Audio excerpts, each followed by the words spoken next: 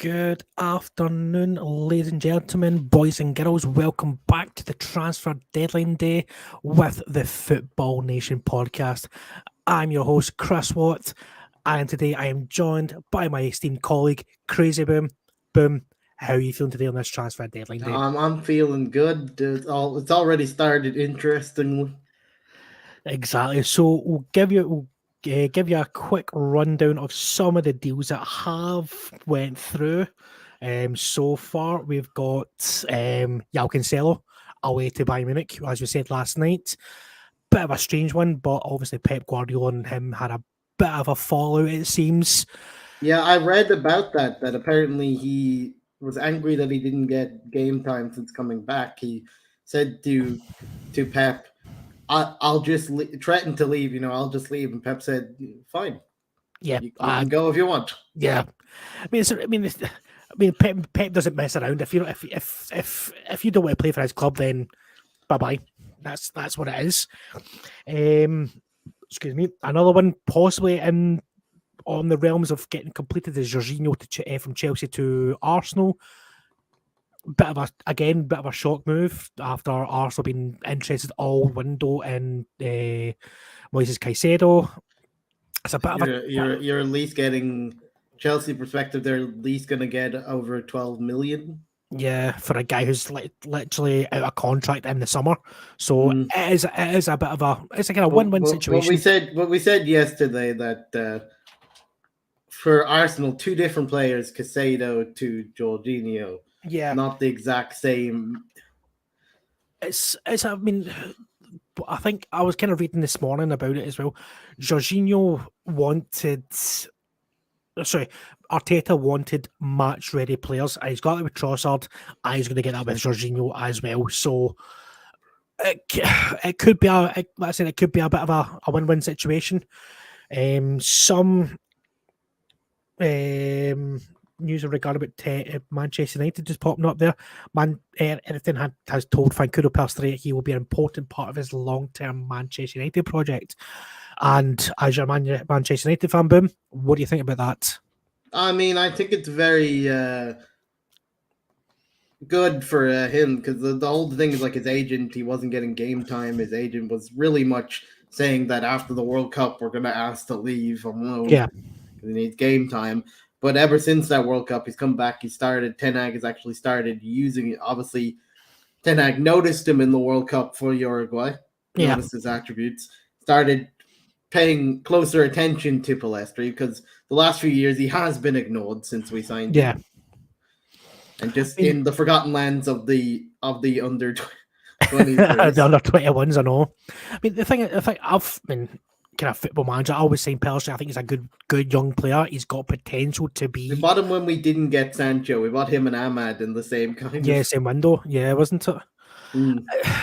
I mean, we'll kind of talking more about Manchester United as the day goes on because obviously there's more important news that kind of broke in the last maybe half hour or so regarding about their midfields. With Christian Eriksen been out for at least 3 months, it's a bitter blow for Manchester United after them getting him fit, firing, playing some good football as well without Considering getting a bad he's injury. our most assists in our team. Yeah, it is a bit of a blow, but obviously the route now the kind of talk is now trying to get a player in to replace Ericsson. I mean, obviously you're not going to replace the kind of assist and the kind of drive that Ericsson Mm. gives you, but you're going to get someone possibly in the Marcelo Sabitzer from Bayern Munich, formerly of RB Leipzig.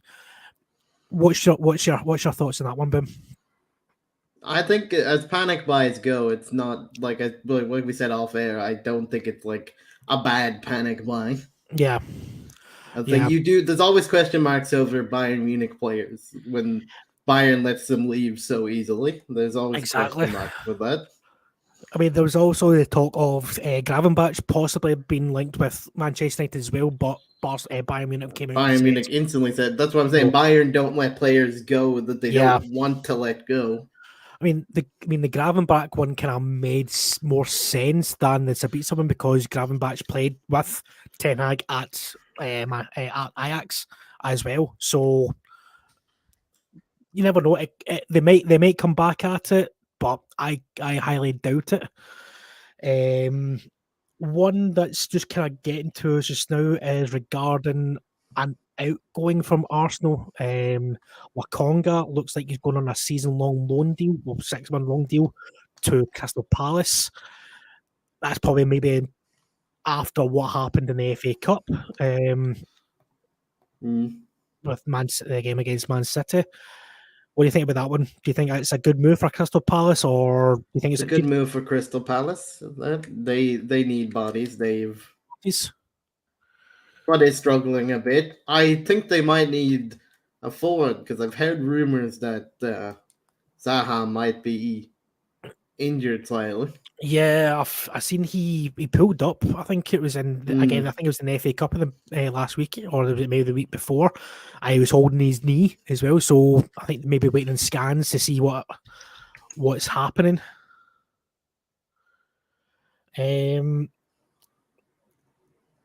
Another one we kind of talked about last night about Isco. Obviously, he left Sevilla and cancelled contracts. Union Berlin. No, some news coming in. Isco and Union Berlin deal on the verge of collapsing after medical tests in the morning with a German club. So, has there something been flagged in Isco's medical? I mean, to be honest, that could be the reason why Sevilla terminated, because Sevilla terminated the contract out of nowhere. Exactly. He was playing most weeks for Sevilla, but that there was always suspicious marks when they instantly terminate a contract with no reason. Yeah, exactly. Another one we kind of spoke about last night, we're going to keep an eye on this one, is the Pedro Porro deal. The deal has apparently been completed. No issues. The medical is going ahead today at some point. Depends when it gets into London. And another one we talked about yesterday is Harry Skuta. He's apparently very close to joining Leicester City for 15 million. That will be a good. I mean, like I said last night, regarding about Dundee United as well. If Harry Souttar goes to Leicester for £15 million, Dundee United in Scotland will get approximately around about £3 million from that deal because of the kind of selling factors as well. So it could be a good move for Harry Souttar. I mean, like I said, his brother plays and John Souttar plays for Rangers as well in Scotland, but he's been injured more often than not for even when he was at Hearts as well. But it's a good move for Harry Souttar. Had a very good World Cup for Australia as well. All the best to him as well. Any other deals that kind of took your eye as well, Boom, from maybe this morning or late last night? No, not really. All the deals that we expected are pretty much happening. Big question marks over Enzo Fernandez. Yeah, Rui Costa playing hardball still. Even though he got what he wanted, but you know. From what I've been reading today regarding about the Fernandez deal, it's the length of the payments. It's how much the payments are going to be. That's how much that's what's possibly holding it up slightly. But Chelsea and Todd Boehly is out in Portugal just now trying to get this. A bit of Irish news is that Gavin Kilkenny has gone on loan from Bournemouth to Charlton for the rest of the season. And I was going to come to another Irish player very, very shortly that we were talking about last night, but I'm just going to bring up another one. Again, we're going about Chelsea. Hakim Ziyech. Looks like there is going to be movement between Ziyech and PSG with him going on loan. No details on if it's a loan to buy or just a straight out loan for the rest of the season. But it looks like Chelsea will be getting rid of maybe one or two players in this window to kind of help with the financial fair play side of things as well. More information came in on Marcel Sabitzer. Okay. He has told United through his agents that he'd be more than happy to join the club and Eric's project, and Bayern and Man United are in contact to discuss terms of the deal, as Sabitzer did not train today. Fair enough. So regarding about another Irish player, Matt Doherty could be going to Atletico Madrid. Which has honestly shocked me. Where did that one come from? I have no idea what Diego Simeone's smoking, but he's like, you know what? I want a bit of Irish in me theme. Look what it did for Kieran Trippier's career. It reinvigorated Kieran Trippier's career after he left Spurs. So you never know. But fair play to him. It might help him for the Ireland team. So give him that. Might reinvigorate him for Ireland. He'll get better defensively at least. Yeah. I mean, as well, it'll get him game time. I will get him game time. So if you are in chat, please fire some questions to myself and Boom regarding about any transfers, any kind of gossip that you want to kind of give us, but regarding about gossip, try and keep it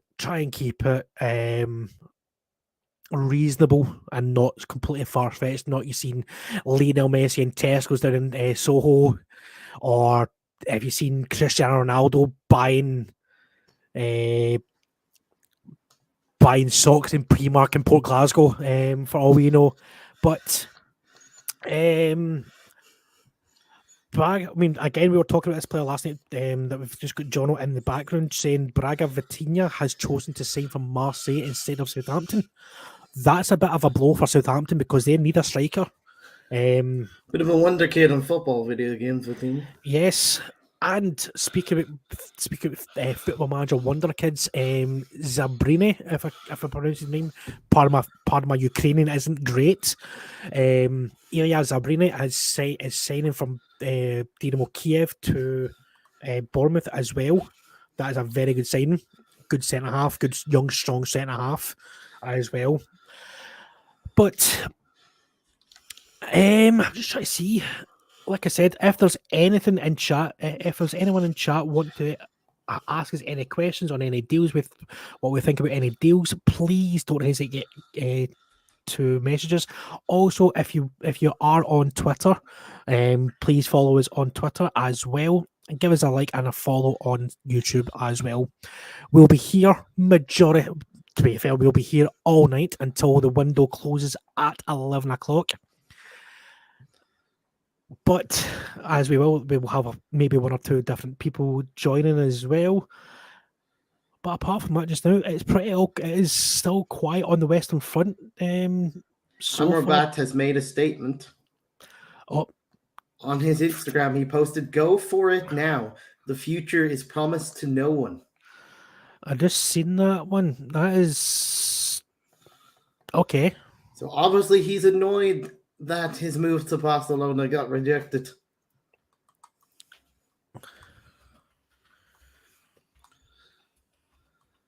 So there might be a standoff there in his club, because those kind of statements doesn't scream, "I'm happy with the decision." Yeah, I mean, especially if they go to Barcelona as well. I mean, it's okay. Barcelona are still one of the biggest clubs in the world, but they are a team that is highly in transition just now. So, I mean, what age is Amrabat? 27, 28 or something like that. So he's still got a good couple of years. He's not even in his prime yet. So it could be a good move for Barcelona in the long run, depending if Fiorentina and Barcelona can get an agreement done. But if Amrabat doesn't get what he wants, how is that going to affect him for the rest of the season? That's what Fiorentina need to be thinking about here. Another one that we've just been said, Hamid Traore is joining Bournemouth. He has a football manager gem, as Jono says. I have to agree with that because I have seen a few teams on Football Manager. I mean, it's not a player that I've used in Football Manager, but no, I'll take your word for it. He's not Fernandinho, so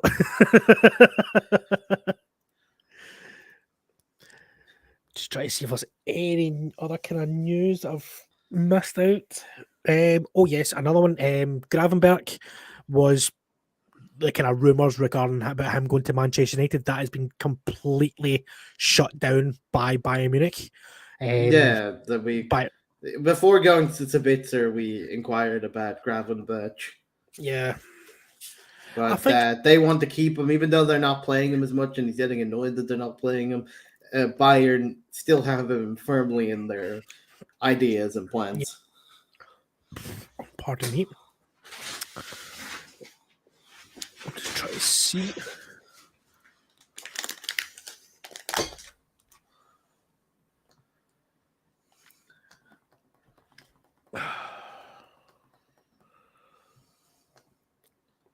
I'm just trying to see if there's any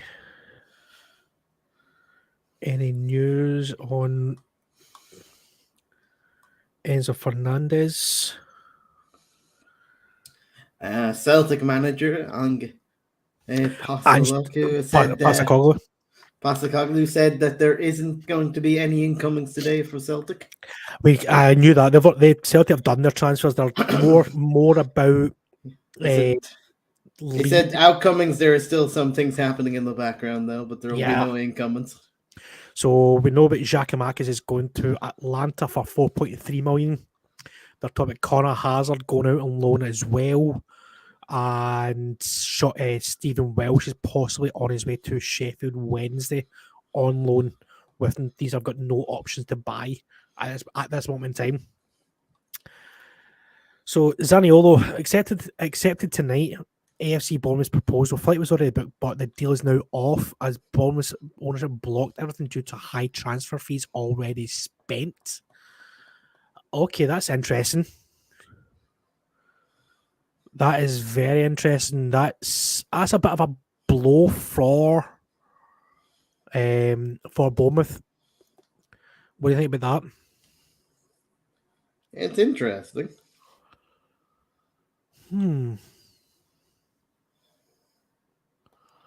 Just try to see. No, I've not read that myself, but if true, that is a very...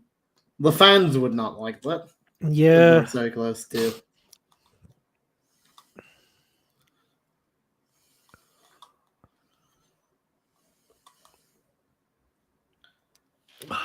Let's see. Another club news, Leicester is still pushing to try and sign Jack Harrison from Leeds. Yeah.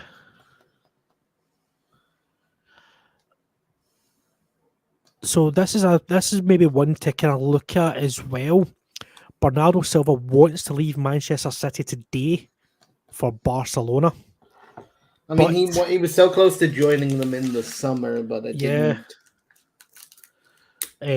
But the deal regarding about it, because obviously Barcelona can't afford to buy him outright.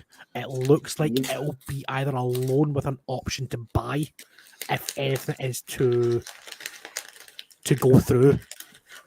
Yeah, it would have to be a loan because they can't.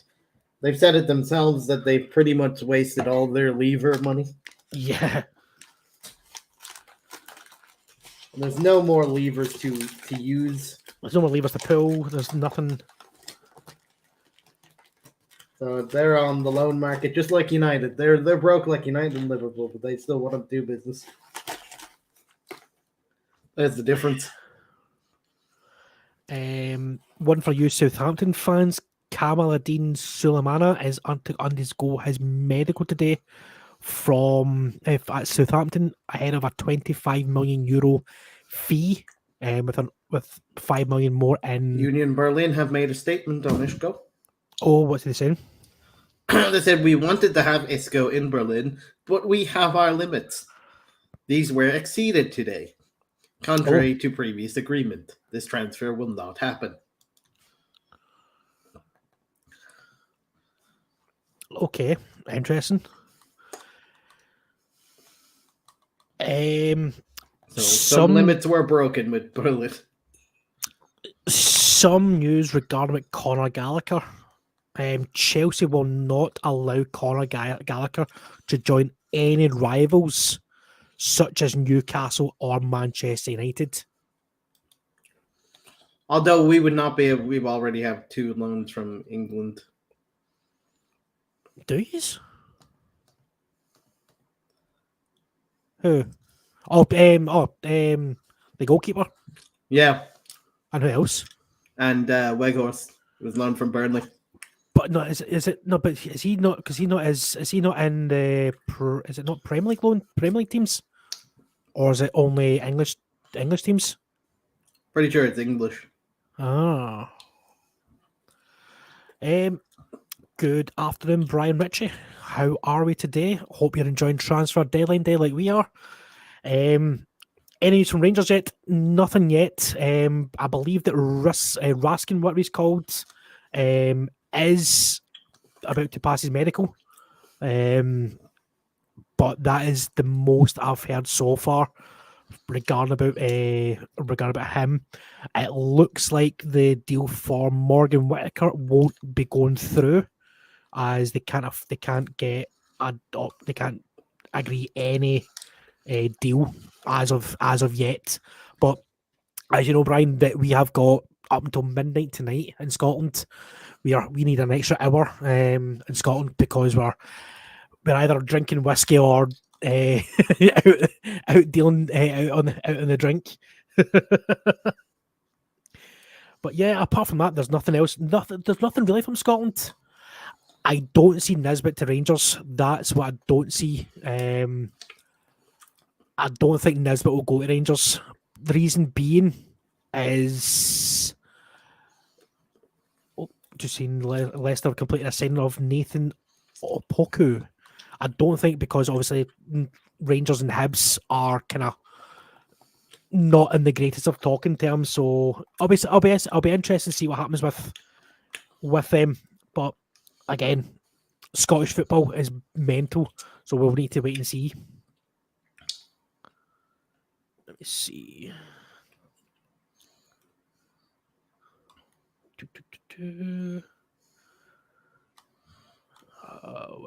What are we? Let's see, transfer news to you. But that's the thing. I don't see him getting ahead of Colak. That's the only thing. I don't think Colak. When Colak's fit, I don't see him playing. That's the only thing. Plus, I don't see him fitting into that Michael Beale kind of style as well. Apparently, so I don't know if you've seen this earlier on, Boom. Talks apparently had been broken down between Rafael Leao and AC Milan, but now AC Milan have now came out and given a statement regarding about the story from Gazzetta dello Sport and insist that the negotiations with Rafael are not broken down at all. That's. I think if you want people to believe they're not broken down, you need the player to come out and say that they're not. Yeah. Yeah. If people will just think the club's trying to save their own back. I think so too. As well, in relation to, we were talking about earlier on, João Cancelo. Apparently, Jorge Mendes offered Real Madrid the chance to sign Cancelo in addition to Barcelona and Bayern Munich as well. So, looks like Mendes was trying to get Cancelo the best option, and obviously the best option was Bayern Munich, because a rumour that he's going, that Pavard is going to Barcelona as well, has been kind of mentioned here, there, and everywhere recently. Pavard does leave at the end of this. He's out of contract at the end. Yeah, so do you think that's maybe one kind of look at as well for going forward if Pavard leaves? I mean, the fact that Barca are getting rid of Hector Bellerin to Sporting, because that's who Sporting want as poor as replacement. Yeah, replacement. They are in need of a backup right back. Road Legends FM. John Shelby is currently travelling back to Newcastle from Nottingham to support the side tonight at St James's. He'll say his goodbyes to his now former teammates. Yes, I mean that I forgot that's tonight as well. The cup semi-final second leg. That'll be very, very good for. He's literally that man's gonna have a lot of trouble because then I assume he's going to go up to Old Trafford to support his new teammates. He's gonna have to go all the way up to Manchester. Well, not Manchester, not Newcastle's not that far. It's about 2 hours, 2 or 3 hours away. He's gonna have to zip there, then zip back later night. Tomorrow. Stay there. That's tomorrow. So they've got plenty. He's got plenty of time. He's gonna have to travel all the way back to Forest. He'll go back with the team. Tomorrow after the game. Still a lot of road travel here, Chris. Let me just check. Let's see if there's anything else. According to Nizar Kinsella, Chelsea journalist, he says Chelsea are not interested in hijacking United's move for Sabitzer. To be fair, I don't see again. I mean, he is a good player, but I think he kind of more suits that that role basically for what do you call it? At Manchester United. I'm just trying to see.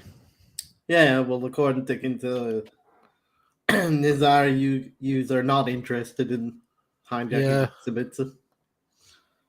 You're probably because at the moment, I reckon Chelsea are just 100% focused on Enzo. For now. Any news on Arsenal? Yes, there is news that possibly Jorginho is going to Arsenal for £12 million. The Chelsea player, or soon to be ex-Chelsea, but is out of contract in the summer. Chelsea are around about £12 million for him. Possibly Lokonga is going to Crystal Palace. Marquinhos has left Arsenal to go to Norwich on a 6-month loan deal. Chelsea, obviously, the kind of big one is Enzo Fernandez, possibly coming in. We're still waiting on any information regarding about that. Yeah, he is quite old, Jorginho, but like they want their reports is they think his technical ability and tactical awareness will help them in their title. Yeah, that was the wording that I read about the whole Jorginho thing from an Arsenal side of things. Oh, pardon me.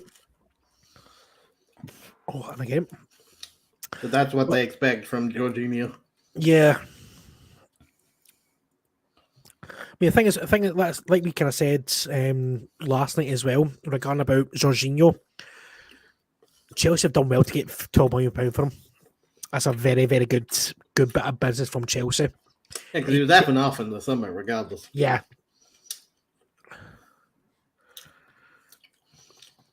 Yep. We will keep an eye on Rangers looking for it too. Well, I'm just kind of looking at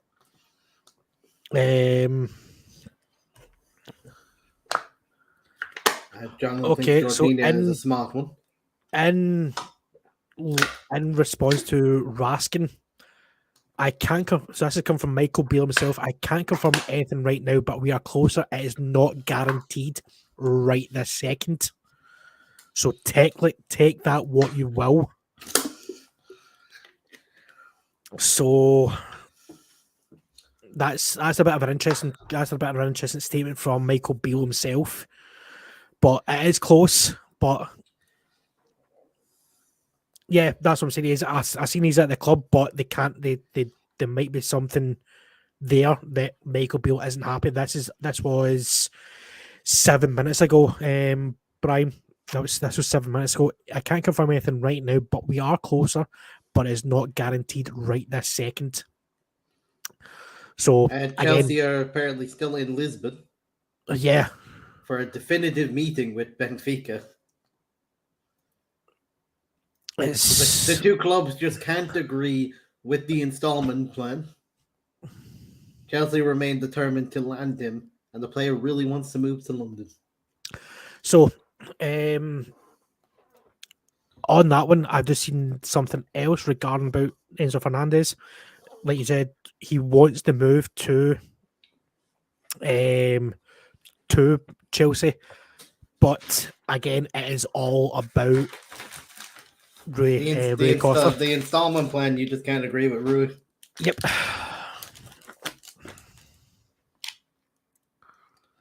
And apparently, in the background, Chelsea are ready to make an improved bid for Moises Caicedo just in case. I'll be surprised if that happens. I'm really, really surprised if that happens. I mean, I don't think Moises Caicedo will leave, but at this point. Yeah. But I could see you going back eventually in for a bigger bid for it. Yep.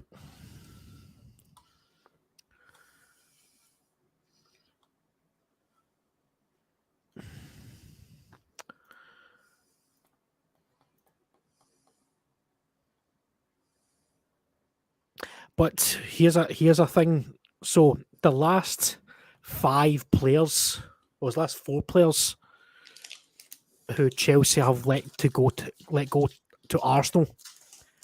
Can you name them? Well, one of them is William. Yeah, one of them is William. The other one is David Luiz. Yes. I don't know the other, but I know David Luiz because they left some memories. Yes. Petr Cech. Yes. And William Gallas. And all 4 of them did not do well at Arsenal. So someone said on Twitter, "Good luck, Agent Jorginho."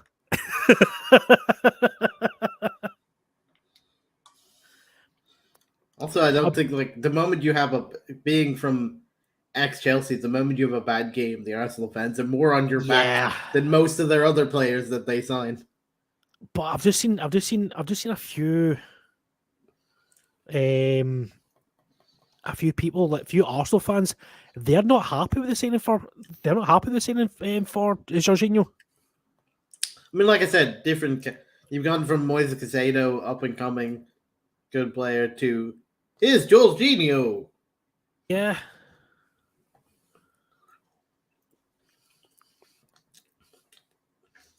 I mean, chat. What do you think? Do you think Jorginho to Chelsea? Sorry, from Jorginho to Arsenal is a good move for him, or do you think it's a good move for Chelsea? Because personally, I think it's a bit of a sideways step.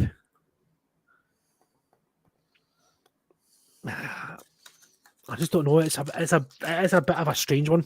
It is a bit of a strange one. Champions League football to Europa League. Exactly. But with the chance to maybe win a Premier League, that's the only. But that's not fully confirmed yet, even if they're miles ahead. Yeah. A bit of United news. Dijon Bernard has joined Portsmouth on loan. A youngster 22-year-old centre back in our youth academy. Fair enough.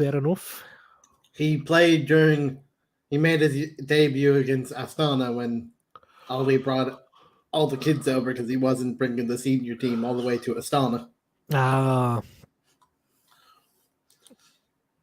Because it was cold as hell over in Astana. Everyone freeze.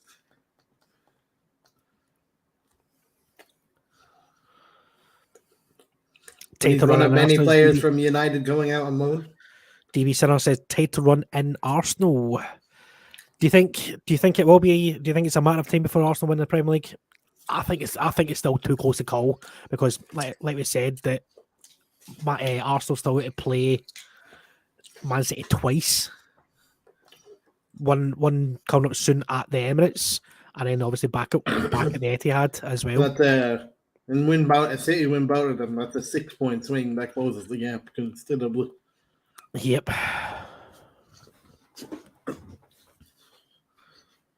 So some breaking news regarding about Rangers.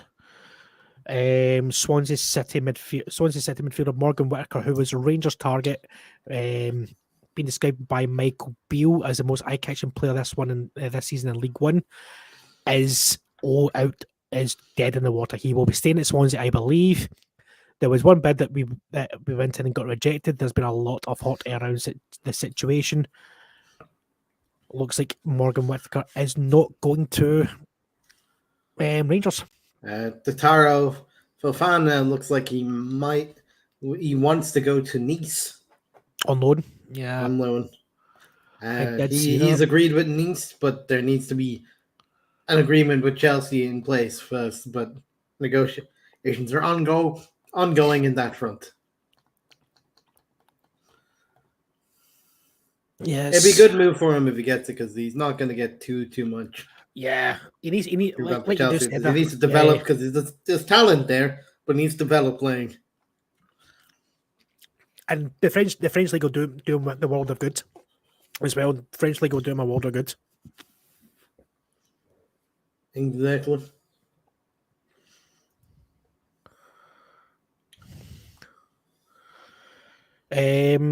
Some news regarding Manchester City that have just been passed on to me. Manchester City are interested in a move for the 26-year-old England international Jude Bellingham. With this summer, it's not going to be a giant move, but it will be possibly this summer.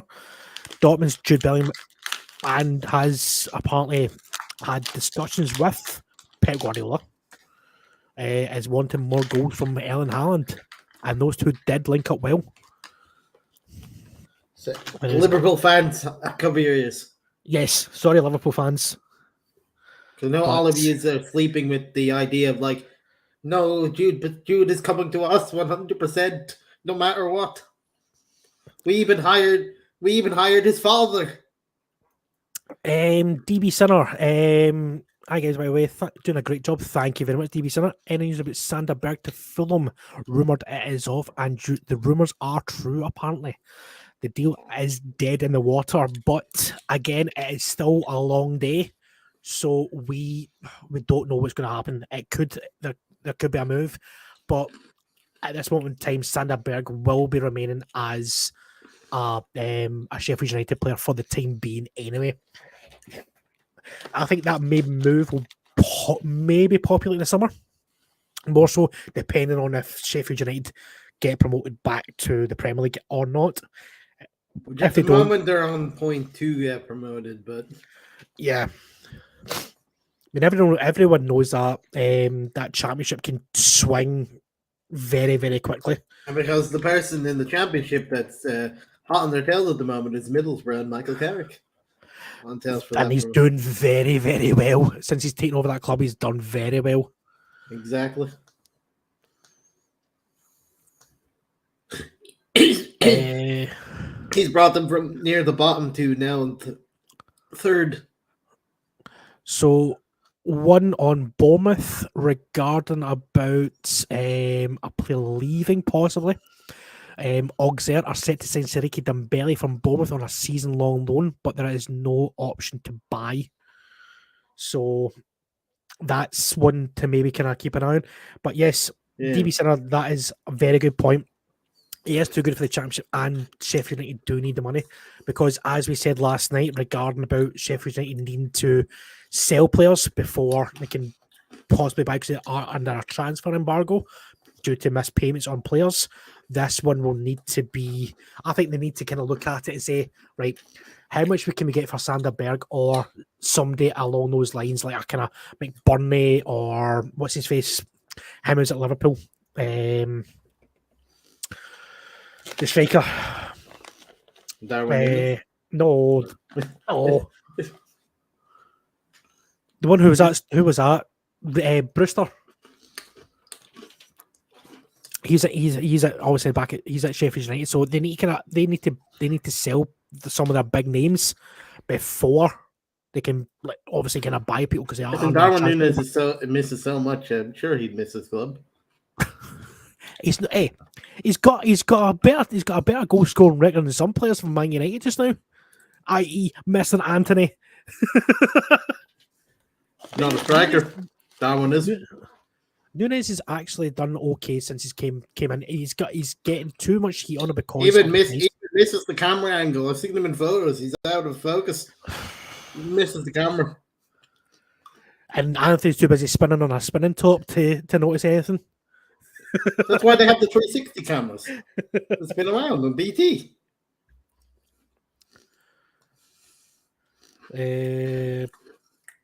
Nothing from what I'm seeing just now. Brian, let me see.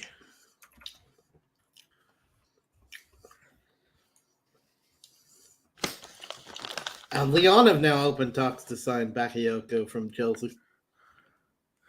Sorry, who was that? Sorry. Leon have now opened talks to sign Bakayoko from Chelsea. Bakayoko is currently on loan with AC Milan from the US. The deal was not done with the Cameroonese that tried to get him now, and Leon are trying to buy him off to get him off Chelsea. Better move than Cameroonese for him, but so in relation to what Brian says, big news Rangers are looking at Nisbet.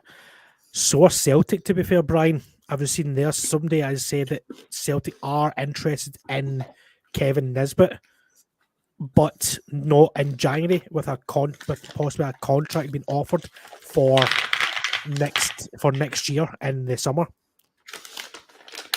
I see. One to look out for in that battle. So it will be interesting. Interesting battle on there. Yeah. We're also interested to see if Isco gets himself a move today or not. I mean, depends on how bad his injury possibly is. The limit. Leon had limits and that exceeded their limits, whatever that means.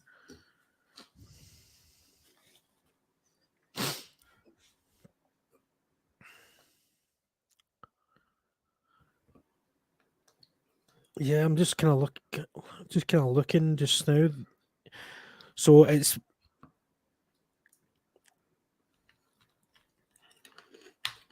a lot of people are saying that it looks like he possibly is going to Celtic rather than Rangers, but again, we don't know. It's still early in the window to still be far too early. Still far too early in the window. Duncan Castle says Enzo will not play for Benfica in tonight's game and has asked Benfica to accept Chelsea's record offer. Just hurry up, accept it, man. Jesus Christ, we want this deal done. Then, guess what I was also saying to my friend? Right, so if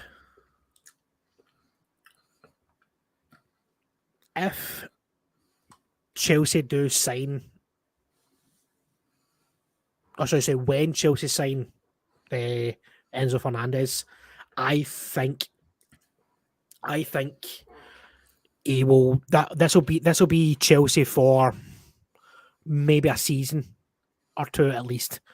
They'll need to sell. They'll start selling their kind of their so-called older players like Azpilicueta. Kante. I don't think next season you'll make as much signing. Yeah, I think they'll you're pretty much getting your main team for the future now. Yeah, yep. I mean, if you look at it, they've signed Madueke, who's young. They've signed Mudryk, who's young. The possible Fofana is young. Yeah, Fofana as well. Again, 19 turning 20 as well. Young. Fernandez, young. Who else we signed? Barashile, very young, 20, and he's an absolute monster, absolute unit of a man.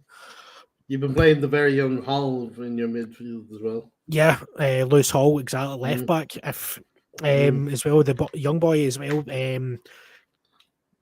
The one that came from Lyon, the right back, to cover for Reece James. You've also been putting in Chukwuemeka as well. Chukwuemeka as well, exactly. So you're definitely Potter is definitely making a younger team. Exactly. They think they needed to. So, just a wee bit of news on this regarding about Manchester United. Been told, Sabitzer been told there's an option to buy, including this deal, for £30 million. Loan until the summer. Then the club will decide whether to trigger the buy option for the end of season. It is not an obligation to buy. What do you think about that one, Boom? Not an obligation to it, just suit United in case it is. Like I said, the question marks buy and don't let people go unless they want to. That at least gives us some protection against that. That is not another like when we bought Bastian Schweinsteiger, we thought we were getting a good deal there. But he was pretty much on his last legs when he joined us. And that's why Bayern were so eager to let him go to us back then. 2 seconds. I just seen something there. It's very interesting. I'm going to do a quick check on it.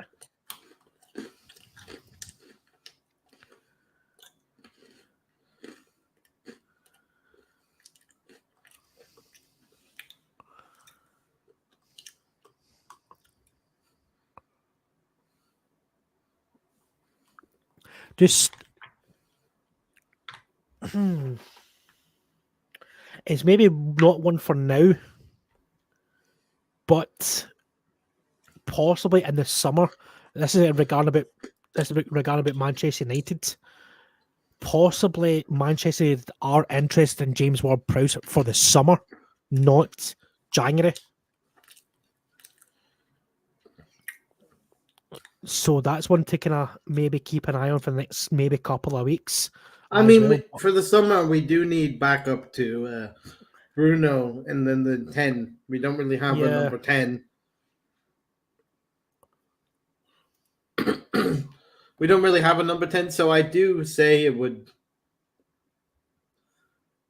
work out. We don't have the money to be buying them now. Yeah. So I could see the summer. Some breaking news. One we kind of talked about earlier on. Pedro Porro is now a Tottenham Hotspur player. It's a very good. I think it's a very good deal for Tottenham. They needed a right back, especially if Matt Doherty is going to Atletico Madrid for some bizarre reason. Still can't get my head around that one. Probably good for an Ireland perspective because they at least might play. Yeah. Games, which he's probably not going to now at Burgess.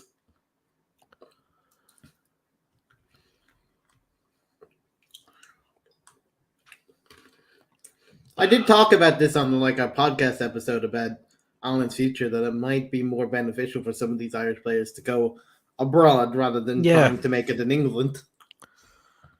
Yeah. For their own development. And also, James Maddison is currently trending on social media. Probably due to the Newcastle links yesterday. They keep popping back up. I might have to guess.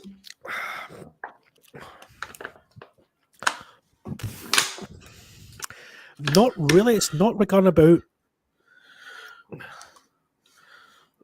Well, they're slightly to do at Newcastle. They are mentioned. Yeah, they are mentioned, but it's a certain Manchester club, not Manchester United. Manchester City are looking at James Maddison for the summer.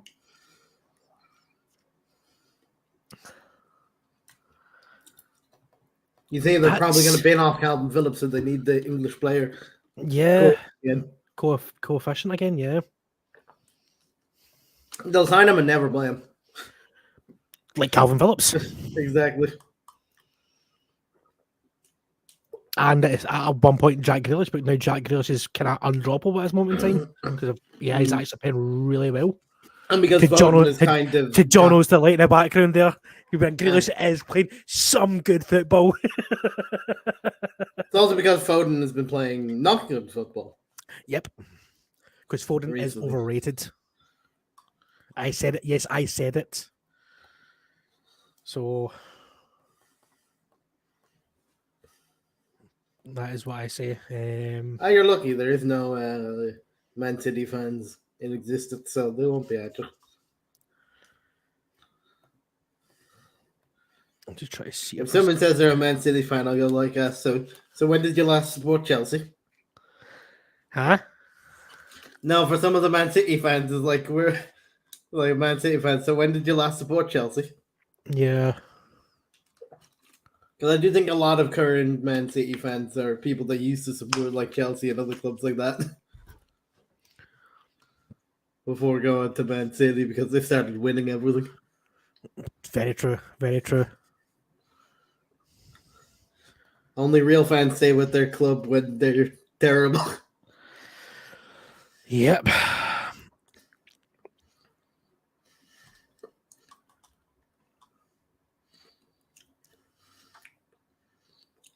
So,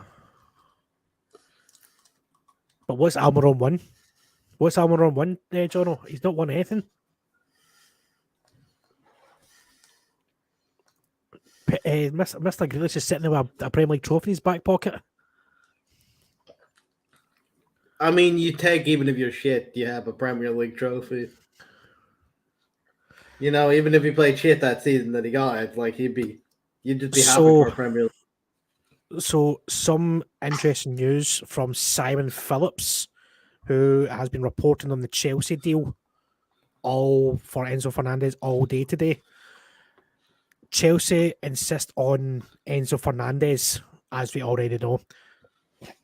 Benfica have apparently found a replacement for him, Santiago Heze. They sent someone out early this morning to look for a replacement just in case this deal goes over the line.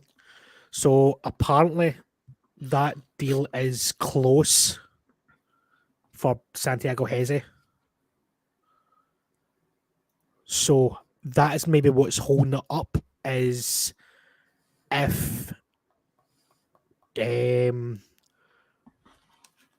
do you call them? If they're trying to get a replacement for Fernandez, that's maybe what's holding it up. And some breaking news from Chelsea. Conor Gallagher is now set to stay at Stamford Bridge this month. He has rejected a move away from the club, with Newcastle and Crystal Palace and Everton all interested in him. That's a big oof for Conor Gallagher, because like we said at the start of the show, I don't see how he gets any game time at all going forward. He'll be a backup player at best for just at this moment in time. Well, depending if Chelsea get Enzo Fernandez deal over the line.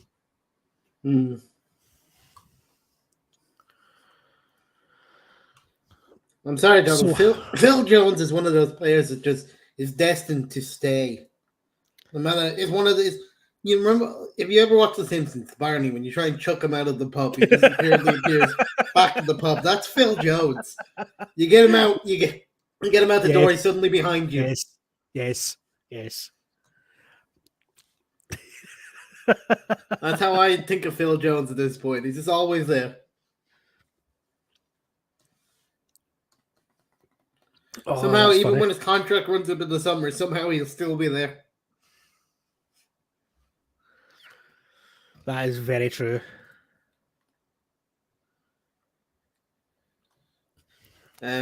Spanish paper Marca is now saying that Matt Doherty is going to sign for Atletico Madrid. That's on loan. How? Just how? I mean, there's no buy options, they say, so.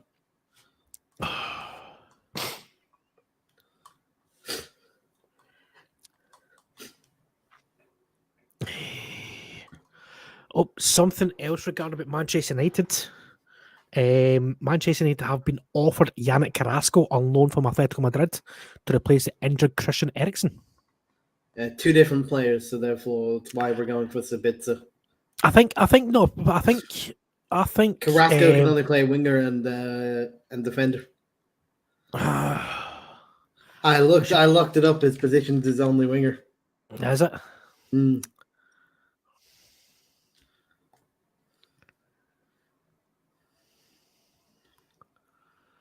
He's only played left wing and right mid. He's only played on the wide positions. He's never played in the actual midfield.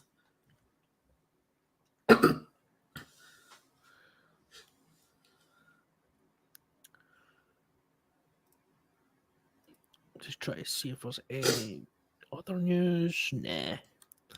So it's why with the we're trying to get Sabitzer in, and then Ten Hag is undecided on Carrasco whether he'll go for him as a bonus at the very end or not. I mean, it could. I mean, very it could much undecided. I mean, it could be worthwhile because I mean, if an option in the attack, exactly, I was just about to say that because if, say, for instance, Rashford gets injured, you don't really have a backup on that left-hand side at this moment in time. Exactly, which is why we're very much about the Carrasco thing. We were offered him, and Ten Hag has not made a decision whether he thinks it's beneficial or not yet.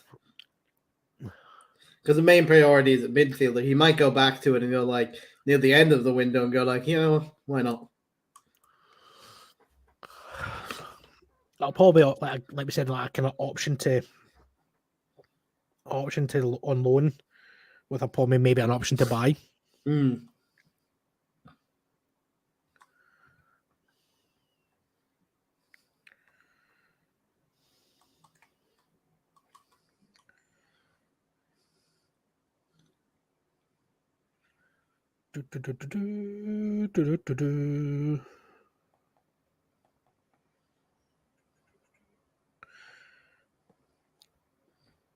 Oh, for fuck's sake.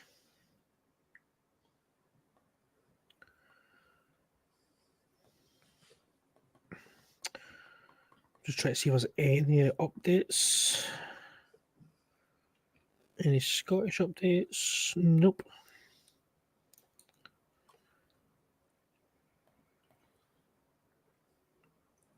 There'll always be moments in deadline day where things like slow down for like a small bit and then ramp up. Yeah, that's some good kind of because a bunch of clubs are in like negotiations, so news wouldn't break until they're done. Yeah. So, just kind of refreshing my feed, etc. This is when having two monitors is highly essential. Highly essential.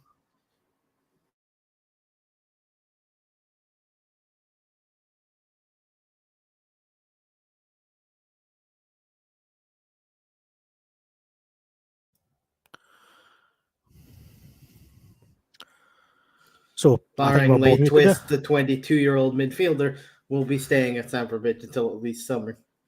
Who's that? Conor Gallagher, yeah. Conor Gallagher. Apparently, all the bids has been well below valuation or just loans for Conor Gallagher. Yeah. Chelsea don't want that. So, here we go. Discussions are close to an agreement. There's a few. People saying this, but Romano, Fabrizio Romano has said discussions are still ongoing between Chelsea and Benfica. The deal is not collapsed as things stand. Chelsea are still trying. Want to follow in the next hours. So, but I would have seen someone else. It possibly is almost done. Yeah, and with some deals, Fabrizio is usually the one that just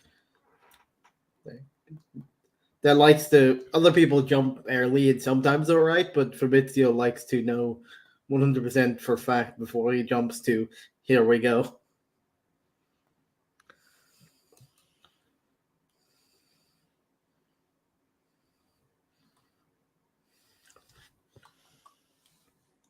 So it's why sometimes Fabrizio is late in catching up with others because he likes to triple check that he's correct before.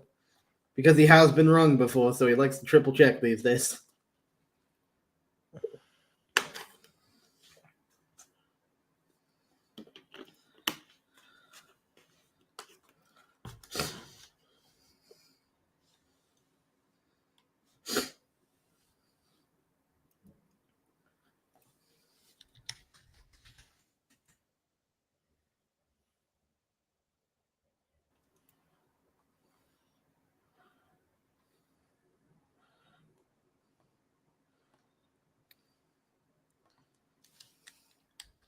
Mhm.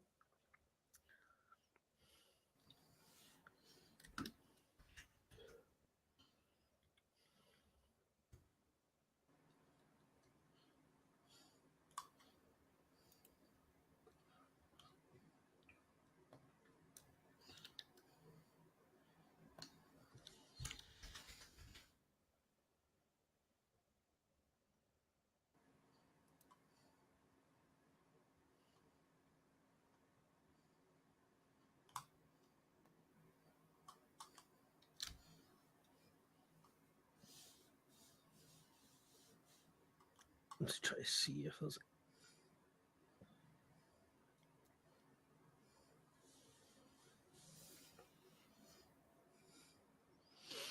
No, it's all pretty quiet on the Western Front so far. Yeah, I see it like with Jorginho. A lot of Arsenal fans are not too Yeah, they're not too enamored with it, are they? enamored with it because they've been looking at younger signings, and this is the opposite to what the last few Yep. signings have been.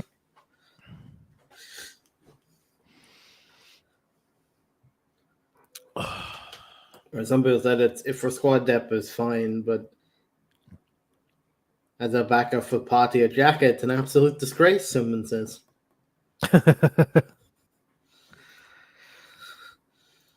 Burnley have got 4 transfers in this window. Yes, they have. They've been very, very good as well.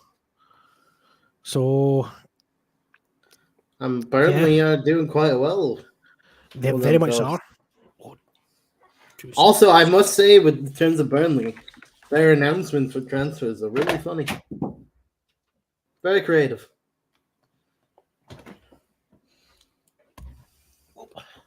Yes, the Shrek one really tickled me. I am still here. I was just fixing something. Right, just try to see something.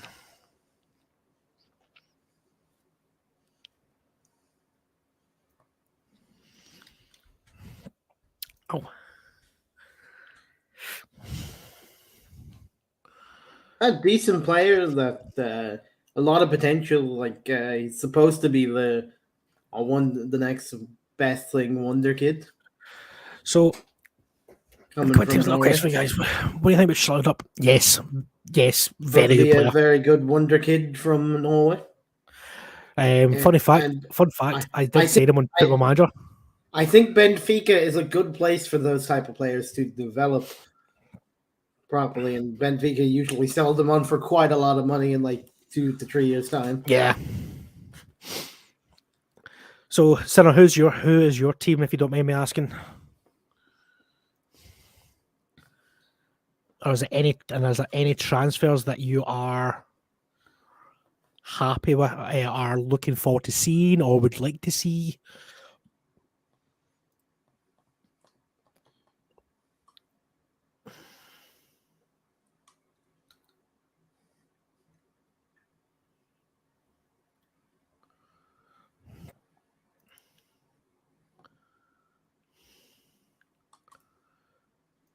Let me just check. So I've just seen something there which caught my eye, but I've lost it now.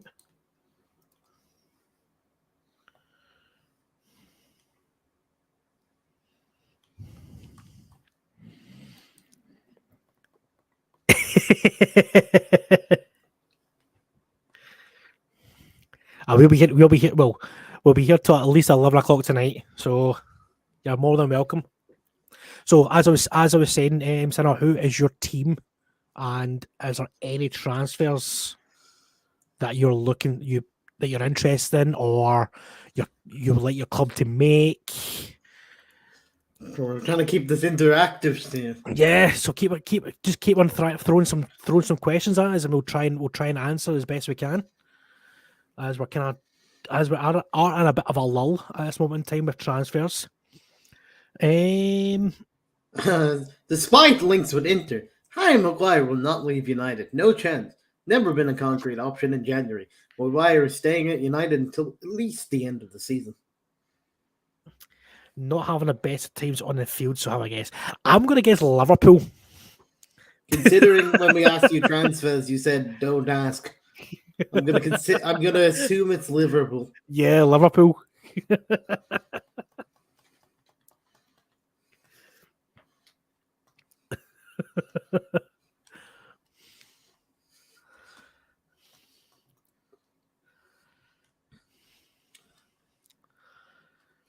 So, as we were talking about earlier on, Manchester United did consider Yuri Tillmans as an option before going for Marcel Sabitzer.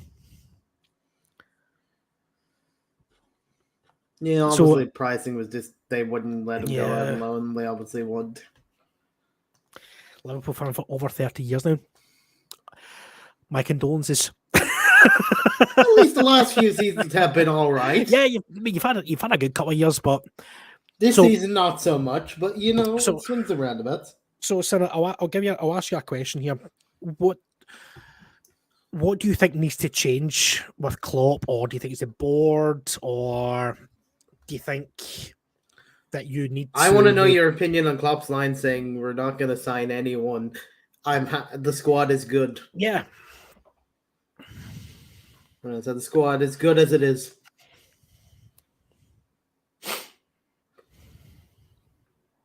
Because I found that interesting, those comments. So did that, to be fair. I thought that was very interesting because they are sorely lacking in that midfield.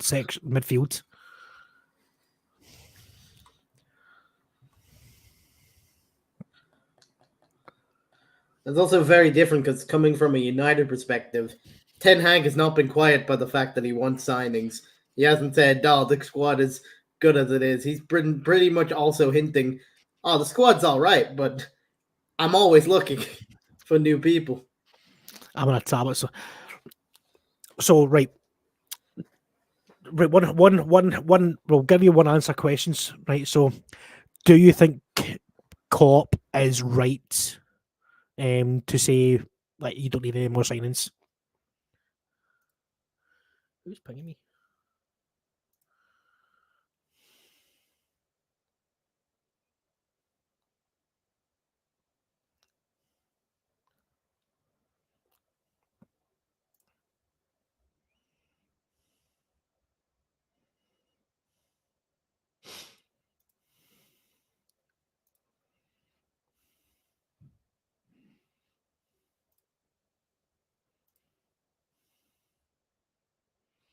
In fact, I'm going to try and...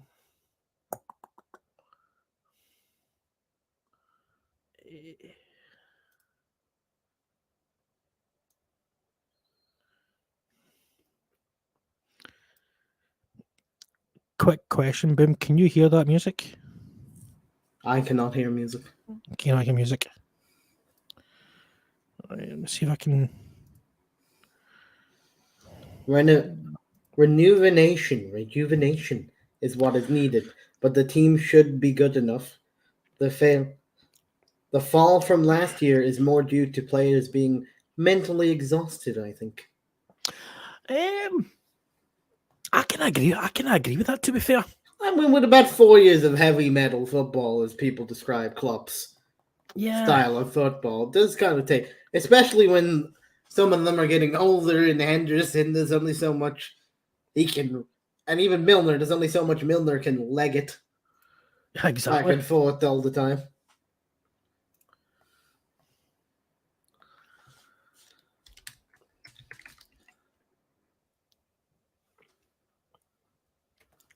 Yeah, I mean, the way I look at it is, that Liverpool need to get players in that are young and hungry. Let me just check.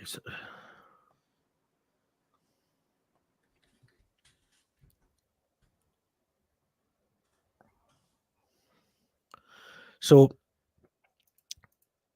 again, Simon Phillips has just tweeted out the feeling that Chelsea today, so yesterday was positive, at night not so much, and this morning was not so much, but they are trying and not giving up on Enzo Fernandez. That's come from Fabrizio Romano via Chelsea HQ, but also today Fabrizio Romano just came out and said again via Chelsea HQ, conversation in this afternoon between Chelsea and Benfica were positive.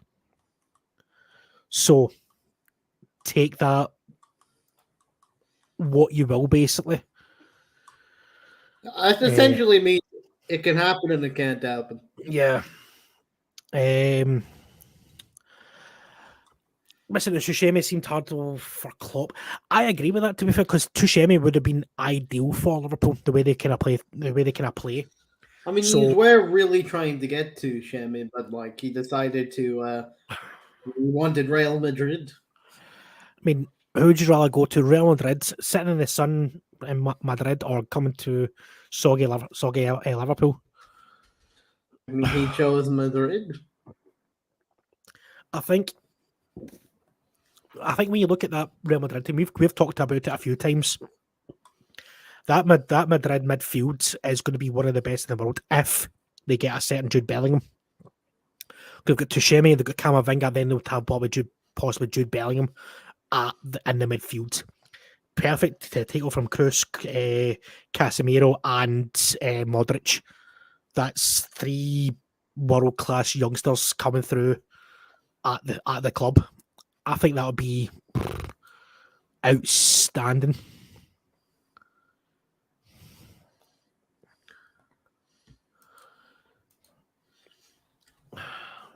Just not that.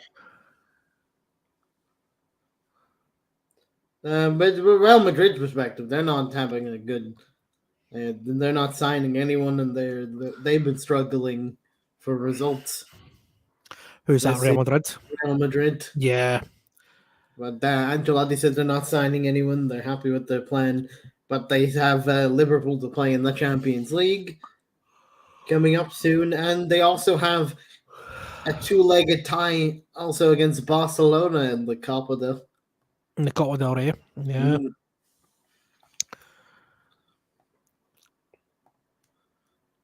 I mean, the thing I look at it with Real Madrid, they're a team that's very much in transition. They're trying to get younger players in the door now.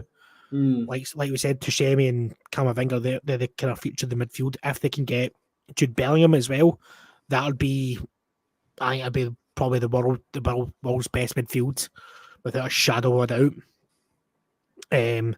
But it's the backline they can look at as well, because they've not really replaced Ramos or Varane. So, and when you think on Real Madrid, they've always had a solid back 2 or a back 4, whatever. They've not really got that anymore. And I don't think their replacement for Casemiro is exactly ready just yet. Yeah, with obviously Camavinga. I dread the next few weeks. Missed out for the missed. Who? Wednesday or out for 3 weeks.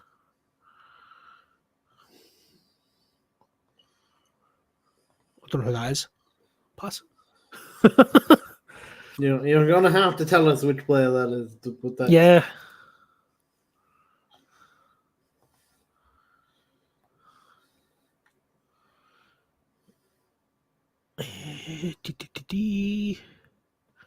Try to see if there's any. Although I find it like after the FA Cup exit, Konate.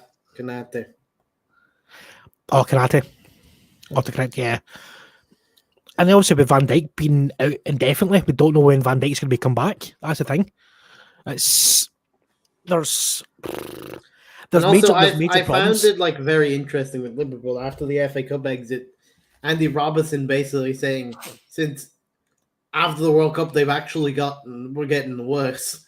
Is one of his exact words were. We've gotten worse, not better since the World Cup. I mean, and Robbo doesn't mince his words. Mm. The thing is, you look at that Liverpool team. Do you think Klopp's ego got too much for him, and say, "Oh, I don't need to sign new players. I'm happy with the squad I've got."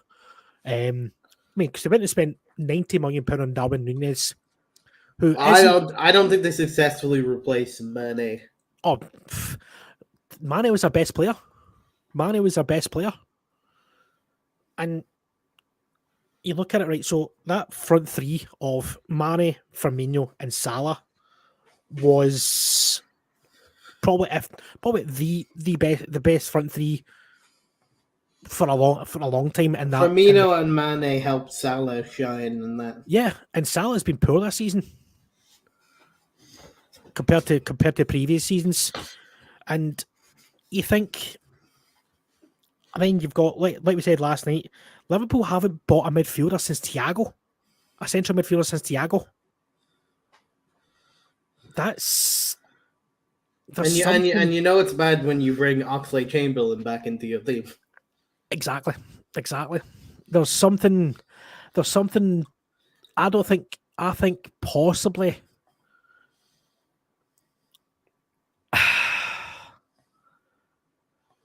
I think possibly there's something higher up. I will say before Diaz got injured, he was the only one trying in that Liverpool team. Diaz. I mean, I think Diaz, for what Liverpool pay for him, is at 37 million or something like that. That's but I did say to my Liverpool friend, like at the beginning of the season, it was literally, if it wasn't for Diaz and Alisson, Liverpool would be near the relegation. That's true. Because of the games that I was watching at the start of the season, it was Diaz scoring the goals and Alisson keeping out. They were the only two actually at the start of the season that were consistent. I mean, you look at, just says I need to fix my cushions, but I'll still talk. But you think, see with Jurgen Klopp, right? So not Jurgen Klopp, so I say Alisson, right? So you got probably one of the best goalkeepers in the world, Alisson. Who's he got to push him to be better? He's got Kelleher, who's still young, but Kelleher needs to, like we said last night, he needs to go out on loan or leave Liverpool to better his career. Because he used to be the cup keeper, but when it came to the FA Cup, Klopp suddenly decided, oh no, he's not my cup keeper anymore. Alisson's playing every. Yeah, so he only played him in the cup when you had to do a replay, which he was forced to rotate because he had the Chelsea game coming up also that week. Yep. And the one game you won in that FA Cup was the one Kelleher started in net. So the thing is, Alisson's too good for him to come out. Yeah, I agree. But he needs. I mean, it's the old adage, right? So if he makes a mistake after mistake after mistake, you want to try and, I mean, look what Chelsea did with Mendy. Mendy made so many mistakes. He brings in Kepa. Kepa's made maybe one or two mistakes, but he's still producing some world class saves. But you look at Alisson. Who's Alisson got to there to say, oh, I can make a couple of mistakes. I've got a couple of mistakes. I'm going to get pushed by this person. He's got Kelleher, who's, I mean, like we said, Kelleher is a good goalkeeper, but is he Alisson class? Nah. Based on talent, Kelleher should be Ireland's number one goalkeeper, but he's not because he doesn't play. Yeah, because Bazunu, he's struggled in the league, but like he plays football week in, week out, so he's more match sharp. Exactly, I'm just getting comfortable by the way. Which is why he's our number one keeper. But Kelleher has the talent to instantly take that if he plays week in, week out. I mean, I think Liverpool need to be careful with Kelleher and Alisson, because like Sinner says, Alisson is too good for anyone good enough to come in. So say for instance Nick Pope was available when he was at Burnley. he'd have been an ideal backup to Alisson because he's still a good goalkeeper. He's an England internationalist. He is he's a very good shot stopper, and look what he's doing for Newcastle right now. He's probably one of the best shot stoppers in the Premier League. He has the most clean sheets out of anyone in Europe. Exactly. So, and how much did Newcastle pay for him? About £6 million, £7 million or something like that. If you're going to get a good backup, that's what you kind of look at. Maybe like from a Burnley or a Crystal Palace, or I'm trying who else. I'm trying. I mean, there was Bernardo available on a free transfer from Arsenal. I think Liverpool. I think with the whole deal with FSG being up in the air for. You don't know whether he's then going, only getting part investment, selling fully. There's no concrete stories of. Yeah, there's been rumors of people interested in buying Liverpool, but there's no concrete. Yeah, I mean, there's no concrete. There's no concrete. Whereas with United's takeover, we have one person that is concrete that said, "I'm trying to buy it." Come out and said it. I've not seen someone fully come out and say, "I'm buying Liverpool" or trying to. Exactly. But it is wrong with Adrian and Karius. Well, there's a lot wrong with Karius. Well, Karius is at Newcastle as the backup goalkeeper to Nick Pope.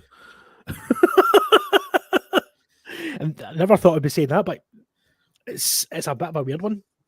And he signed a contract extension at Newcastle. I know, that's even weirder. And Adrian, there's many reasons why Adrian.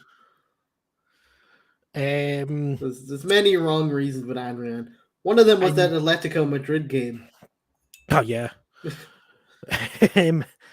So a wee bit of news coming from the continent. Hector Bellerin has just landed in Lisbon with his agent and is on his way for medical tests to become the new Sporting Lisbon right back.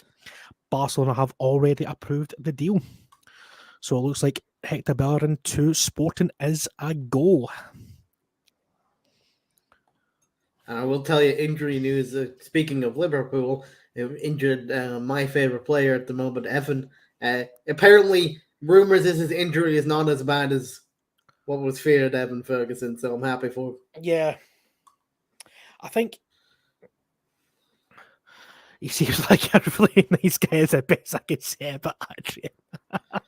It's poor. I'm sorry. I like Adrian. I think he was a good keeper. He was a good keeper at West Ham. West Ham. He was a very good keeper at West Ham.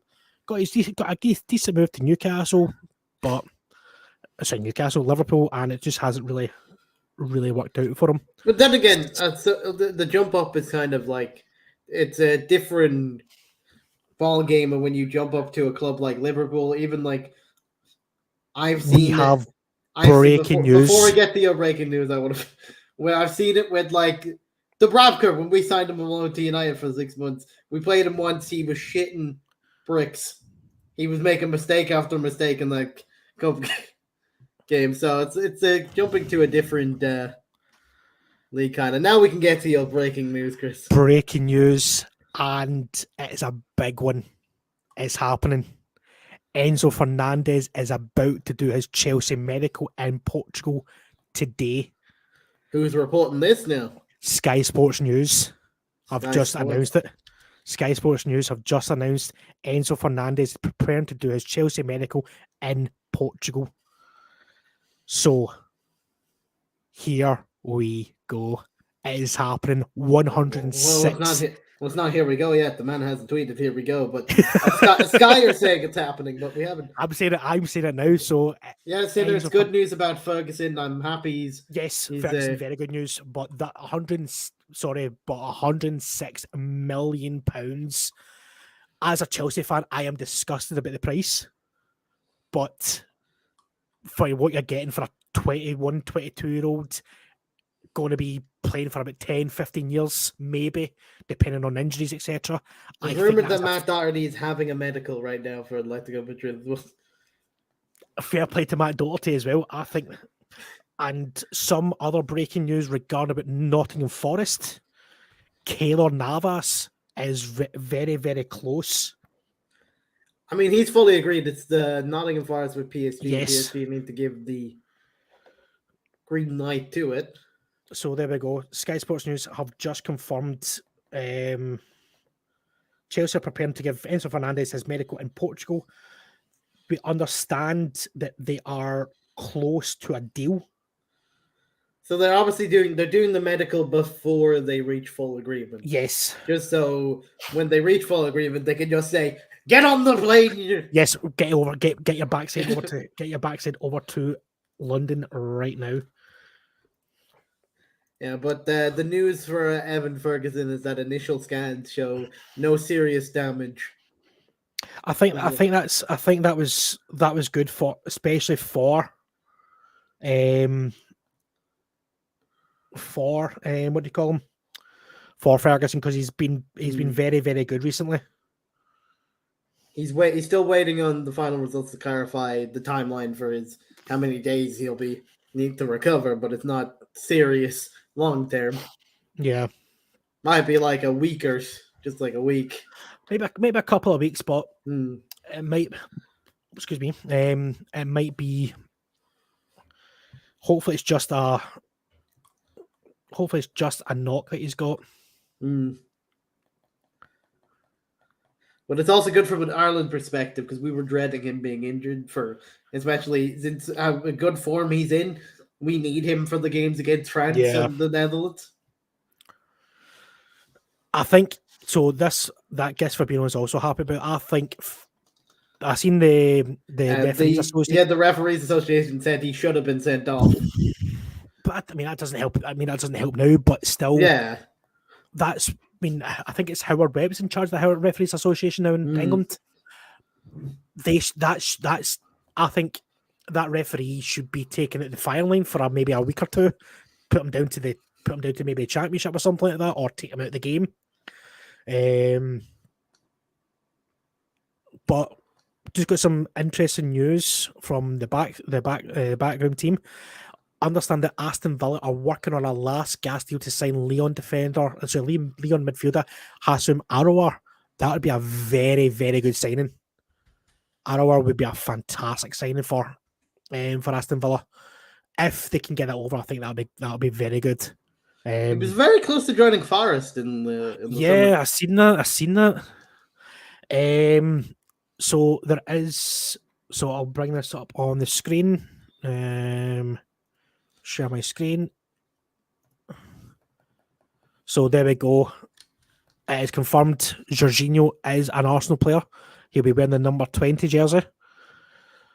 So it looks like it is signed, sealed, and delivered from Chelsea to Arsenal. Sad to see him go, but he leaves as a winner of the Champions League, the European Super Cup, the Club World Cup. Yeah.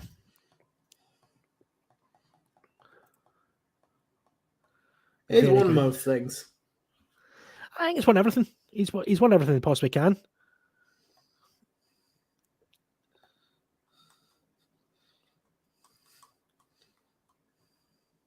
But so let me just check, see if was oft. So a wee bit of news from Italy. Negotiations between Inter and PSG are over for between Milan Skriniar and Gianni have collapsed. Yeah, they were offering 10 million. PSG wanted 20 at least. Yeah. No, sorry, Inter wanted 20 wanted 20 at least. And he's joining them in a free in the summer regardless, Skriniar. So they just wanted to try and get him early. So that's a wee bit of news from there. Because he's already fully confirmed he's joining them in the summer. He'll just have to put up with Inter for 6 months. So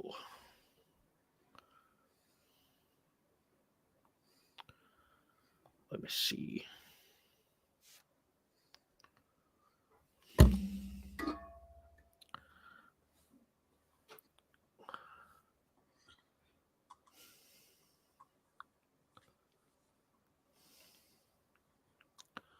Just try to see if there's any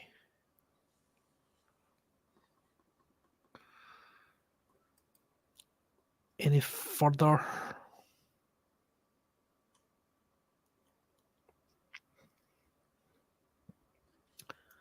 Any further news? Nothing as of yet. Mabete joins Bolton on loan from Man City. That's looking Betty. That's a very good signing. He's a very good player, good young player. The 19-year-old defender spent the first half of the season with Huddersfield, but struggled for playing time. Yeah, for game time, yeah. And I go to Bolton. Bolton could use players.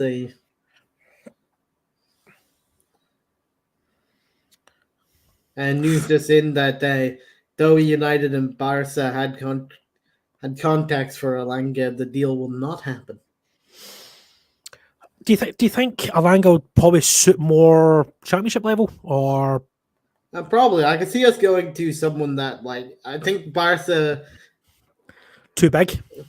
And but I also think, like, from Ten Hag's perspective, he's not going to bolster someone's potential that we're about to play in his own mind for the confidence before we play them. So, Sinner, if you're still out there, do you think, regarding about Liverpool, do you think Liverpool should target a player like Declan Rice in the summer? Because they're obviously talking about Arsenal or Chelsea going for Declan Rice. Do you think Liverpool should maybe target him as well for our potential replacement for Jordan Henderson?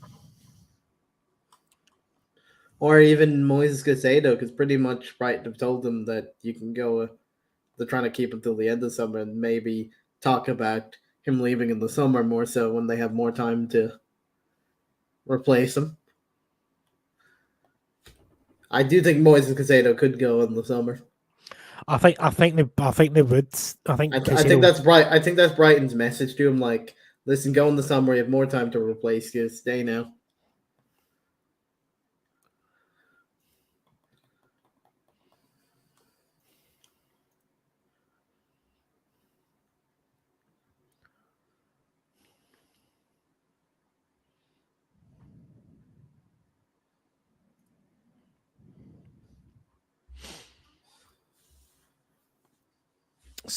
But I mean, we're talking regarding about Bellingham, talking about upwards of 100 million for Bellingham.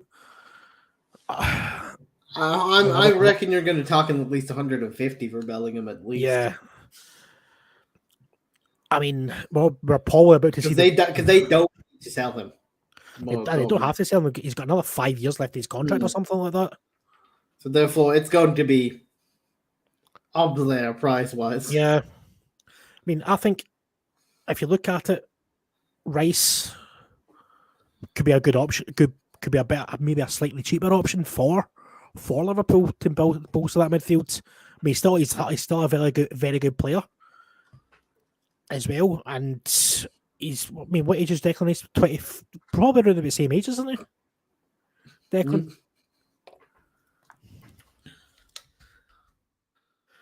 Declan is 24, so he's 24 years old. 24 years old. So, say for instance, next week, then yeah. So next year, should I say?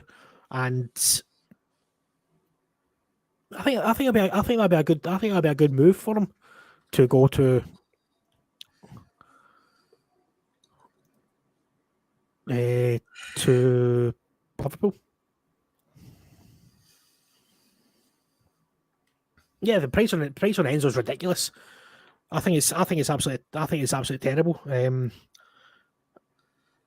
But that's the one we're in. I mean, you see, I blame my club for these prices. But the fact that it's the same thing that happened with using money. Mudryk, because we bid around 100 million for Anthony. Now that's the going rate. like most things. Do you know who I actually blame? I actually blame PSG because it's them who started off with Neymar for £220 million. Yeah, we continued though, as you know. Yeah, Man United continued it, but still, it's Mm. it is ridiculous. But like you said, the prices are getting ridiculous, and if you think on it as well, the Premier League are about to get the new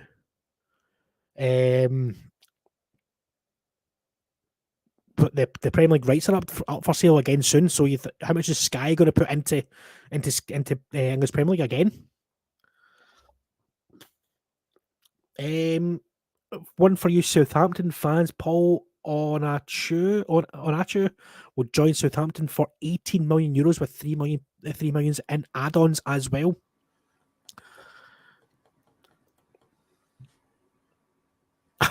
It's like Monopoly money nowadays. It is Monopoly. It is Monopoly money.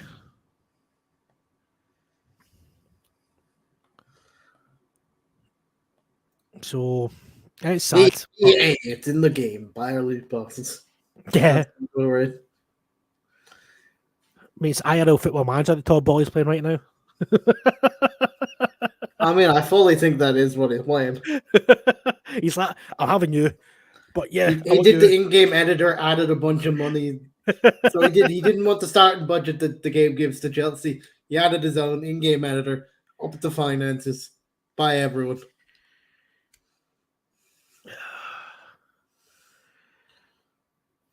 But that's what I said. Chelsea are we're debt free. So when Roman Abramovich left the club, so he left the club in with zero debt, and basically Todd Boy's taking advantage of that with the kind of loophole that was there for players to sign on multi-year contracts. But from next year, I believe that's going to be changing.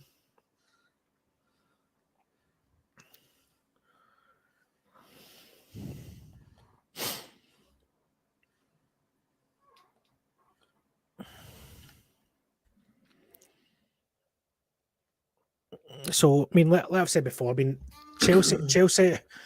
And while you talk about that, I'll be back in a few minutes. Gotta grab something. Cool. So I think Chelsea. So we said we'd talk about Chelsea for a couple of minutes because they are kind of the biggest team, spent the most money this season. I think Chelsea with the financial fair play type of thing will maybe can come back and affect them in the summer, but they are looking to sell players or get rid of players in that summer window as well. Like Kante, who's out of contract, possibly signing a new deal. You've got Azpilicueta, you've got Conor Gallagher, you've got Lukaku, who's still getting partially a wage off of Chelsea. So there is ways to get around that, but the way that Chelsea have been left in by Roman Abramovich, they were left with no debt whatsoever. So that helps them. They can spend this money just now in January, but then they'll maybe spend, say, another couple of hundred, maybe a couple of million in the summer for maybe additional players that can back up for Graham Potter and his rebuild of Chelsea. So the pressure now gets put onto Graham Potter because these are his signings. He's wanting these players. He's wanting Mudryk. He wants Enzo Fernandez. He wants Bariashile. He wants Madueke from PSV. He wanted these players to build a new team around like some Mason Mount, like some Havertz, like some Reece James, like some Ben Chilwell, like some Kepa as well. They need players who can improve the club because the players at the club at this moment in time have not been performing, as well as bringing fresh blood in. That's the way I look at it. They're freshening up the team because I think Pulisic should be leaving this summer as well. Obviously, if Ziyech goes today, that'll be another one that possibly will go. Excuse me. And then there's a lot of people on the periphery at Chelsea that will probably leave.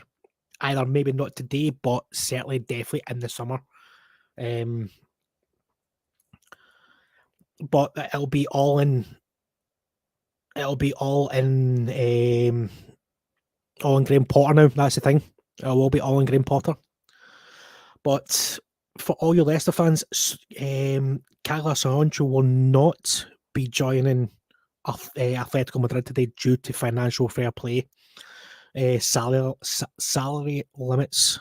So, but he is expected to join in the summer on a free transfer in July when his contract at Leicester ends.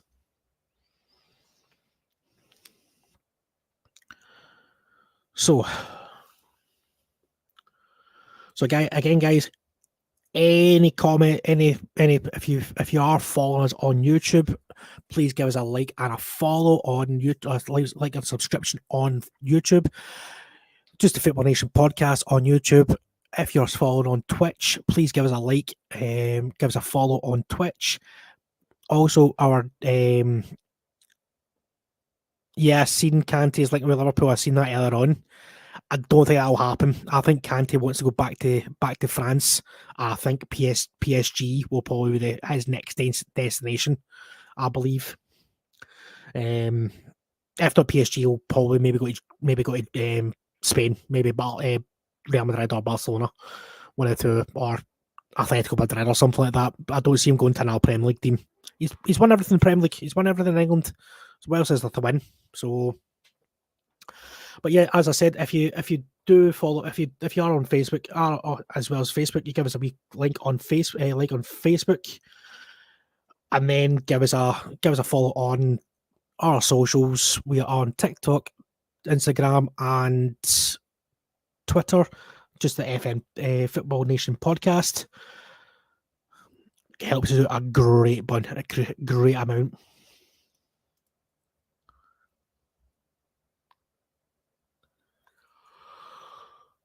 Oh, excuse me.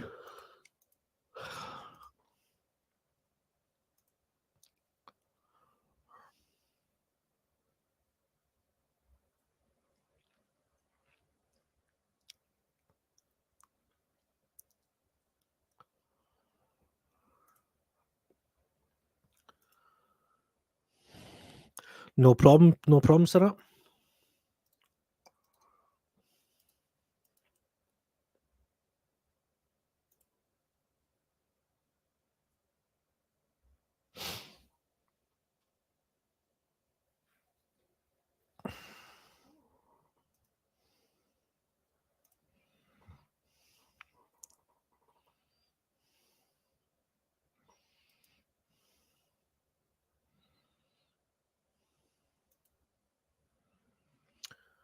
Just trying to have a little look around, see if there's any kind of news. Again, if you've got any questions or if you want to ask us any questions, please by all means make yourself known and in the chat, ask your question away, and myself or Boom when he comes back will happily answer them.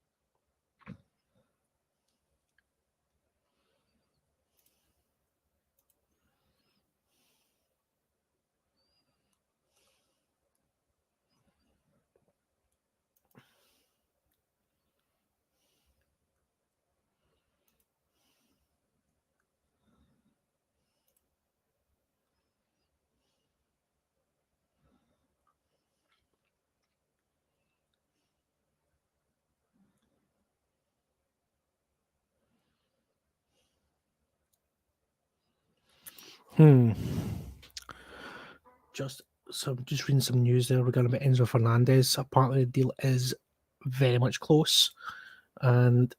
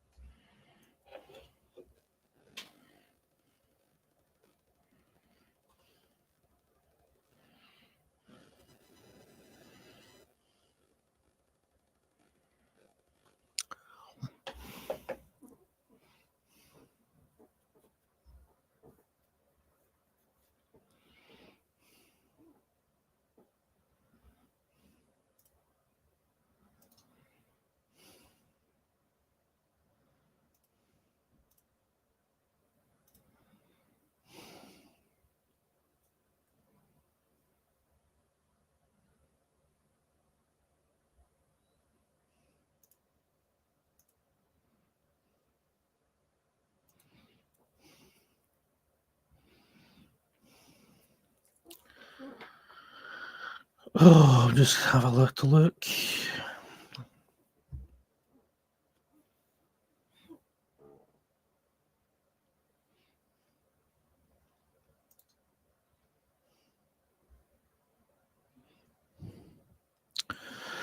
Do you think Chelsea or Liverpool can reach the top four this season? I think Chelsea will have a better chance with their new signings than Liverpool. But it depends on how quickly these players can settle. But I don't think top four. No, I think top six. Yes, for maybe both clubs. Because I don't see Spurs holding on because they've been terrible all season. Well, not all season, but most of the season they've been pretty poor. But it all depends on the signings, like I said. I think if Liverpool can get their players, some of their key players back, like Diaz, like Van Dijk, like Jota as well, that'll greatly benefit Liverpool more so that this season than not, because without them they've been very, very lackluster going forward. They haven't scored as many goals as they should with that front line, and the defence has been leaking a lot of goals. But going to the Chelsea side of things, it all depends on how quickly these new signings bed. I mean, Barišić's settled like a duck to water with him and Thiago Silva, which is a very good partnership.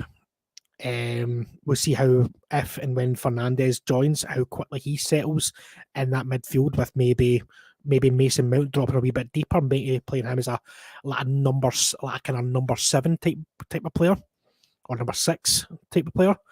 And then you'll have Mudryk on the left hand side, João Felix, Havertz up front as well. So it all really depends on how these players bet, and obviously Madueke as well. Maybe play Felix in behind Havertz, and then Madueke on the right hand side with Mudryk on the left. So it all really depends on how quickly these guys can settle. But top 4, no. Top 6, likely, yes.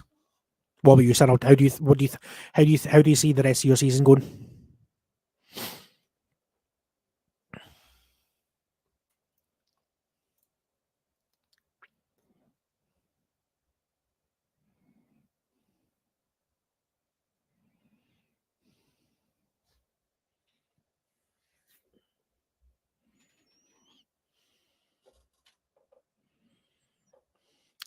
Do you know, I should be on Sky Sports News. I'm doing a better job in Cavi Solical. I'm doing a better job in Cavi Solical.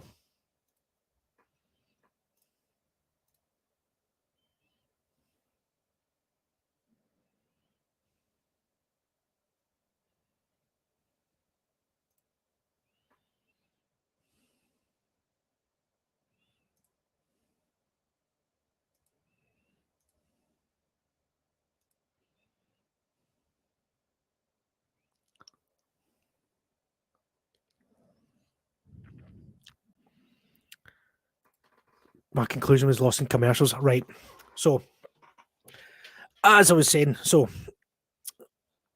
me personally, I don't think both teams reach the top 4. I think top 6, yes. But like I said, it all depends on how quickly Chelsea's new signings settle. Like I said, it all depends on how they settle. So, how quickly Mudryk and Madueke, Felix, Fernandes, if it goes through, I think it'll all depend on that. But Liverpool, depending on if they can get their key players back, like Van Dijk, Jota, Diaz, if they can get them back firing, then maybe. But I think there's 2 teams I can see slipping from that top section is well, maybe a couple more actually, because Fulham are up there. I don't think they'll do much. Spurs, I think they'll fall away. Just have a wee quick check at the league. Give me 2 seconds. So I think Tottenham, Brighton, and Fulham will fall away. Brentford, I don't think so, because they're a very good team. So then you look at Chelsea and Liverpool on the same points. Liverpool have got a slightly better goal difference. But it all depends on how quickly like I said, these players settle at Chelsea. But I think, yeah, I agree. But I think it still will be hard, because a lot of teams have to drop points. So Chelsea are, what is that? So there are 8 points behind Spurs, who are sitting in 5th. They're 10 points behind Manchester United, same as Liverpool. So 10 points is a big ask coming into the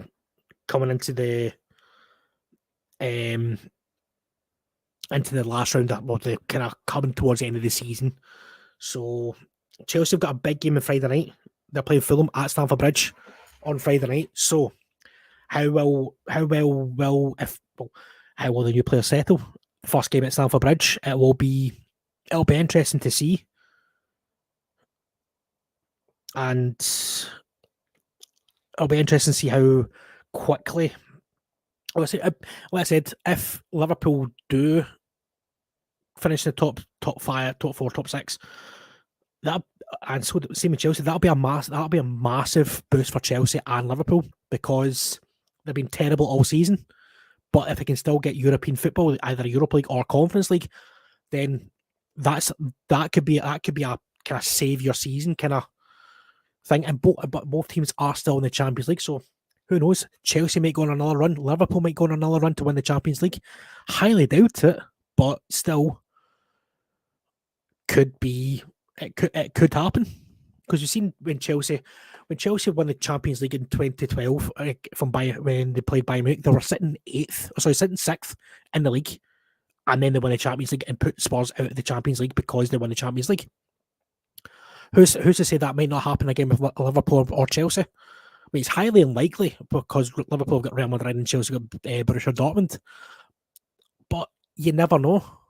You really don't know, especially this season. Nobody knows what's going to happen because nobody thought Chelsea or Liverpool would have this kind of season. So it is a bit of a conundrum for both clubs to see where they finish. But yeah, it will be interesting. It will be very, very interesting. I mean, me personally, I hope Chelsea get top six, and I hope Liverpool get top six. Got to play Phillips, then we'll be all okay. Big Nat Phillips. There was rumours of him going out on loan, wasn't there? Nat Phillips. Or getting sold.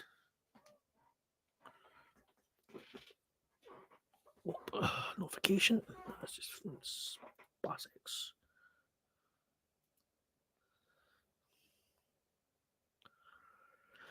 So, some breaking news. Hakim Ziyech has passed his medical at PSG, so it looks like he is on his way out of Stamford Bridge.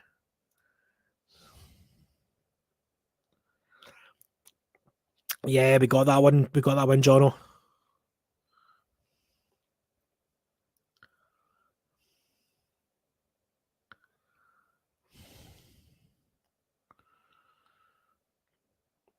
Yeah. Looks like Nottingham Forest are pushing again to sign Keylor Navas to get the deal on loan. It's now up to PSG to make the final decision on whether he goes to Nottingham Forest on loan. I think it'll be a good signing. For Nottingham Forest. He's a very experienced goalkeeper. Ping, ping, ping.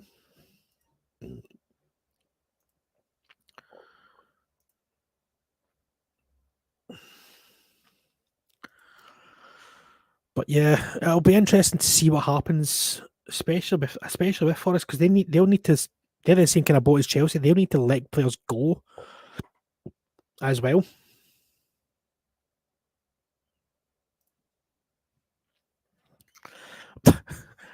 35th, 105th, 65th. Nobody knows, Sinner. That's the thing. Nobody knows. I've lost count. I really have lost count.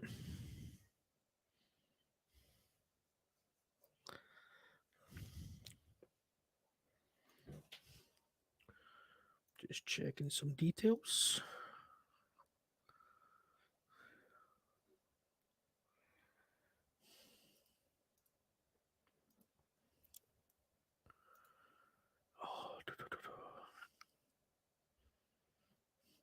So it looks like Ilya Zabarini is signed for Bournemouth. The deal is until 2028. That is a massive. That's a massive deal for Bournemouth. That is a very good signing. I've signed him for Chelsea in my football manager season just now, and he is fantastic. A good young player. They have been a good few memes, exactly. I mean, again, like I said, Chelsea are no different. They've signed, was it 17 in this window? So yeah, fair play to them. But I think Forest need to start selling players before they can at least confirm these players on.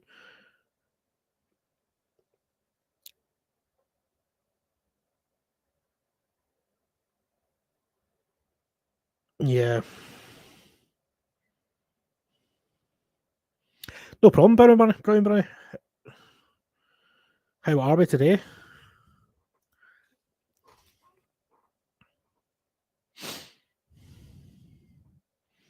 Hope you're enjoying it, because we certainly are. This is what we want to try and do more often, is bring you kind of up to date football news, all your transfers, all your sport, because this is the Football Nation, your home for life, for your home for football. For all things football. And he is back. And he's back. What I'm back for the ad reels. But yes, I don't know if you've seen. Looks like Keylor Navas is going to Nottingham Forest. Zabareni is signed for Bournemouth. Let me catch up a wee bit. Vitinha has signed for Olympique Marseille. Soyuncu will not be signing for Atletico Madrid due to financial fair play salary limits. Have to help taking groceries, but it's not all bad. Got some ice cream. Decent. Hakim Ziyech has passed his medical at PSG. So just waiting for full confirmation on that. But apart from that, it's been pretty quiet. But we did get Ryan Fraser is apparently in talks with Hull. With Hull? That's a bit of a step down. Apparently it's a negotiation in progress. Sinner did put a question to both of us. Do we think Liverpool or Chelsea will finish in the top 4 this season? I think it's very difficult point-wise, but it is possible. Pretty low. We were kind of talking about that. So there's 10 points of a difference between Chelsea and Liverpool and Chelsea and Manchester United. So and Newcastle were tied on points with. Yeah. So I'm saying who's in 4th. I was just saying who's in 4th place at this point in time. So yeah, I think that's not much. But it's, I mean, as I was saying, it's kind of more. But it's like the thing you're expecting, either Newcastle or United dropping 10 points. Yeah. Enough for you and for you guys to keep winning to get up to those 10 points.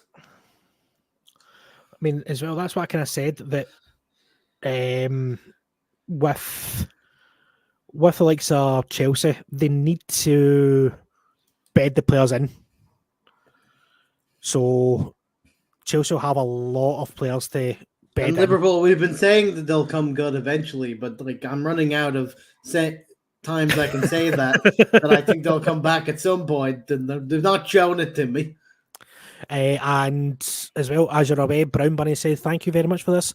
We do appreciate it, Brown Bunny. Thank you very much for being here and enjoying it with us. So as I was about to say, so if you are new here, if you're watching on YouTube, please give us a like and a subscription on our channel. It helps us out a great bunch. Also, if you're watching on Facebook, click the like button for all things football, and on Twitch as well. Give us a follow, click that notification button when we go live, and follow us on TikTok, Instagram, and Twitter for updates on when we go live with our podcast and when our latest news and videos drop as well. Bit of an update that's not an update. Okay. Moises Caicedo deal with Arsenal is completely off, even though we already expected that, but it's now completely off. We kind of thought that, but didn't we? It was a kind of... Hence why I described it news as not news. So, Middlesbrough have just made a signing today. They've signed Aaron Ramsey. But not that Aaron Ramsey. Yeah, the one from Villa. One from Villa. And Luton Town, another one talking me from Aston Villa. Luton Town have signed Marvis Nakamba on loan for the rest of the season from Aston Villa. So that's a very good signing for Chelsea. I know the meeting between Benfica and Chelsea is ongoing. Oh.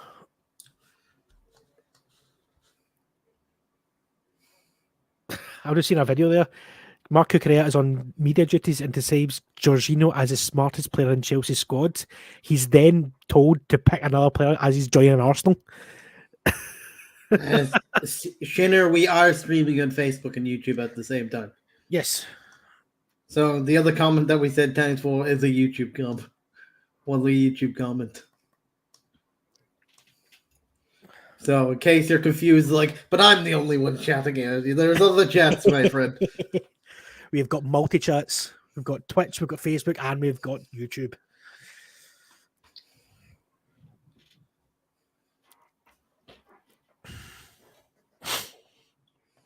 We are happy you're here, Sinner.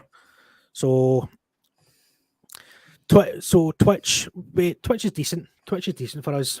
I like Twitch, but it can be a bit annoying sometimes with certain things. Oh, we have got a fan from Hong Kong. Fantastic. Thank you very much, Brown Bunny. Thank you. We'd love to see that. From Hong Kong. Jesus. I mean, we're reaching far over here. We are reaching far and wide.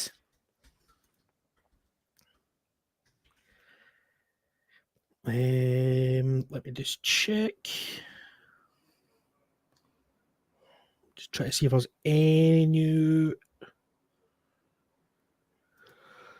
news. Oh, excuse me. Pardon me, because I have been up since 5:30 this morning. And yeah.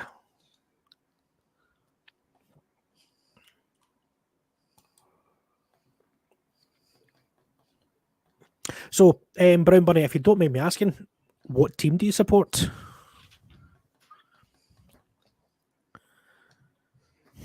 A lot of investment into around like football over there. Definitely.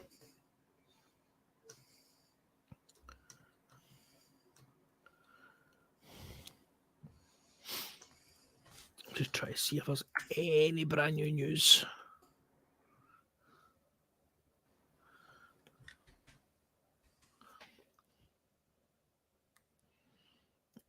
What's I should say, man? A joke. Oh, come on, Sinner, you're making me jealous. You're making me jealous. I approve.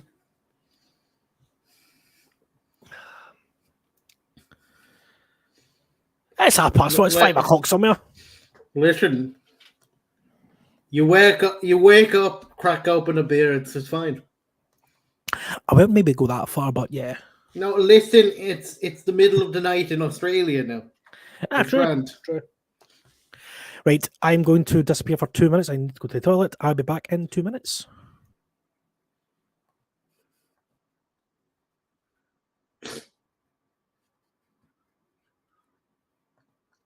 And when he's gone, it's me. As Jono said there, thanks for the support. He said it in YouTube, Joe Shinner, in case you haven't seen it too much, but we love the support from all of you. What we do, even when it gets slow and the deadline days, we love the conversation.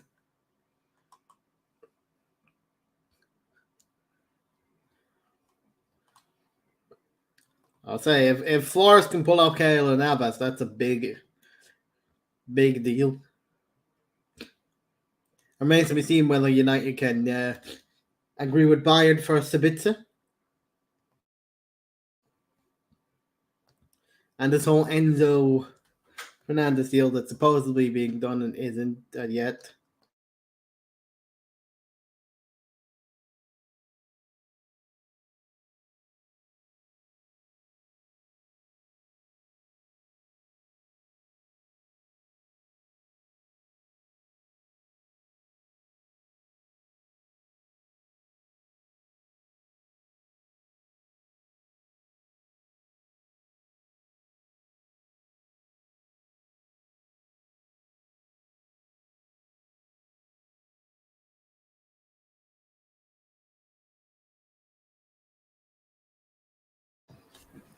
I think I'll move over to YT. Got a premium there. Silk don't have commercials. You don't want me to say if it gives you anything. Listen, you do you shit. If you want to move to YouTube, no commercials. That's fine by me. We're not getting much money anyway, to be fair to you.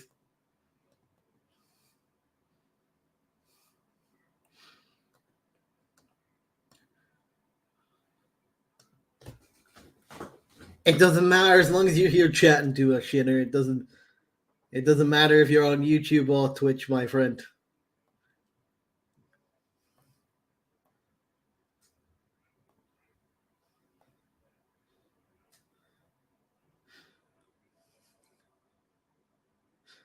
Although on YouTube it will be the Football Nation podcast.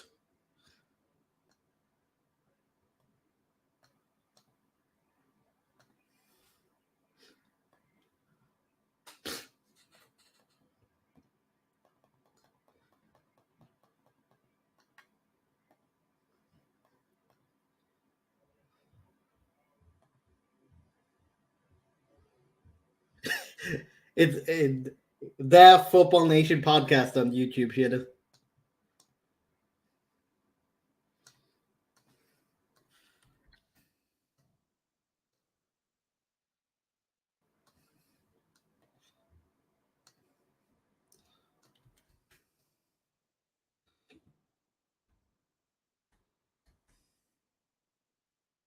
Or it's easy for you. That's the link to the live stream on YouTube, my friend. So I'll just make it easier for you.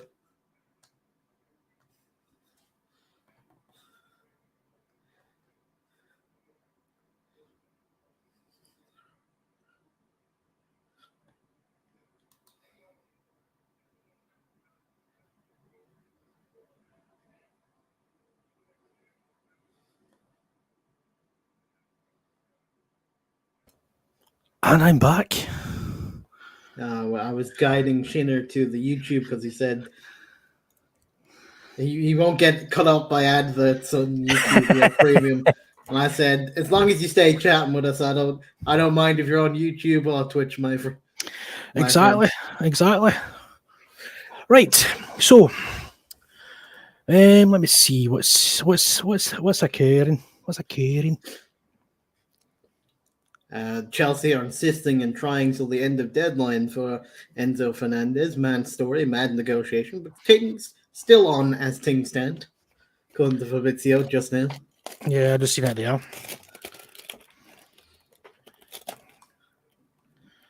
Have another sandwich.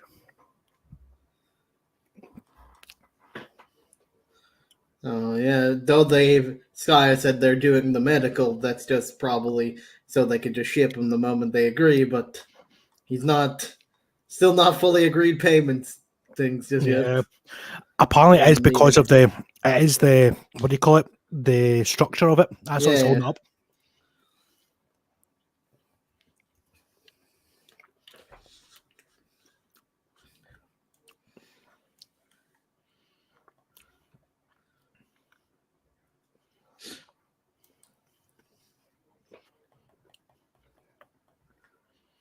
United fans are trying to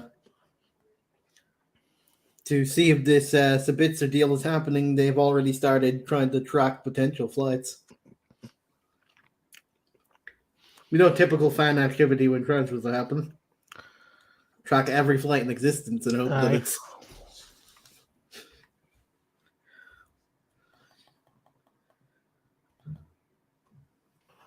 I'm gonna try and find Carboy's playing.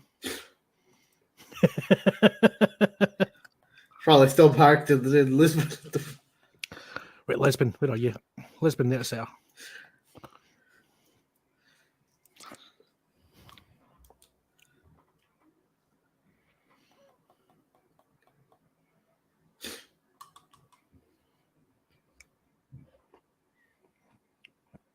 Couldn't find the chat function on YouTube.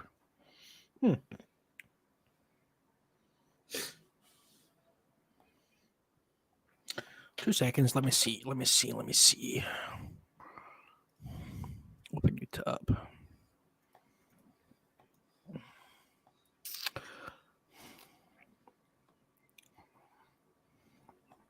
So it is on the. Oh, it's on a tablet. Let me see.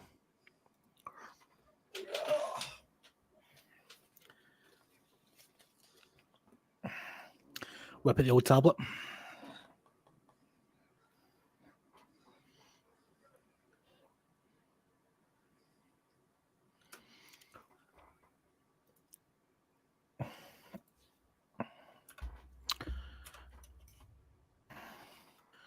Sabitzer is apparently in Munich airport,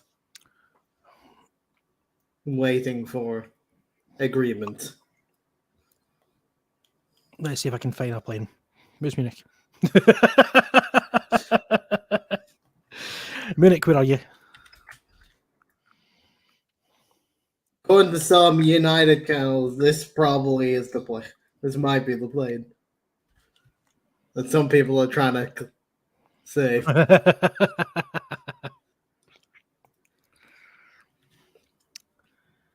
It's Frankfurt. Right, so let me just check. Comments. Yeah. But yes, so we're obviously still kind of waiting on the big one regarding about Enzo Fernandez. And we're waiting on Enzo Fernandez. We're waiting on where Sabitzer goes because United pretty much panicked into action. They weren't the board were never going to sign anyone today until Eriksen is now out for 3 months. They were hoping for a similar story to Evan, where it's not too long. They don't have to get anyone. But 'tis not the case. So, David Ornstein, source in Portugal tell The Athletic there is now heightened optimism that an agreement can be struck for Enzo Fernandez to join Chelsea. Benfica have granted permission to do the medical in Portugal in case a deal is struck, as we already know. So it looks like it is getting closer. That's come from David Ornstein. In an hour's time, less optimism. In an hour's time after that, optimism. We're just going to go back and forth between optimism and no optimism.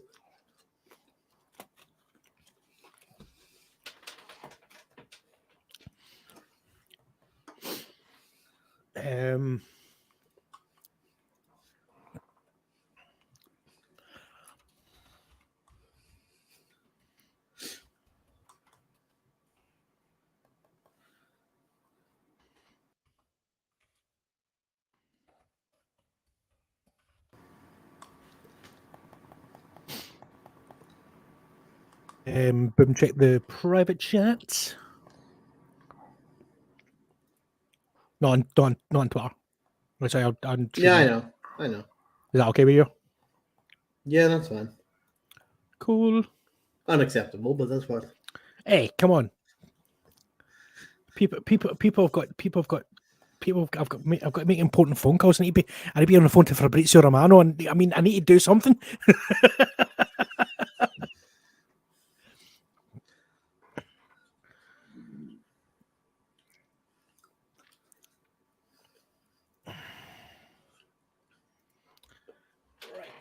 Right. So let me just check something. Let me just see. So we have been live for 2 hours and 20 minutes. It feels like we've been live for hours already. It really does. But because of you guys in the chat, it's been so much fun. So here's a question. So I'm going to ask the chat right now. If from what you can remember, what has been the most surprising January transfer that you can remember? Maybe from your time or recent time. Who's the most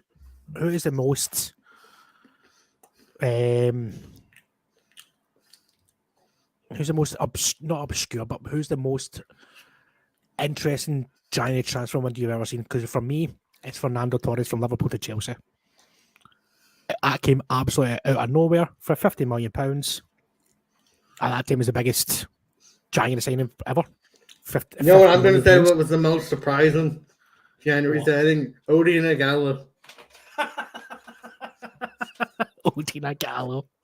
Nothing was happening, then suddenly Ollie just shows up with Odin Gallo. Out So, of nowhere. Sarah, Liverpool are apparently going all in for Bellingham in the summer, but that's not a given. What is Plan B? That is a very good question. That is a very good question. I don't think Liverpool sign Bellingham. I really I don't. don't think Liverpool have a plan B. I'm pretty sure they put I all their don't. eggs in the I Bellingham don't. basket. I think it's Bellingham or bust for Liverpool. That's what I think it is. If they I think don't, that's why they haven't signed a midfielder. They were literally putting all their hopes on we'll get Bellingham in the summer. yeah. But that's a dangerous game. It's a very dangerous game. Because, say for instance, I mean, I think the best team. We've said it before. I think the best team for Bellingham to develop is Real Madrid. That's just my personal opinion. Chouameni, Bellingham, and Camavinga would be some midfield. That's a disgusting midfield. Absolutely disgusting midfield. Yep, it's a knockout. I mean, so right here's a wee theory for you. Right, so if that's a big if Klopp is still there in the summer, do you foresee FSG putting up £150 million for one player? But one player's not going to change their fortunes for Liverpool. They've got an aging squad, an aging midfielder. Because with the new rules of FFP coming in, if you guys don't get Champions League football, you're going to have to sell a lot of your players to even sanction that kind of money for Jude Bellingham. Exactly. So that's why Chelsea just now are trying to get their business done for this season, so they can potentially avoid that financial fair play change. So, and also with Chelsea being virtually because they're changing it to stop Chelsea in the future from doing this kind of stuff, or other clubs copying Chelsea. Chelsea rule football. Chelsea make the decisions. No, but they didn't know this loophole until Chelsea started doing the whole loophole. They're like, exactly. Wait a minute, there's a loophole. It's like, oh, God damn it, bastard! God damn it! Let me see if there's anything. I do think they will. Keita, Ox, and maybe even Fabinho will go. But how much are you getting for Ox, though? That's the question. Well, Oxlade-Chamberlain's out of contract in the summer. So you'll have to sign him on a new contract to sell him. Yeah, don't think they'll get anything. Oh, excuse me. And in fairness, Keita is doing quite well for you at the moment. So I think Keita might end up staying. Yeah, I don't. Right, that's probably one of the best ones. West Brom striker Peter Odewing is here trying to force some move on Delhi Day to Queen's Park, and that failed miserably. That was outstanding. But James Ducker from the Telegraph has just said Marcel Sabitzer is due to fly to Manchester United shortly. Ooh. As race to complete the loan deal from Bayern Munich before the deadline. Well, he's got 5 hours. Which is why he's due to fly shortly. 6 hours, should I say? 6 hours, should I say? Why he's due to fly shortly, get the medical done.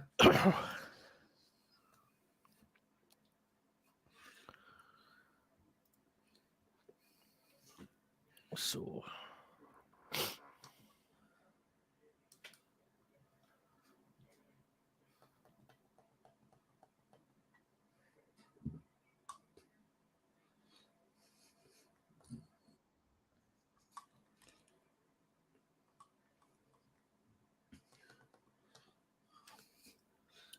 Just try to see if you gotta look at Arsenal's business. So they did quite well getting other players in to replace. They missed out on 2 of their first choice. The top of the league, but they missed out on 2 of their first choice targets for January. Yeah. Arsenal. That's true. That is true. They can apply for an extension as well to get work paperwork done. That's true. Well, we need to get the medical done straight away first, though. The flight's been confirmed that he's coming over, but We need to get the medical is the main part. If you get the medical out of the way, you can apply for extension for the paperwork. Yeah. But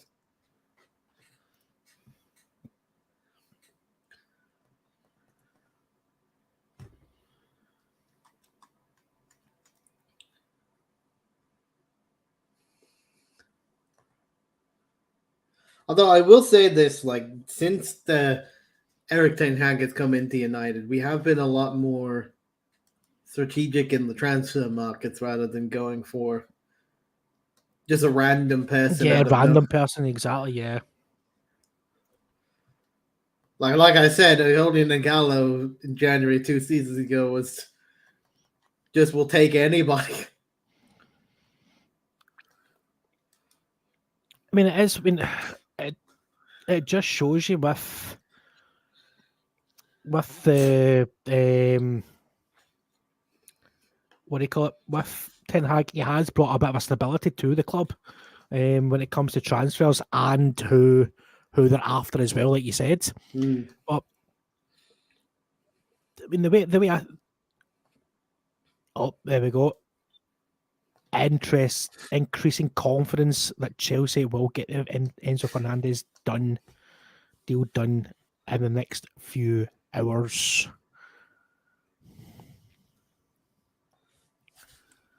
So interesting.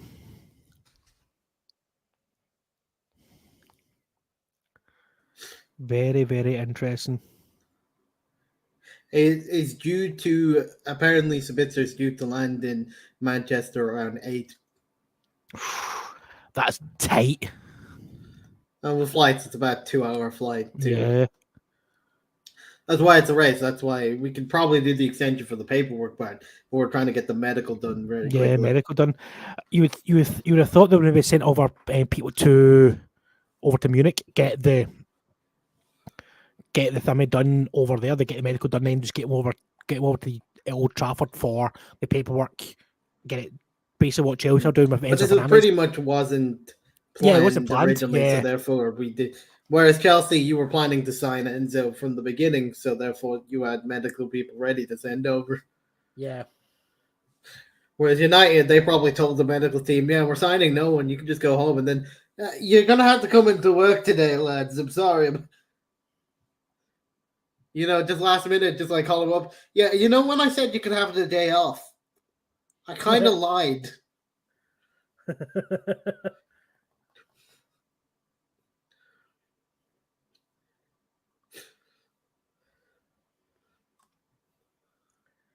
Just try to see if there's anything.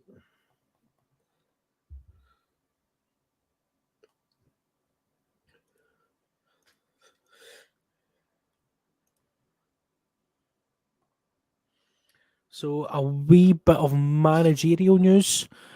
Dominic Tedesco is in the final talks to become the Belgian manager. The former RB Leipzig coach is set to take over from Roberto Martinez, who is now the Portuguese manager.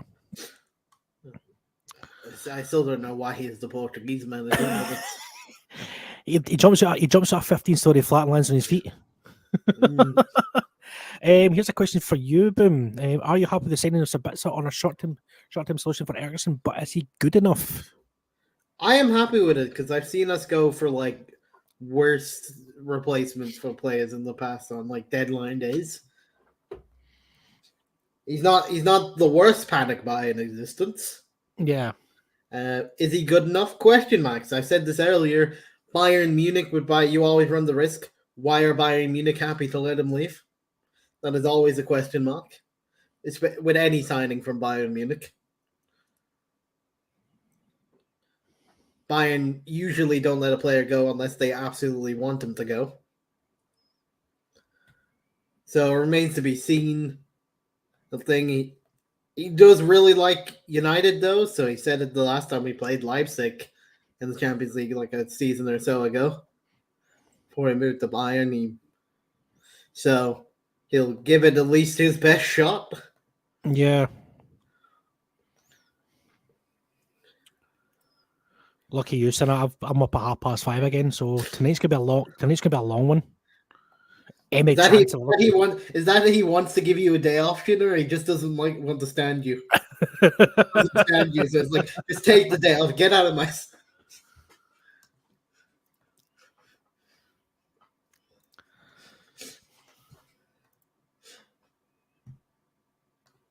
But yeah, it's like I said, like things. It's a prime example. Also, is Bastian Schweinsteiger to United quite a few seasons ago. We thought we were getting a really good midfielder in Bastian Schweinsteiger, and he was pretty much on his last legs when he joined us. Yeah. I couldn't fault him. He did his best, but he wasn't the player that we thought we were getting at the time. He still did a job, but he was still, like you said, he was on his last legs.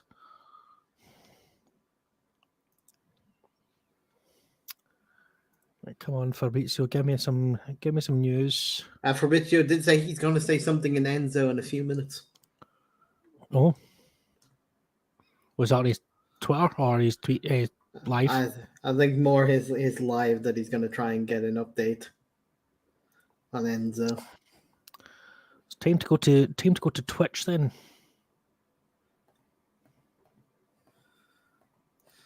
When his live stream doesn't start for another like 30 minutes. He's going to try and get it for that. Said on other places. Fabrizio Romano. His big live stream happens in 10 minutes. Oh, so half an hour, shall I say? So we'll get some updates in on certain signings.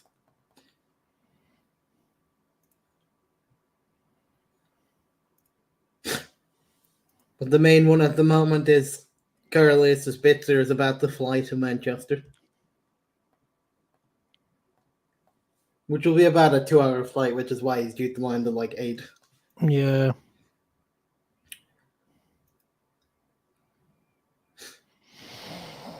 So, from Cabine Sport, which is one of the Portuguese big kind of outlets, Enzo Fernandez is at Hospital de la Luz undergoing medical tests. Chelsea and Benfica are still in negotiations.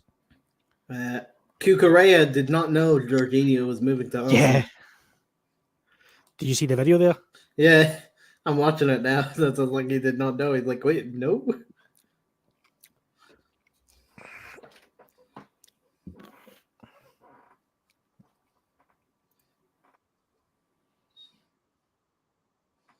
I mean, the man. It's weird signing if your own teammates didn't even know you were going. I read a story yesterday, which has actually surprised me. You know Ronaldo. He's invited Harry Maguire to come to Saudi Arabia to hang out with him. I've seen that. Maybe Agent Ronaldo's trying to get he invited Casemiro, Varane, Bruno, and Harry Maguire to come on holiday with him to Saudi Arabia. What about the rest of the team? No, just them. Just his 2 former Real Madrid players, his 1 Portuguese player, and Harry Maguire for some weird reason. His former captain.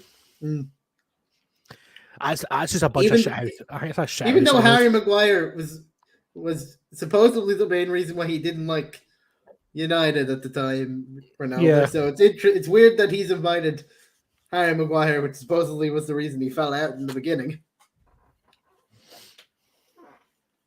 To me, that's a weird one.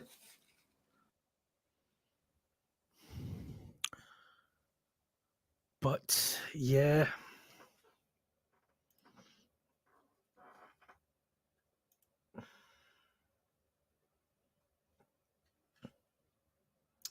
So there is interesting.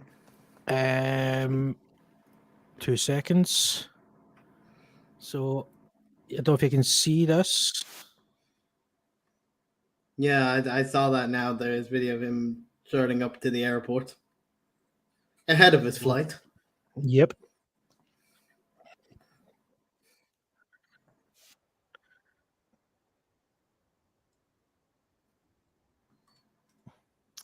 So it looks like he is going to Manchester United. decent move for him personally, considering Yeah. he's been pretty much just a bench player for Bayern Munich recently. Mm.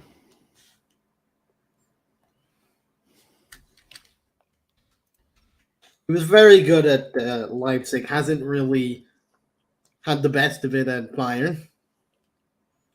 We'll say, but Bayern as a whole this season have not really had the best of it themselves. They keep changing things around because they're trying to find a solution to their domination problems. Yeah.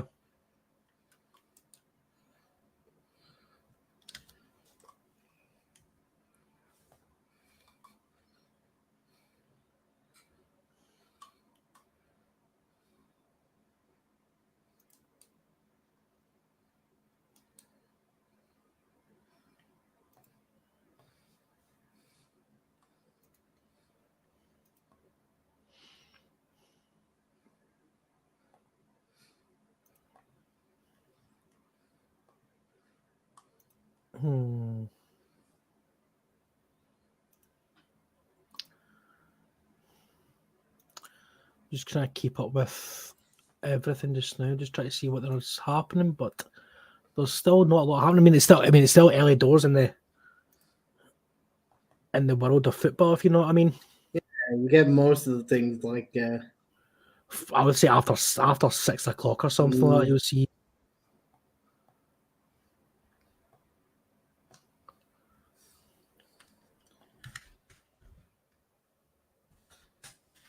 the video of Sabitzer going through the El passport check.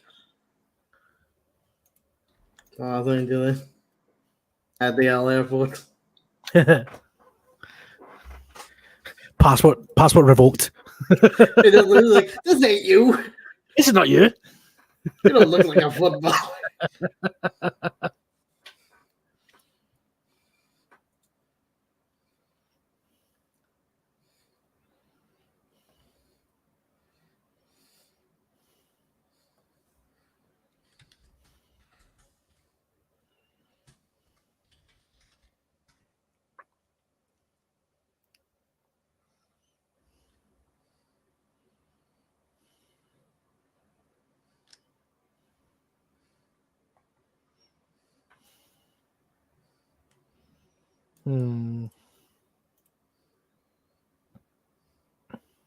Right, so here's a question for you guys. So, some West Brom have completed the signing of Nathaniel Chabala from Fulham for an undisclosed fee. That's a good move for Nate Chabala. Not really played much game time at Fulham of late. Liverpool are apparently trying to buy back their old training ground, Melwood, for the women's team. Going to Jamie Carragher.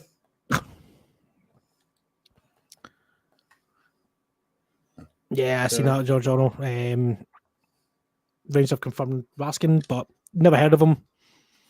So, yeah, never heard of him. I don't like the use of undisclosed fee because everyone finds out the fee in like. Apparently, it was like 2 or 3 million for Raskin. So Fabrizio says that United have agreed personal terms with Sabitzer. He immediately accepted and wants to work under Ten Hag. He will be in Manchester later tonight. Although he's saying they're waiting for breakthrough and talks with the deal. If he's flying, then that pretty much means the deal is practically agreed for it. Indeed.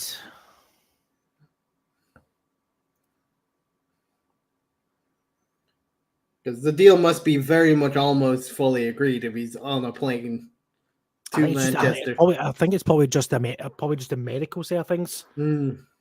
It's probably still got to run on. This is when he feels a medical, isn't it?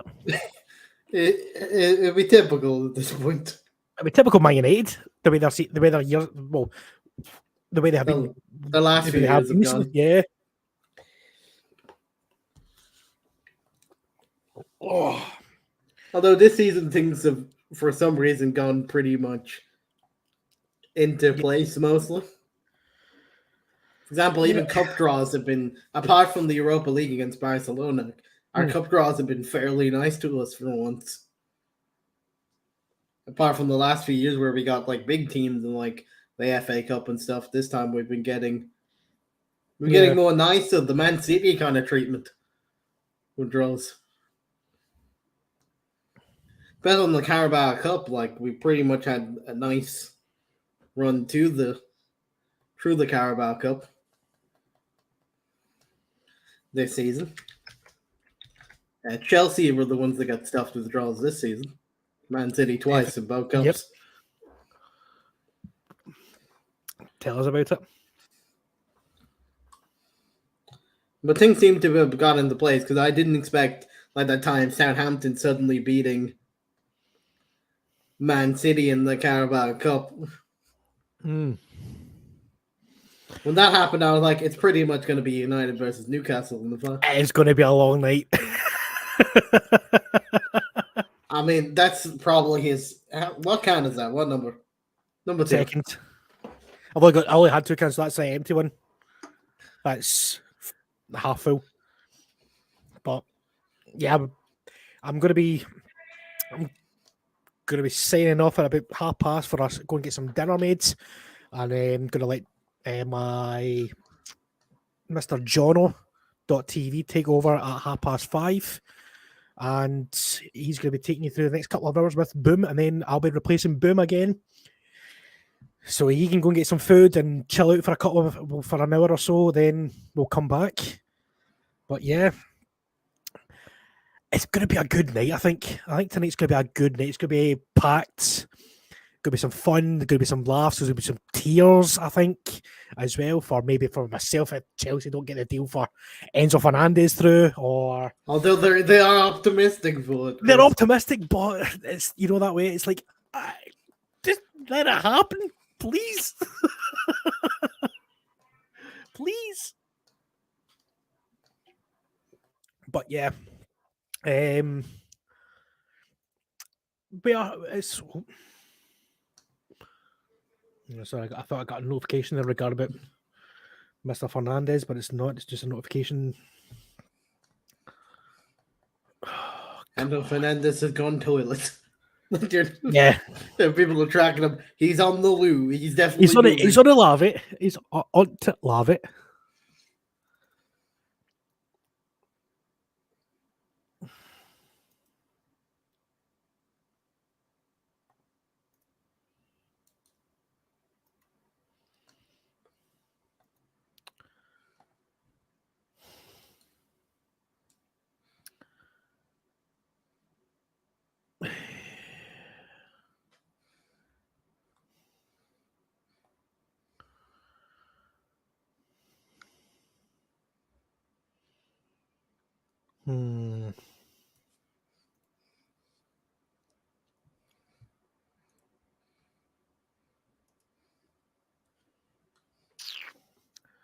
Just try to see.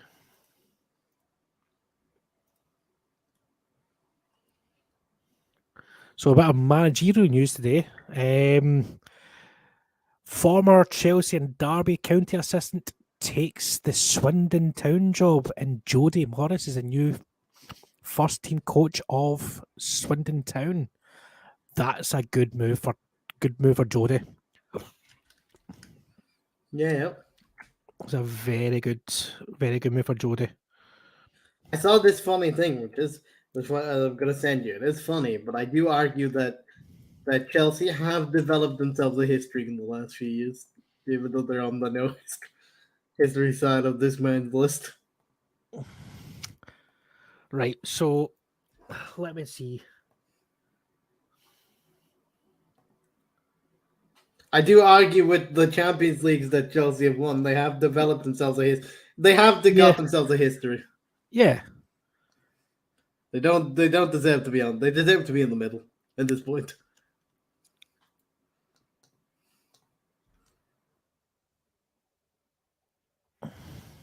Deserve to be with Forest in the middle there. So John, one here from Twitter, is that Man United's first ever Austrian? That's a good question.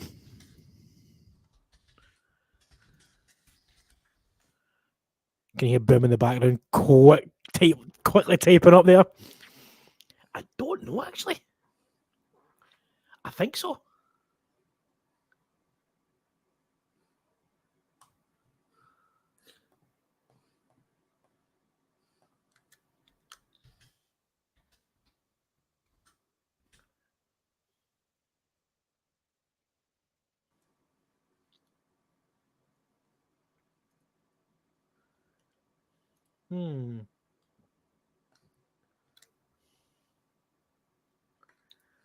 I don't actually think so. Hold on.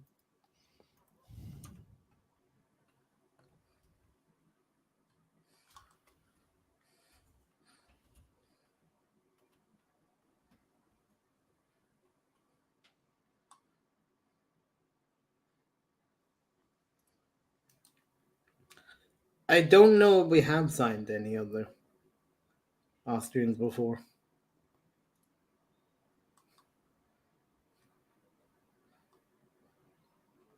No, there's only been 10 players in the Premier League. Yeah, because I know we were linked in the summer to an Austrian, which was the one that got himself injured straight away with Wolves. Yeah. So we had Stoke and West Ham, which is Arnautovic. You have Sasa Kalajanic that got injured. Klasinic, yeah. You've got who's the Newcastle boys? Fabian Sheridan, isn't it? No problems in it. No problems in it. I'm trying who else. Oh, is it Hagazi? Or is it no? He was an Egyptian, wasn't he?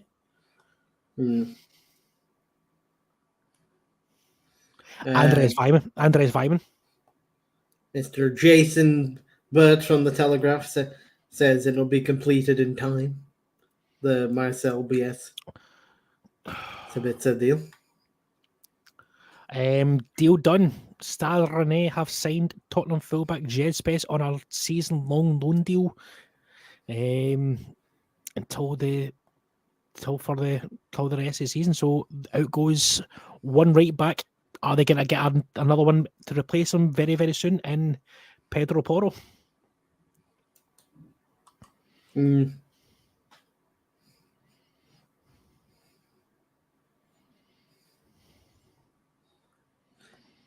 Yeah, I see now your sources in Portugal tell the Atlantic there's now heightened optimism. Yeah.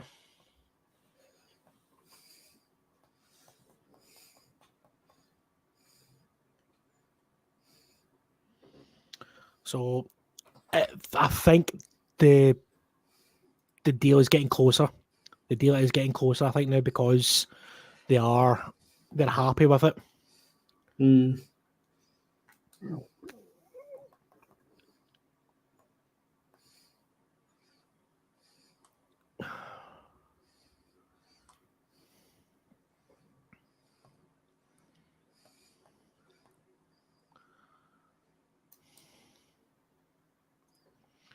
Yeah, Jacob Steinberg.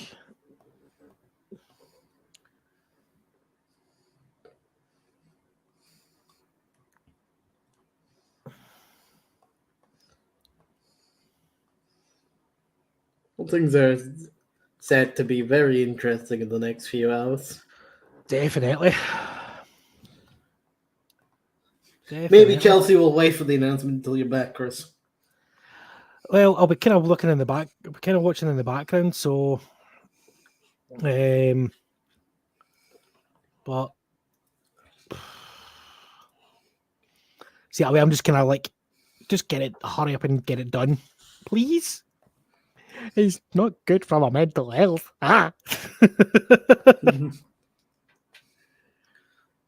Well, usually he was questioned by a journalist, asked if he's moving to Manchester at the airport, and he just said it'll be a surprise, I guess.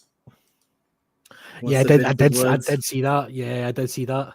That's typical player talk, because they can't say anything until both clubs announce anything. Exactly. Right.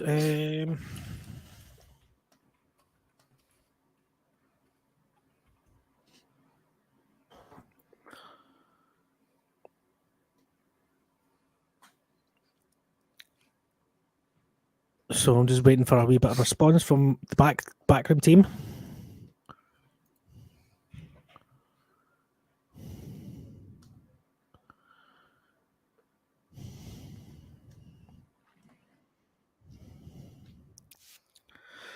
Cool. Well, I'm going to bid you adieu. See what I did there? A wee bit of Austrian there. So I'm going to bid you adieu, and I'm going to hand it over to Mr. Jono.tv for the next maybe hour or so, couple of hours maybe, depending on how we're feeling, and then I'll take over from Boom in maybe an hour or so. So it's goodbye from me, and hello to Jono.tv.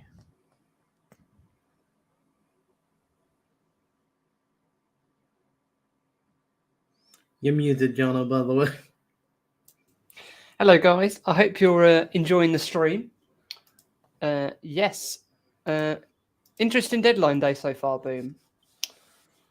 Yeah, I think. Hey, yes, like I was following the Sabitzer move. It's interesting. Yeah, I've always liked Sabitzer. I'm interested in that move. I hope it goes. I think it will. But I'm hoping it goes through. I've always liked him. We've been linked with him before. Obviously, we were linked with him when he left. Leipzig in the first place. I see it as potential back, like a target in the back from Rangnick, because he was someone that Rangnick always was recommending to the board before. So I don't know if it was just a back target they've gone back on after the injury, because we were heavily linked with him under Rangnick. So yeah, I'd be really happy with that signing.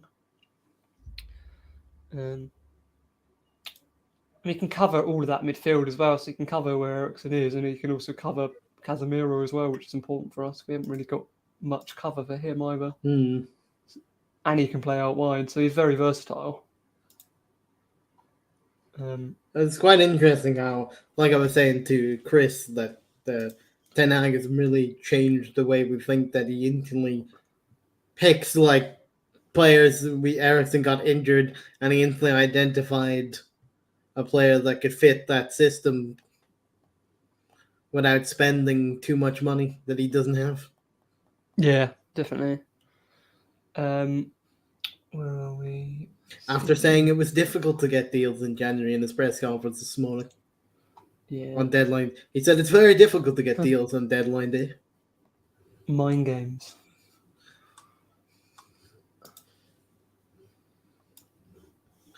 And we're still keeping an eye on this Enzo Fernandez deal, what happens or not. Yeah, I'm just going to try and translate Sky Germany. One sec. To Google Translator. Last thing we had on the Enzo thing is like they were optimistic.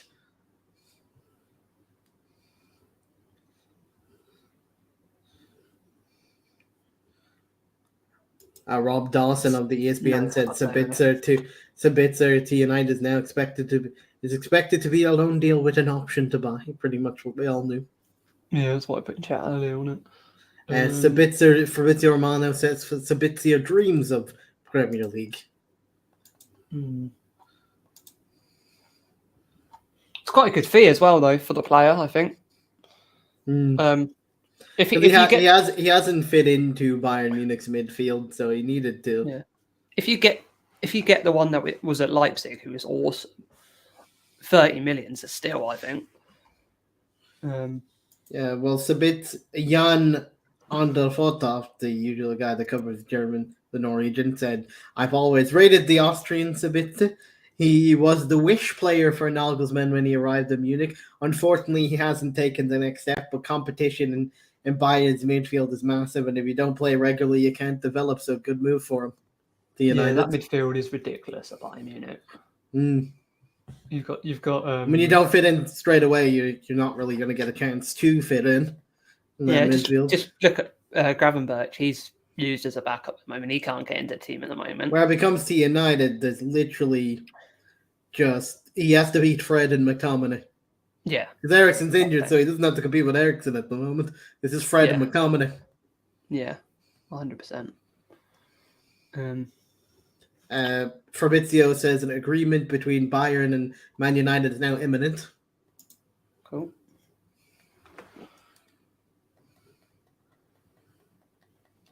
And like I said to Chris, it would have to be imminent that the fact that the man's flying to Manchester. You don't fly if nothing's imminent, otherwise you look like a fool.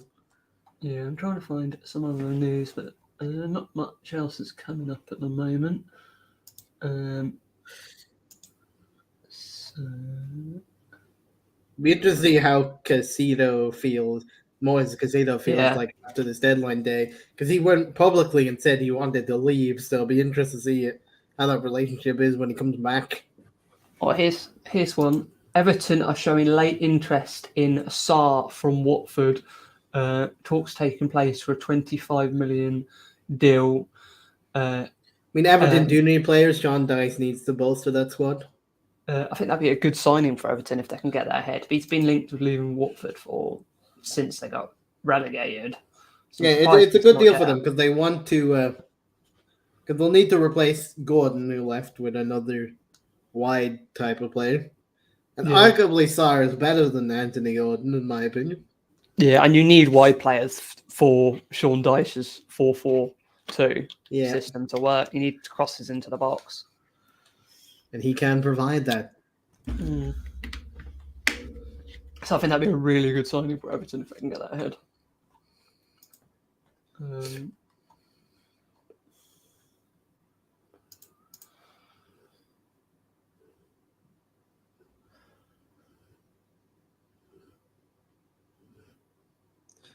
Yeah, I did see earlier Minister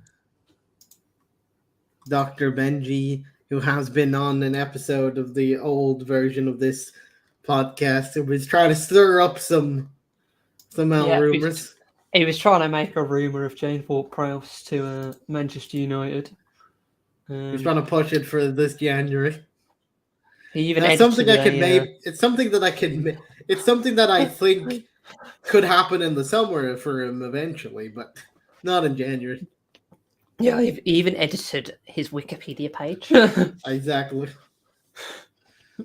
And added the Sky betting company for player odds. Yeah.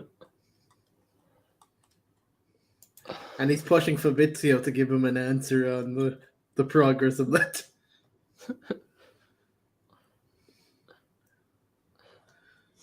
That would be a sick signing. I love James Ward-Prowse, but it's not going to happen till the summer if it was ever going to happen. Or James Ward-Prowse now. Yeah, I do feel bad for Caicedo, but he's having a great season with Brighton. Hopefully, hopefully he doesn't lose his head because he definitely will get a move in the summer. And I think a lot of clubs will be looking for that midfielder in the summer. So I think he'll Liverpool, as we've spoken about. United might need another one. Liverpool, depending what happens with Fernandes today, Chelsea might still be looking for one. There's definitely teams who are going to want a midfielder in the summer. So I think he'll get that move. Arsenal will probably go back in for him. So yeah. Although Arsenal were linked to trying to go for Declan Rice. Yeah. In the summer is what they were linked to. Who would you rather have?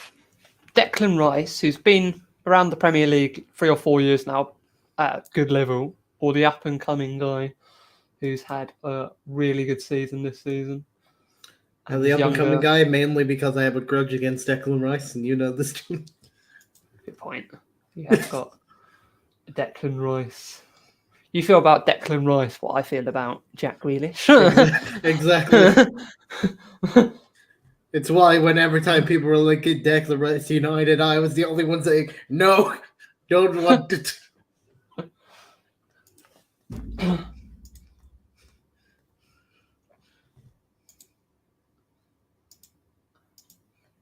Get in chat. Who would you prefer in chat out of those two players for your club in the summer? Let us know. Be interesting to see if this Nottingham Forest move for Kayleth Navas, what happens to Dean Henderson, because he starts over Dean Henderson 100%, which is, as a United fan, is hilarious because the way Dean Henderson acted. So if he's number Dean 2 Henderson at has Nottingham, ego. because of his ego, if he's replaced and becomes number 2 at Forest, that would be hilarious.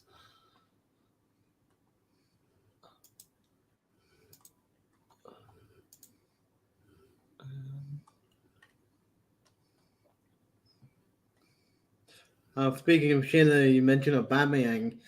He's an interesting little fact that Chelsea don't want him. Barca can't afford him, and that's the other place he could go to. Yeah, I've got a story here going on managerial front. With rumoured retirement of Ancelotti in the summer. It is the Sun. It's going with this, so we won't put much on it. But they're saying that they're going to approach Pochettino to replace Ancelotti at the Bernabeu. What are you trying to say? The Sun isn't that trustworthy, John? Yes, exactly. That's exactly what I'm saying. Who would have thought?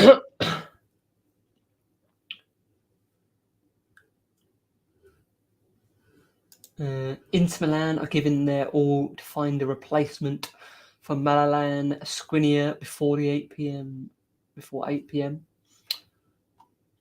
They better hurry up. Is that the deadline in Italy? 8 p.m. That's the board problem, Chris, not mine. The plan originally was him to come back. We were paying his wages because the plan was for him to come back and prove himself. But then he did an interview the moment he loaned, like a brat. And what are you talking about, Italy? What's happening in the old Italy front? Yeah, what time is the Italy deadline? Because apparently Inter Milan are trying to get a centre back in before 8 p.m. to replace Skriniar.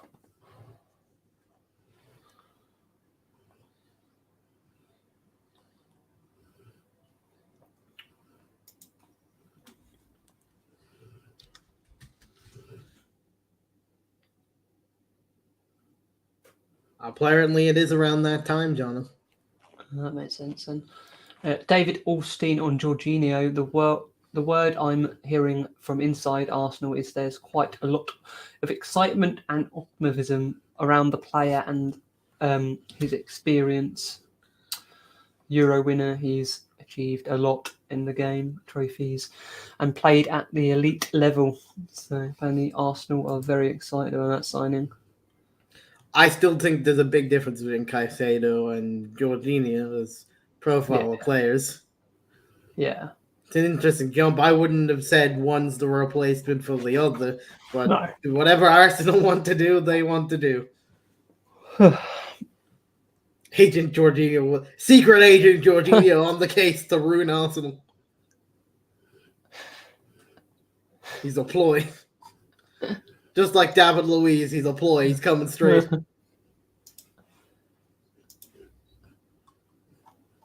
He does like a card, though. Imagine a midfield of him and Xhaka. Exactly. That is like red cards waiting to happen, that midfield. Is this one of his only like world-class qualities? Do you think he'll demand every penalty? David Luiz, Willian, Gallas, Jack, all done it before. I agree with David Luiz. David Luiz was a very interesting time at Arsenal.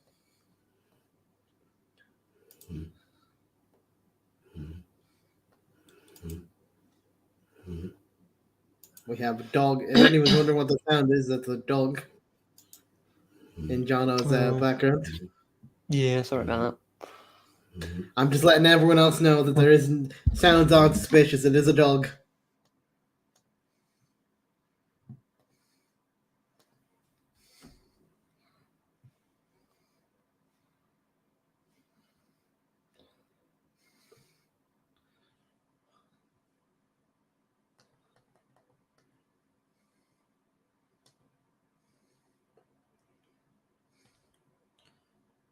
Official this 11 said Jed Spence joins Rennes on loan with no buy option from Tottenham.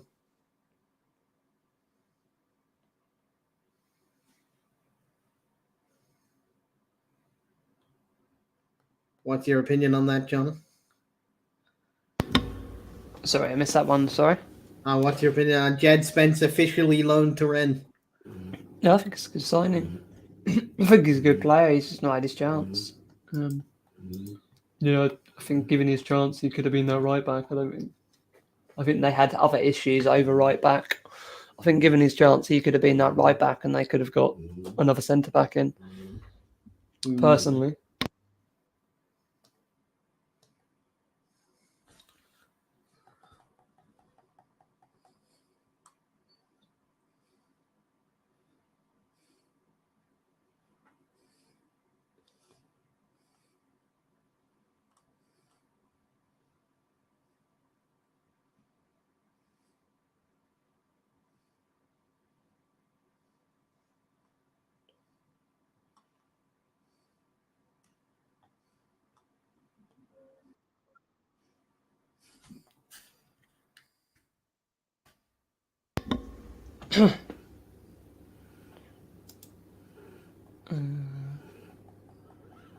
So it's gone really quiet the last half an hour. Yeah, because people are in transit to different things.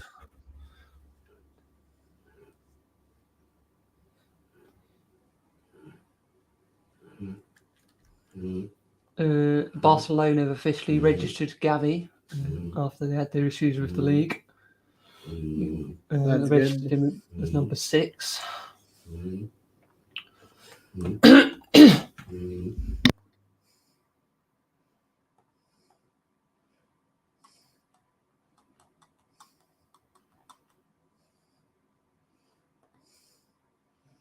Someone said, imagine the work rate between Bruno Fernandes, Casemiro, and Sabitzer. Ten Hag is cooking something here. Yes.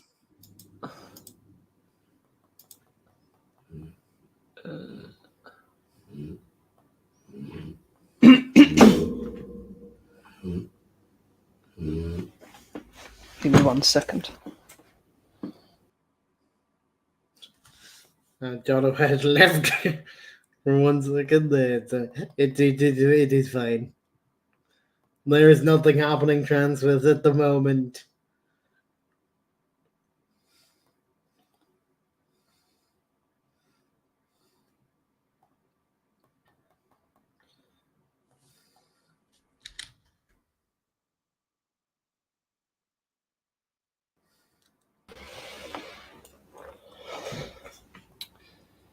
Back. Oh, welcome back.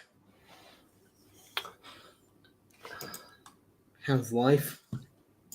Anything changed in the last half a minute? No. The latest thing was the Jed Spence thing to Rennes. Be interested to see if the other deal that's supposedly right back for Spurs is happening. The Matt Doherty to Atletico Madrid. Yeah.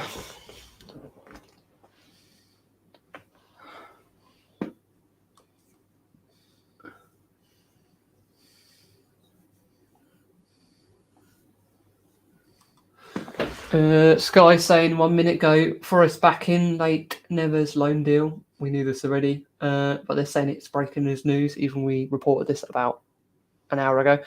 You see, Sky say they need to check things that someone tells them. That just means that they're going online to look at everyone else. Say it and then go like, Scott, we've just been told in our own sources. So yeah, Nottingham Forest have returned to notificating table for PSG for Keyless Neves. Neves is still in France, but there is optimism a loan for the rest of the season can be agreed. I was saying that Liverpool fans online have got Arthur Mello trending because they're all just joking that Arthur Mello will be like a new signing since he's back from injury, coming back from injury.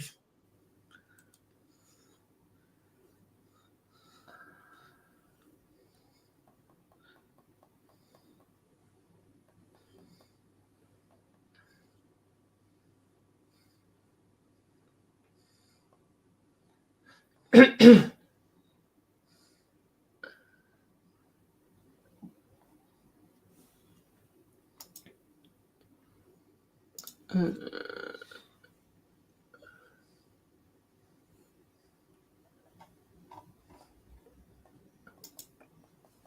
yeah, the Sabitzer deal kind of came out of nowhere. Like, it's kind of like Cancelo to Man City. Kind of came out of nowhere. Cancelo Yeah, from that's Man City to Bayern kind of came out of nowhere. I think there's Bayern been a Munich, fallout Bayern there. Munich are doing quiet dealings today, selling a player on loan, and one very quiet out of nowhere. No one expected it. We went around talking to a bunch of. I was speaking to my manager earlier, who's an Arsenal fan, and I reckon there must have been a fallout there with him and potentially Bernardo Silva as well. Because Apparently, like Cancelo demanded to be playing more games and threatened to leave, and Pep just said, "You can if you want." yeah, he's always said if someone doesn't want to be here, they can leave.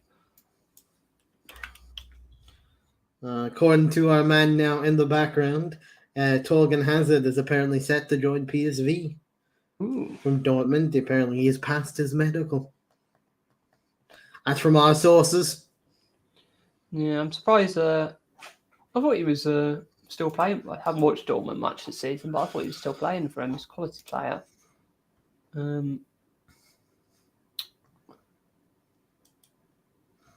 It's a good signing for PSV though, because they lost 2 attackers, didn't they? They lost Gakpo, and then they lost a guy to Chelsea as well. Mm. So that's a good signing for them, I think.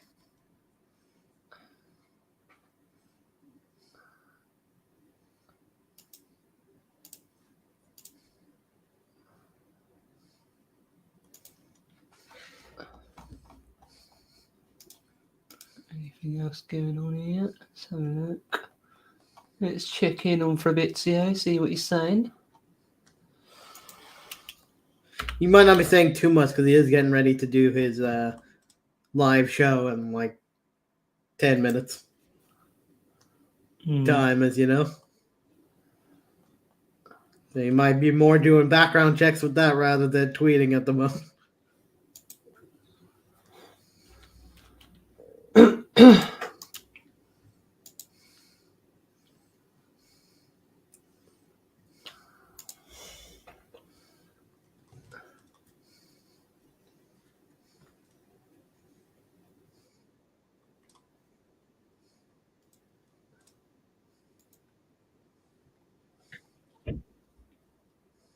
Anyone watching, let us know who you support, what transfers you've been interested in this window.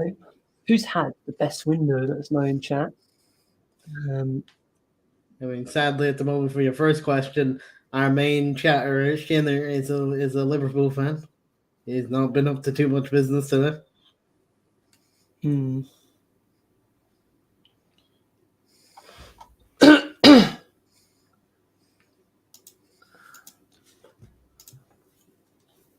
think they'll have a big summer though. I think that Jude Bellingham's kind of like in doubt with the fact that their league position, they would have to sell a lot of people. Yeah, I don't think they'll get him, but I think they'll get the big midfielder in, and I think they need to freshen up that squad. They're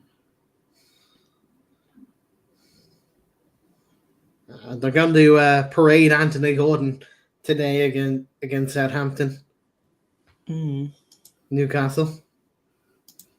Yeah, it's a good signing, that. Overpriced. Refined his form from last season. I think that move last season to where his failed move to Chelsea for 60 million unraveled his season a little bit. Hopefully he can find that form again from last season. I do think the move is he's overpriced, but there is a player there. He's just not that worth. Yeah. It'd be interesting to see. It's interesting to see who they drop to play him, because they're doing some good football at the moment.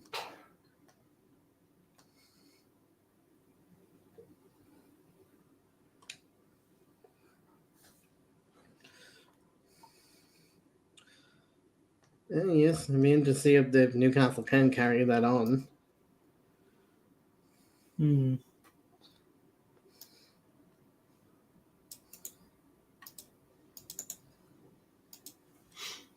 I've been really impressed with how they've done their business.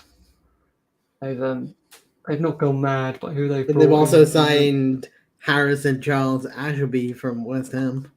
Yeah, I saw that. His contract was running out, so I think West Ham wanted to keep him, but he wouldn't sign a new contract. So they wanted a backup, younger term replacement at right back. So I think that's a good signing. Yeah, so it'll be interesting if they keep it up. Today they're 1-0 ahead in the tie, and they are their home ground, so that should put them through. But it's always dangerous only having a 1-0 lead into a second leg, because that does still give Southampton something to fight for, given that they're only down 1-0. Yeah. Breaking the Ayu's complete a move to Forest, so he's back in the Prem. Nice for him. Blast from the past there. He was good when he was at Swansea. Llorente leaves Leeds on loan with option to buy to AS Roma, apparently. Heard that rumoured earlier. To be honest, Llorente, they probably brought in the new man, Weston McKennie, to replace their midfielder, so they probably need to go. And Amrabat will talk directly with Florentina's president to convince him to let him join Barca.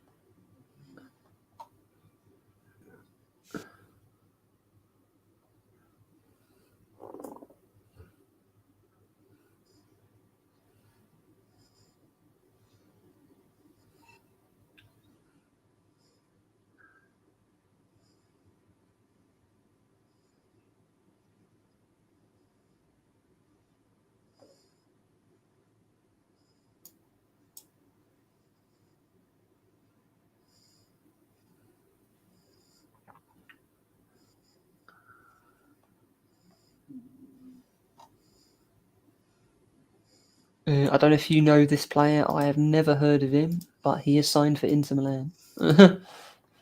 What's the name?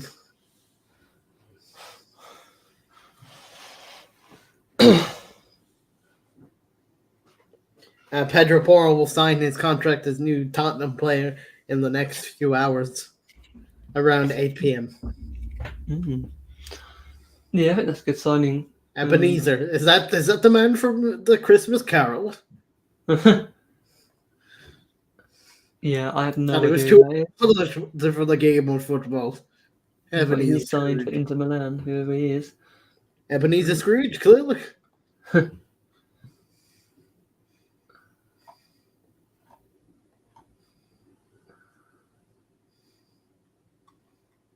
It is a mental how much Chelsea have spent since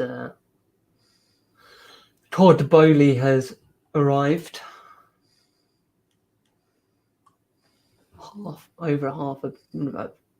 Over 600 million in 6 months is crazy.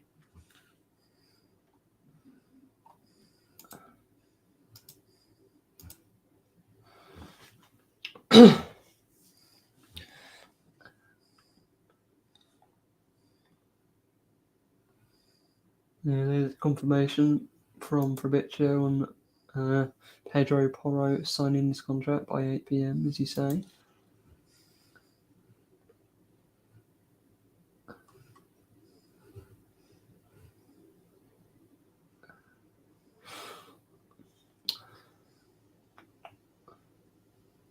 It's a striker we were talking about earlier who turned down Southampton on the plane to Marseille after completing his move to Marseille. Be interested to see if Southampton bring that striker in they're interested in. because they definitely need a striker before the end of the deadline, because you just don't know where goals are coming from. So there's a confirmation. Thorgan Hazard set to sign for PSV. More Sabitzer. Yeah, it's just dominated by Sabitzer and Fernandez at the moment. Yeah, because they're big stories, Chelsea and United.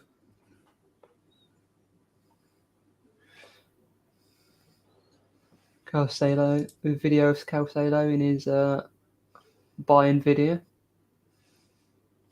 A Bayern player.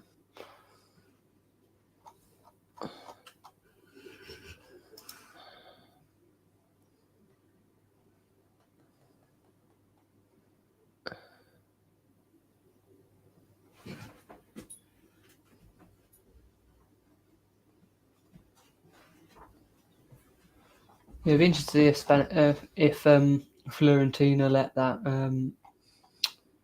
guy join Barcelona.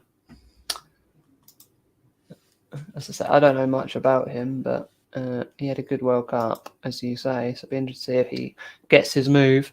And he did make a statement like earlier going on about the future waits for no one, you gotta seize it now. Fabrizio said just a few seconds ago, United and Bayern are finalizing the details for the straight loan until the end of the season for Sabitz. Discussion very advanced, waiting to fix final steps. Yep.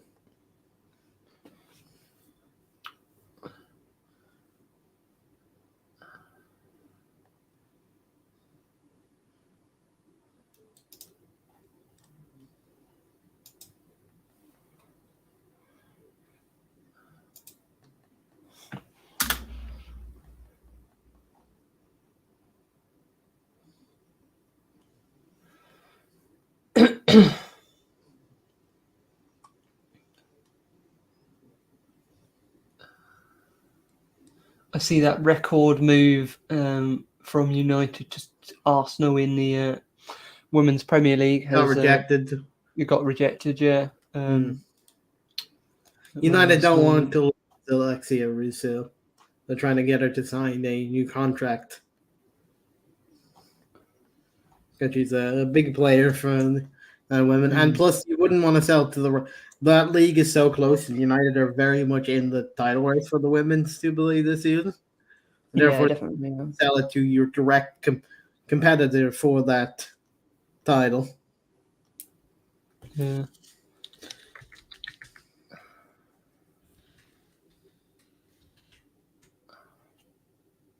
Man United women are currently on top of that table on goal difference, so it'd be stupid to give it to your competitors that are basically on the same points as you, and you're just off by goal difference. Yeah, I've got more on here on options United had as well. Solico saying on Sky that we were offered Sol Niguez, but turned that down, and obviously said, as we were saying earlier, Tillemans was discussed, but Sol Niguez was spoken about as well.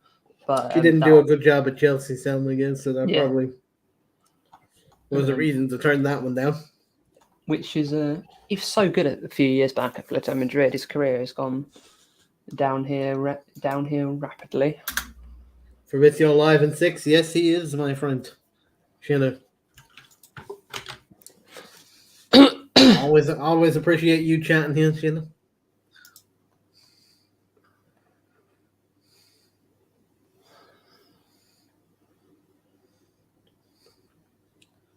I'll have it on in the background in case he says anything important, Sheila.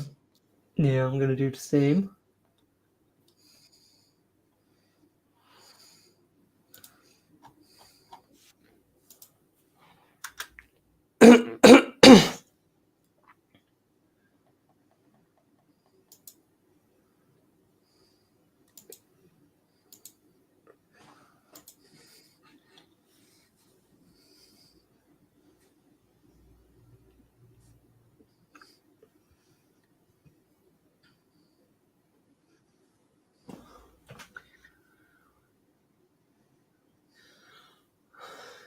Crawley Town have signed Jack Rolls for Jose Paris is apparently ready to join Walking. Real Betis.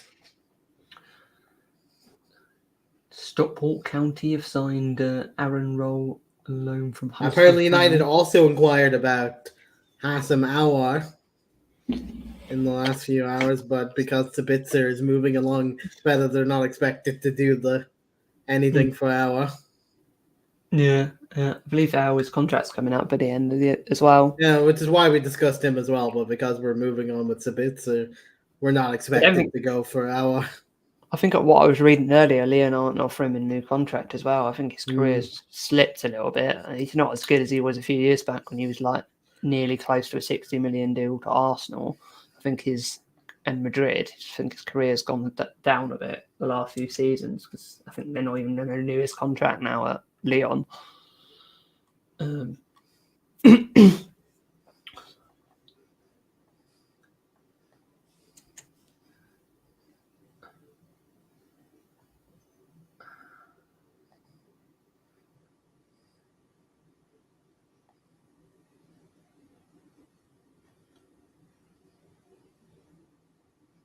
Yeah, I'm interested to see how Chalobah does at West Brom. I think that's a good signing. Did a good job in the Championship.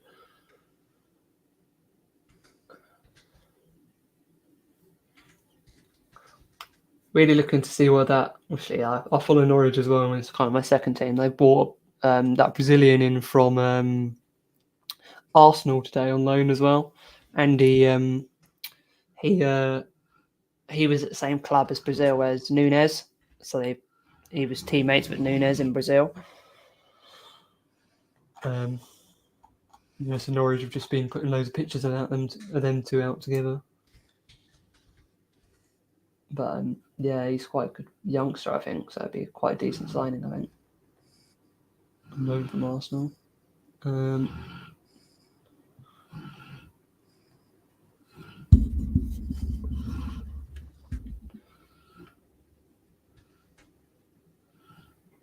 Oh, that's a good point. The AU deal to Nottingham Forest doesn't have to be done by the deadline because he's a free agent. Yeah, he's a free agent, so they can do that at any point.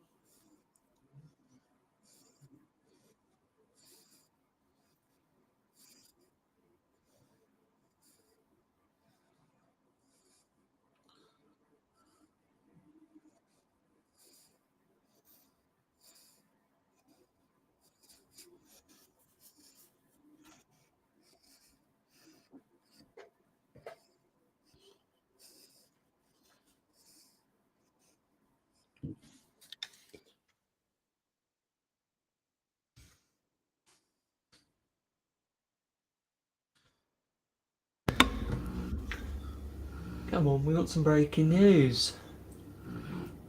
That's what we want.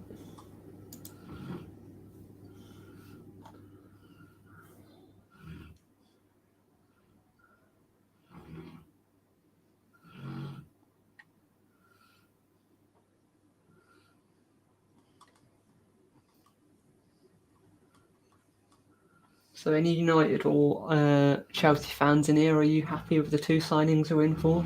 So Fernandes for Chelsea and Sabitzer for United. I think these are the two main talking points at the moment. On the deadline. I'm not sure if we're going to get any last minute big deals. Are you happy? Let us know in chat. Are you happy? If you're whoever you support, let us know who you support and if you're happy with your window, if you've got enough to achieve your targets.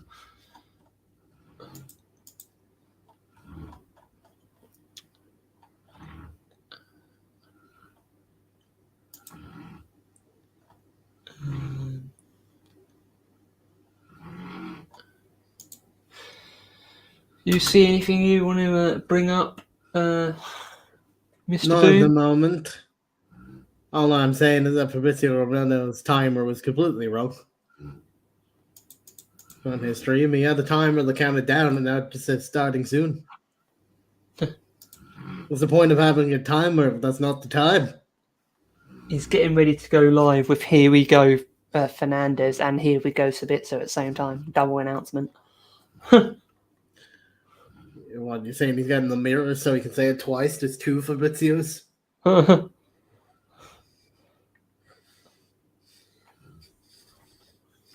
how he's going to start his live stream with straight away. Here we go on both of them. Because I think we're about to get Here We Go on it. On both, I think.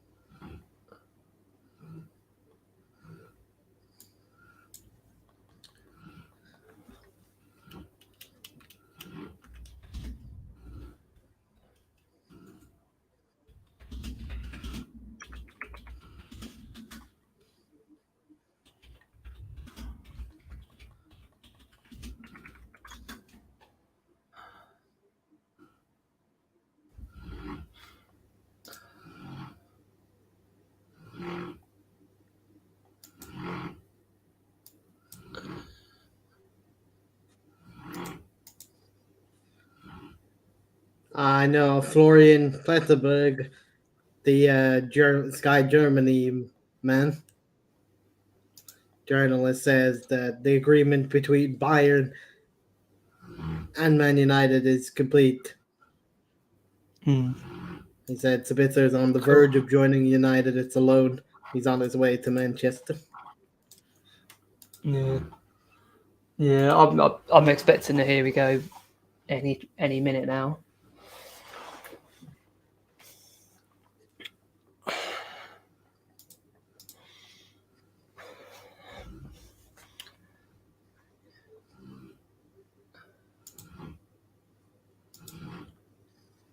It's probably why he's not live yet. He's probably on the phone. There he is. Hello, Fabrizio.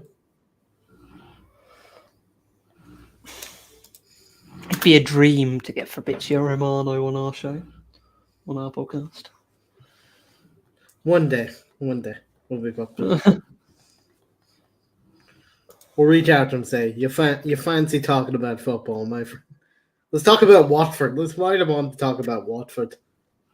Yeah, we haven't done a Watford podcast yet. Let's do a Watford podcast with Fabrizio. He's a fan of Watford, Fabrizio. I know that much. We'll invite him on to chat about Watford.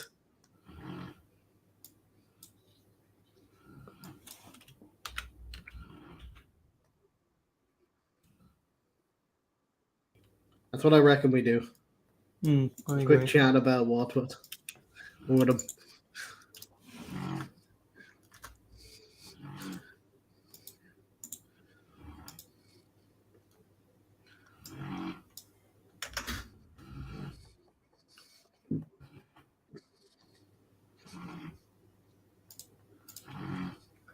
Is he live on YouTube, not Twitch? Yeah, he's live on YouTube. be why I can't find him then, won't it? Normally live on both. Listen, it's like Gormy going live on Twitch when you expected him to go live on YouTube, but it's just doing the opposite. And he's on the phone already. Yeah, he still has music playing because he's just obviously someone's texted him something. Showing off his little gold plaque. You gotta flex, John. I'm sure when we get a plaque, you'll have it in the background there and just flex it every chance you get. Yep.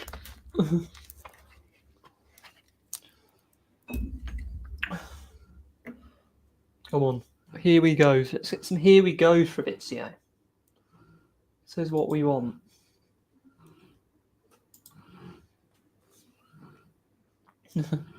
Apparently, what took so long, according to Jonathan Stega for the Sabitzer deal, apparently we were trying to negotiate, see if it was possible to get him very cheap permanently, but like they only wanted a loan for now. Maya.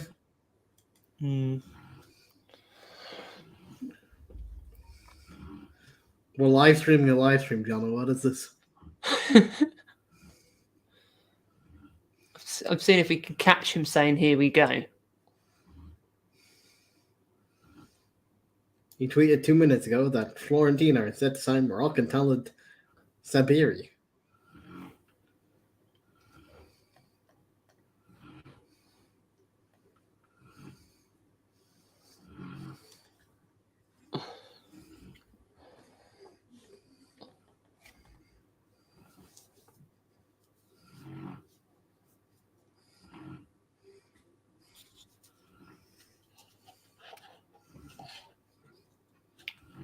Get to the good stuff, Fabrizio.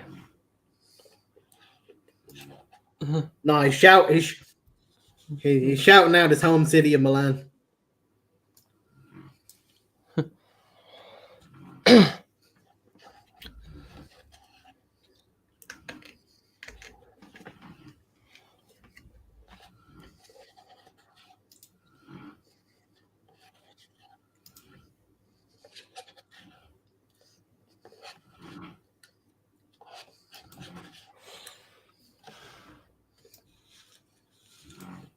When I think we're getting a here we go, I'll show it again. Yeah. He's just waffling at the moment. He's waffling about his love for Milan. Fairness, it's a beautiful city, Milan.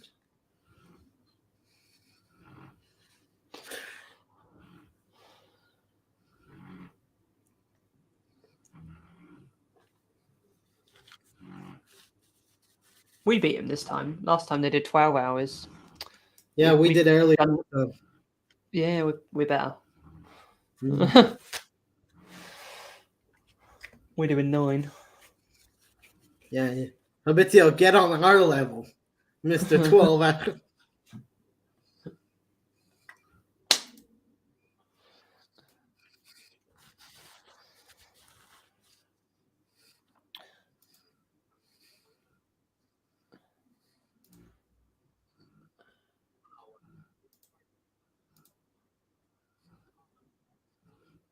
So Italy, the deadline closes in an hour. 7. Yes.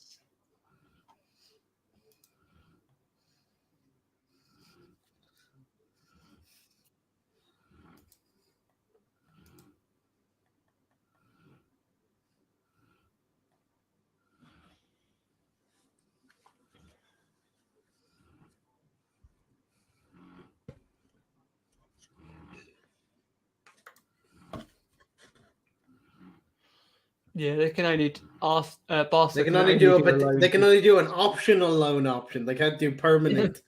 They can't do obligations like definite buys. Barca. Yeah. In that point, they're the same as us. They can only do loans because we can only do loans if we transfers because we haven't got no money. Yeah, until new owners come in with that investment. Yeah, a loan to buy is perfect because then the new owners get the choice to buy them.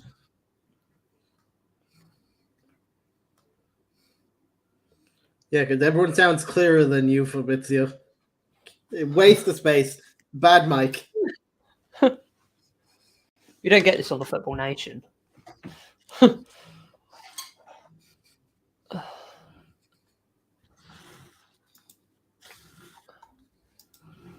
38,000 people watching Fabrizio Romano live on Twitch, on YouTube.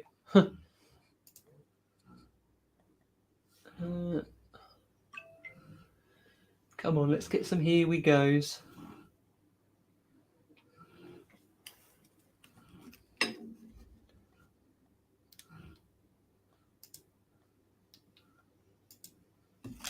I just nearly got fooled by a fake Fabrizio Romano account on Twitter.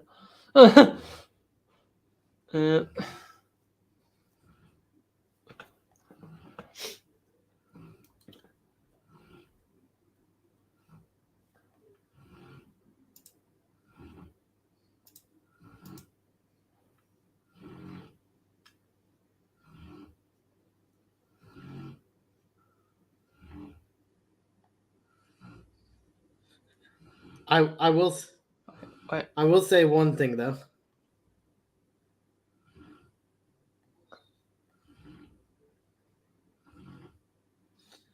Well, Lokonga is Crystal Palace player. That's what we confirmed Permanent. just now. Permanent. He's only been there 6 months. Hmm. For 6 months, or was it? When did he join? No, it's a year. He's been there a year, hasn't he? Hmm. He joined last January, I believe. Yeah.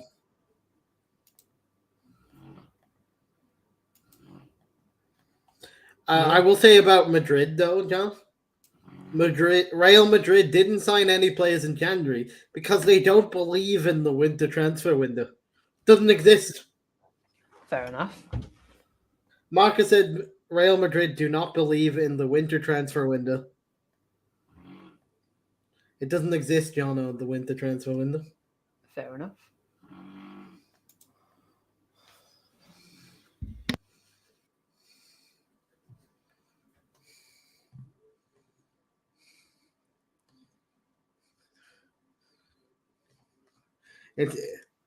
It's like the Tooth Fairy.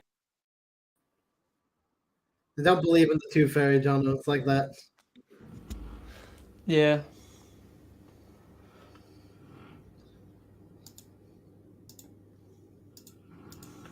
I know he did tweet it out that it is a loan deal for Lokonga until June. Okay. Because he was talking about a permanent deal to Monaco, Mm. and then he said no, it's Crystal Palace. So it didn't. It seemed that it was a permanent as well. No, it's well. Maybe there's an option to make it permanent. Yeah. In the summer.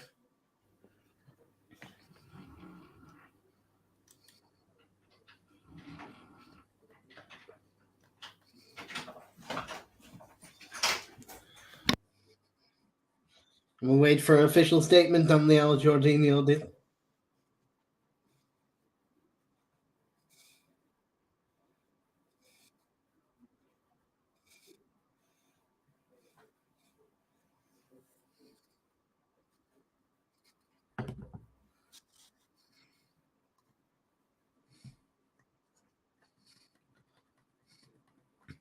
Tottenham news, there's only still the one Tottenham news. And that's that they're signing one player. The player that we all knew. I feel like they need several other players, but they're signing one player.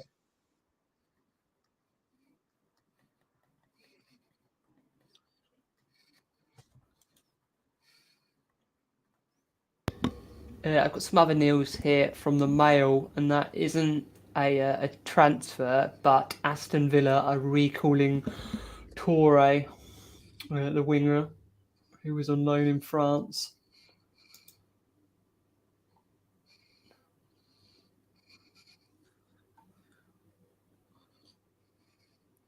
And yeah, we were offered Sal, but we turned it down. Yeah.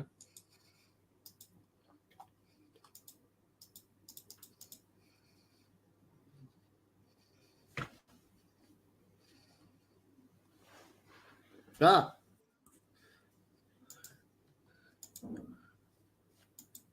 It's Matt Doherty, by the way. Fabrizio. It's Matt Doherty. It's correct? you got to say it in the Irish way. It's Matt Doherty now. Are you Yes, correct in his? I'm correct in his pronunciation now.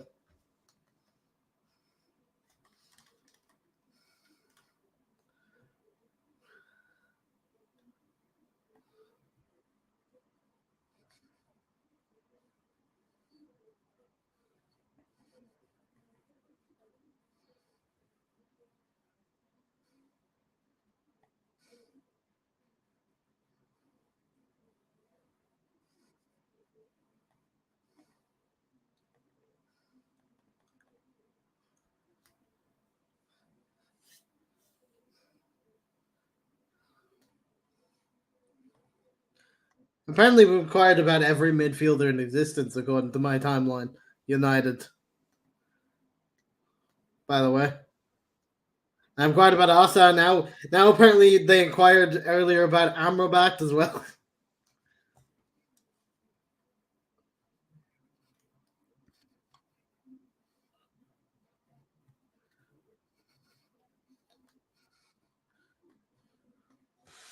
News just in there for Fabrizio. Enzo is not having his medical. It's not done yet. Chelsea will allow. Is prepared to let Chelsea. Did you not hear him mess up? Chelsea are prepared to let Chelsea complete the medical. So some breaking news there. Enzo Fernandez isn't having his medical yet at Sporting in Portugal. Contrary to what Sky Fabrizio is going a completely different side to what Sky reported earlier. And the deal isn't done yet. So I'm not sure what Chris thinks about that. But it might not be done yet.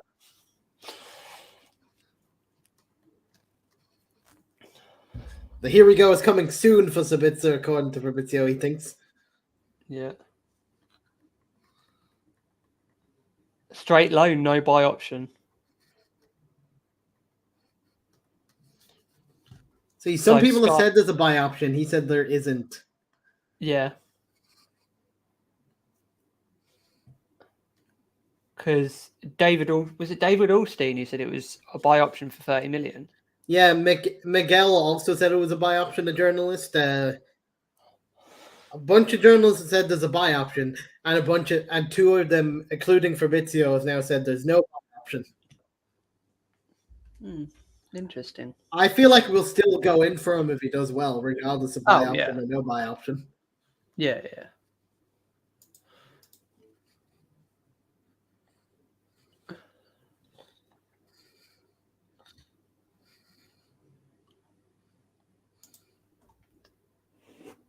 Skriniar will be a PSG player, but only in the summer on a free transfer. It won't be on a deal in Jan.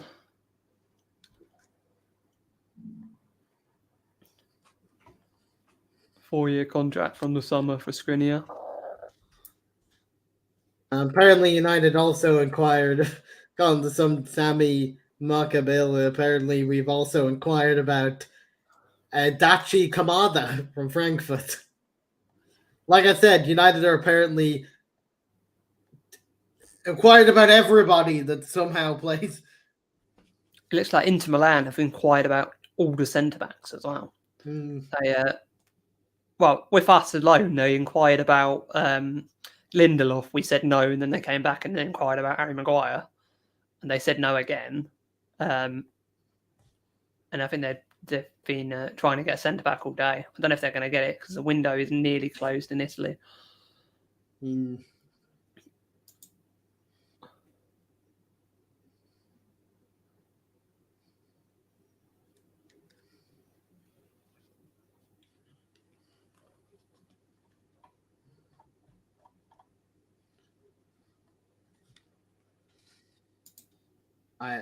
You see, Dr. Benji dropped his fake story.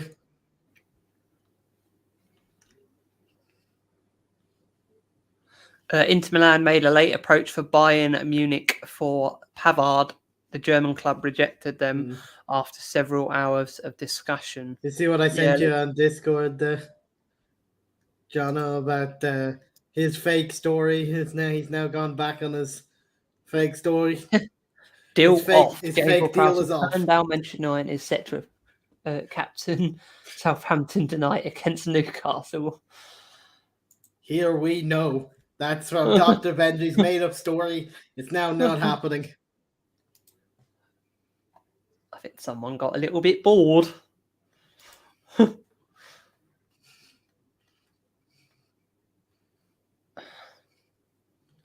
He's got fed up pushing his fake story.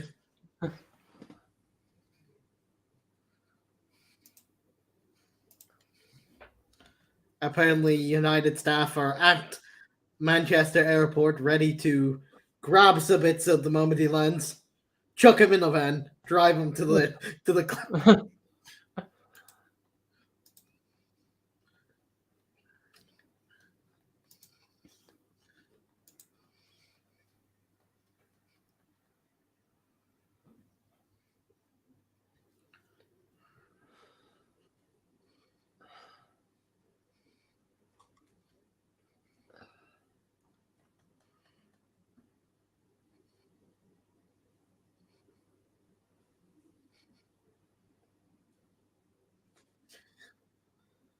Ooh, more bad news for Chelsea. Away from transfer, well, to their new signing, and the FA have opened an investigation into a video of their new signing, the striker from the attacker from Shakhtar, where he used an N-word in the video, and it's been investigated by the FA as we speak. It doesn't rain, it pours this season with Chelsea. But will they get their record signing before the end of the window? We are running out of time. There's currently no agreement complete yet for Fernandes. Apparently, he's unlikely to face a ban for those racial things, as he apologized for using a term because he was singing a song for a TikTok As you do. that had, a lot of songs these days have some questionable words that you can't really sing. Yeah. I'm hearing rumours here. I don't really know the source, but that guy from Fiorentina that Barcelona want United have made an inquiry about now, apparently.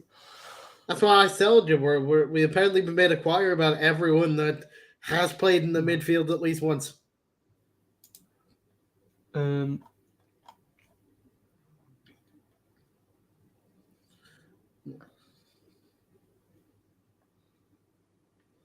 Like Inter with centre backs Inter with many centre backs, we're going around for many midfielders now. We weren't signing any midfielders, and now signing all the midfielders. Yep. That's what United's doing, Jonah.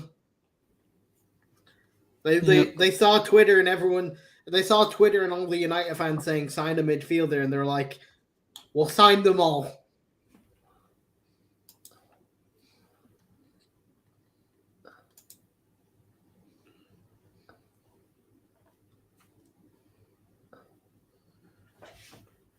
You think they're going to reach an agreement and get this done before the deadline for Fernandes? They're running out of time. I think it's possible still, but I have a feeling they'll wait until Chris is back before they complete the deal. They're waiting for Chris.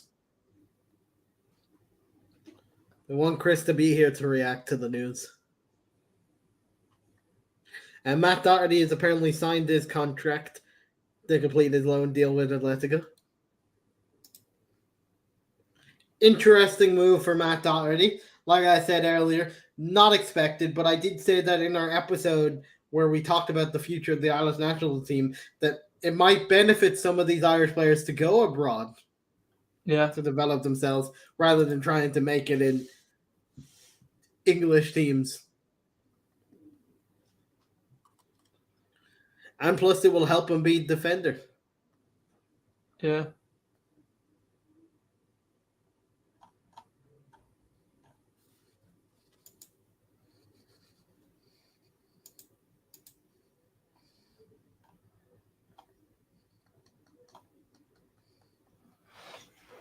hopefully some changes in the board. Yes, all the board have to go. Oh no, One or two of them No might be cop-out. okay. no cop outs. If new owners come in, I want a whole new board. Sack all of them.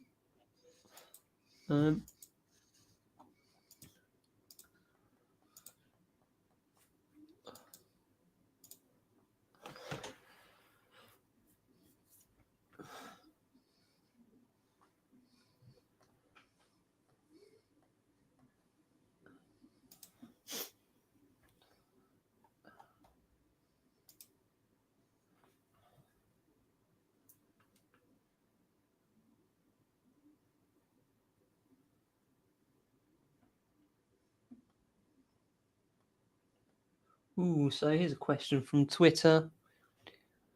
We are both United supporters. My co-host, who's currently having a break, is a Chelsea supporter. We've got some Wrexham supporters on board. We've got a Newcastle supporter on board, so we're multi-supported. At the moment, it's just in the background. Mostly, we have a Liverpool supporter. Yeah, we got a background Liverpool supporter as well. So we've got a variety of supporters. At the moment, it's 2 United supporters, but my colleague will be back soon, who's a Chelsea supporter as well. Who do you support, mate? Welcome to the channel. I hope you're enjoying the stream. I hope you're enjoying the deadline. You don't often see Gans with 2 A's.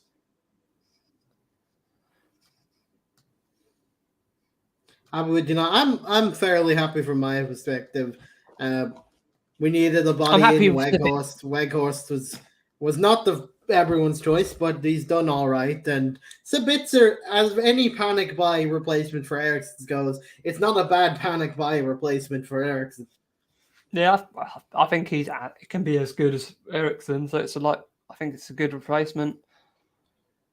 I support Everton, so not really. You've been linked with a few players today. Do you think you're going to get anything over the line? Are you happy with Sean Dyche? I've heard mixed opinions on Sean Dyche. I really rate him. I think he'll do a good job at Everton. Do you think Sean Dyche keeps you up, Dan?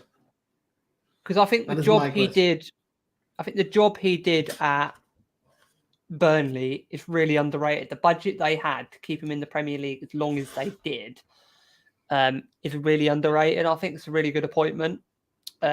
I also consider, I saw images from their first training session. All of them look knackered with Sean Dyche. His first training session. Sweet. So they were obviously not running too much on the Frank Lampard at the moment. Sean Dyche made them run. They're all just knackered. It's the same with us. The mentality has changed because they got lazy under our previous management. And now Ten Hag works into the ground. If they lose, he makes them run 16 miles.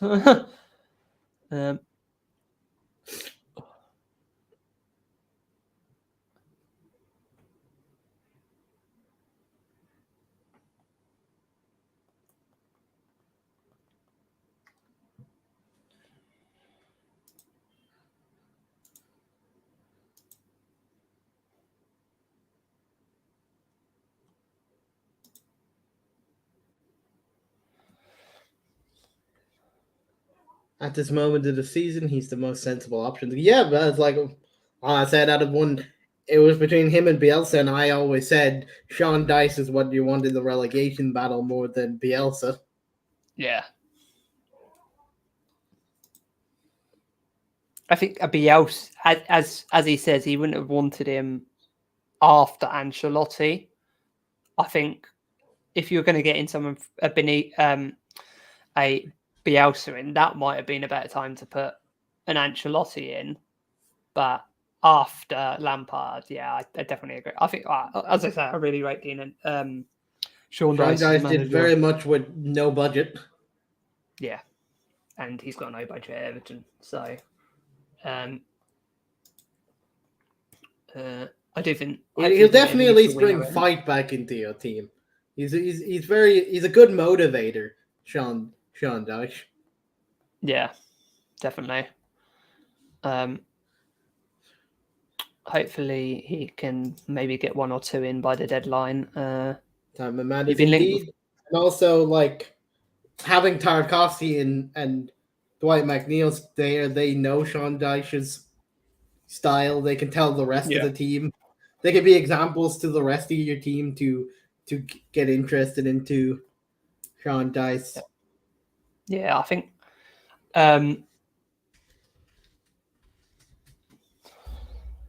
I think Southampton have got that striker from Ghent.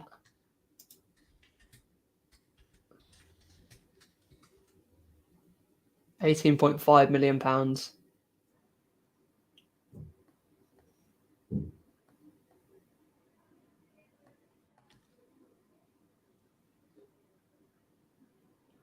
Nacho, the guy from Ghent, has completed his move to Southampton. Decent signing. They needed that striker. Hopefully, he can get them the goals because that is badly what they've needed. Do you think that's good enough, Boom, or do you think they should have went for someone a bit more Premier League experience, like an Ings who went to West Ham? I just noticed you know the way I said you went to on loan that I said earlier. Gavin Kilkenny went to on loan to Charlton. I just saw their announcement video. It was literally South Park saying, "Oh my God, you Kilkenny!" with their announcement for him. So fair play, Charlton, for that one. But Dan from Belgium, we had a Hong Kong from Hong Kong earlier. I love getting people from internationally around the world, Dan.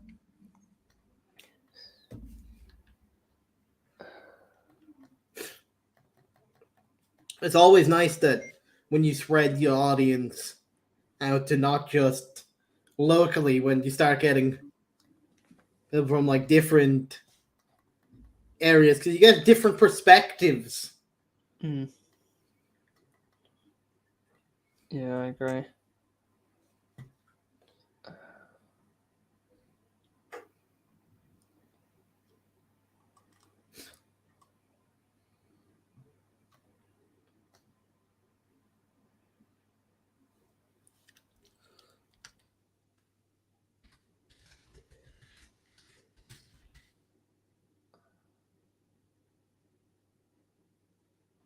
Well, okay, I am going to leave to get some food myself. I'm gonna switch over to our other colleague Chris with Jono for the next bit. Yep. It was fun talking to you for most of that. I'll be back later. Good evening. Oh, that was better. Did you enjoy your little break? Yes, I did.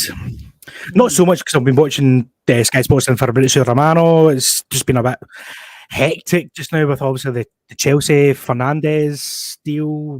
Yeah, it looks like it could be off. No, it's not. Not according to Mr. Romano just there. So the Man United fans can get off the high horses.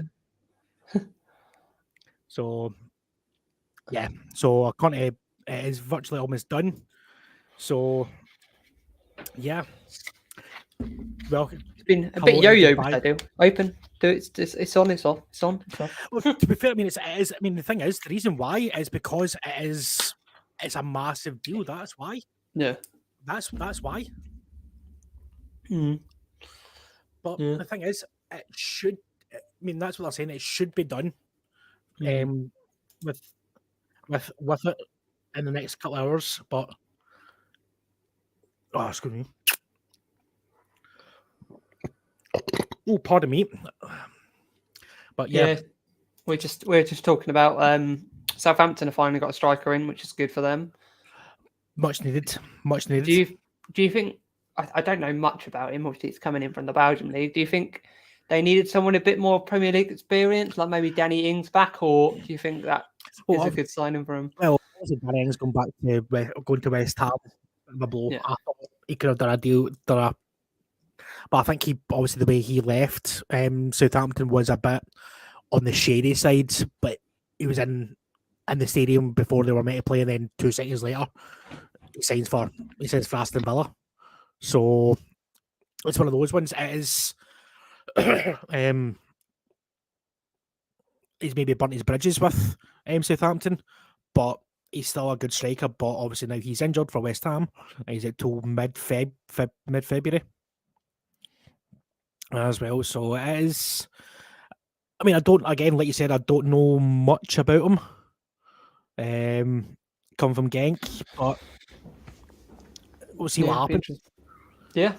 I mean, it could be the next. It could be the next Romelu Lukaku or whoever. But yeah, it is one of those ones. Yeah. It's a bit up in the air. Yeah. Hopefully he does well because that's what they need. They need goals. If they have any chance of staying in the league. Yeah. So yes, thanks for coming in, mate. Really appreciate you coming in. I hope you enjoy your spaghetti and have a good evening. Thanks for coming in. Some more breaking news from David Ornstein. Michy Batshuayi has rejected the chance to join Everton. He is happy at Fenerbahce. Fair enough. I'm just checking just now.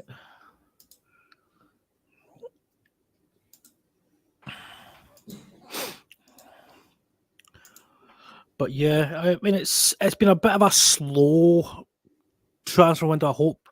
Hopefully we see hopefully it picks up very soon. But I'm just gonna keep my eye on my phone and keep an eye on everywhere. I need more screens. Yeah. I just do what I need. I need a TV right there instead of behind me. I need my TV right there so I can just sit and watch Sky Sports News while I'm on here with you guys. Yeah. But again, guys, if you are enjoying today's stream, please give it a like and a subscribe on the YouTube page. Give us a follow on Twitch and give us a like on Facebook as well. Please, it helps us out a massive lot. Plus, keep an eye on our socials at the Football Nation podcast. So at the FN podcast, should I say? Keep an eye out on our socials because we've got hopefully some good news coming soon. Hopefully with a thing that we're working on in the background. Got some good guests coming on hopefully in the next couple of weeks as well. Not going to give too much away, but we've got a current chairman of a football club. We've got some ex-players could possibly coming on as well. So yeah, keep an eye on the socials. But also, if you've got any questions, please drop them in the chat. Please drop them in the chat, and we'll be more than happy to help you and more than happy to answer your questions. It keeps us interactive. Yep. And also, if you want to talk about football, we have a Discord. I will get the link and put it in chat. Jump in Discord. We've got different chats for different leagues. We also do a fantasy football league if you want to jump in that. Get involved. We are the Football Nation, your home of all things football. Who do you think, Chris, has had the worst window? The worst window? In the...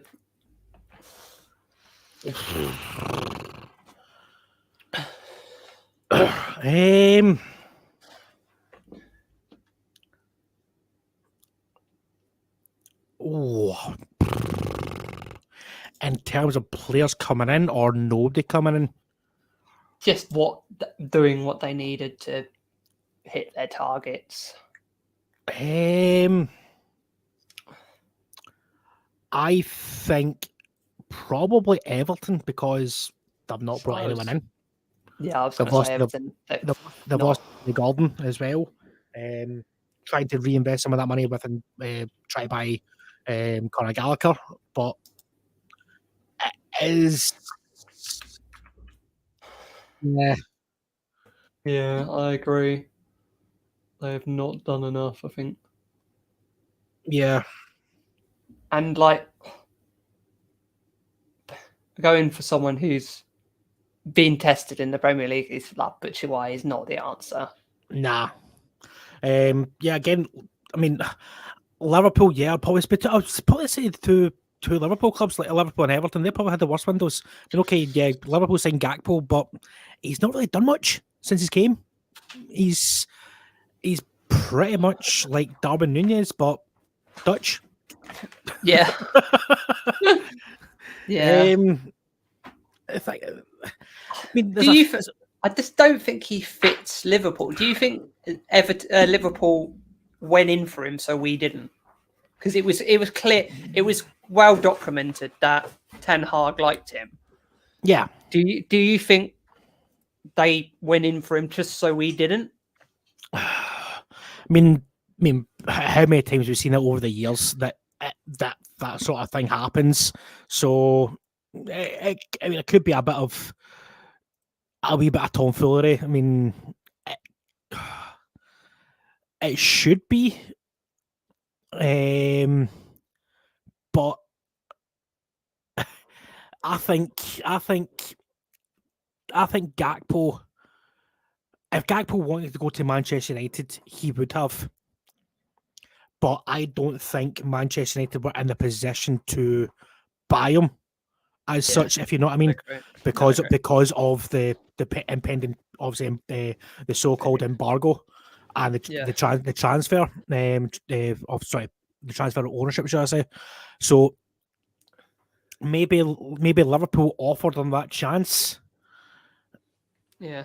To play in the Premier League that Manchester United couldn't have, but according to Mr. Romano, the deal was virtually signed, sealed, and delivered. That he was signing for Manchester United. It was going to be a 5 or 6 year deal, whatever it was going to be, and then boom. I think we were on air on the Thursday night when it happened.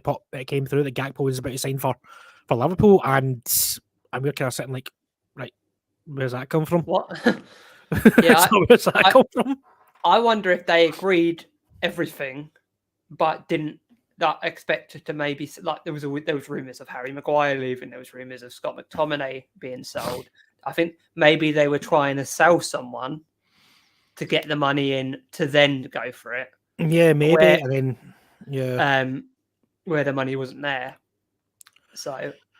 It could be like you said, it could be a combination of everything. To be fair, like we said, it could be the owners, it could be players that they couldn't sell, such as Harry Maguire, Scott McTominay, whoever else as well. Maybe try to get a few players out on loan, maybe as well, that maybe didn't occur at that time.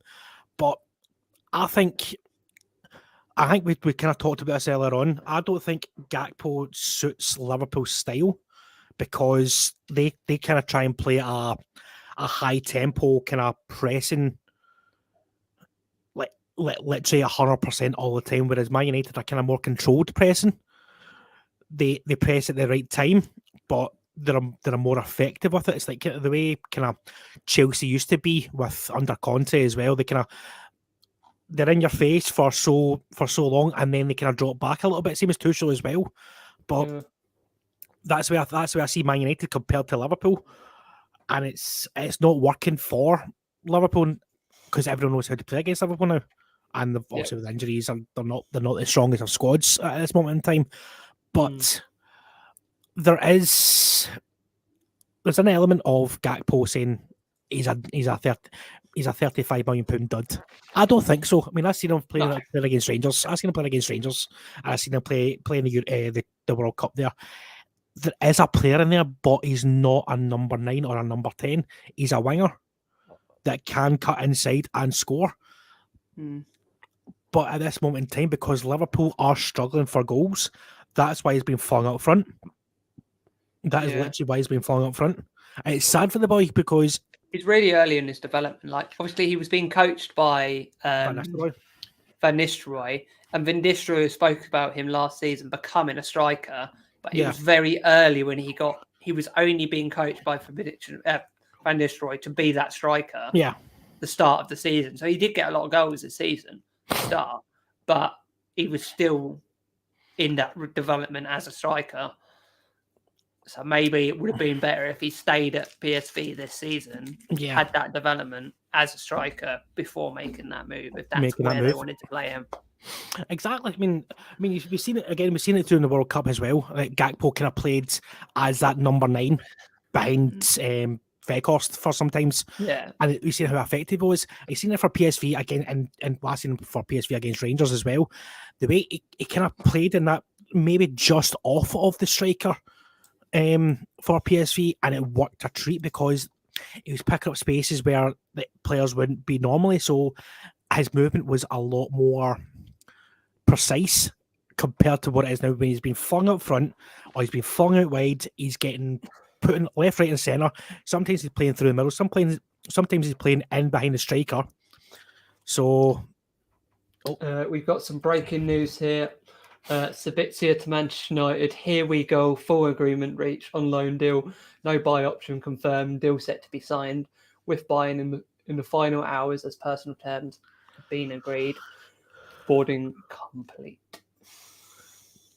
I'm surprised about no option to buy. Yeah, we were talking about this when you were off. Fabrizio Romano has said that there isn't a buy option. Mm-hmm. David Alstein and another journalist say there is. David Alstein said that there was a buy option for 30 million. Okay.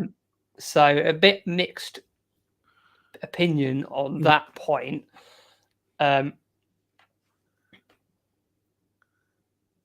So, yeah, but I'm happy with him. According to Darmish Sheth as well, Marcel Sabitzer will be the only signing for Manchester United today. Oh, yeah. Yeah, so there was always a few rumours about other players coming in, but yeah, it's a short-term replacement for Eriksen. So yeah, I agree with that. I mean, I think it's a good appointment, but it is a bit rushed, which obviously has to be because they didn't think the Eriksen injury was as bad as first thinking. Mm-hmm. But yeah, a couple of more things. We also talked about the Michy Batshuayi rejecting the chance to join Everton. We've got Ayoze Perez is about to leave Leicester on a season-long loan to Real Betis, which is a bit of a surprise because of Leicester's shortage of goals. You thought they would have maybe try to keep hold of him. A line coming out of Chelsea. As Bim says, the other rumours were as if that still didn't happen. Yeah, I feel happy with it. Yeah, I think most Manchester United fans are happy with the move. It's just about how he settles, because I mean, obviously a 6-month loan deal is not ideal for a player because you can't get up to full speed. I mean, same with Chelsea with João Felix as well. So it's like kind of how quickly can they get up to full speed? Because especially Sabitzer, because he's not been playing as much. So how fit is he going to be coming into Manchester United? How long is it going to take him to get up to match fitness? Whereas we've seen with 6-month loan deal with João Felix, he was flung in straight away. Obviously got a red card straight away, but he's been playing. Maybe not as he's been playing, but not as often as he liked at Atletico. Yeah. Sticking with Chelsea, West Brom are trying to secure a deal to send Barry Hutchinson on loan from Chelsea before the window shuts. That would be a good move. That would be a good move for Omari because he's a good young player. We signed him from Arsenal last season, doing wonders in the youth team at Chelsea. But apart from that, I think we're up to date as we speak. Just try to see.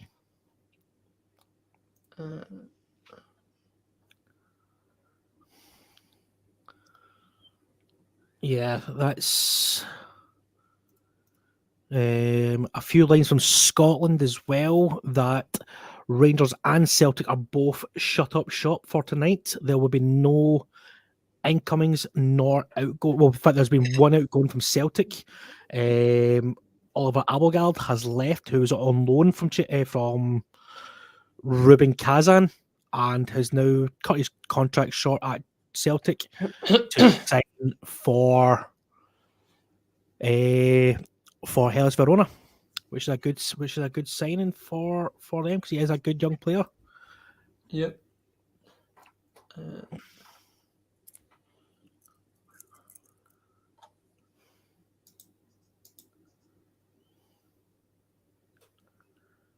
Barcelona news coming. What's Amrabat. that? Amrabat.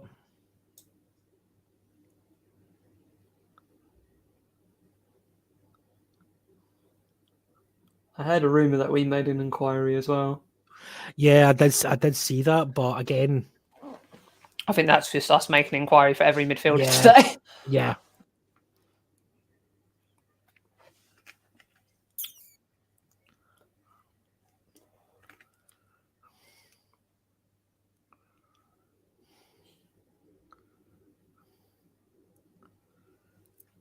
Just try to see if there's any other kind of deals, especially up in Scotland, because there's been a few.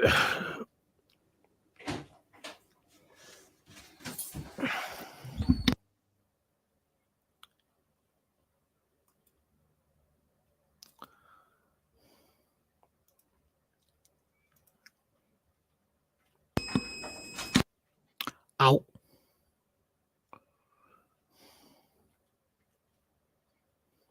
Yeah, Barcelona's move to sign Sofian Amrabat is off.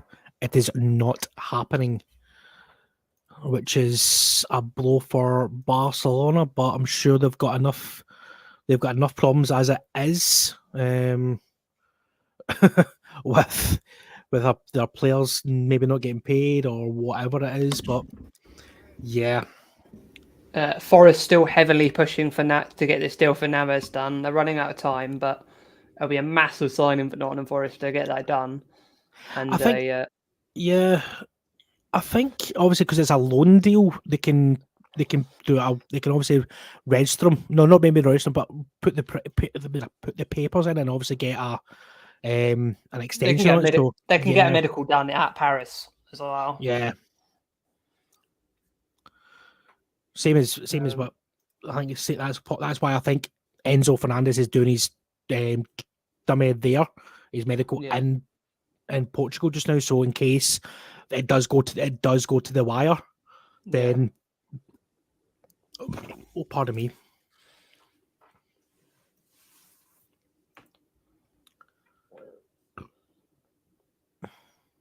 $10 loan bids from Elanga. I did see that. Dortmund wanted him. I mean, I don't think the European side of things would suit him personally. I think he needs to develop in England. In my opinion, I should go to he should go to a championship team. Just look at Birmingham. We've sent quite a few players to Birmingham recently. We sent obviously Hannibal's there. Yeah, and he's doing really well, and it's so now Chong. permanent. But we sold them Chong. He was on loan, and then we sold him. We sent him there permanently. Yeah. And I think Ten Hag likes developing them to learn the English game. Yeah. See another team. It could be a potential movement for them if they can get it over with, because they've just had a bad injury to their top goal scorer, Ross Stewart, Sunderland, with Michael Carrick. So obviously, Carrick will know. And then they've got what's the name from us, Diallo, Diallo, who is killing it. I wouldn't say he's killing it. He's doing well. He's back-to-back player of the month at the moment. He's doing well, but I wouldn't say he's killing it.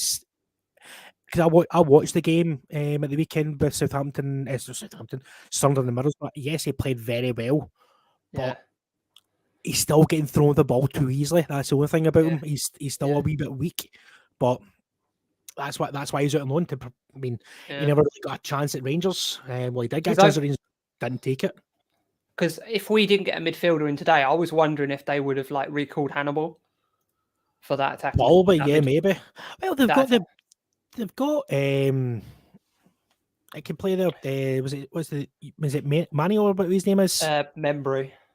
No, is it the Danet pal?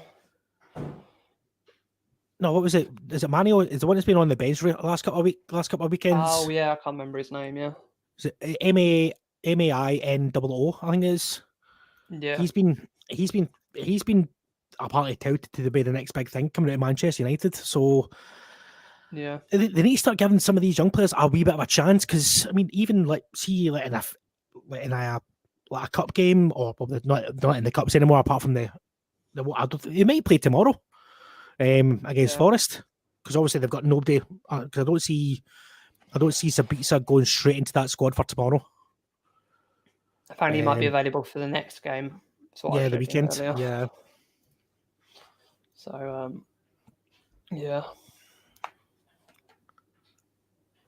But let me see if there's anything else.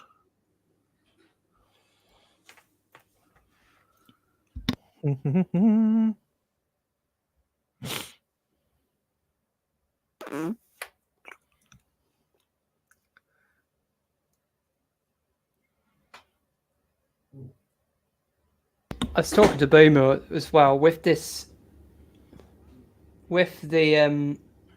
oh wait, we might have something else in Barcelona.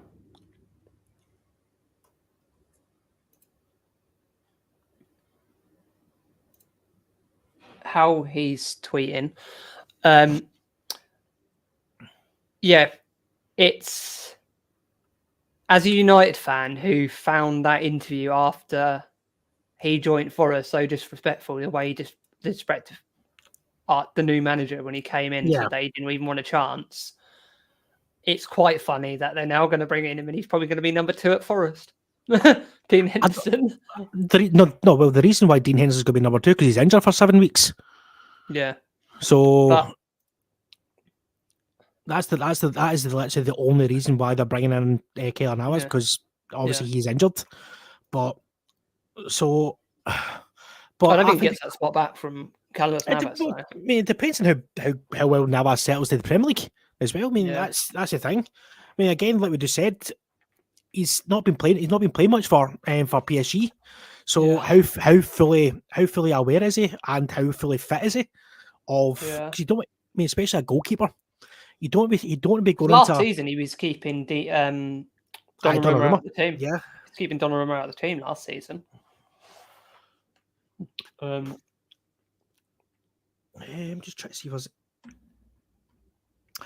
there's some Aston Villa news. Aston Villa have recalled Bertrand Traore from his loan spell in Istanbul. I brought that up. Yeah, I saw that. That's a bit of a, because obviously they're struggling for a goal for a striker just now.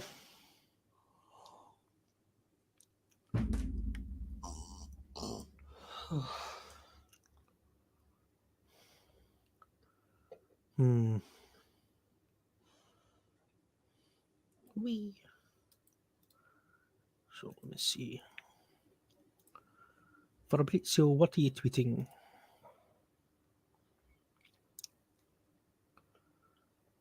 So it's just basically the reason what Fabrizio was saying, Barcelona will not sign Sofyan Amrabat on transfer deadline day. No way, Fiorentina will never accept an option to buy clause. Barca can't proceed with obligation or permanent deal. So that deal is gone.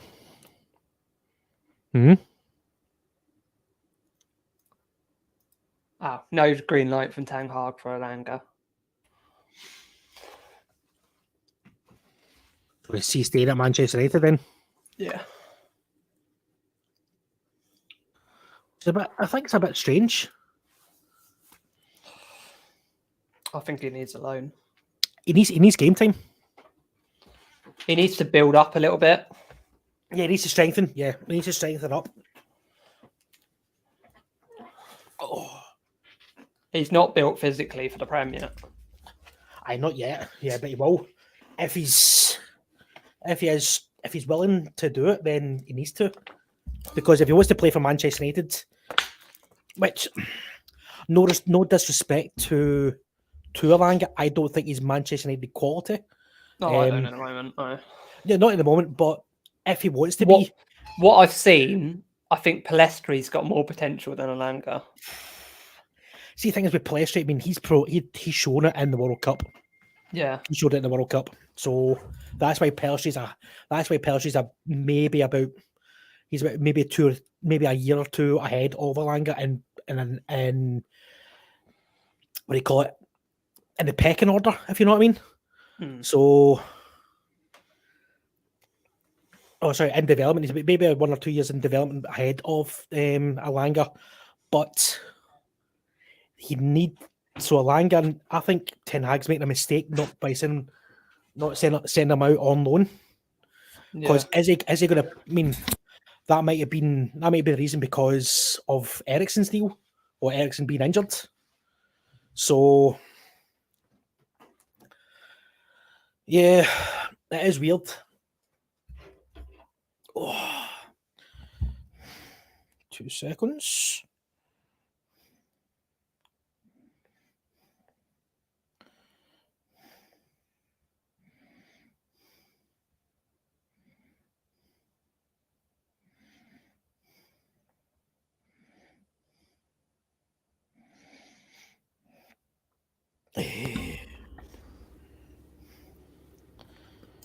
But anyone in chat, let us know who you support if you haven't been here long. What you think of your deadline so far? What you think of your window so far? Who you support? Let us know.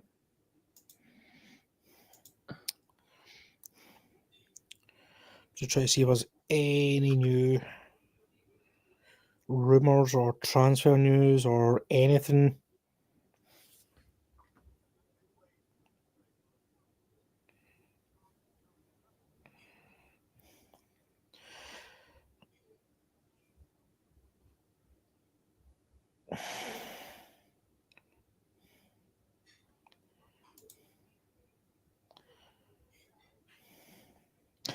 Right, so some news in relation to the Enzo Fernandez deal.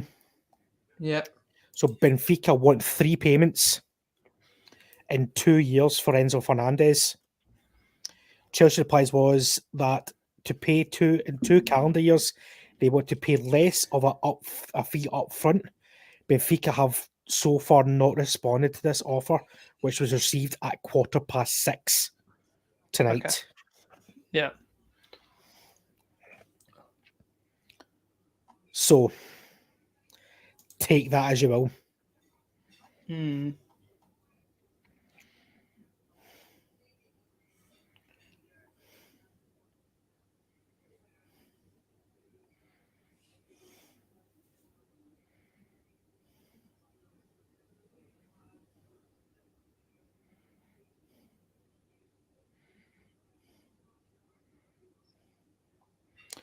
So I think it's literally Rui Costa. It's costing this deal. It's him. It's been Italian transfer window is closed. Yeah, that closes at 7:00.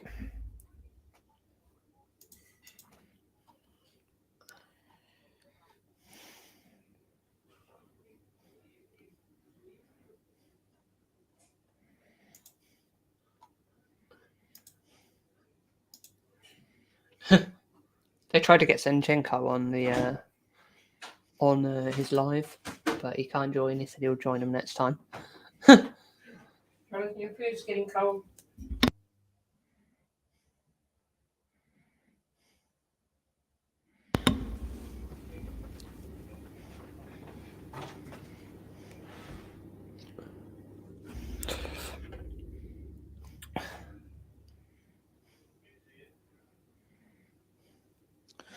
But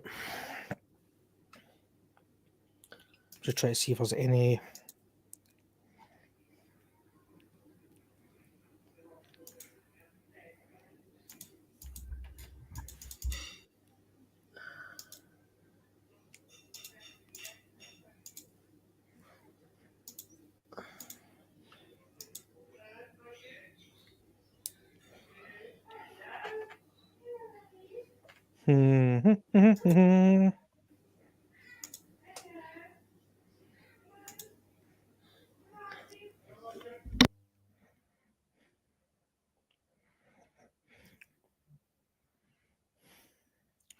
So Barcelona are getting really close to signing Julian Araujo from LA Galaxy. The agreement between the clubs is imminent. Araujo has agreed personal terms and waiting for the final approval. Work in progress. It is really close.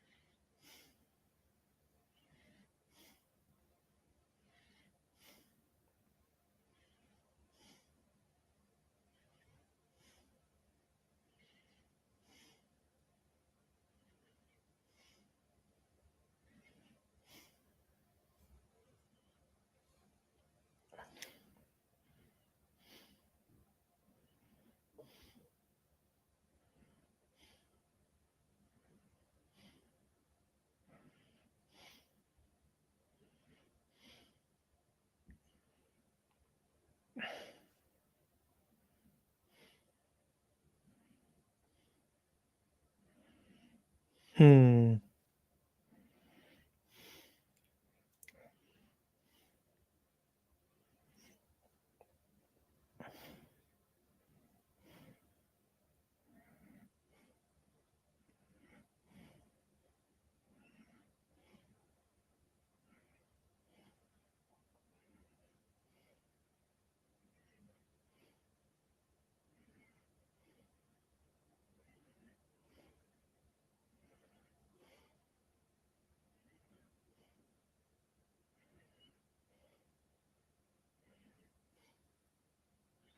There's not much happening.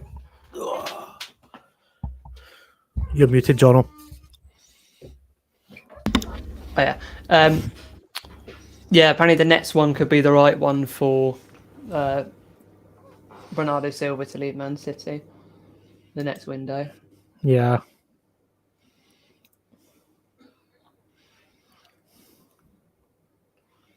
Hamid Traore from Sassuolo to Bournemouth, done deal.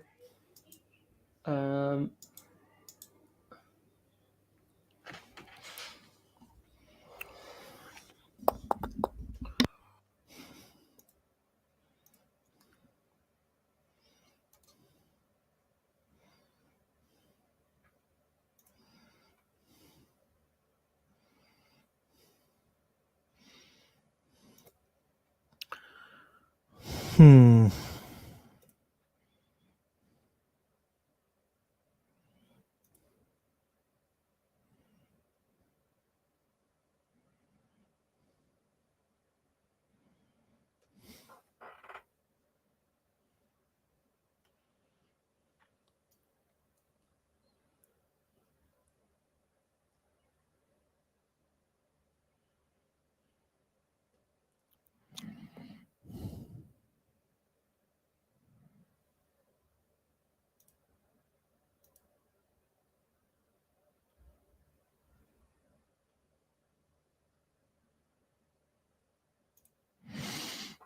What are you saying, Alfonso? Enzo stay? I don't think so. I think he is literally on his way to Chelsea just now.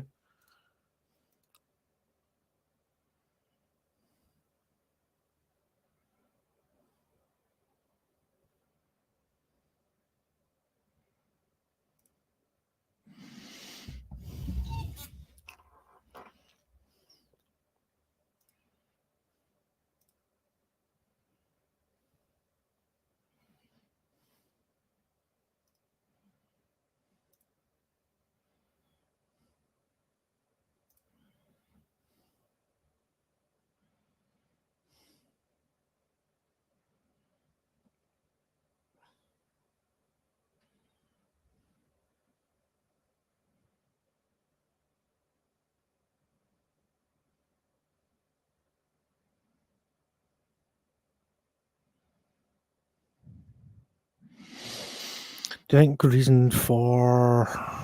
Do you think a reason Liverpool's lack of transfers could be because of Carvalho, Elliot, Gordon, and Doak? Not to mention Barisic.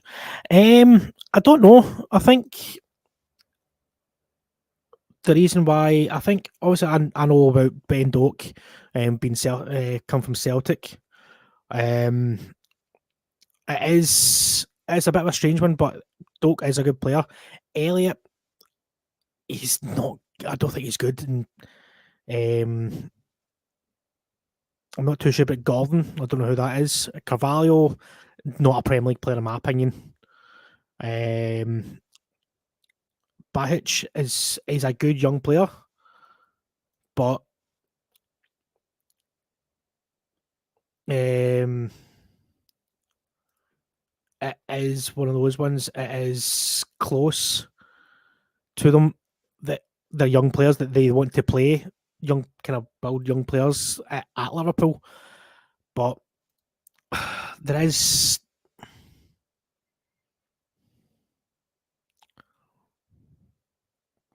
Alfonso Mack, you're a Benfica fan, and I know that Enzo stays.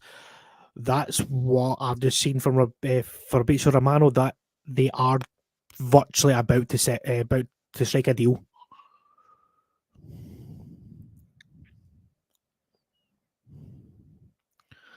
Benfica thought about that with when Jota signed for Celtic. He was about to stay, and he's signed for Celtic.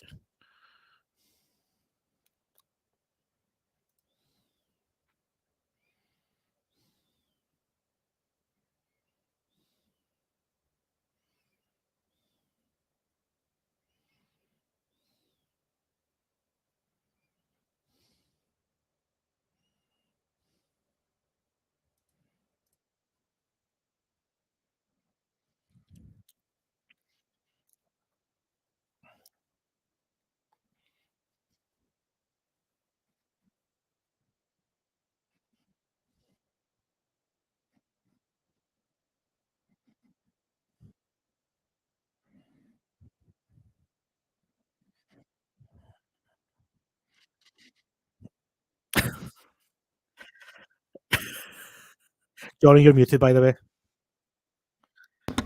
Sorry, my parents keep walking past, so I muted and then forget. So Benfica with Enzo has a strong chance of reaching the final of the Champions League.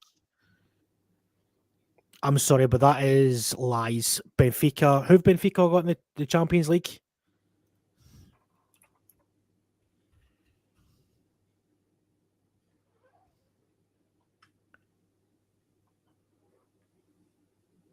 You got Club Brugge.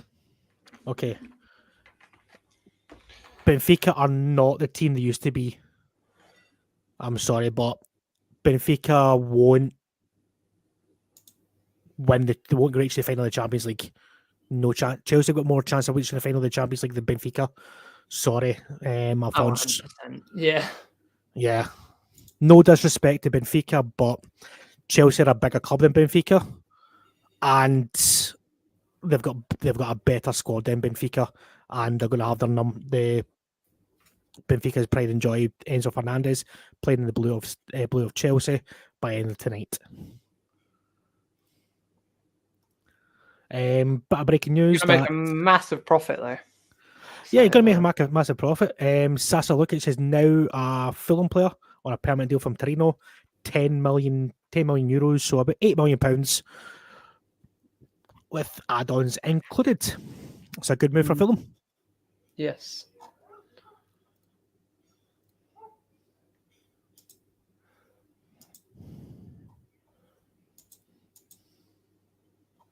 Ziyech close. Yeah, I just seen that there. Cannot wait till he leaves Chelsea.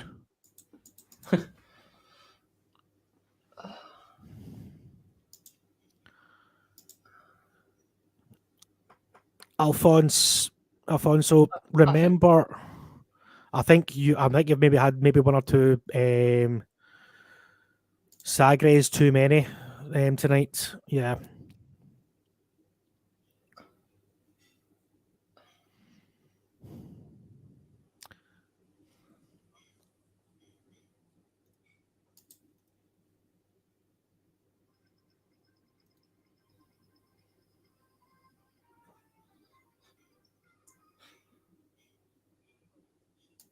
I've got to show you this. So this is what Boom was talking about earlier, this video. So it's the announcement of that chap from Man City going to Bolton. I did see that, yeah.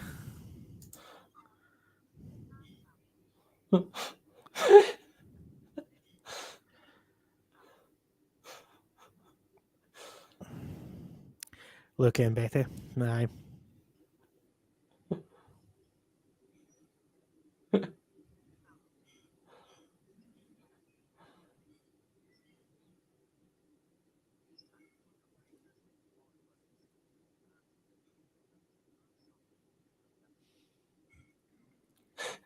That is good. Confirmed, Jose Perez joins Real Betis on a season-long loan from Leicester. Wow. Surprised about that one. They need goals. Very much so. But obviously Tommy doesn't rate him.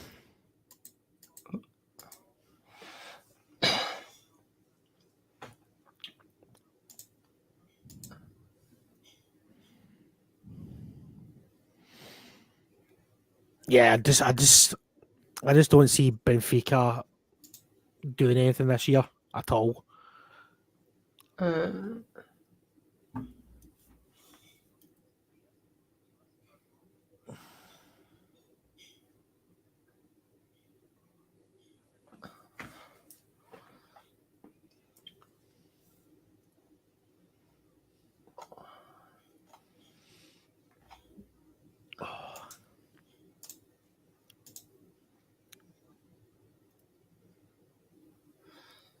Done deal. Sasa Lukukic. I don't know if I've said that right. Yes, that's a yeah, film. Yeah. Has joined Fulham on a permanent, Yeah. permanent for 10 million from Torino.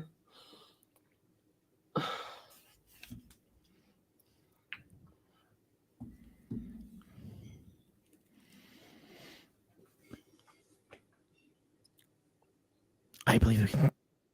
Well, you can keep on dreaming, Alfonso. Sorry.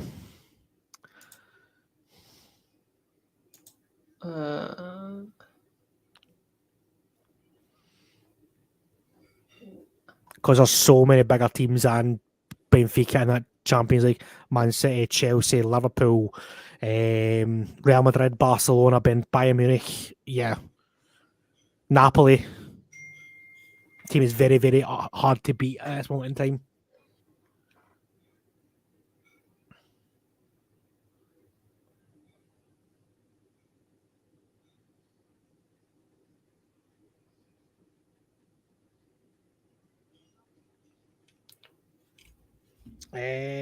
Bit of news for Watford fans. Looks like Wesley Hoyt is going to Watford. Yep, Wesley Hoyt is leaving Anderlecht to go to making the permanent move to English side Watford in this season. So Watford have signed Wesley Hoyt, centre back. Okay, so yeah, I'll copy that. So yeah.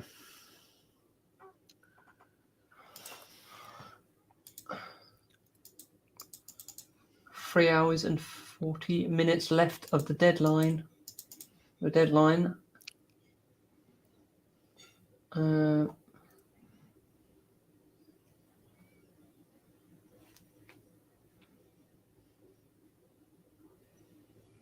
Oh, did you see the news of Tony Pulis retiring from management?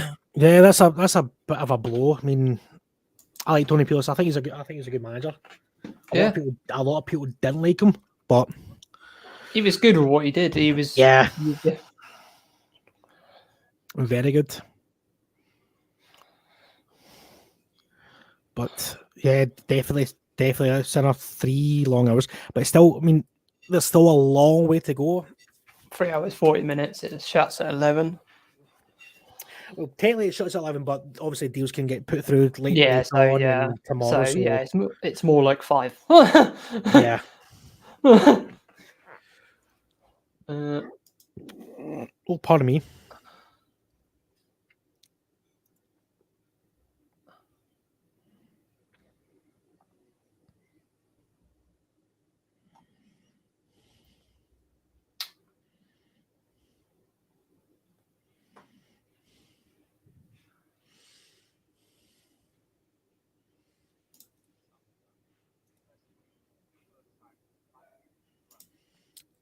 Come on.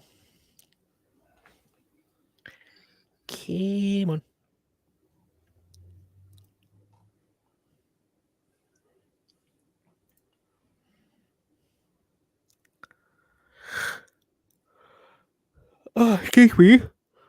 Because I think the Jorginho deal, because that's still not been announced yet from Arsenal. I think it depends on what happens with Enzo Fernandez. I was thinking that.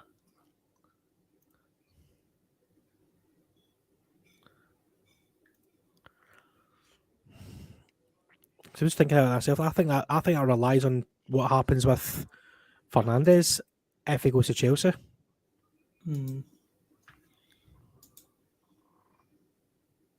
What's the source for this? See this reported a little bit that a bit about the potential ownership from Jim Radcliffe. Jim Radcliffe plans to change the whole structure of Manchester United from the playing side to the technical director staff. So sack everyone. That's what needs to happen. Yeah. That whole board needs to go.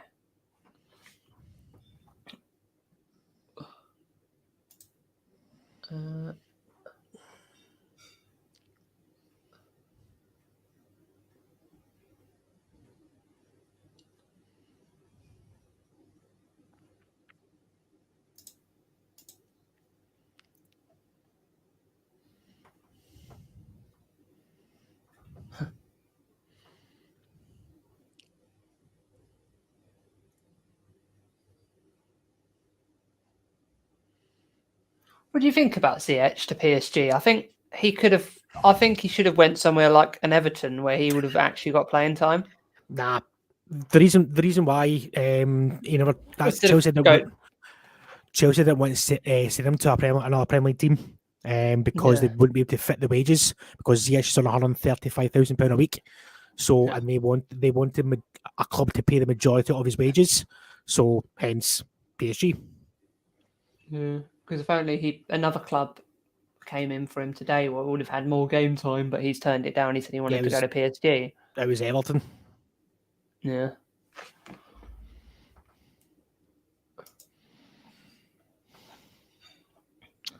Fuck. I heard a rumour of Everton and Sarr from Watford. I think that'd be a really good sign if they could get that across, but I don't know if I've not heard any more in the last hour on that. Sorry, what was that? Sarr from Watford, the winger. Yeah, I think that would be a good sign. Yeah, I think that would be a good signing for him. For who? Everton? Yeah.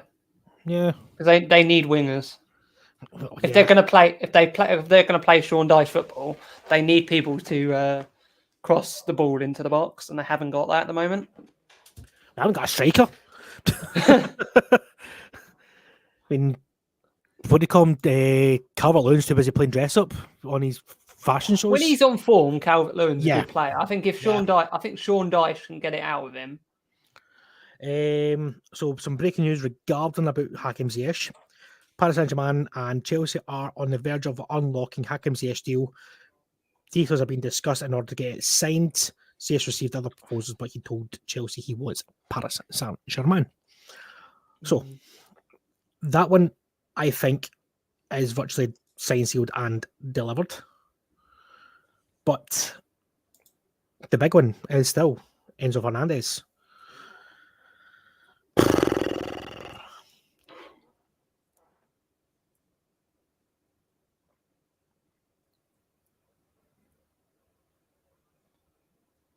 We're joined by an agent on Fabrizio Romano's channel.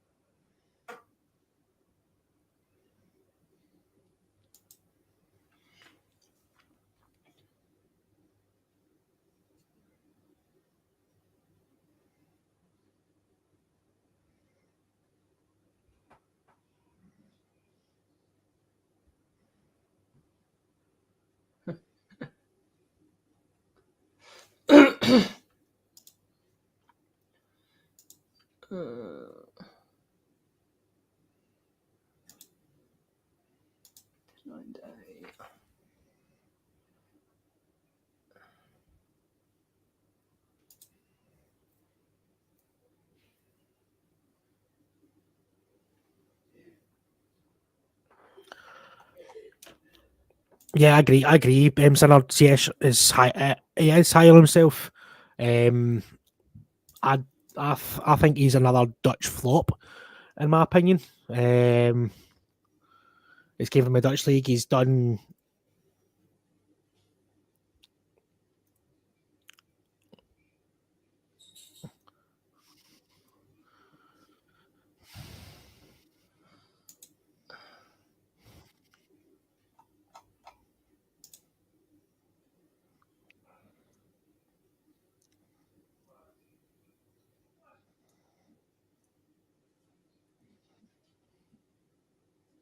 I'm reading a few people saying on Twitter here, it's not confirmed yet, but Navas to Forest is done apparently. Yeah.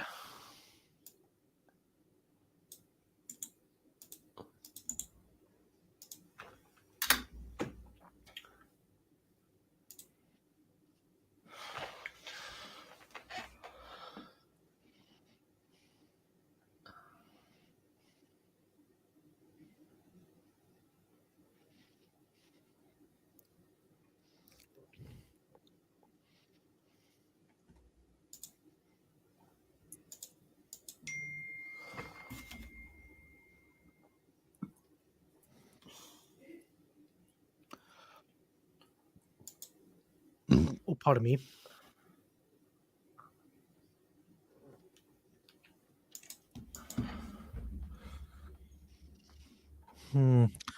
So we're quite quiet, chat, but we're just trying to find some information for you. It is a bit quiet on the Western Front, as they say.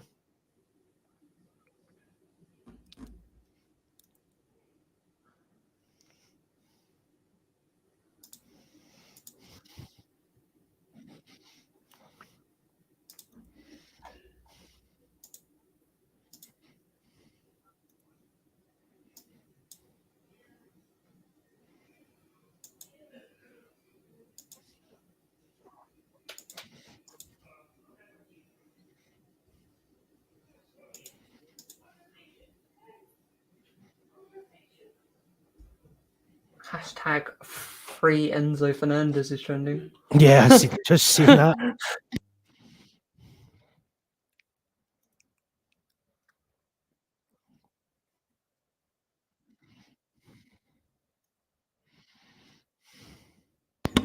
They're saying 8 o'clock for the announcement of Pedro Porro, so I think we're in the next half an hour we'll get the announcement on that.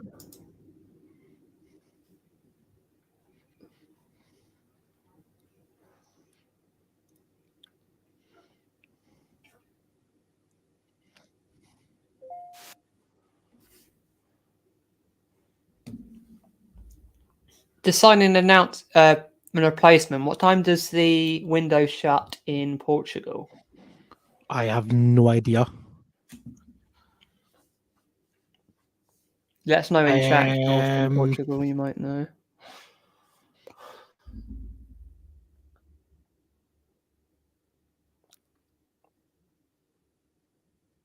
Because I think it's done.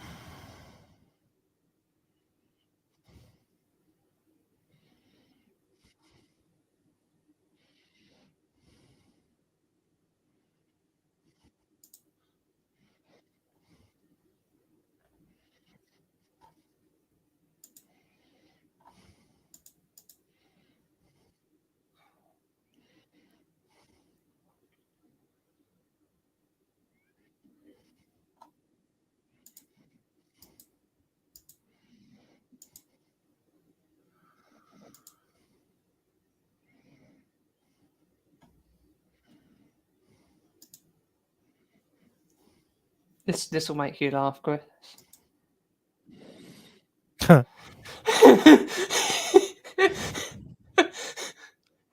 Chelsea versus Nottingham Forest. Yeah, we've already said that. Boom, just seen that one about 5 minutes ago. Keep up.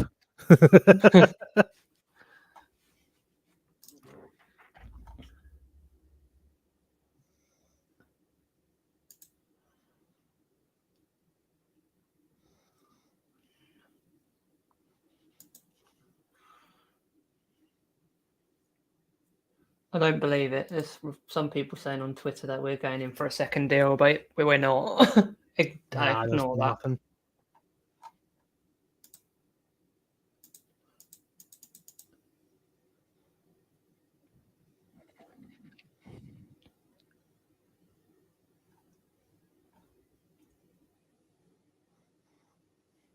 I'm better than the club. I confirmed it before them. Who's that? He said that it's official now. I said, I called it before the club. I actually called it before you.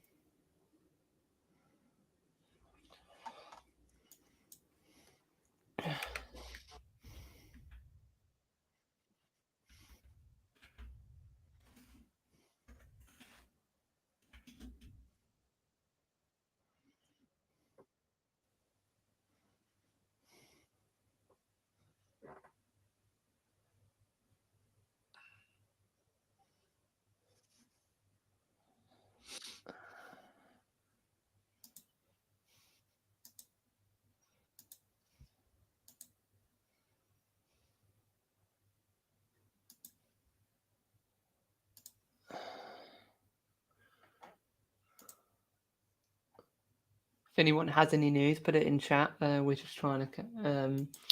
It's a bit quiet at the moment. We will find a bit more soon, hopefully. Hopefully, the panicking clubs come into effect now.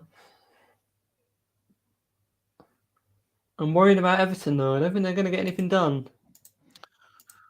Yeah, I don't think Everton are going to be making any.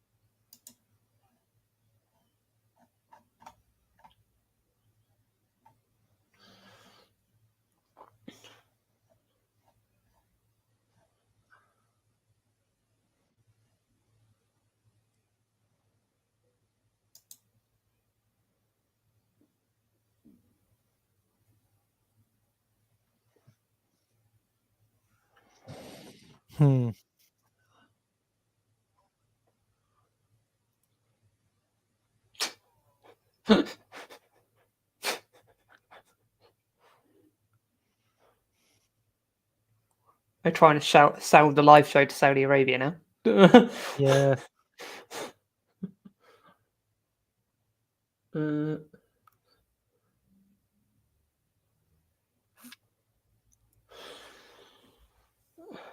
For Hazard to PSV's official now.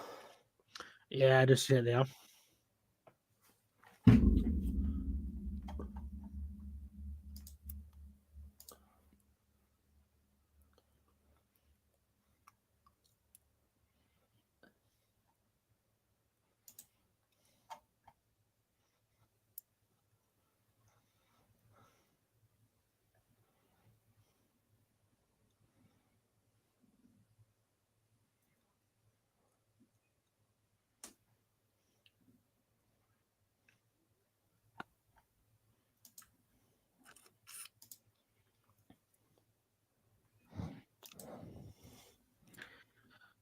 John, if you're wanting to.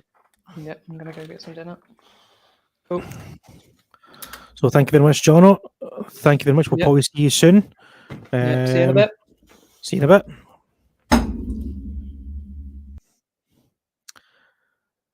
You're muted. I know, because I was talking to someone for a second.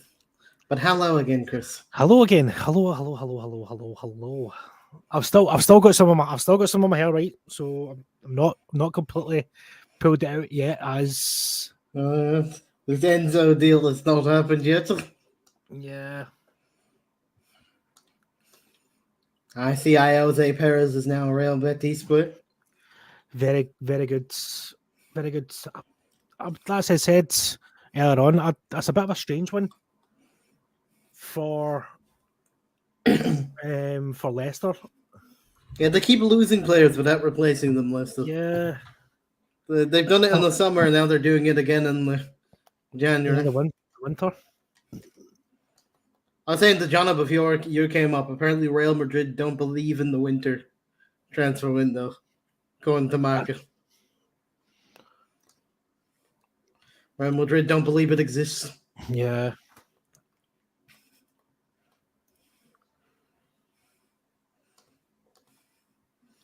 Well, we'll wait for the big one that Chris is waiting for. Which is probably why you were saying with Jono a bit ago, we have not heard from Jorginho in ages. Yeah. I think this has got to be linked to the deal for.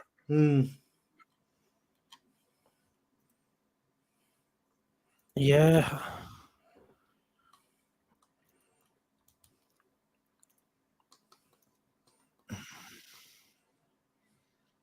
It seems weird.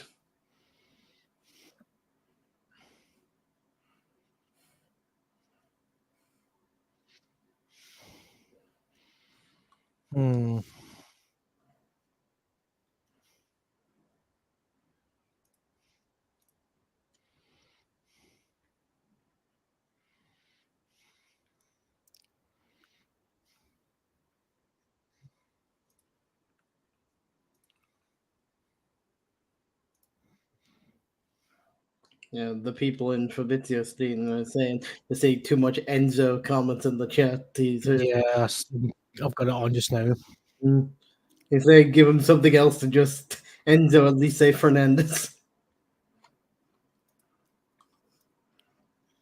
Because all people just want an update on Enzo.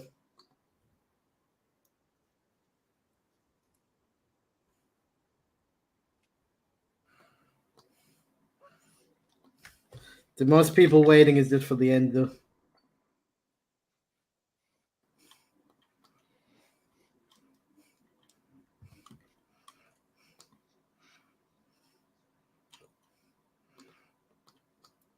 We have the still hope for Chelsea, but yeah, it's not collapsed. It's not progressed. It's not collapsed. It's just there. Let's probably now reach agreement with Chelsea saying Omari Hutchinson on loan. Clubs are expected to change contracts. Omari has accepted working on documents, and it is here we go for Omari Hutchinson to West Brom on loan. Nice. David Ornstein has said Cedric Soares from Arsenal to Fulham on loan now done. Yep.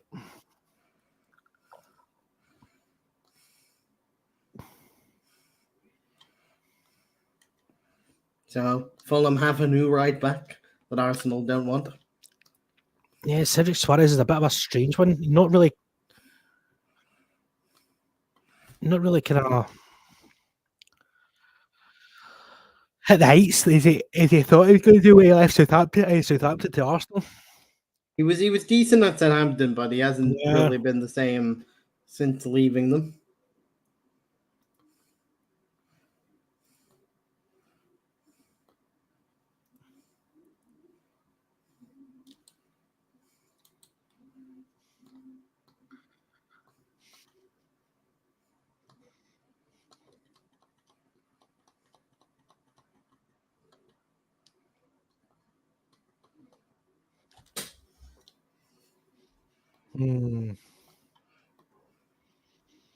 Again, guys, if you are in chat, please ask us any questions, or if you want a shout out or whatever, just let us know. It's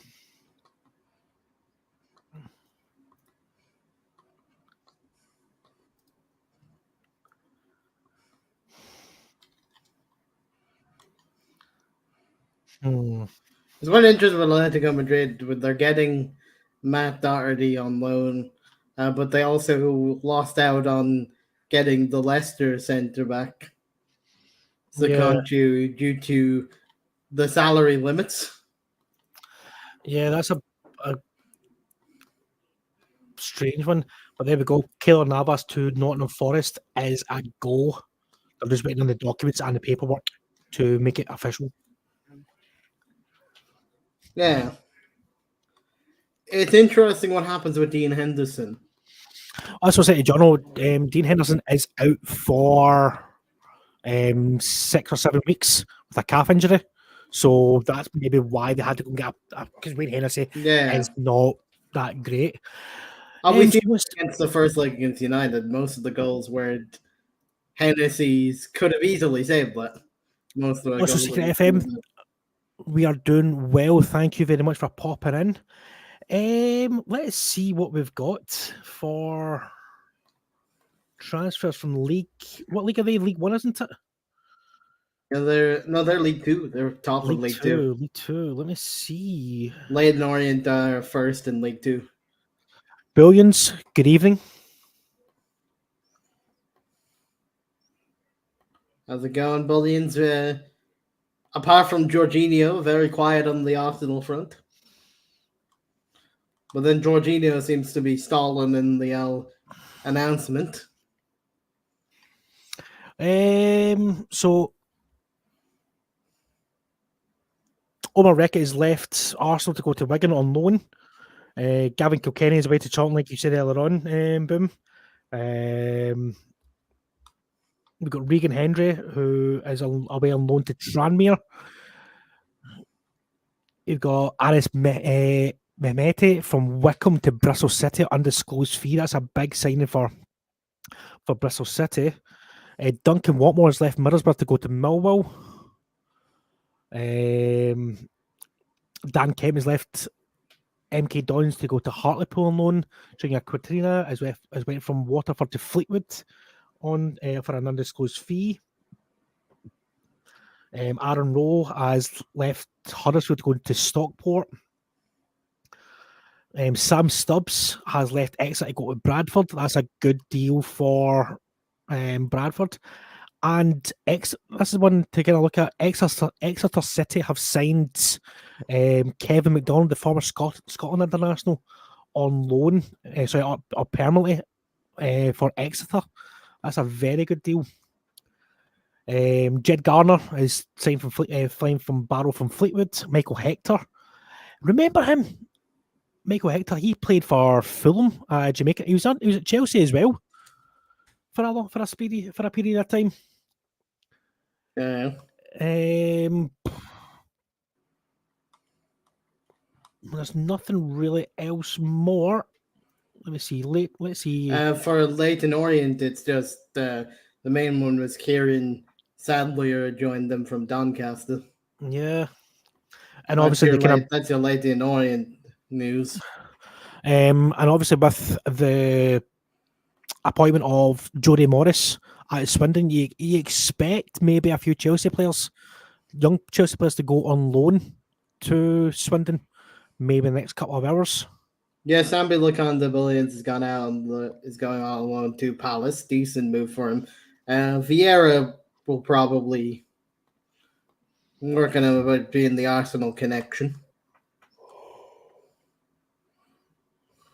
Oh, excuse me. Don't worry, Shannon, I got you with the Leyton Orient. Took a bit of a Google search, but I got you with at least one story from Leyton Orient.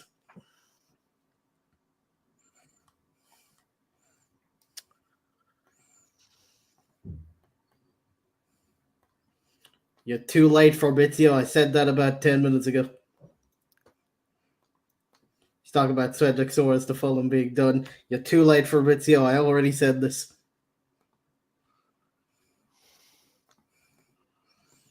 Me and David Ornstein said at the exact minute after each other. You're late, Fabrizio.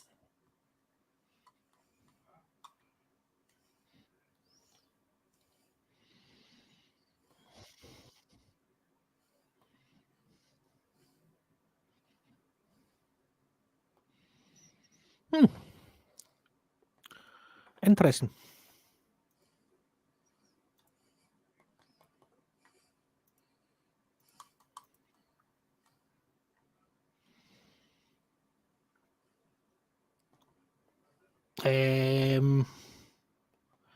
Nottingham Forest left back Harry Toffolo is on his way back from Belgium after his loan move to Anderlecht collapsed. Joe Hugel and Sonny Al-Jofri from United's academy due to join Alrichon. Oh, excuse me. So more academy players from United going out on loan to lower league clubs. That's pretty much what seems to be the main strategy for United today. They had to change it by bringing in a player, but pretty much what seems to be the main plan is to loan the academy out for the most part.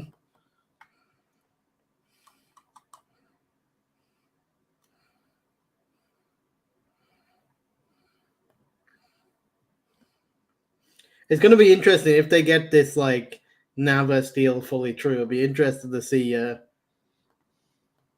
because they'll more than likely want to chuck him in straight away tomorrow. I don't think he'll be able to play. It depends on when they register him. Because of deadline. They'll want to. They'll want to. It's interesting to see if they chuck in the one that they tried to get earlier, like Felipe, the centre back from Atletico Madrid that they got.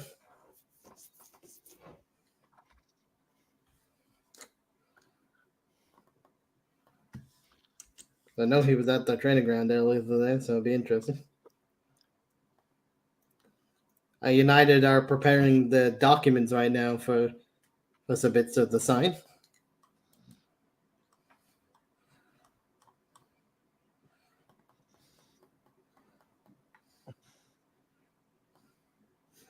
Because he was expected to land in about 10 minutes.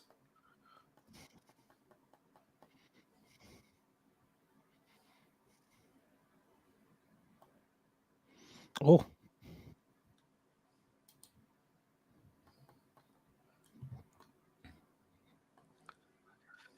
Did you hear that from Fabrizio there? No. He said, answer imminently regarding about Enzo. And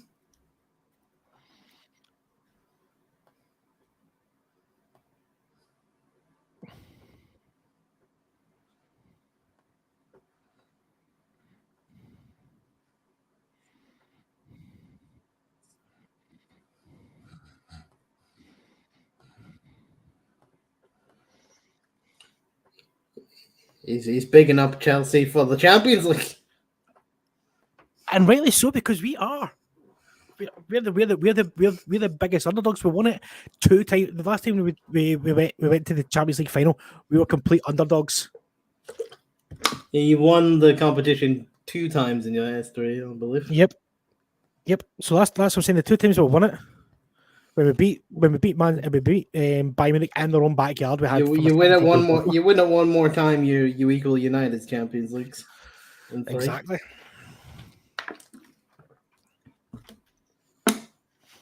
I mean, Fabrizio is trying to say, is this team that much different from the team that won the Champions League Against City a few seasons ago? That's what he's trying to say. Like, is it that much worse than he doesn't think so? Well, that's a big statement. I think it is a slightly worse because we've not had the. But that's why Fabrizio is trying to big up. Like he's thinking, like, is it worse than the team that won the Champions? That's why he's trying to put the argument that maybe they have a chance in the Champions League.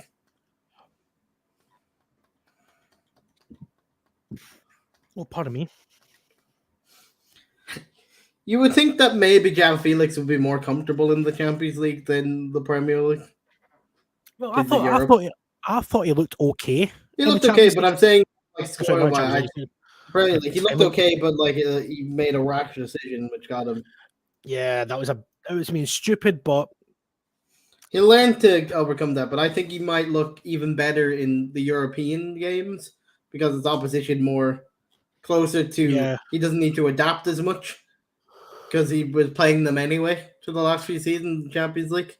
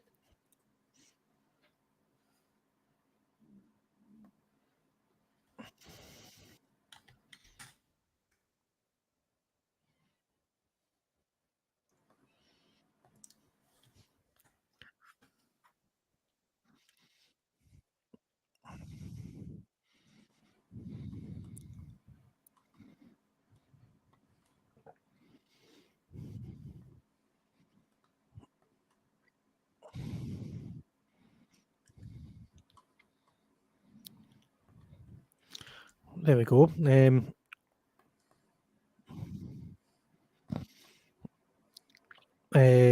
With Everton, Fabrizio Romano says there possibly could be some movement for Everton. And they very much need it. Everton are kind of the Everton fans are getting annoyed. I saw on Sky that the Everton fans are very much pissed off that they've not been going for anyone. Yeah. Because they view the squad has let them down through all this point to this point in the season that they don't want to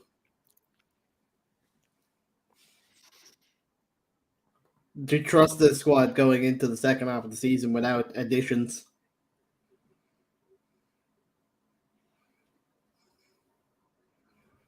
There we go. got the Newcastle game on in the background now.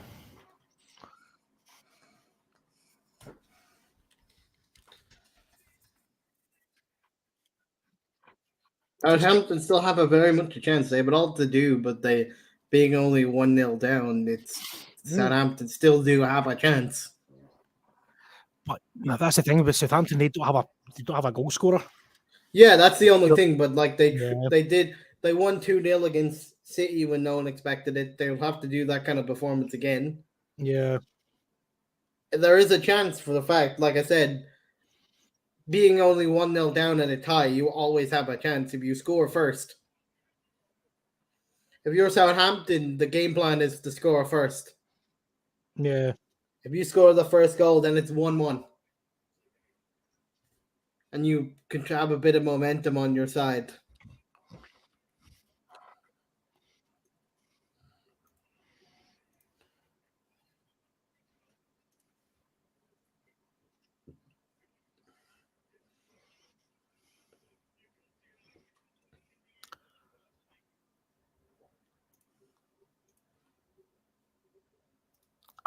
Apparently, the medical has been passed by Enzo Fernandez. A bit of contradiction on that. Fabrizio said there was no medical. Another report said there's always a different. And yes, John, I did see just now that Fabrizio has landed. He was expected to land near 8 o'clock anyway. Into Manchester.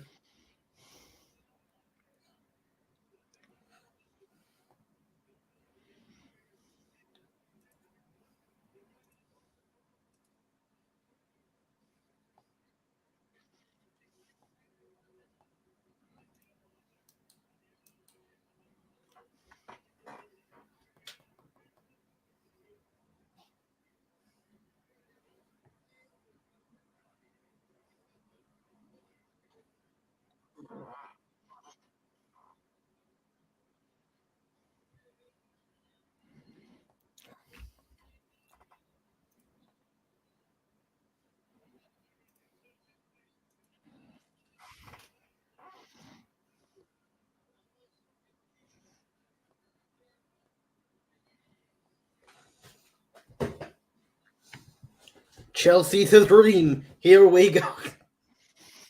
I know. Chelsea are dreaming. Fabrizio thinks you have a stronger squad than when you won the Champions League. I'm just watching this now. I don't think so.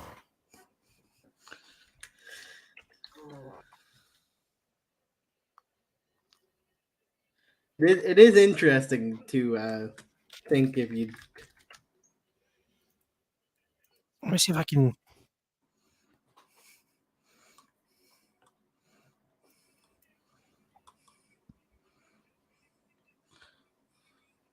I mean, you had Rudiger when you won the Champions League final. Yeah. You had an informed Mendy. Chilwell, Reece James, Conte was fit with Jorginho. You have Havertz, Mount, and Timo Werner. 2 seconds. Let me see if I can. This.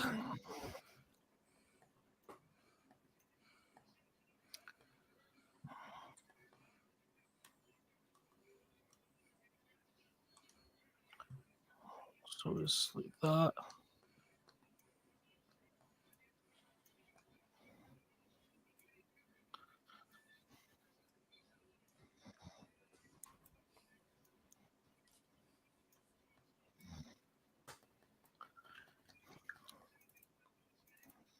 I fell in love with Timo that year because I was playing a tournament, Champions League tournament. I got drawn with Chelsea, so I had to use the full Chelsea team on the versus mode of FM. Yeah. And Timo actually, in virtually, is a good player compared to what he was for Chelsea in real life.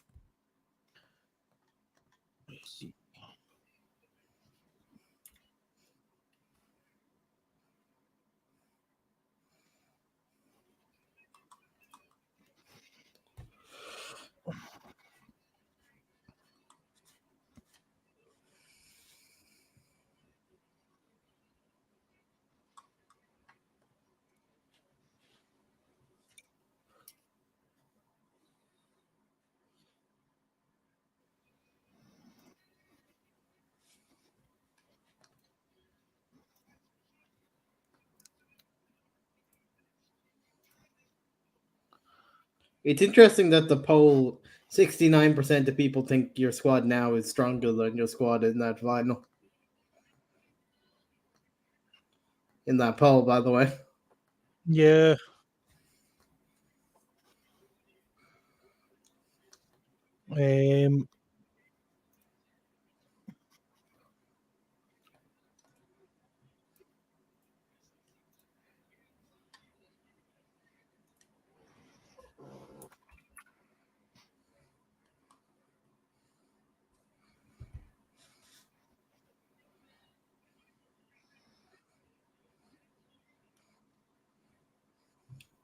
I do agree with the other person though. Right now, Chelsea squad is all over the place at the moment Yeah, 100%. compared to what it was back then.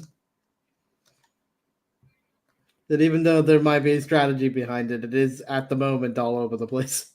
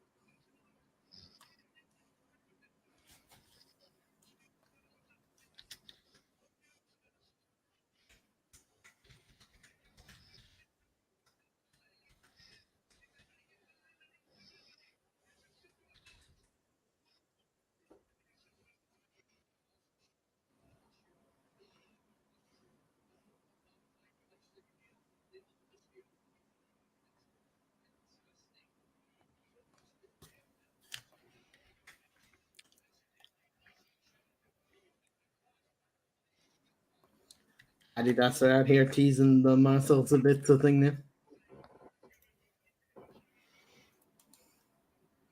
Yeah. I just seen Chelsea just announced something, but trying to get it because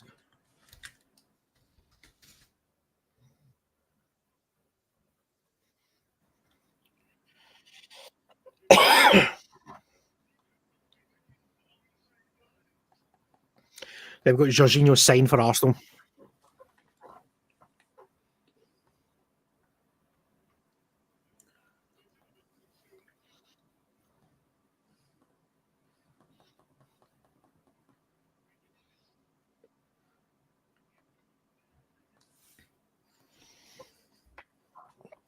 Official, Chelsea have sold Jorginho to Arsenal for, which is very disappointing in my opinion.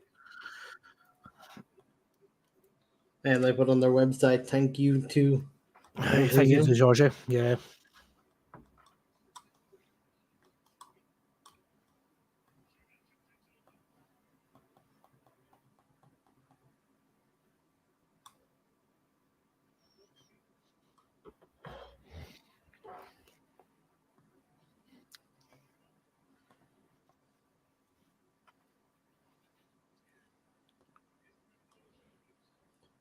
So there you go, bullies. If you're still around, even listening in the background, Jorginho now officially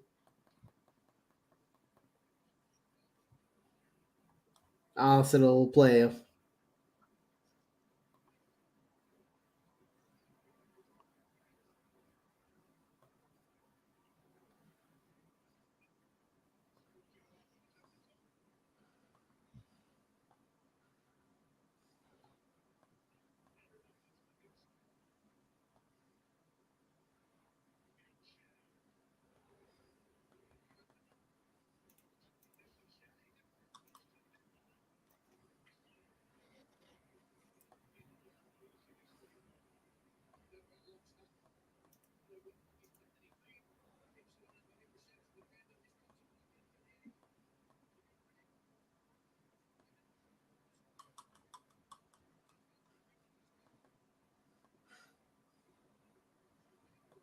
Fabrizio, you're extremely late again.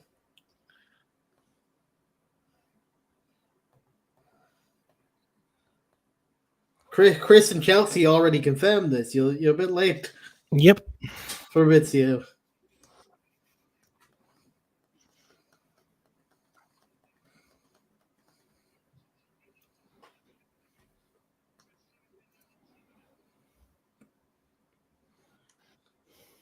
Could that be an indication on the Enzo deal? It could be, but yeah, we need to wait and see. Apparently, it's 10 million up front with like 2 million in add-ons. The Jorginho deal. Yeah.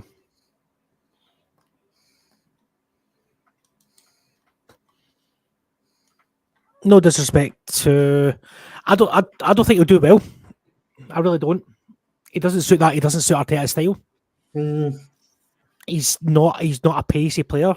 And you look at Arsenal this season, they're all about pace. And it's 1-0 to Newcastle.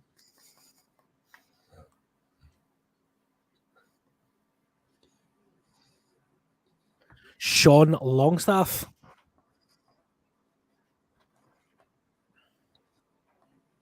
What about John Longstaff? Just scored. Yeah. 1-0 at Newcastle after 4 minutes. That is not what you want from a Southampton perspective in this game.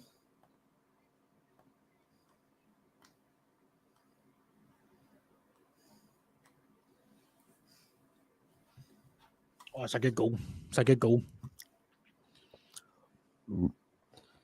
Stinner, I don't think so. I think he's actually a worse player than Xhaka. Current Xhaka, then yes, worse. Yeah. If we were talking Xhaka like 2 seasons ago, I would say he's better than that Xhaka. But like Xhaka has changed his form around dramatically from the Emery Xhaka.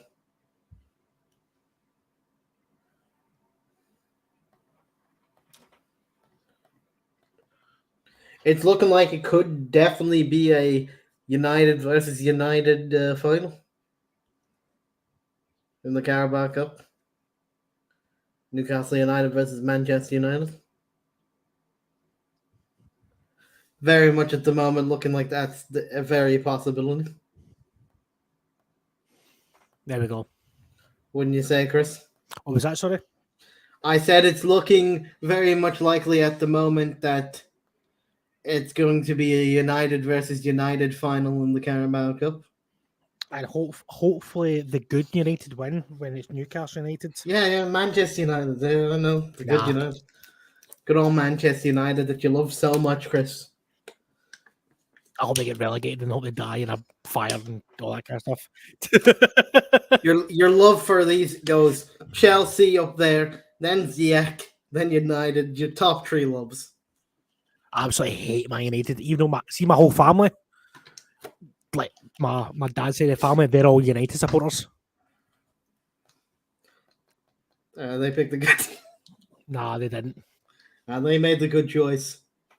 You see, my family supports Manchester United, and my dad also supports Chelsea because he got both those shirts as a kid. Chelsea was his second team. So, unlike you, Chris, I have love for both. I don't despise everything to do with Manchester United. You gotta have love, not hate, my friend.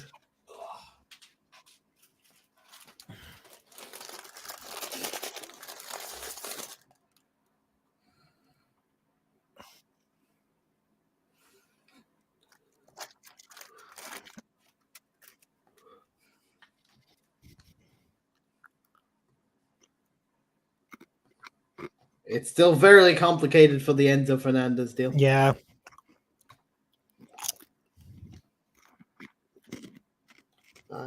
Shinner, I already know your opinion on that subject, my friend. You're a Liverpool fan. It's expected.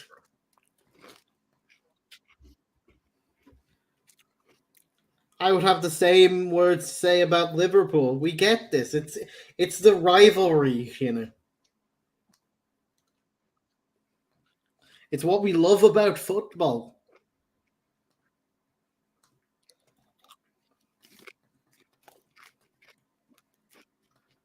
I already know your opinions of United. You know my opinions on Liverpool before we even say anything.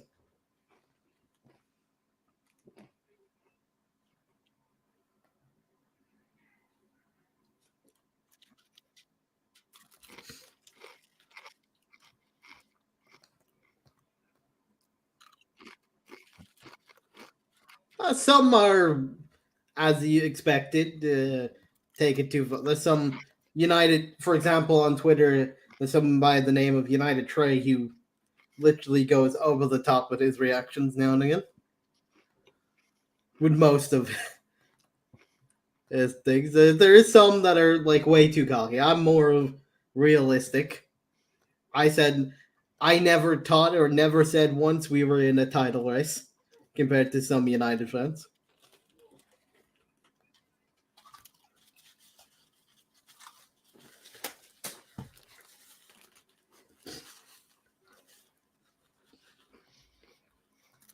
Yeah, there is like a lot of from different fan bases. There's always one or two that like overreact. You win a game and you're like, we're the best in the world. More win than ever. The kind of vibes.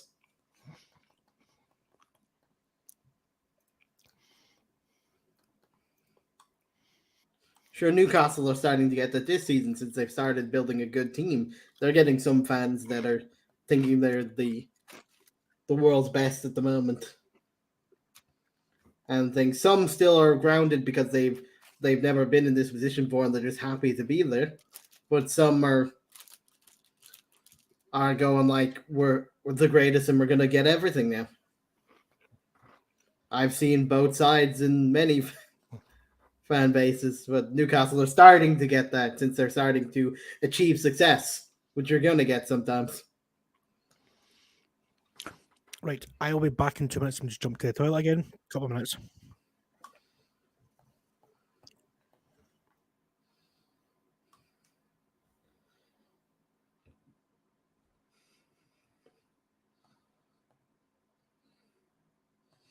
Yeah, it's always appreciated. That's what you gotta love in football, especially when rivals play each other. Like there's a lot of back and forth banter, especially when United play Liverpool. It's just always going to be a interesting time on online on Twitter during those type of matches.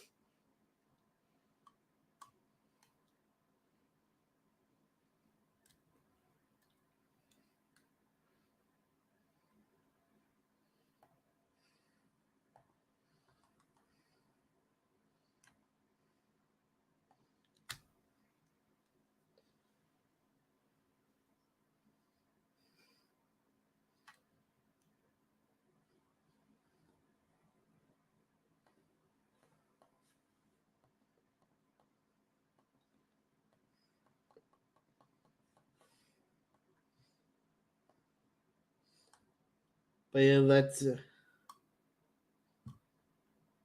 as if for that, we'll see if there's any more deals be happening other than the old Jorginho.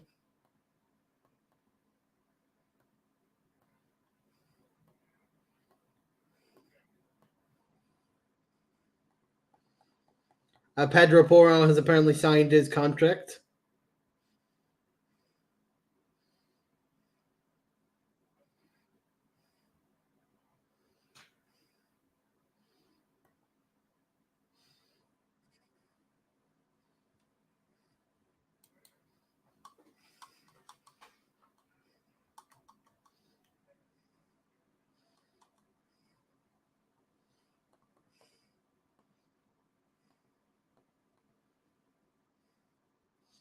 My boss is a Man United fan. There's a lot of banter there. It's all good as clockwork. But yeah, you always got to have the back and forth. With your boss, especially, you probably had a lot of laughs with that for the past few years. He's only started to get a bit back this year, I would assume.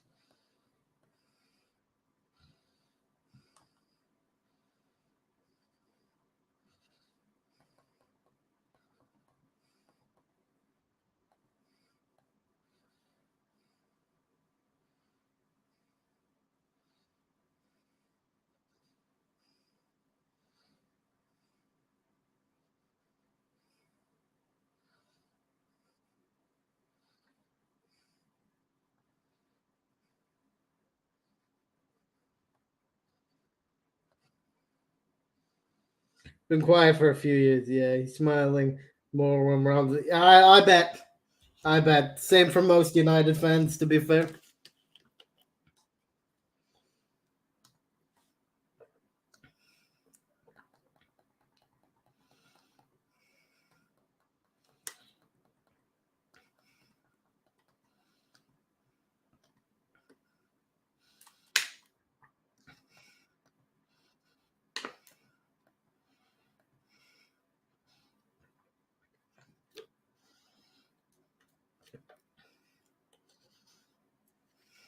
Hello. Welcome back. Welcome back indeed. Thank you very much.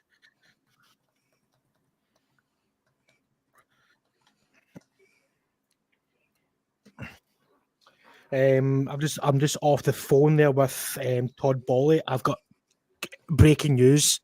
It's still not done yet.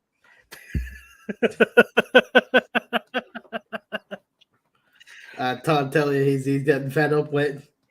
He's getting fed up with Rui Costa. So that's I mean that's who was on the phone to there. That's I wasn't going to thought. I was like a cold word for saying, "Oh, by the way, I'm going on the phone to Todd." So, but yeah.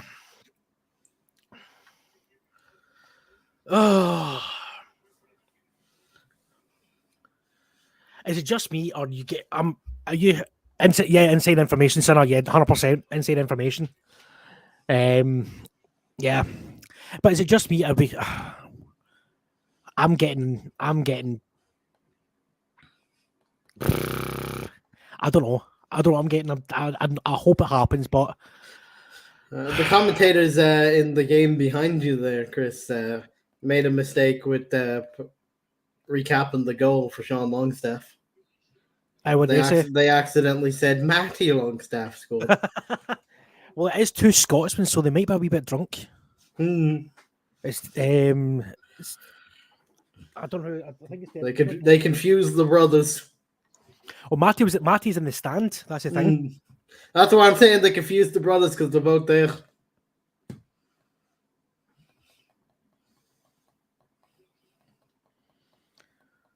But yeah, there we go. Pedro Porro has signed his contract with Spurs, valid until 2028.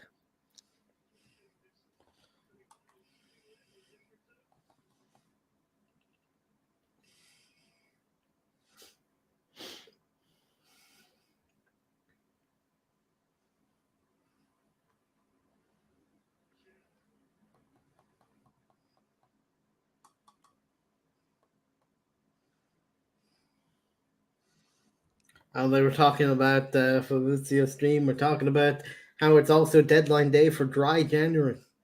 If anyone's doing that, I certainly did not do it. Well, I know from a different thing listening into the club on their one, Rory Jennings doesn't. He says if anyone does dry January, he doesn't want to be friends with them. Doesn't believe in it. Felipe from Atletico Madrid has passed his medical at Nottingham Forest. Good deal for him. If not, we'll probably be at the game tomorrow, at least in the stands. Yeah, to watch Forest.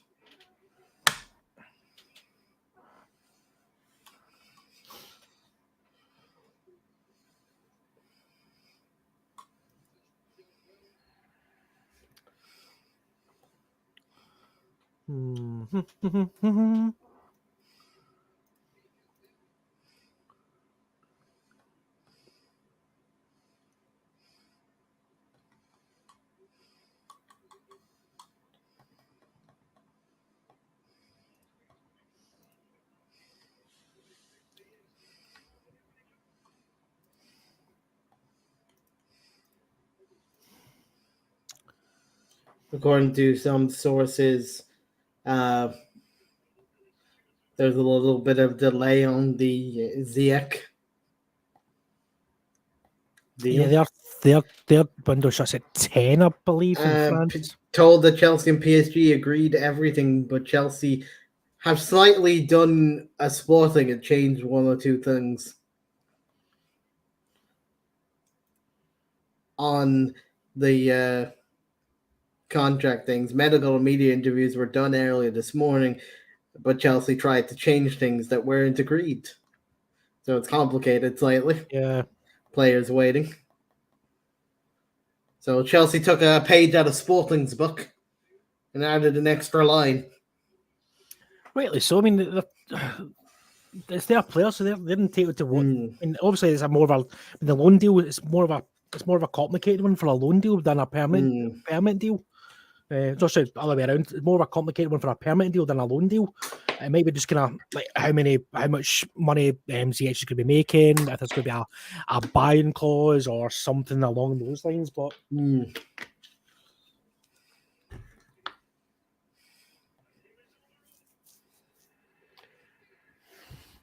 2-0. And it's Matty Longstaff. No, it's Sean Longstaff again. 2-0 It's clearly Matty. He jumped from the stands. 2-0 to Luton.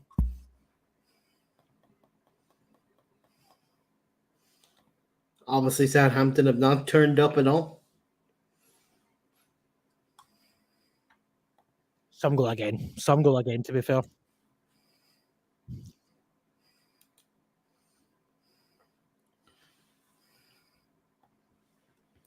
But to be honest, it shouldn't be so goal. Southampton should, on paper, be more slightly into this game rather than being 2-0 down in the first 20-odd minutes. There's something wrong in the end of that for a semi-final.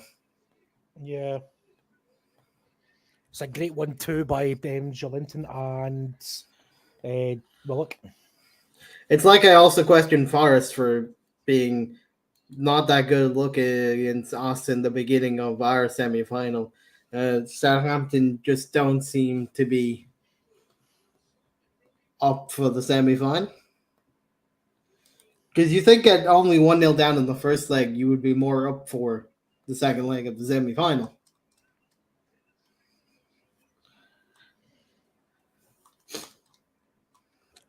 Fair play to Newcastle. Just hope Forest can do the business tomorrow.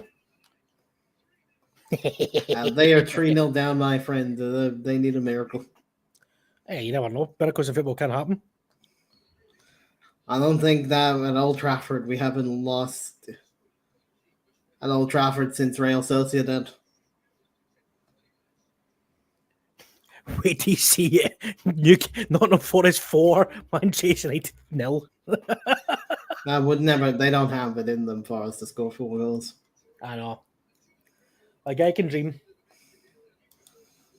Especially with their main attacker that they used to give White out. He was the one that started doing quite good for them. Oh.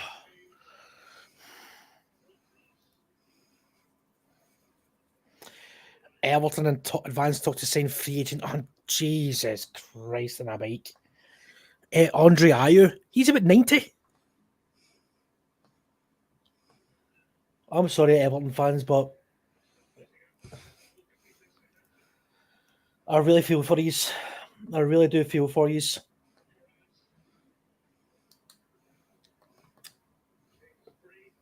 I feel for the Southampton fans. I don't.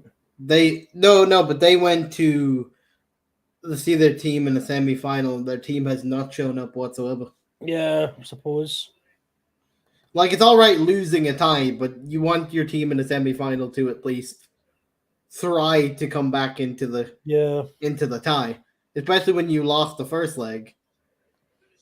Like, that's what Forest fans will be looking mostly tomorrow to see some more effort than they showed in the first leg. To at least try to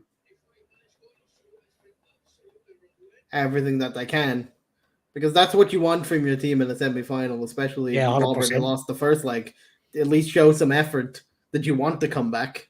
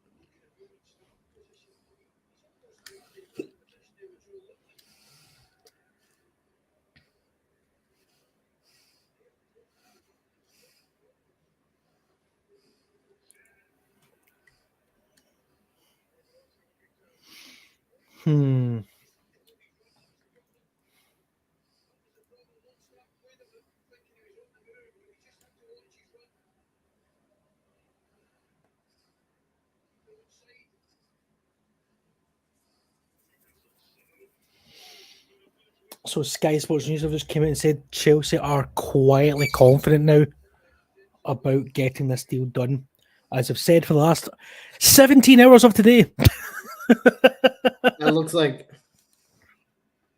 Bournemouth may be ready to announce that they signed that Ukrainian. Yeah, They just Zarina, tweeted yeah. at Football Manager saying, "Have you got any Wonder Kid suggestions?" I know about that one because I've got him for And Chelsea. Football Manager tweeted back, "I think we know just the player with a Ukrainian flag with eyes." They're not saying Mudryk, have they? I don't know. I don't know. They just told him last second.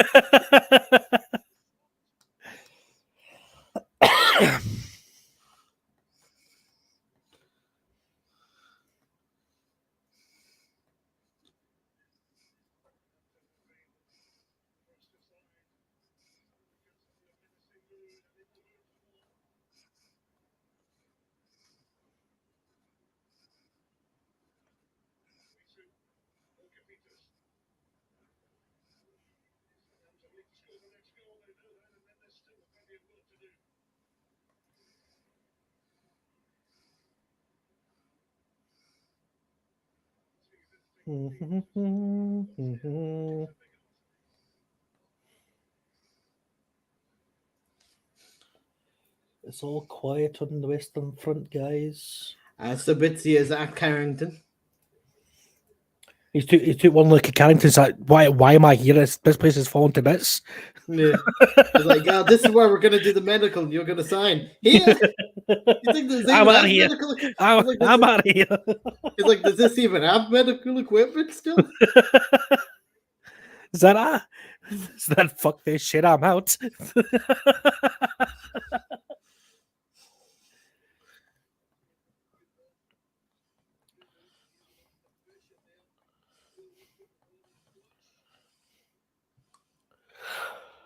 Oh, excuse me.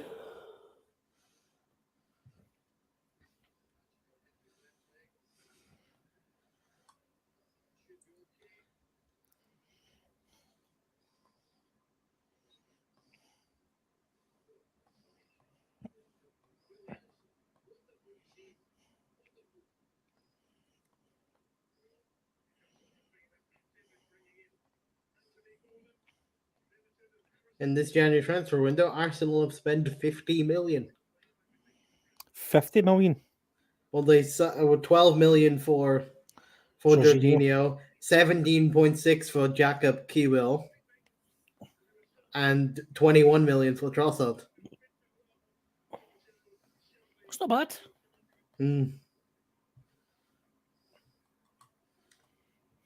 Decent additions, but with Jorginho, you're not going to get too much of a long-term thing from that man. I appreciate the funny tweet, John. Yeah, I've just seen it, John. I should have seen that before you put it in. So, it's like the meme. Poke it with a stick, let it do something. It's like, do something, Chelsea, do something. And yeah, I just see the report now that John told us earlier. Andre Ayew in advanced talks with Everton on a free transfer. Yep. Out of context, Football Manager replied to this saying Everton going anti-Football Manager and signing 33-year-olds is why they deserve to be relegated. There is a goal at St James's Park. But for who, Chris? It's currently Newcastle 2, Southampton 1. Che Adams, the Scottish wonder kid. You know he's English. Did you like what we're doing this, guys? But for who, Chris? Oh Jesus Christ, that's a worldie. Hopefully that wakes Southampton up because they've been asleep. It should have been 3-1 to Newcastle. Hold on. I've just been told something. Where is it? There is it.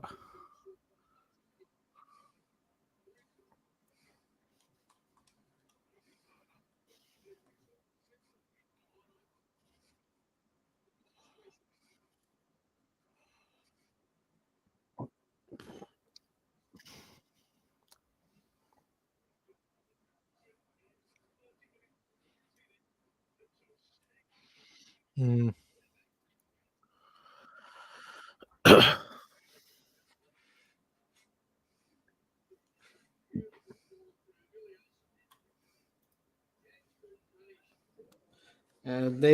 Bowman have announced the signing by a video of them loading up a save in Football Manager. I appreciate that. Let me see Bournemouth. Let me see. Signs so they literally open up a Bournemouth. They have a Football Manager as their fair play to them.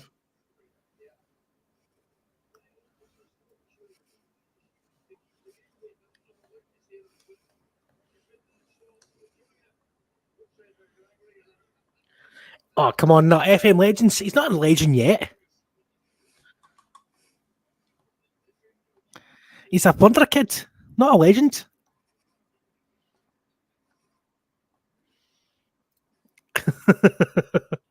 But I do love the signing of them just loading up Yeah, legend. Football Manager for Football Manager to do the thing.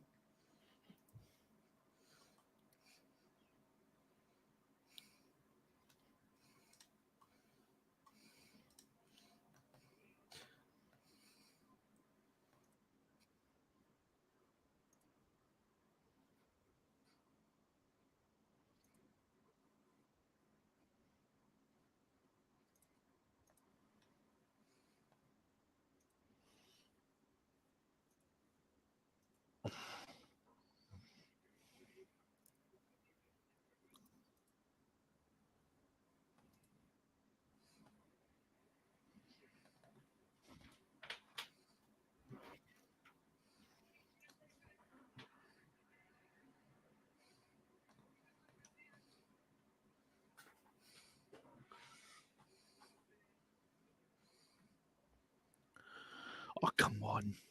Leon sign Admin Sar. Yeah, from Heron. Heron. Yep. Yeah.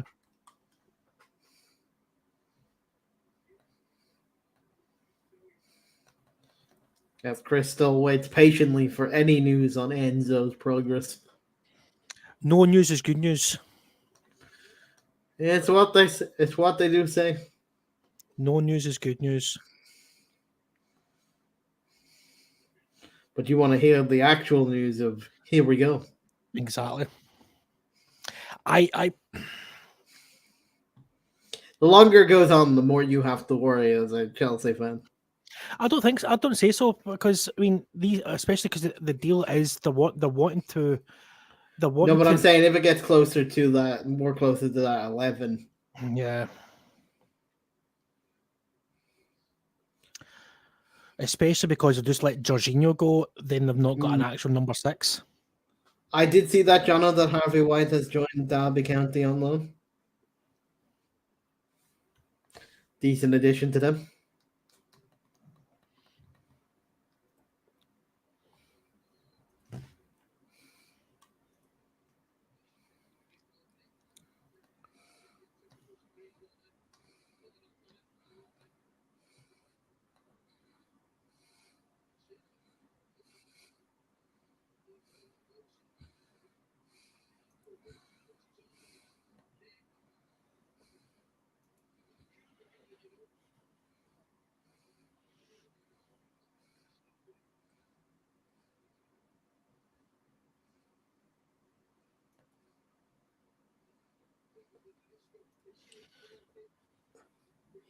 Play Ruben Diaz, bench Van Dijk, and could sell Guardiola. What? No, I'd be play Gvardiol, sell Van Dijk, and bench the. I don't think Ruben Diaz has been the best since the World Cup, so I'd keep him on the bench. He can be That's good. what I'm saying. Sell Van Dijk. Koulibaly can be an option if you want to just whip a ball into the box. Yeah.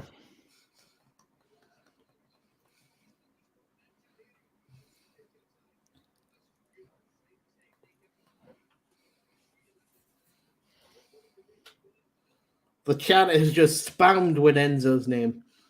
Yeah, I just seen it there. It's almost like people want to know what's happening with him.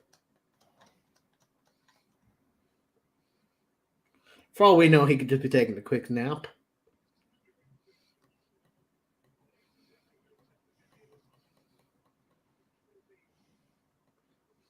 Enzo Fernandez, too bad. Here we go. He set an alarm just in case. Kept his phone on just in case, but he's taking a nap. They've turned the audio down. They've turned the audio off.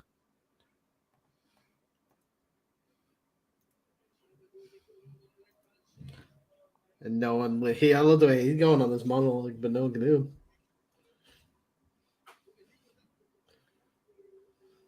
him. You should get a.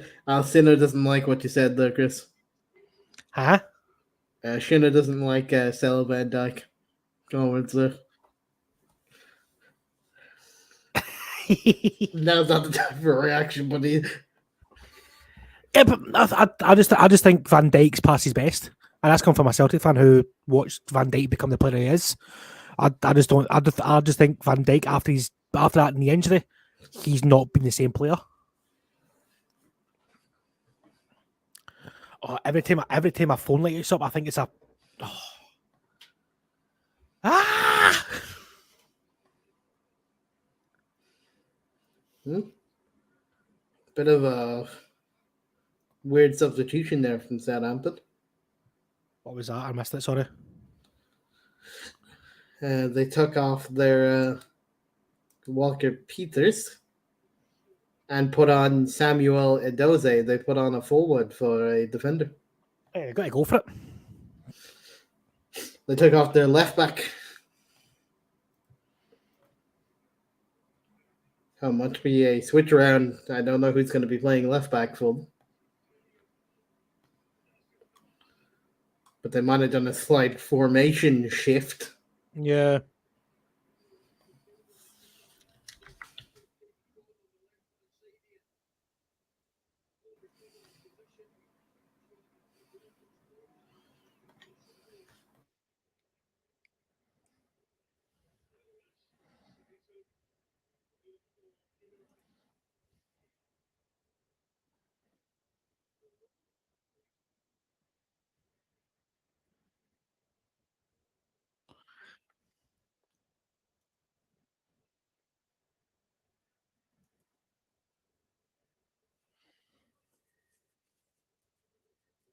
Yeah. Well, obviously the conspiracy theory is regarding about the what do you call it? The inhalers. They only have a 7-year cycle. So What was that? said obviously the what do you call it? The conspiracy theory regarding about the inhalers regarding about Liverpool Yeah. they've got a 7-year cycle, and it's been 7 years since Jurgen Klopp has been at the club. So,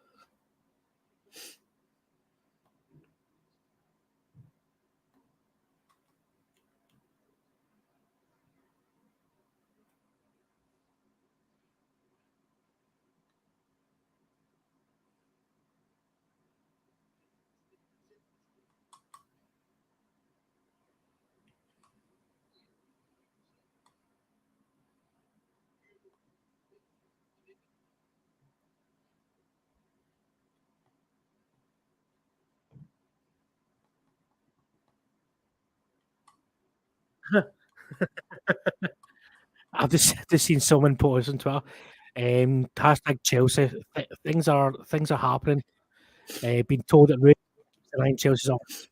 So Top Boy has submitted a £1.5 billion bid to buy Benfica, then terminate Enzo Fernandez's contract, so Chelsea can save some money on him. I can see that happening. I saw a funny tweet about like someone at Manchester was waiting at the airport for Sabitzer so that Todd Bowley wouldn't show up and just grab him with money. Yeah. Speaking of Manchester United, apparently former United winger Januzaj is it talks with Istanbul. Interesting career switch from him to go from United to Real Sociedad to now Istanbul, apparently. Yeah, I mean, because if you look at it, I mean, that kind of...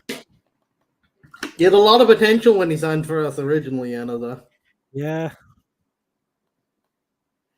One of those ones where we thought he had a good future and then just never did.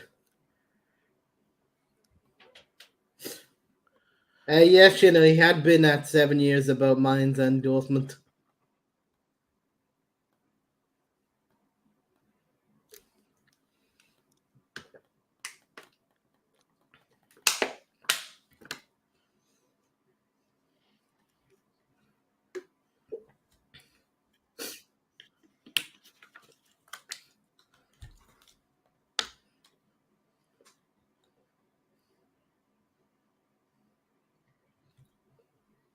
I mean, do Chelsea fans really care about that, ESPN?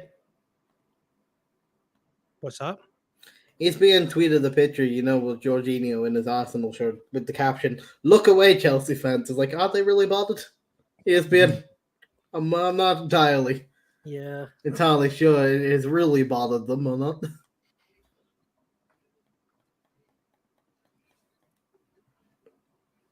I don't think they will care if they get Enzo Fernandez. And they don't really.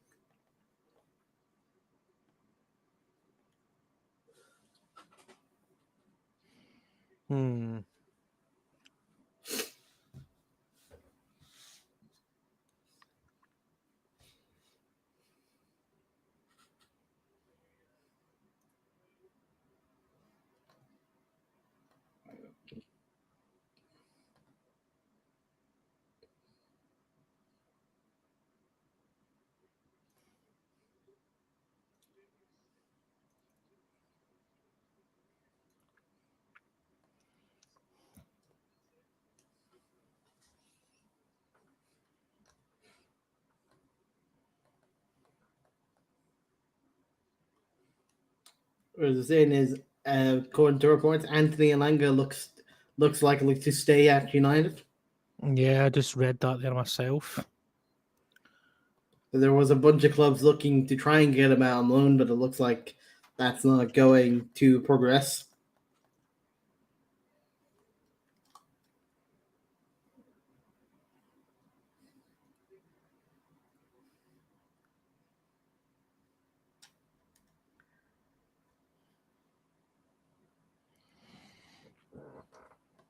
It'll be interesting to see what happens with Elanga, if he gets more game time at United, or will Because it seemed like in the last few games he's really lost the early substitution place to Pellistri. Yeah. Like he's very much more got Pellistri's original game time of just like 10 minutes or so, whereas Pellistri's gotten 20 minutes in the last two games. Whereas Elanga's really, I think, only got maximum 5 in the last game.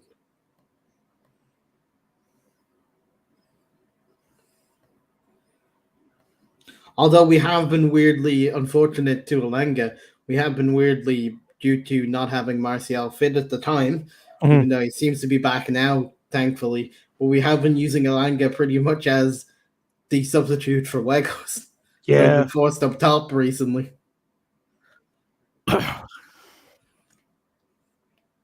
Unfortunately, to him.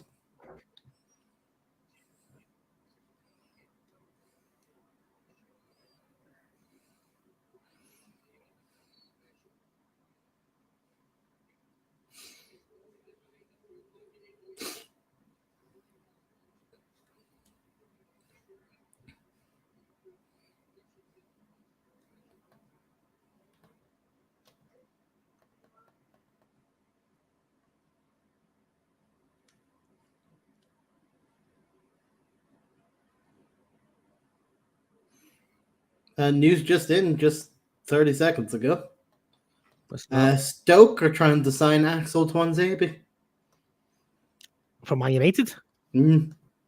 I forgot he still played for Man United. He's just come back from a very long injury, to be fair to. Yeah. Been injured for a lot, but he has been hampered a lot. The last time I really got to see him play was against PSG, where we did quite well against them in the group stage. And that was a few seasons ago at this point. But yes, Stoke are apparently wanting to sign him. So it would be good if he's had any money to spend.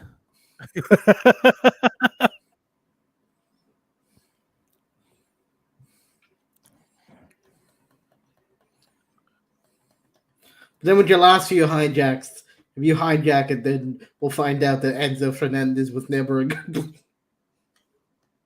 at this point.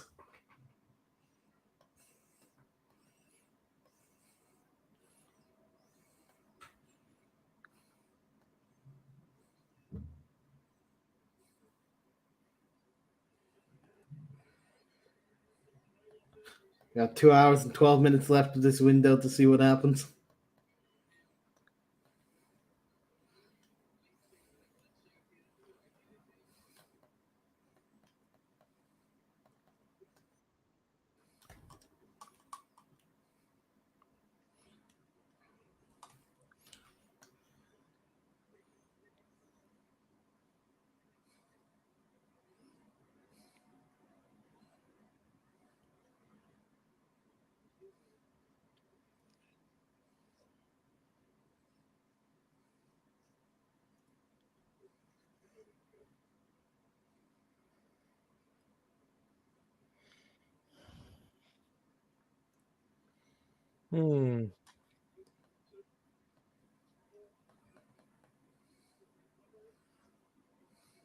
Yeah, I know what you mean. Like, it's a one-horse race.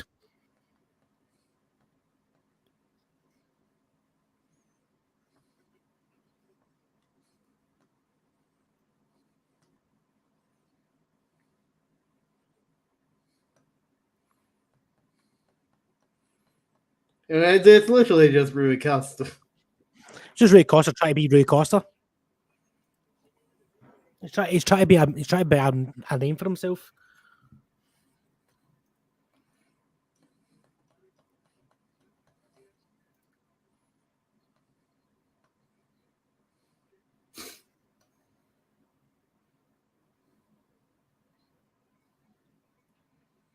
Not fully complete yet for Keylor Navas. He's not signed yet. Yeah, just heard that there, yeah.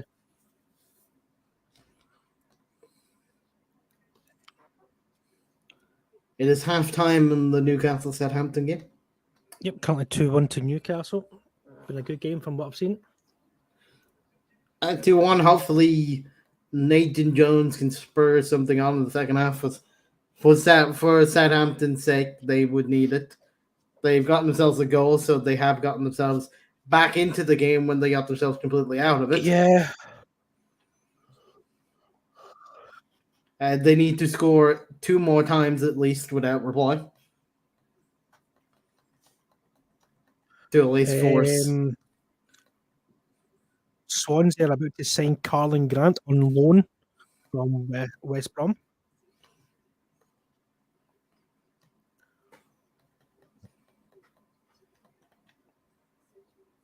Nice.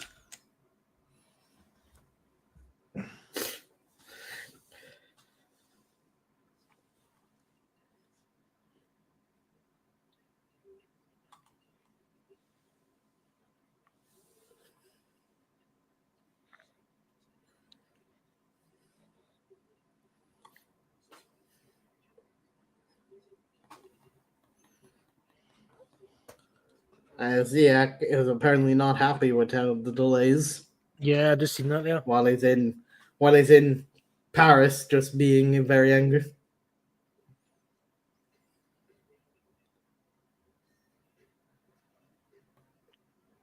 Brighton player Laurent Tolle has been Tolai, recalled yep. from Salford City and will spend the rest of the campaign with Dundee. Yep. I signed him for Salford City. Very good. Another one in Scotland. Hibs have signed 21-year-old USA forward Matthew Hope. He has 8 caps for his country and has been at Schalke and Real Mallorca. He's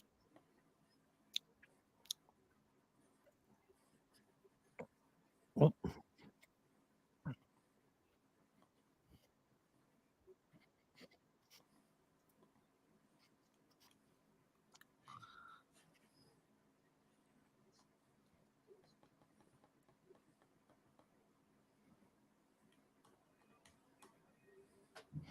okay, so Enzo's not doing his medical.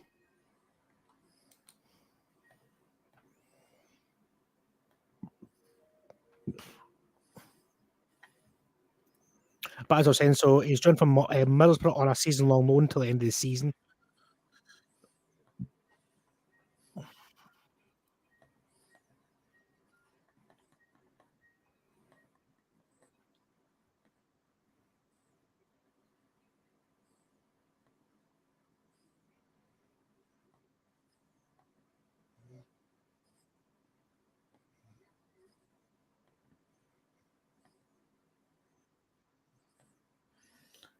They're bringing up the fight between Brighton's account Yeah, and Fabrizio this summer. I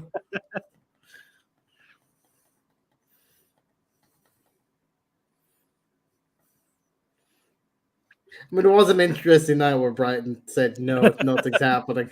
Then boom, £50 million Then it later. happened. Yeah. It was kind of like a bad statement for Brighton to come out and say, nothing's going to happen. Nothing is ever. We're in discussions with no one.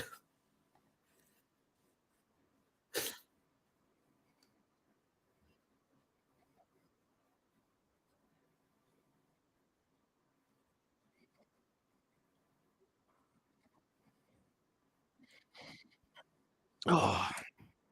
So, guys, thank you very much for who've stuck around for nearly 6.5 hours.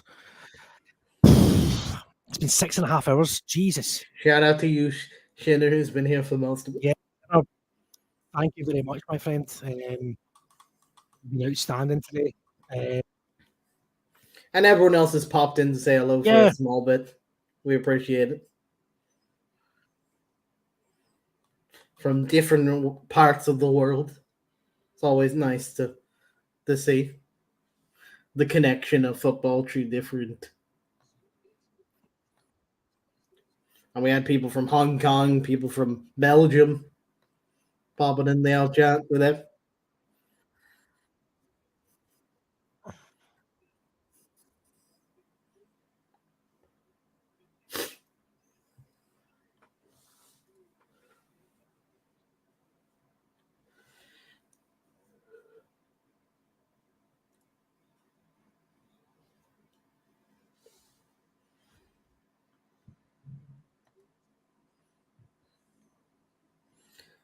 Out of the signings you signed, Chris, in January, Yeah.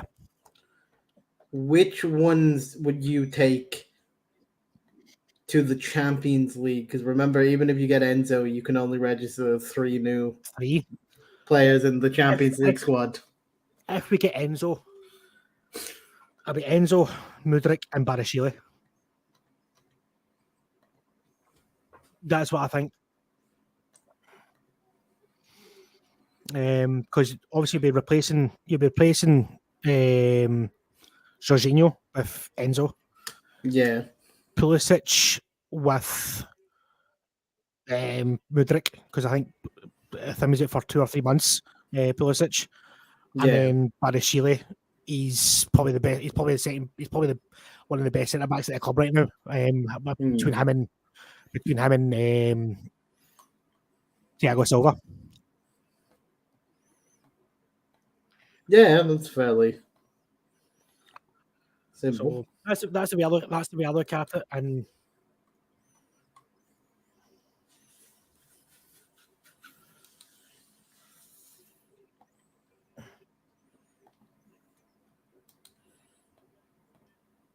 There's always interesting registration rules with the whole Europe.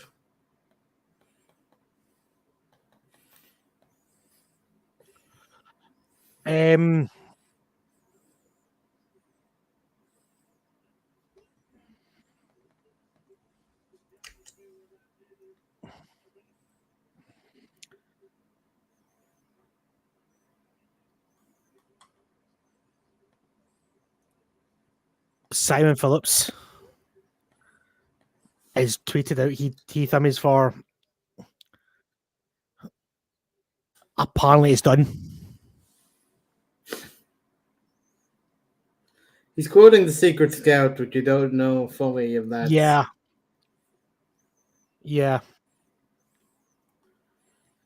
So we'll wait for confirmation on that from other sources. I'll wait for this one. So or even other sources, like I'll wait for David Ornstein to also say it and stuff. But we could be getting closer to the words Chris wants to hear. And yes, Shinner, Norway as well.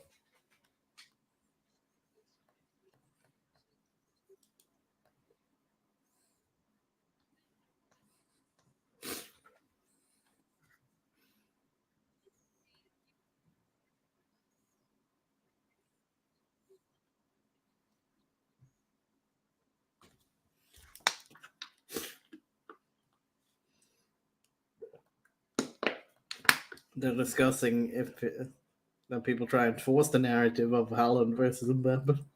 Yeah, we discussed that on our podcast, and the thing is, the thing is with Haaland versus Mbappe. Mbappe's done something. He's won the World Cup. He's been in 2 World Cup finals. And the thing is, if you look at it, we really only had Messi versus Ronaldo because for years they were in the same league. Yep. It's kind of hard to push a versus when they're in 2 different leagues most of the week and they'll only play each other in Europe. Yep. So, John, what is that?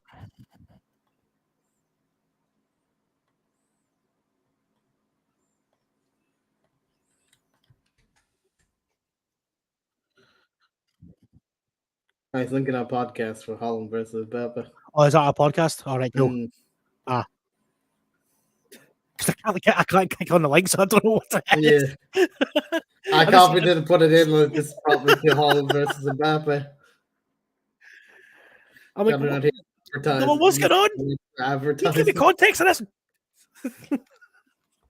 He's trying to use our words as advertisement. Jono, see the private chat function on the left hand side of your screen. So you're on the right hand side of your screen there. Use it until you're doing.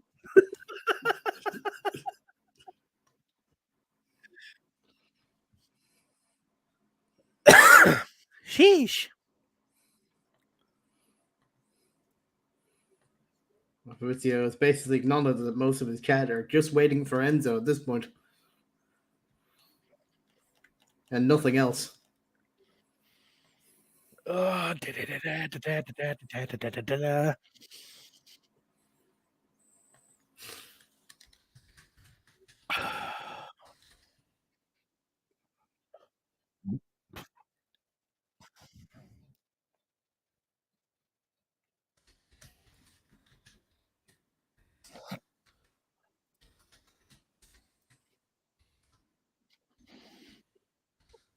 Malo Gustavo. Who is Malo Gustavo? I have no idea.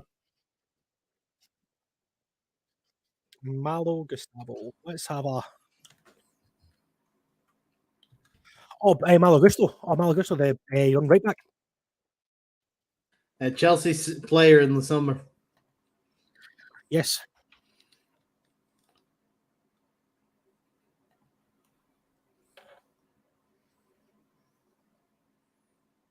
Yeah, Malo Gusto is a very, very talented young internationalist, French internationalist, who back up to Reece James in the summer, from the summer, should I say.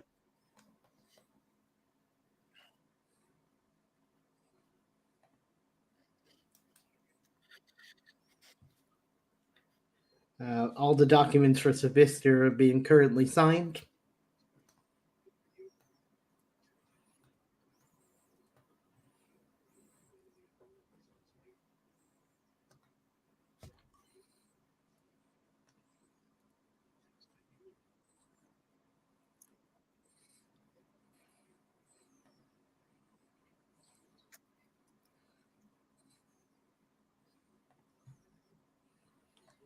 They're taking the piss now on Fabrizio stream.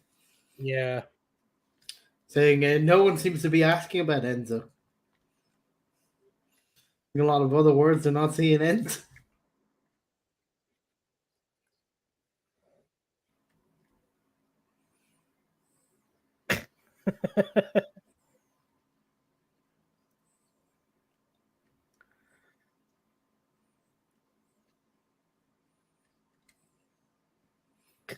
What the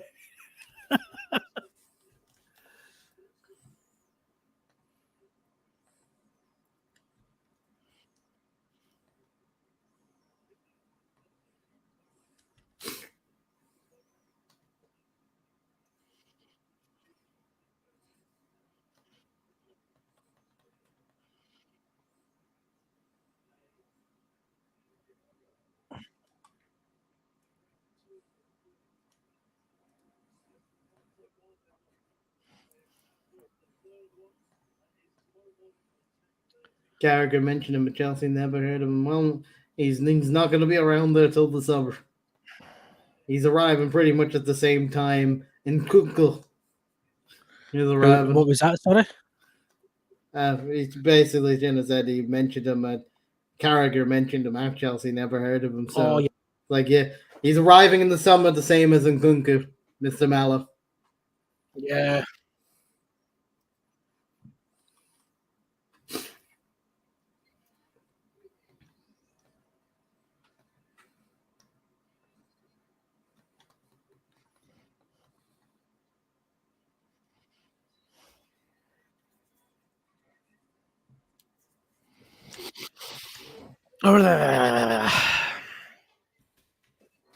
Yeah, so Jamie, Gustavo Malo is a young 21-year-old French and 21 internationalist.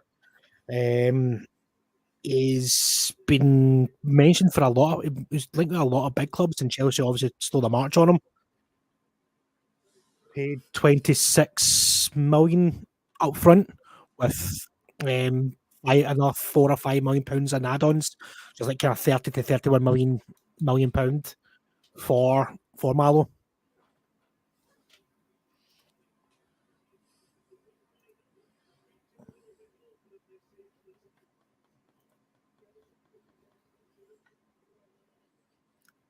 Cedric Suarez is completing his medical test. Yeah, I just seen that there.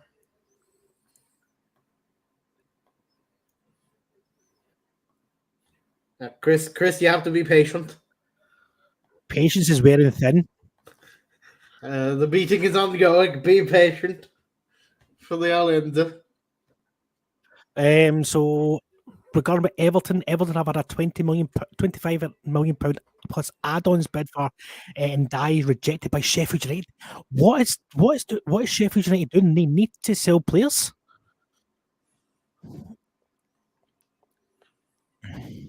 Blackburn closing O'Brien. Maybe they're hoping Everton go back in with more money with the Anthony Gordon.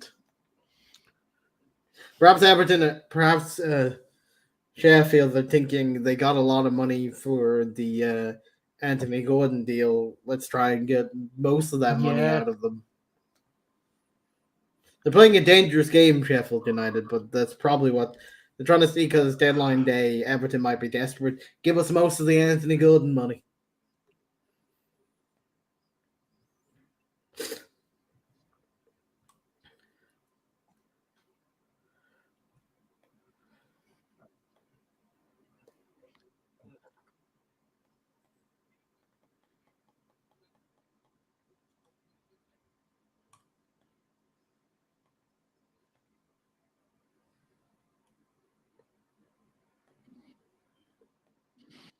And like you before, Chris, I'm going to now run to the toilet, and I'm also going to grab another water. I will be back in a second. Cool. Crystal Palace was saying Amada from Stuttgart. That was one one that's been kind of on the cusp, but just waiting for a confirmation. But yeah, that has now been confirmed.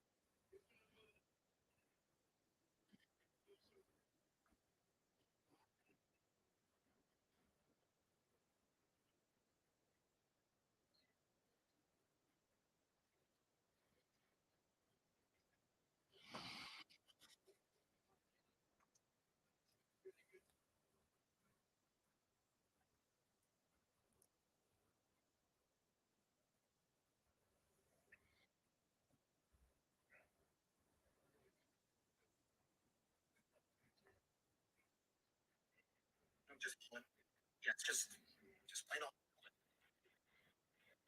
It's so easy. Okay. It's so hard for you to pronounce Irish names. Oh, not that difficult.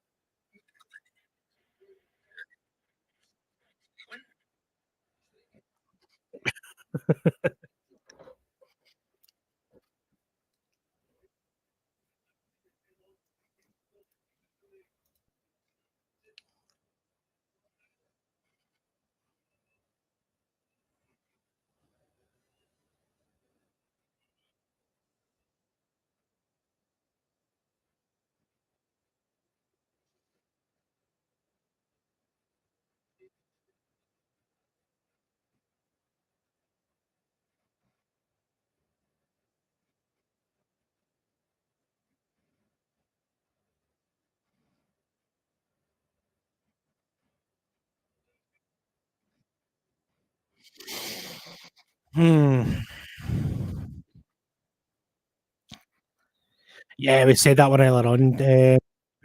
Callum Grant with Swansea on loan for the rest of the season. That's a good. Absolutely, it's not Femi. That's a very good signing for Swansea.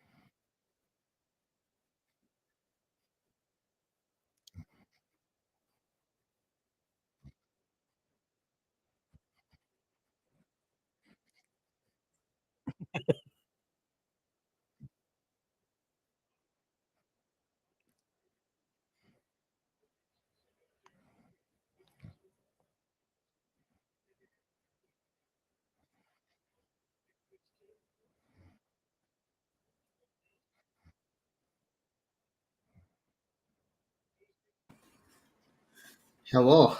Hello. You've not missed anything. I've not lost a plot yet, so I'm still here, still alive. I do agree with you that it is hard to keep track sometimes. On Dead Monday. Barcelona are closing in on Julian Araujo. Deal with Yeah. LA Galaxy. Waiting for MLS to approve the deal.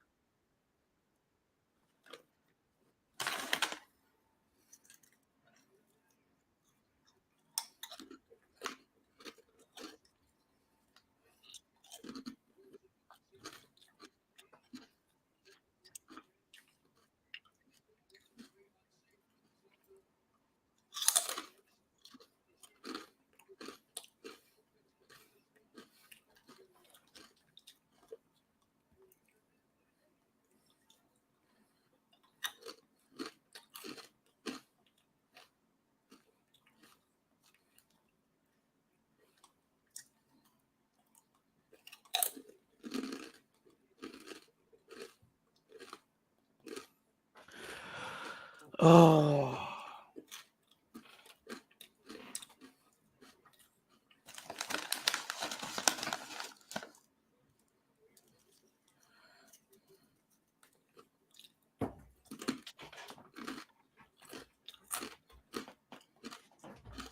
Time to get comfy again.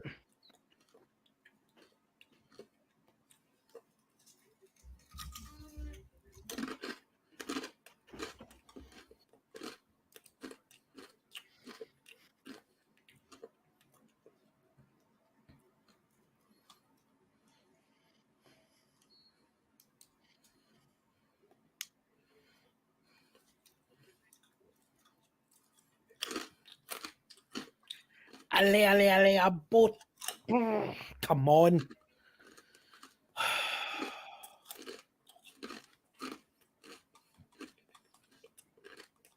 Going to Udinese. That's a very good move. Tigres. That's a very good move.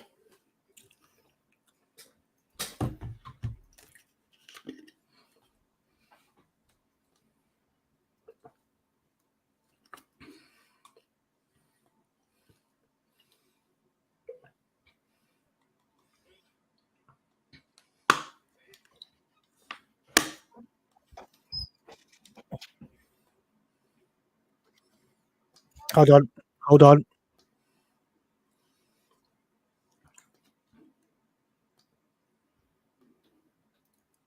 Never mind. It's fake. Of course, there's going to be fake ones around that try and Yeah. tug on your heartstrings. No, it's somebody put it tagged David Nonstein in it. Mm.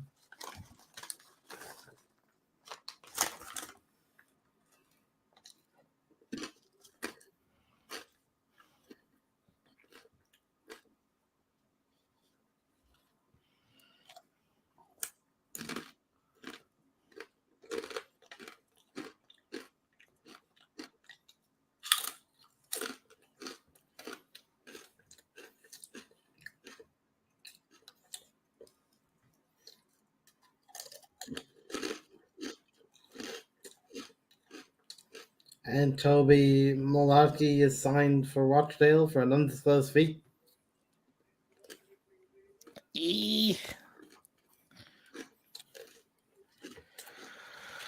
Oh, worst transfer in the last years for both your clubs. Oh, that's an easy one for me. Pierre-Emerick Aubameyang. Simple as Aubameyang. Get him out my club. In the last years, my worst transfer for me has to be Alexis Sanchez, to be fair to you. What about Di Maria? Di Maria was... I just think with the hype that was around Alexis Sanchez when he came in, to absolutely stinking the place out. And then running away. You could have a few examples like throughout the years of thing. Gallo. He did his best at least. He was never going to hit the ground running that, but May as Roy Hodgson and all that guy with it. Hey, to be fair, never mind. I was going to say Roy Hodgson brought in some good players, but he really didn't. I mean, you could say David Moyes for United. Moyes wasn't given a fair chance. Everyone knows that. Moyes wasn't given a fair chance. He was given, was it 6 months, 7 months? But I also think he approached like some of the players that were already there in the wrong way, which set him off on the bad. He wasn't back to get rid of them, but he set off on the wrong foot to talk to them.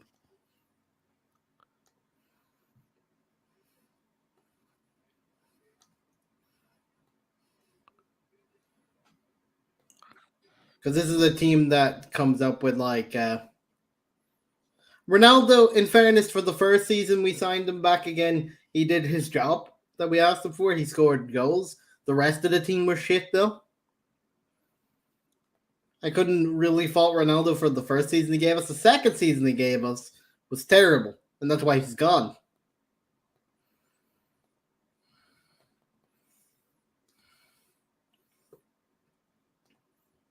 It's more sour when he left, but I wouldn't say he was really one of the worst signings that we've done.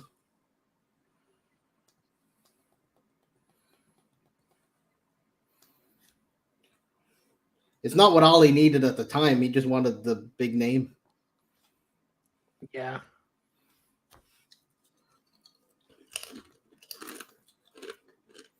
Ollie just got blinded by, bring back Ronaldo back to United. That'd be a big story for me.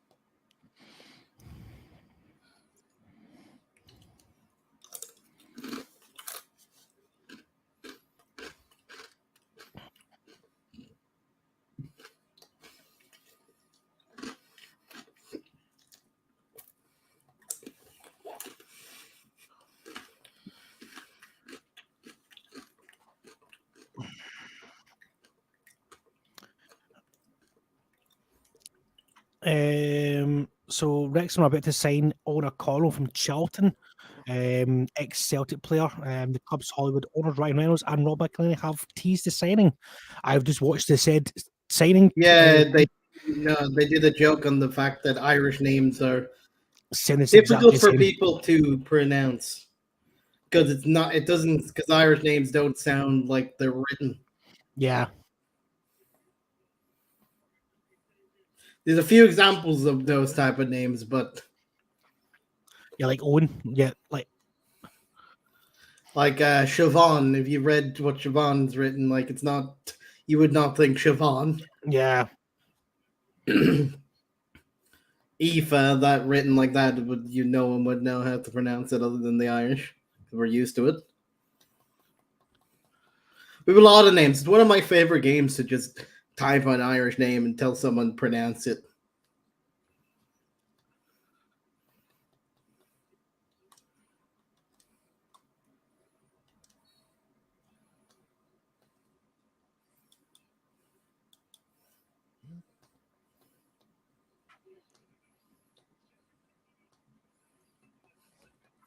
I mean, making fun of people not being able to pronounce a name is definitely a Ryan Reynolds type of transfer negotiation.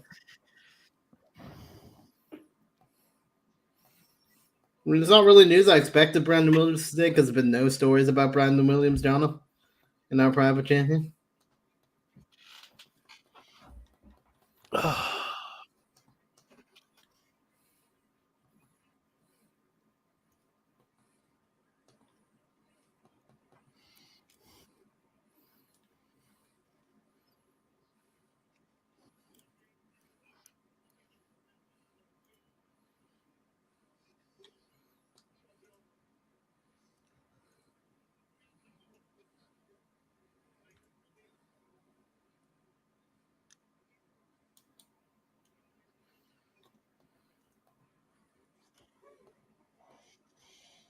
Ay, ay, ay, ay, ay, ay, ay.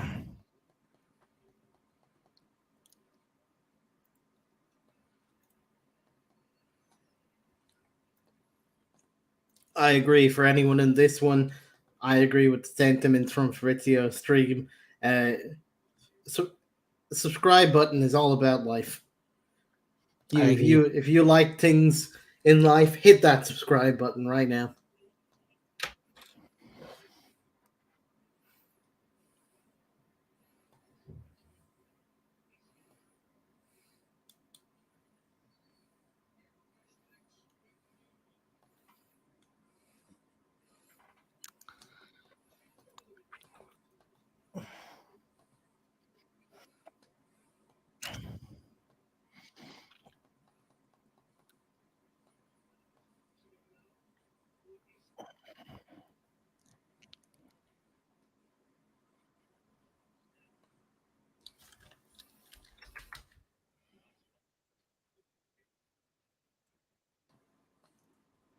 Oh, that's why Rui Costa isn't. I now know why Rui Costa isn't progressing the deal. He's currently refereeing a match with his own side. As Rui Costa refereeing the match with Benfica and Arucha. So now we know why Rui Costa isn't progressing. He's currently a referee. Yeah. And it's Queven Kelly. Queven. Queven Kelly.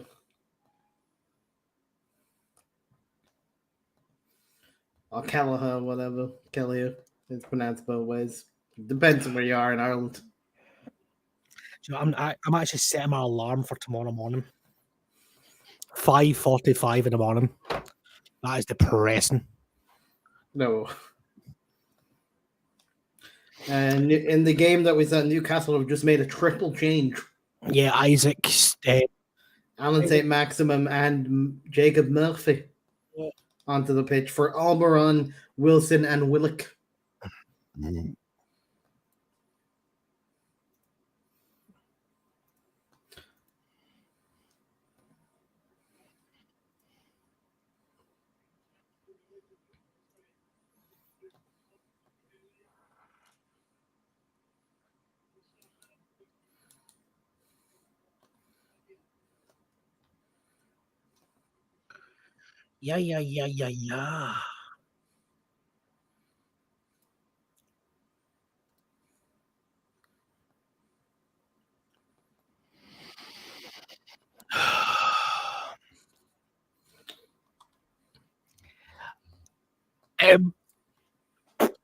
Give me something.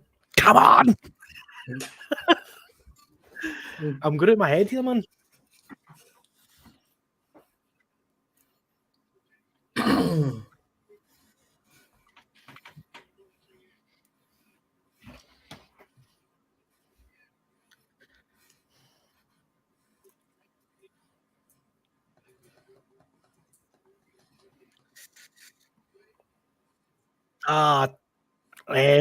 Can we block? Can we ban Sinner, please? Because he's rubbing it that he's turning off his alarm. Man has their day off tomorrow just to chill.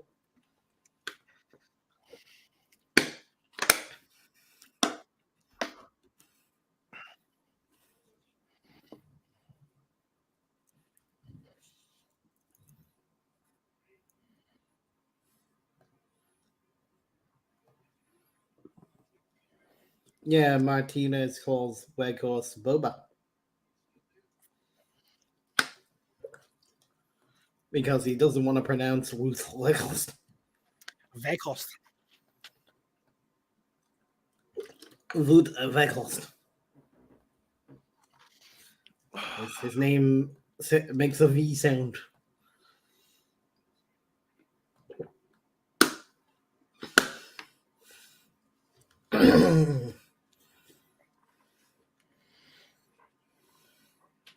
I mean, there's always one Liverpool fan in the chat. It has to be that guy, and it's Sinner tonight.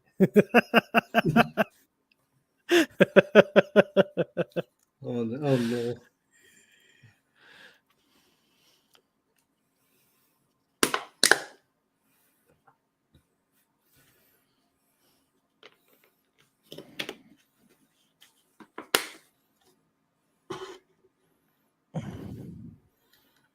go gum.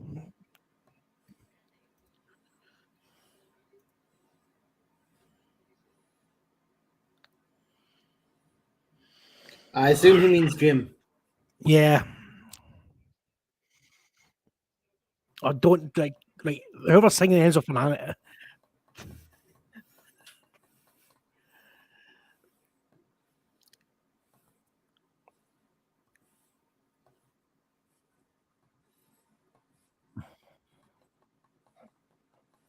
They're really playing with your heartstrings in the stream, Chris. Like, if this happens, Yeah. if it happens, Do you know what I feel like going to Milan right now?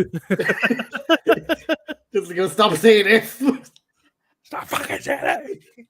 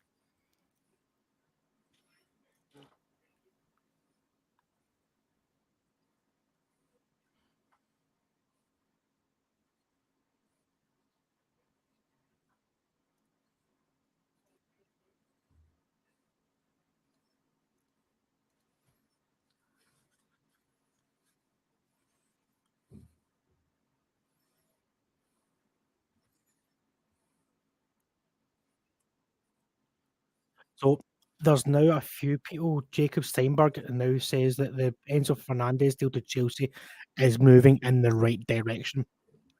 So we've got an hour and a half left.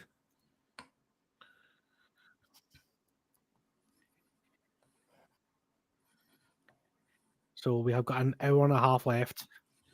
And I see Simon Johnson had said the Enzo Fernandez, the time has come for deal sheet chat. So seems like it's moving slightly slowly, but it's, Yeah.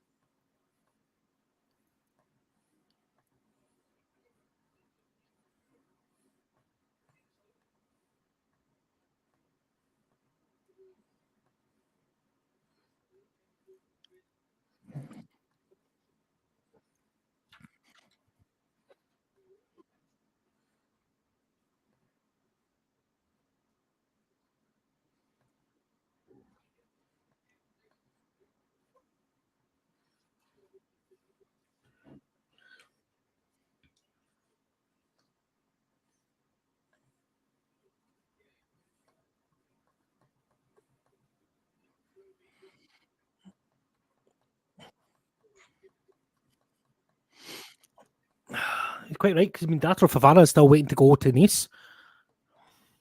yep.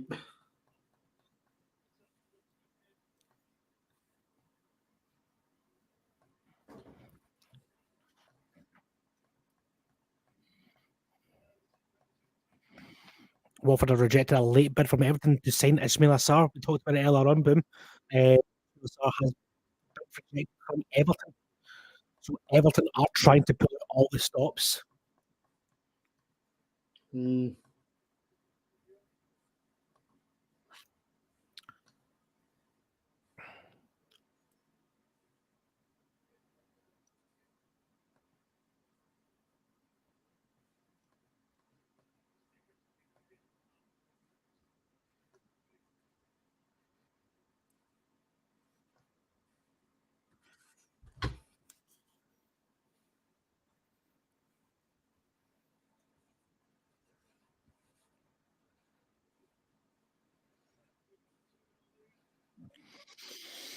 Aye, aye, aye. More medical chat. Yeah, I just seen it there.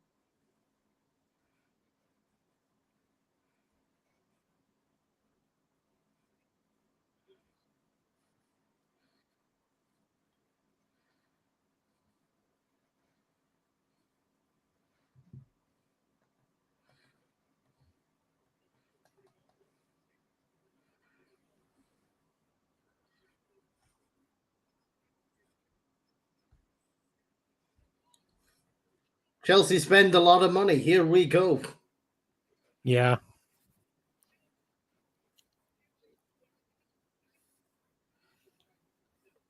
Apparently, according to our man on the inside, Watford have rejected a late bid from Everton via Ismail Yeah, Assar. just said that there. What's this?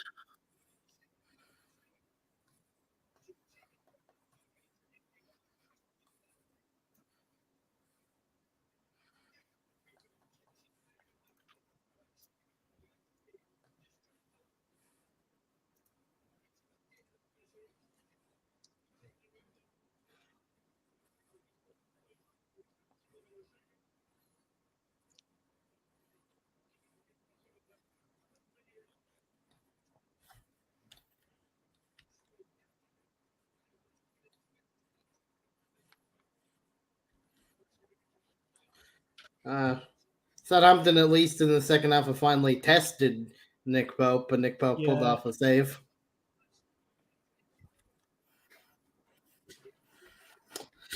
Better from them. They weren't testing him till now. They were just passing it around between each other. Both like paid off, and they were just passing it between both sides. Were just passing it between each other. So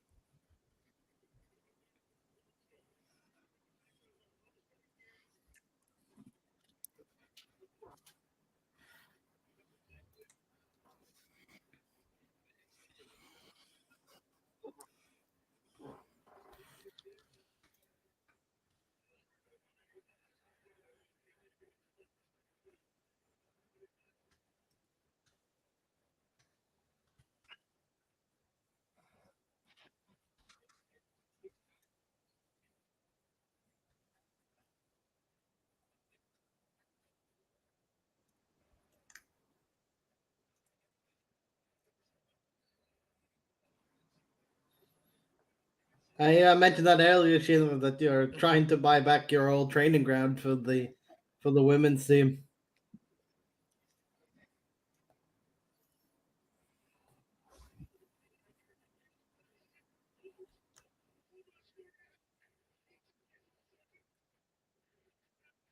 I see by Bazuna there.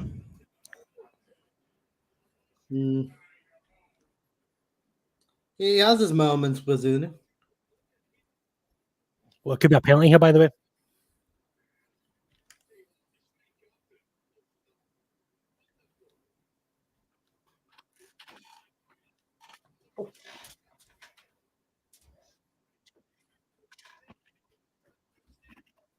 Oh.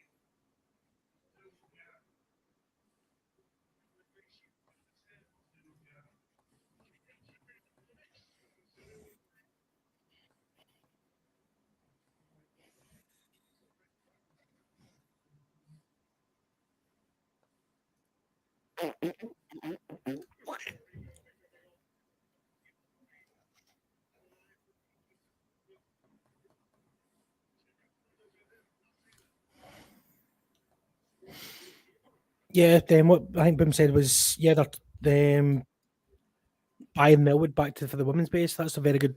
It's a very good move for Liverpool, especially for the women's team, because Millwood was a it was a good training ground for Liverpool, but they'll probably need to redo up again because obviously a bit wasted recently.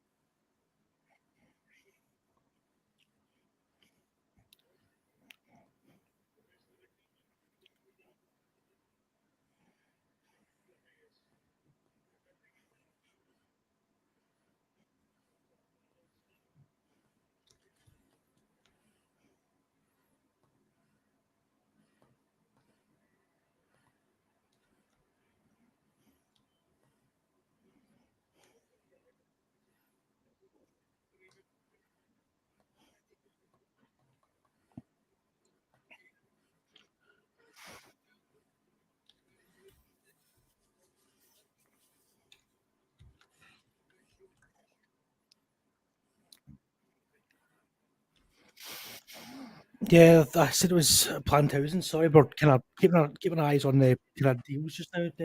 Some of them just looking at my phone there. Sorry.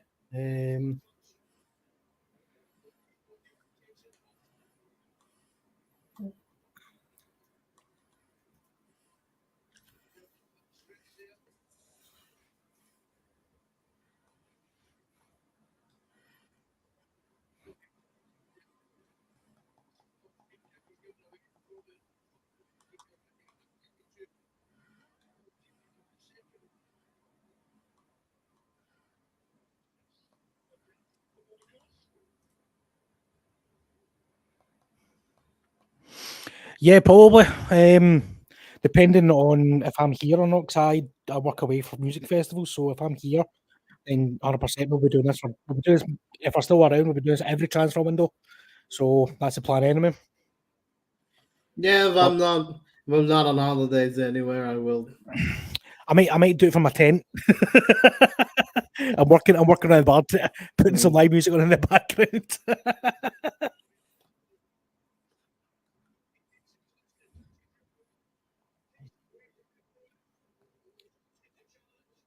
Oh, red card for Newcastle.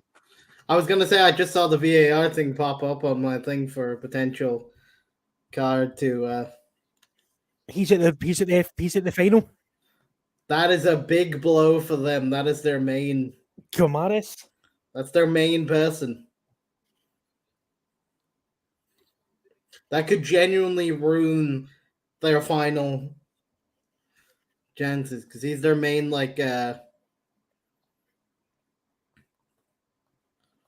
attacking outlet. Yep, he's off.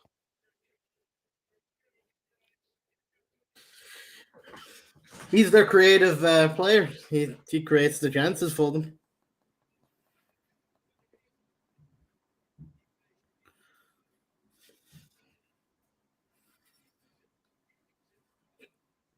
Yeah, red card for.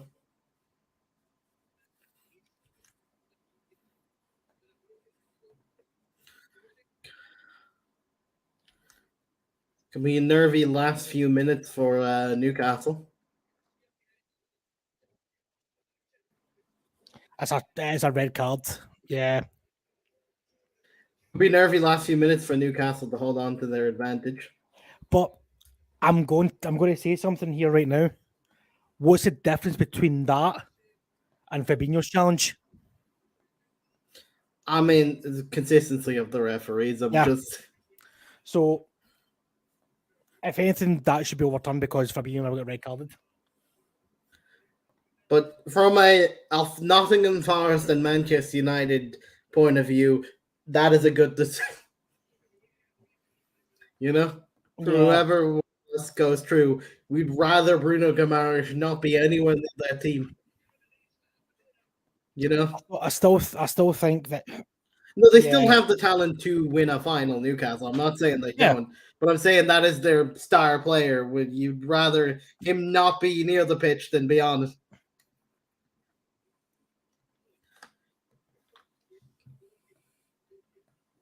And we already played Newcastle once this season, and that ended in a 0-0 draw. Where both teams, arguably in that game, should have had penalties either way. In that game that we played them.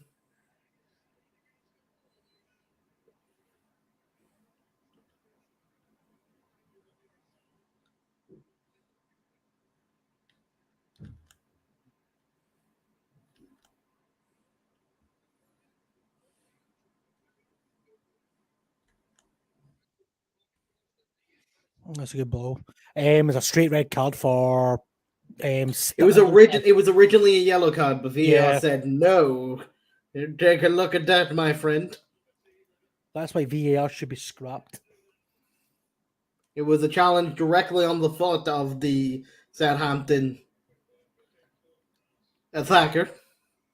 Yeah. Like Fabinho, it was given as a yellow originally, but this time VAR said no. Probably you would expect that they've done that. The VAR instantly said, look at it because of the Fabinho wrongdoing that they admitted earlier. That was probably why VAR said, "Have a look right now." You have to say that it was influenced by the Fabinho situation the other day.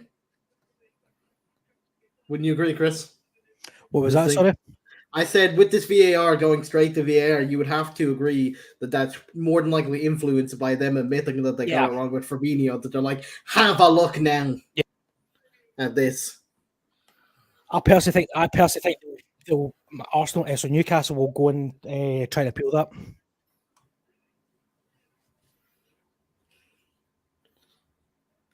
I don't think they get it appealed though after admitting the other one was wrong.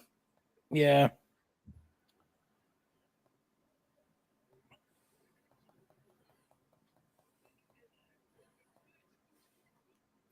But it'd be interesting to see if Southampton can take advantage of this. They've got 5 minutes to get 2 goals. With added time added on too. Yeah. So like there was a few breaks in play due to injury, so you'd expect a small bit of added on. Yeah.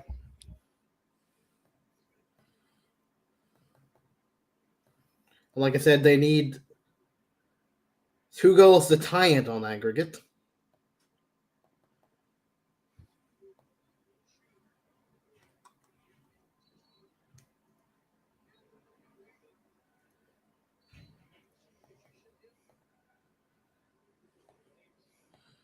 If you're Southampton, you'd want to go back as quickly as possible. Yeah, 100%.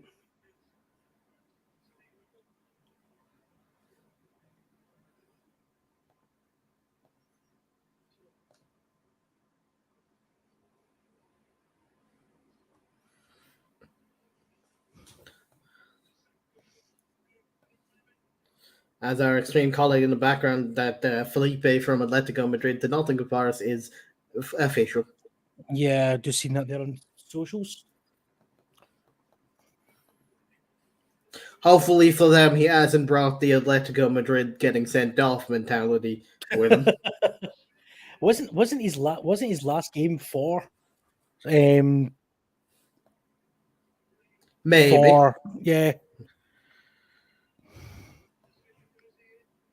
Yeah, Chris is tired waiting for this end of it.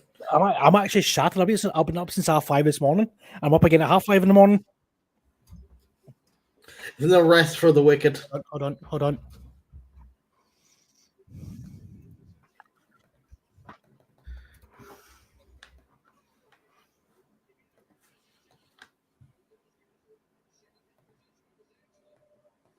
Fabrizio's checking something. Nope.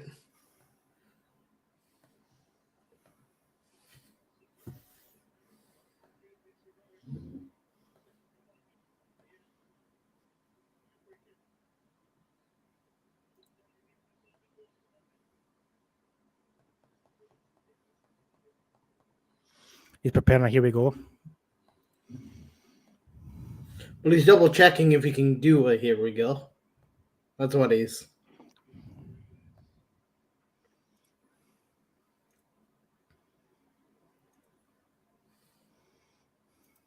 Hey, John, where did you see that? By the way, There's a few fake ones going around. yeah, that's what I'm saying. Please find where you found that and put it in the chat, please.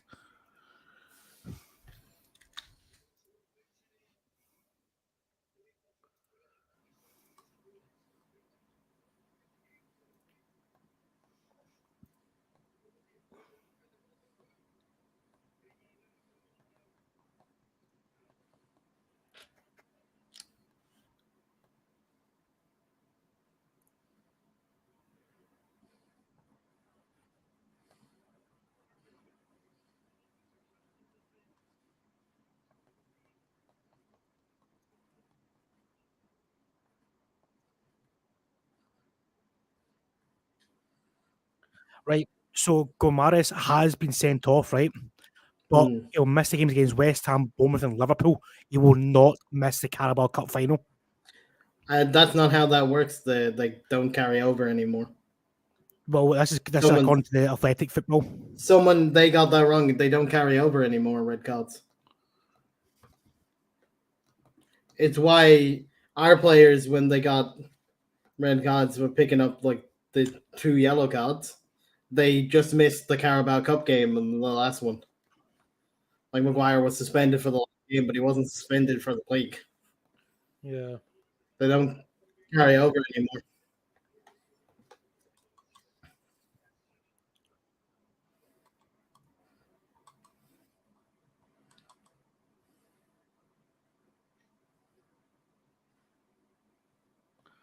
But Unless John, reds are different. Red cards could be different now, Chris. Yeah. Like I'm not sure. But like John, if you could post that link where you found that, please, because I don't believe that's true.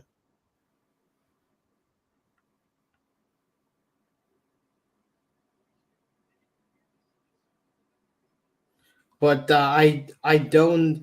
But from what I remember from like other things, usually it gets suspended for the cups and they're not carry over anymore.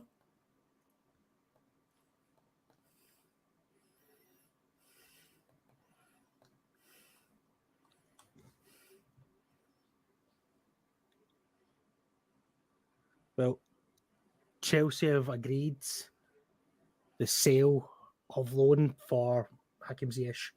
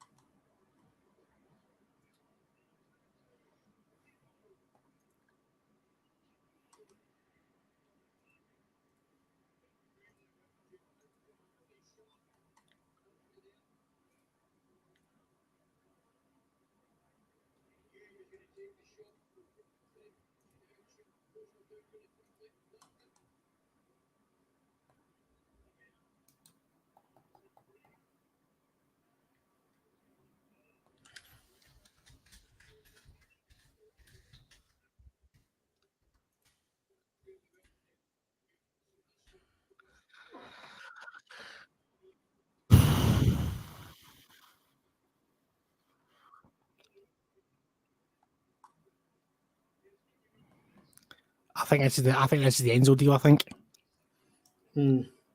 the way he's telling everyone to kind of keep quiet.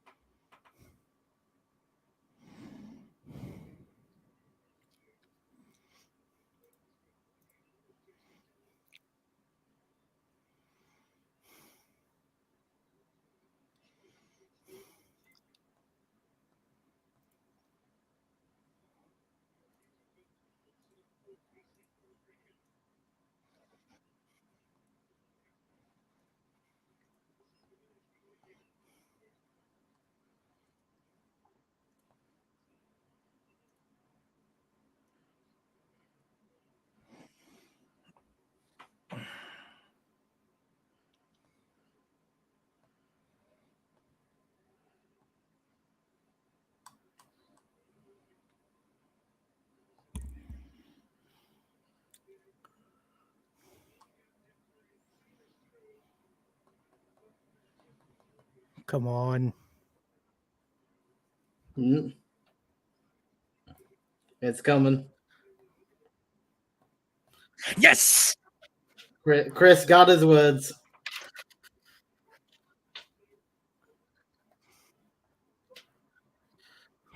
Yeah, just actually there. It's yellow cards. Like red, that's a stupid that they changed it for just yellows. Because yellows used to carry over too. Like back in the day, they changed that. This year, they changed yellows to not carry over. But it's kind of stupid that they don't do that for reds as well. Because if you change one set of cards, you should change all of them. Otherwise, keep it how it was, where yellows carry over as well. In my opinion, change both or change none. With the whole yellow card rule.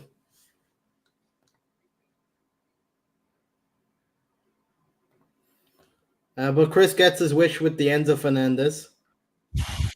Agreement reached in principle, so they need to get. They're running to get They need to get everything signed in times. Oh yeah, Shinar, I already said that like a second ago. Why you said the other one? I looked it up myself. Yeah. But if you change one rule for, my opinion is that they recently changed the yellow card rules that they don't carry over. They should have done it for Bota or not changed at all. That's my opinion with the two different rules.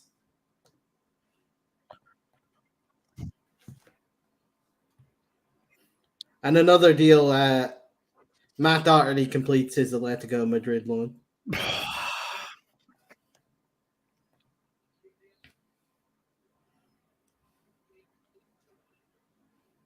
Enzo needs to run quickly to Chelsea. Right, get me on Flight Tracker right now. Because they need to get him there quickly as possible. Well, to be fair, they can do everything in Portugal, so everyone's there in Portugal at this moment in time. So,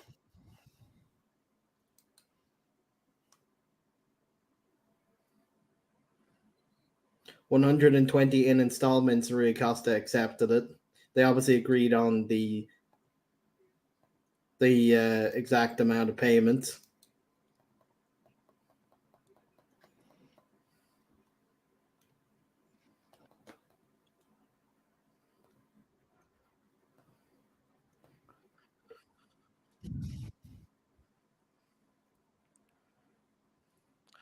$1 million total views. Jesus Christ.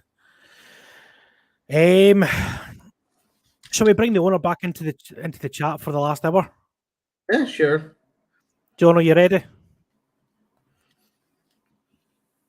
Hello. Oh, right, hold on. Can I have that? You're at the bottom. that's mean for Boom. He's been here all night. There we go. You're muted.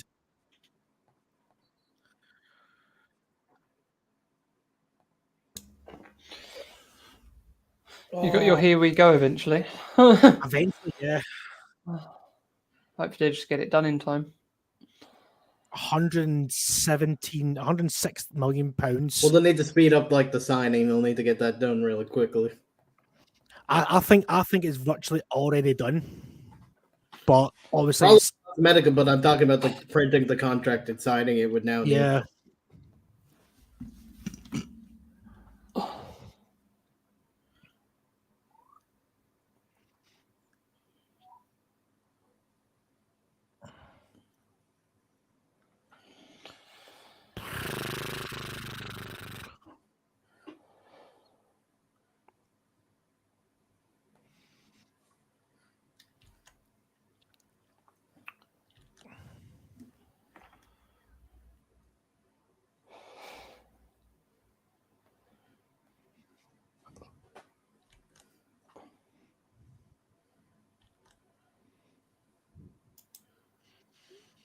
Oh.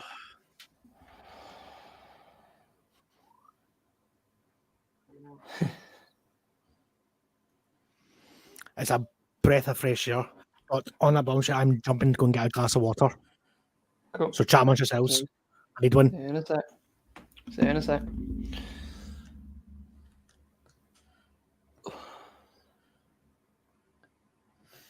So how's it going, John? Yeah, just looking if anything else is going on. Well, I announced Matt Doherty has completed his loan to Atletico Madrid. Yeah, I saw that. Have they got a buy option? I didn't see. No buy option.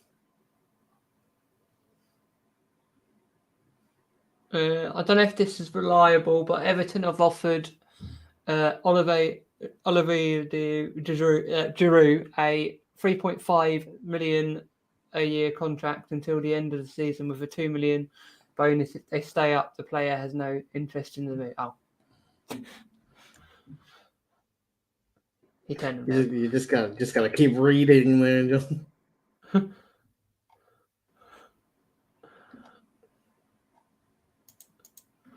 feel bad for Everton.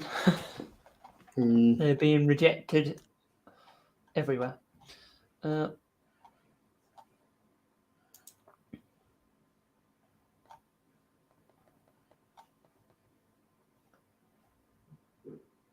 According to Rob Dawson of the ESPN, Axel Tuanzebe that I told you earlier was in negotiations with Stoke is actually heading to Stoke for a medical. Had to Ooh. be alone until the end of the season.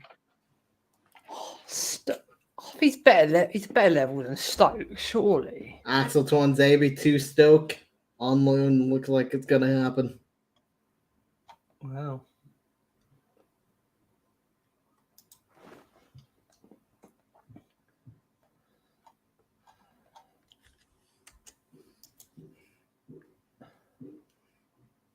And the game between Newcastle and Southampton has ended 2-1 to Newcastle. Newcastle are in the final. Some Scottish news here. Breaking St Mirren. St Mirren have signed Tony Watt on loan from Dundee United. Done deal. Yeah,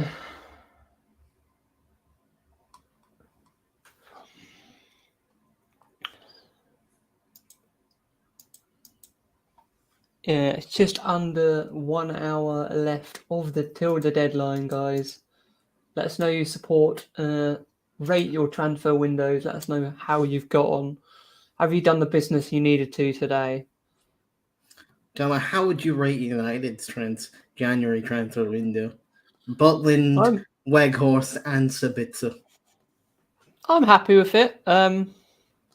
Yeah, we wouldn't expect any permanent deals because of the situation we're in. Butland's not going to play.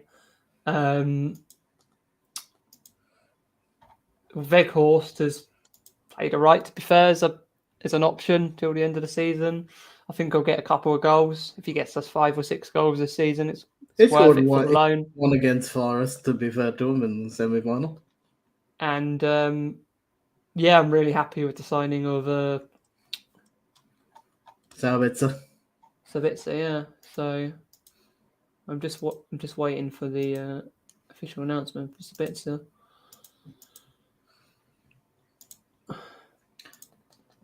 But it's looking like it might be the two. Well, it is going, but United still have to do the business and not throw away a 3-0 lead. But looking like it might be the two Uniteds battling for the Carabao Cup. Yes. Newcastle fully confirmed. United have 1 foot in it, but still need to do the job, being 3-0 up at essentially halftime.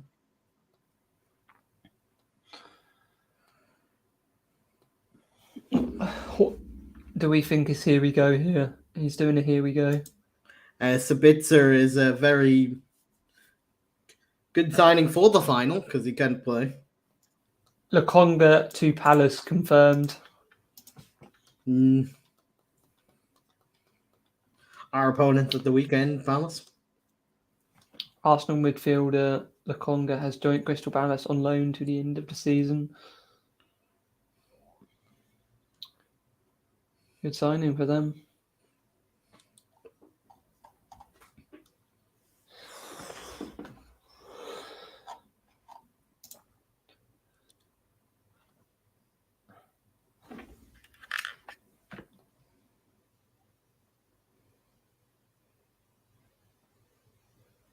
Oh, permanent contract for him. Matt Doherty is joining Atletico Madrid permanently on a free contract. Oh, wow.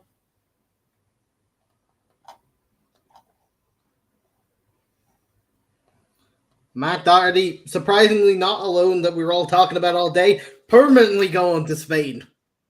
Only on a 6-month contract, though. I mean, you take 6-month holiday in Spain, though, John. Nice weather. That I did not expect.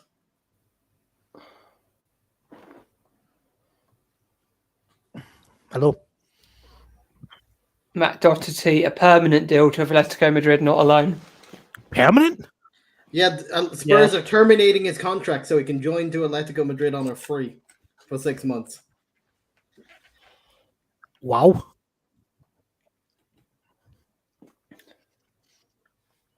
That's a, Ziyech, here we go as well. Just now. it gets Loan deal. better for me. Hakim Ziyech, here we go. All we need now is Fabrizio to say, Pierre-Emerick Aubameyang's contract has been cancelled. Well, speaking of contracts being cancelled, like I said, Matt Doherty's apparently contract has been cancelled, and he's joining Atletico Madrid for a free transfer instead of a loan. That I did not see coming to him permanent for 6 No, months. definitely not. But then again, a 6-month holiday in Spain is not the worst. Nice Sunday one. Although I'm not sure the pale complexion of an Irishman would survive for 6 months in Spain, but you know.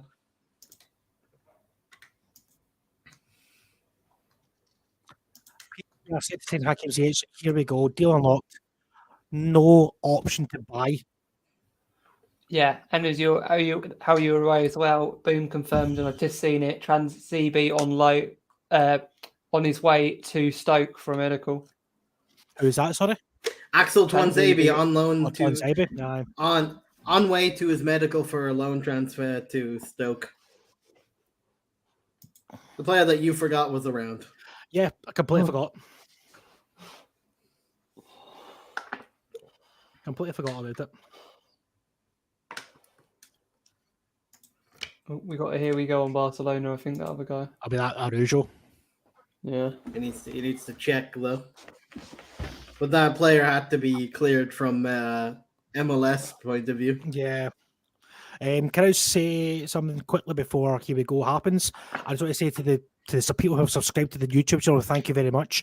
As well, thank you very much for being here tonight. We've been here for nearly 8 hours tonight. I just want to say thank you for everything tonight. Sinner, you've been fantastic in chat all night tonight. Loved every bit of your conversation. So thank you to everyone else who's popped in tonight. Again, thank you. This is something this is the first time we've ever done this kind of transfer deadline day type thing. It was my idea kind of to host it.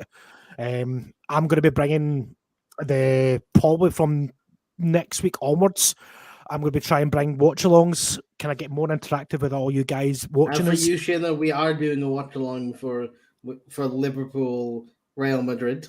Yes, we are doing Liverpool Real Madrid. We're doing the Manchester City versus Arsenal game as well, coming up on a Thursday night, I believe.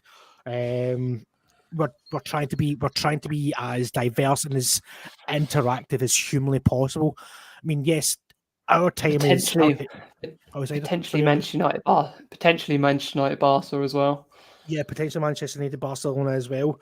So I would we might have a special guest for that one if we can get them on, and you know who I'm talking about. If we can get them on, we'll keep an eye on like the Arsenal, like Man City kind of side, because that's on the same time. We'll also be covering Chelsea, Dortmund, and be it. No, the Man City games are Thursday night. I'm sure. No, it's on the 15th, my friend. Is it 15th? 15th. I told you this before. There'd be 3 games on at the same time. One so of the Prem. What I could do is maybe I can a full interactive day. So, yeah. We'll focus on that in the beginning of the men's because it starts like a half an hour earlier than the Champions League games. Yeah. So Sarah, thank you again. You've been fantastic as well. Honestly, thank you very much. Again, we couldn't have done it without like you guys being in the chat. I mean, we're close on 110 subscribers on YouTube as well. I mean, I don't want to big that up, but it's a small number. But for what we are, we're a small. Yeah, it's massive for us. We're a small community. Yeah, trying to grow. So like for yourself, yeah. We're trying to grow, and it's people like yourself, Sinner, that's helped us along tonight. Especially, we've had people come in from from Hong Kong, Norway, Belgium. It's been brilliant, and all I can say is thank you. Yeah. And yeah, there's a lot more to come. Make sure you check out the podcast every week as well. I will be announcing in the next few days this week's podcast. We've got a good guest on again, so it will be a good one. So make sure you check out that every Thursday night as well. I do a series. There's going to be other. We got new people in the team, so we're going to get them to do content as well. So there'll be plenty of stuff coming out for you. So make sure you check us out. Yeah, I mean, hopefully, maybe soon we might bring a podcast live from a pub. So you never know. You never know. But honestly, thank you That'd be very very much. Irish and Scottish of us, Chris, if we just got ice cream from a pub. We can do a podcast from a Pizza Express. No, thank you. They might sponsor us. Enzo Fernandez is currently doing his medical according to Fabrizio. Yeah, I'm listening to it just now.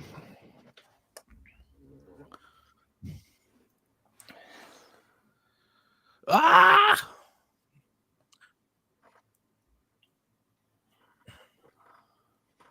Oh, they turn that light back on. That's wise. Ah!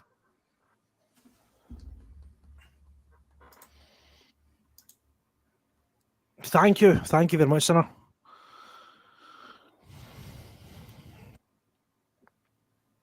Yeah, we're trying to be, when we're called the Football Nation, we're going to be bringing a lot more than just the Premier League. We're going to be bringing Championship, we're going to bring Bundesliga, La Liga, Serie A, MLS, Champions League, Europa League, Conference League. If there's a game that we're going to be watching on that, there's I'm going to bring Scottish football to it. I don't care. I'm going to bring Scottish football to it. We're going to be watching maybe Celtic and Rangers one night, or depending on who's on. If it's a Celtic game or a Rangers game, maybe not a Rangers game, but one of you can watch it.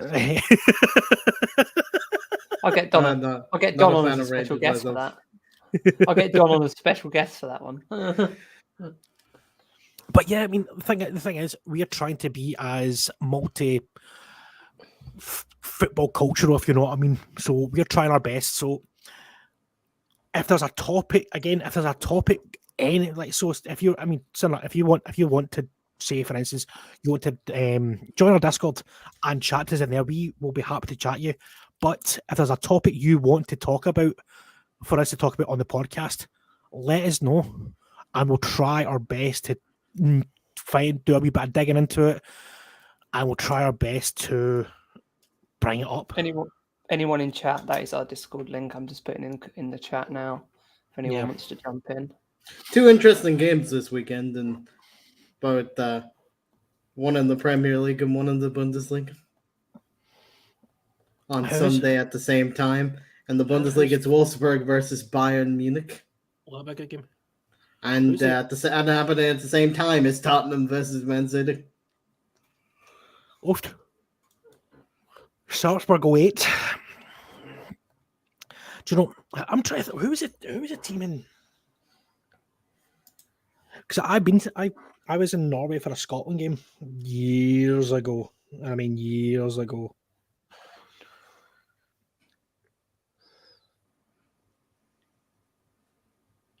I'm trying to think where it was. I mean, I like the badge of your team. I just Googled them. I appreciate the badge is nice.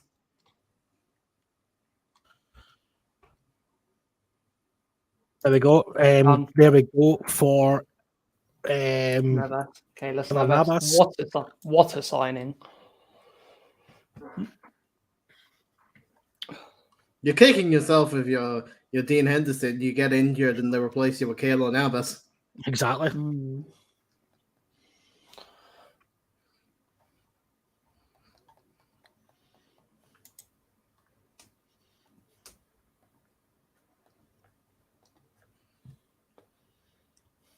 Is there a buy option on that?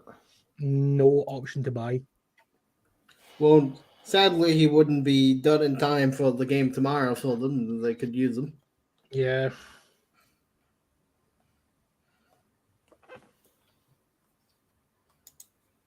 But I'm still surprised about that.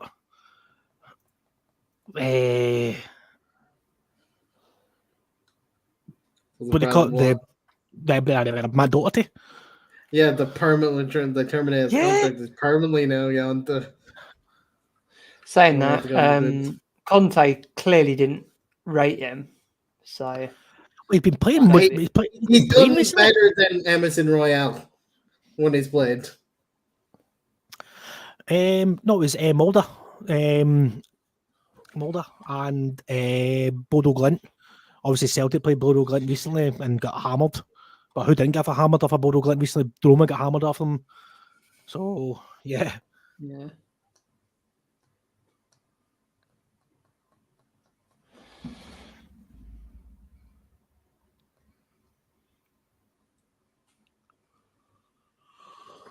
Oh, excuse me.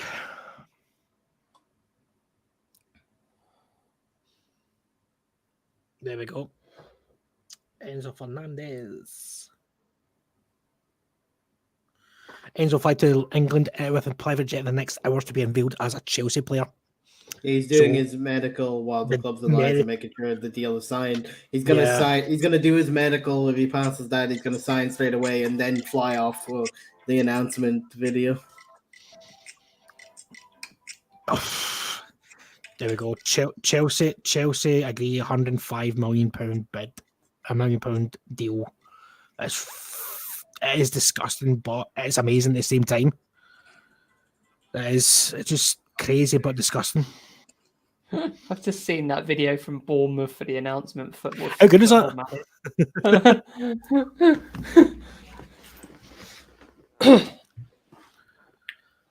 They have upped the announcements for clubs the last Yeah, they 18 have. months.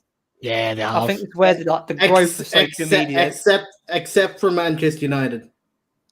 Our last It's few just- announcement was just a picture of a name. Yeah.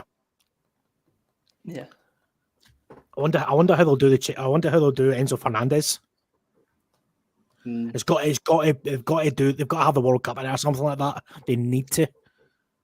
You know what the worst one will go down in history is? Sanchez and the piano.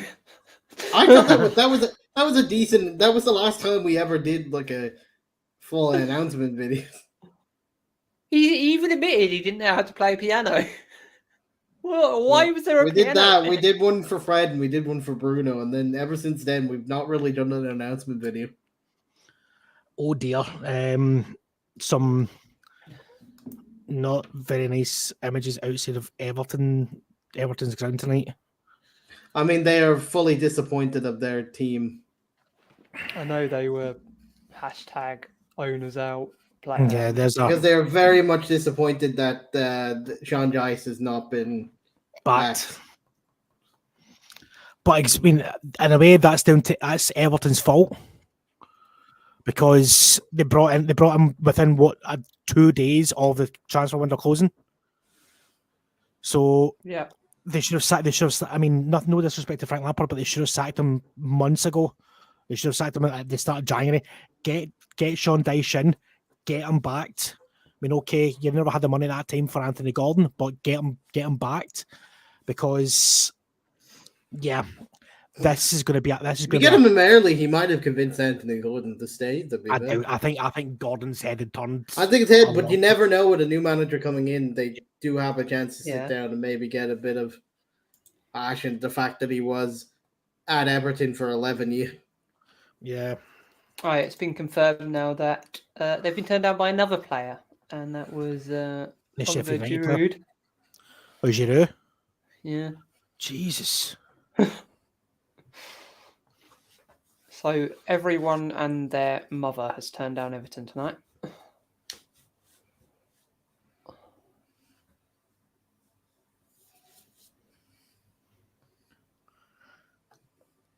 Have you got Twitter, Sinner?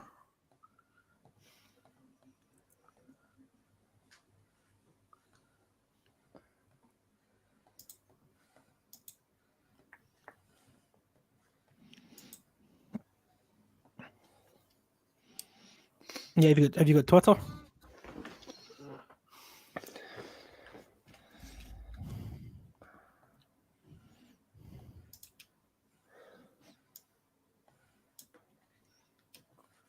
I'll do that now. Yeah. Yeah, just send an email.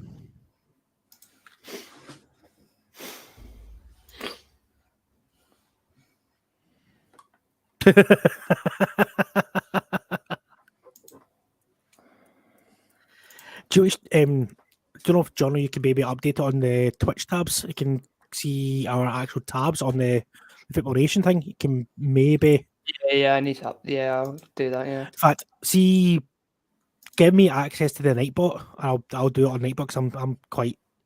So maybe Nightbot is for Twitter. So that's for Twitter for Twitch. So Cool. you can do that. You can do that tomorrow or something. We'll get this over and done with tonight, and then we can do it the rest of the week.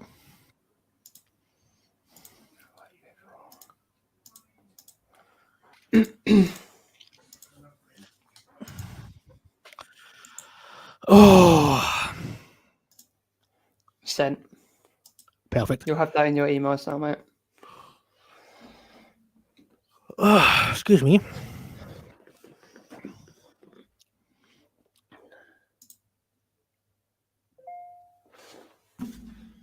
Bing bong. Address not found, mate. Did you take away the H and Oh no, that's why. Yeah. you plum?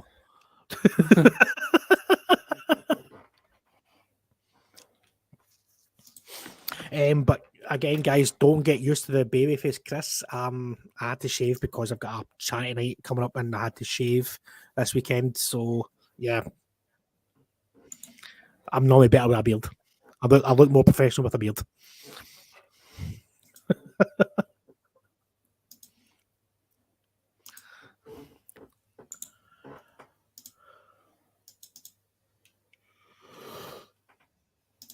Oh, excuse me.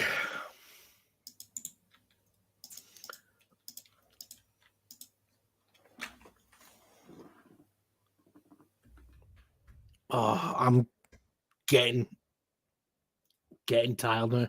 Jesus. Some news from Europe. PSV, not PSG, PSV have signed Patrick Van Aanholt on loan for the rest of the season. Ooh. That is a good deal.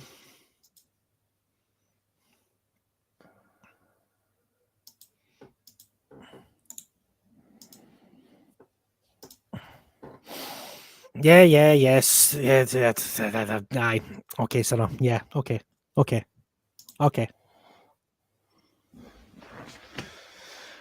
My first lab's for 5:30. Oh, Jesus Christ. Oh. I wouldn't accept that, Chris. Aye, what happened? From center, I wouldn't accept that. God, I'll chat. I think a fight needs a Company using Enzo his, Fernando's contract apparently runs till 2031. Yes. company using his links to Anderlecht here and getting a youngster from Anderlecht.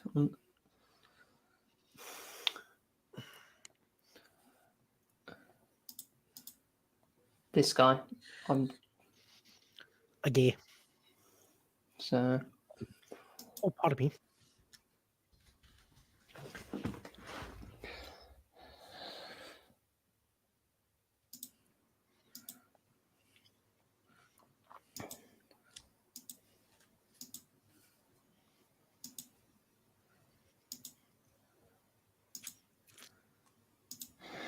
I mean, it's well known that Olivier Giroud wants a new contract at AC Milan, so he was never going Yeah. to say yes to Everton.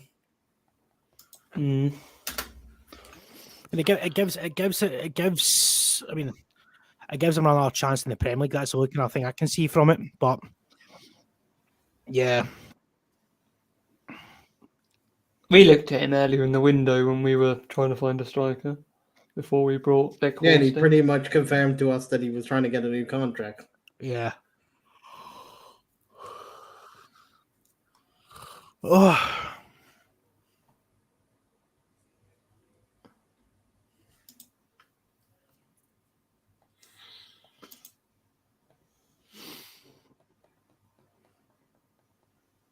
Jesus. Jesus Cristo. 35 minutes remaining of the window. I'm sure- Remember, guys, you I'm sure Everton's mother would turn him down at this point.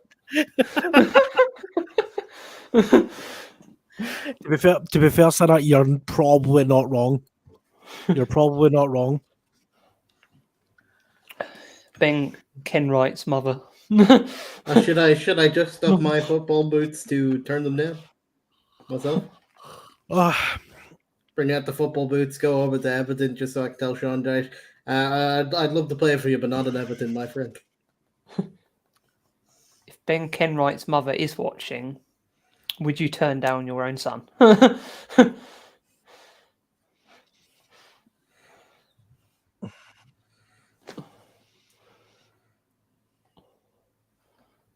right, so here we go. Chelsea have now the most expensive midfielder in history, the most expensive goalkeeper in history, the third most expensive centre back in history, the seventh most expensive player in history. There's a lot of pressure for a manager in his first elite side.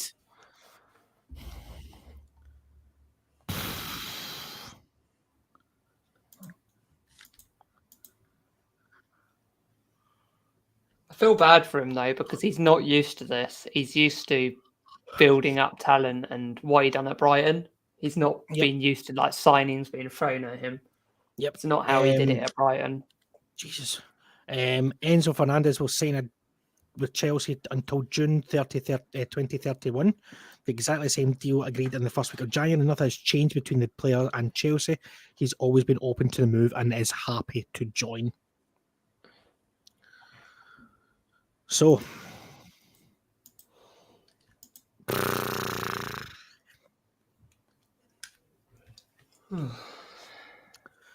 that's mad.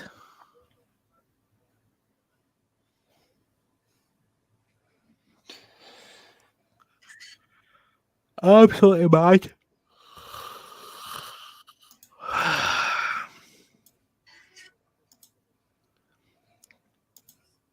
Why is he trending then? Who? Dembele. With Dembele? Yeah, the guy who used to play Spurs at Leon. Oh, Musa? Oh, Yeah. no, you're not used to play for Spurs. Play for Celtic. No, Tango in Dembele. Oh, and Dembele. Yeah.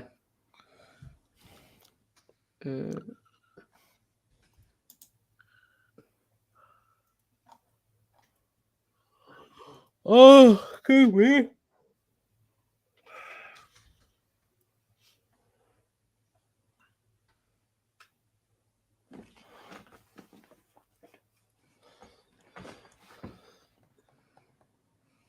Oh, it's just Spurs being awful at selling players, basically. All right.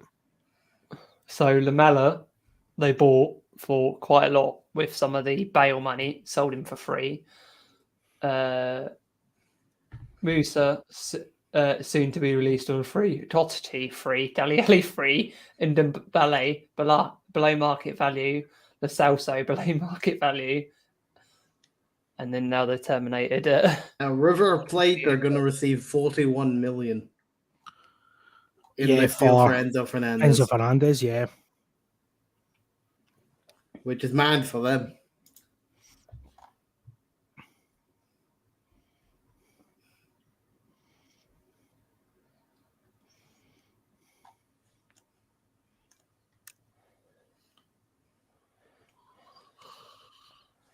Oh, Remember, guys, if clubs Courtois, haven't- play one, bench two, sell one.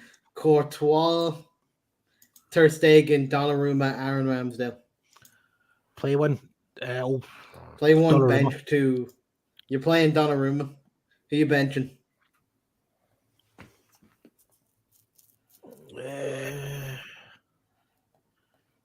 John, you want to do 2 seconds? I'll check it.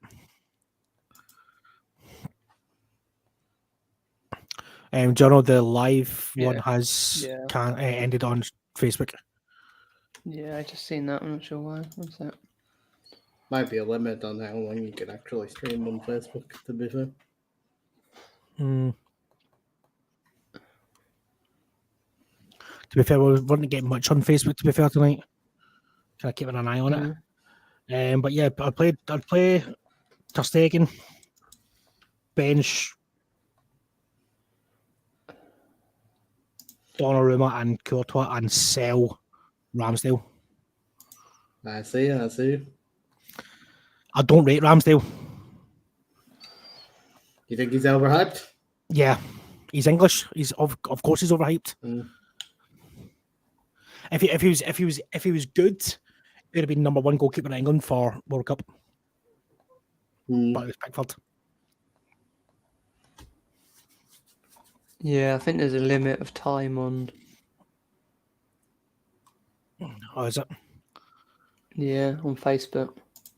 Who cares? John Joe Shelby walked onto the pitch to wave goodbye to the Newcastle fans. During Fair that play. game, as he's expected to join Forest. Oh. For Fowler to stay at Chelsea?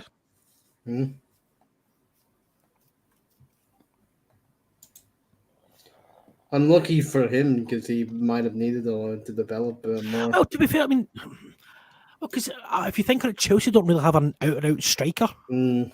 So that's maybe the kind of thinking that, right, that's maybe why they're keeping him. But, yeah. And he's looked a bit lively when he has started. Yeah, well, when he came on against Fulham, he looked okay, but yeah. I wonder if Chelsea will be getting Fernandes in time for Friday night against Fulham.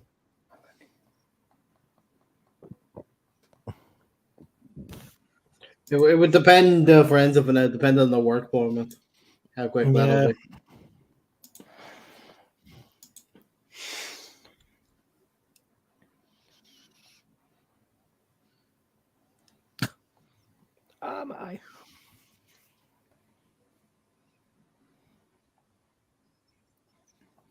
Yeah, I worry about Porter. I didn't think it was the right match at the start, and he's just been thrown a lot. Well, as I said earlier, it's like when Lampard was there, and then after the transfer ban, and you gave him a lot of signings, and it just didn't gel at start, and then they got rid of. These are now his signings, if you will. Yeah. So you see, we've seen shoots of improvement against Liverpool. There was shoots of improvement against Liverpool with some of the new signings like Mudryk and Bardashili playing. There was signs of improvement. But you can understand Mudryk hasn't played in like a while, therefore that's why he was a little bit shaky. Yeah. But then he had, like you said, like you look at Bardashili, he's settled that duck to water at Chelsea. He's strong, he's powerful, he's good on the ball. So I think that, in fact, what I'll do, if I can get a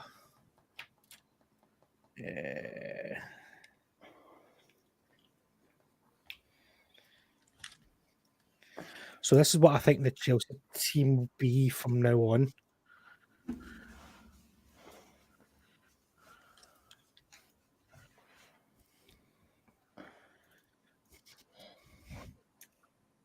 Play bench 2, sell 1, Haaland, Lewandowski, Messi, Mbappe.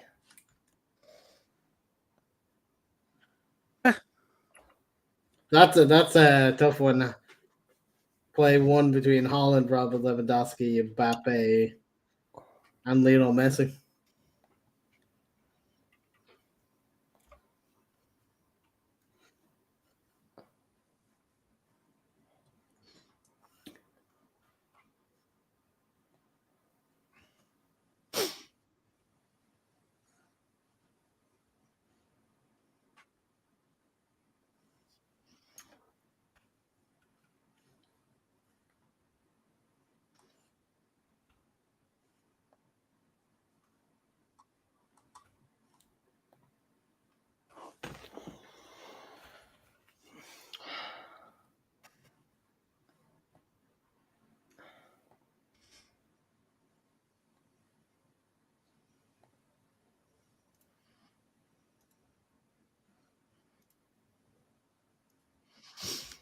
So this is what I think will be the future Chelsea team.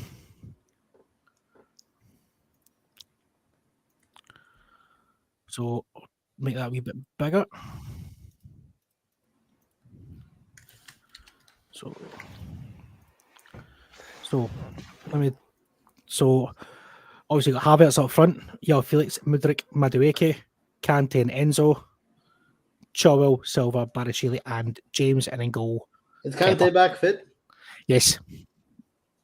This is with a fully fit Chelsea team. Yeah. This is fully fit. No suspensions, no nothing. You'd play João Felix as the attacking cam? Yeah. Do you think you'll go out for an out-and-out number 9 at summer, or keep Havertz? I think they'll keep. I do want to consider playing Havertz at cam. He used to play at cam. So I mean, what they could do is like Boone said, play Felix there and then play Havertz there. Havertz at Bayern Leverkusen used to play cam a lot. Yeah. Yeah. But as well, you could say you could maybe play out there as well, or with Enzo, maybe drop him out a wee bit deeper as well. So that's the way I look at Enzo's a start from me from now until forever. That's the way I look at it. And then Madueke, you could play Sterling there. And if Mudryk's not fit, you can play Pulisic. If Felix is not fully fit, you can play Fofana. Next season, you could play Mal Augusto if James is known. Yeah, exactly. So there is players that. So I would have like kind of.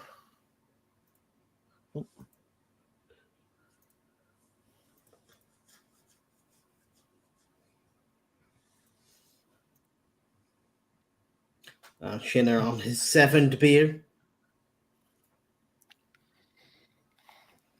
So Fofana, I mean, I've not really seen much of him, Sinner. That's the thing. I've not really seen much of him. He was rated quite highly in Malta. Yeah, that's all I know. So we'd have, and then obviously Sterling.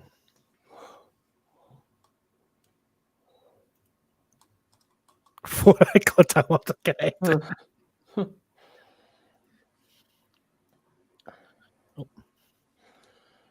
20 minutes left of the deadline. Oh. Can't be showing that.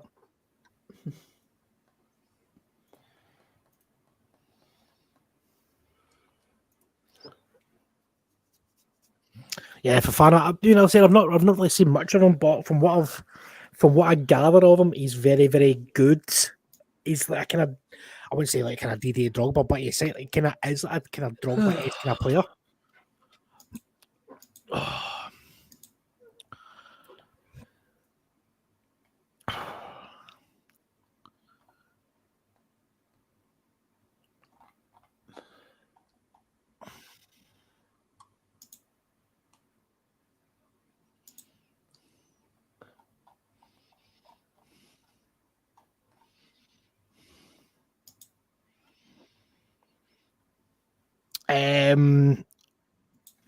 Pretigal from Germany, Germany. All the documents are signed, medicals passed, details are sorted. Enzo Fernandez transfer to Chelsea is complete. And that's coming from Sky Germany. What I'm saying, like most of it would be complete. It's not officially complete until he holds up the shirt and they do the video, which is what they're flying. It'll be complete in terms of the documents will be signed in time. They just need to film what they need to film. Let's see if I can see if there's a plane leaving Lisbon.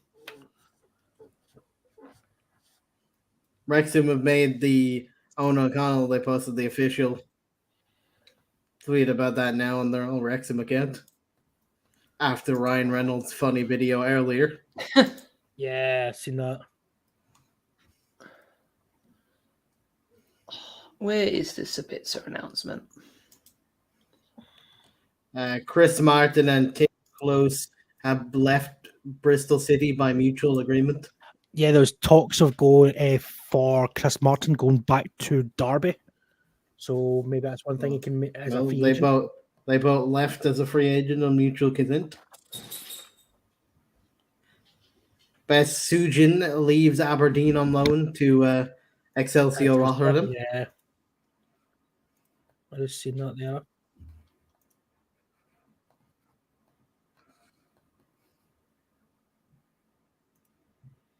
Okay. So still nothing yet on Flight Tracker for anyone leaving Lisbon. Unless they're already en route to London. Secretly, he has a speedboat and a SEAL6 team escort to London. He doesn't even have to leave Portugal, though. If he's done his medical there, they can take pictures of the Chelsea shirt. But they more than likely they'd want to do it next to like Stamford Bridge and stuff on their own. Yeah. Yeah, but if it's a time thing, it might be easier just to. Fabrizio claims that not everything is signed just yet. They're almost signed.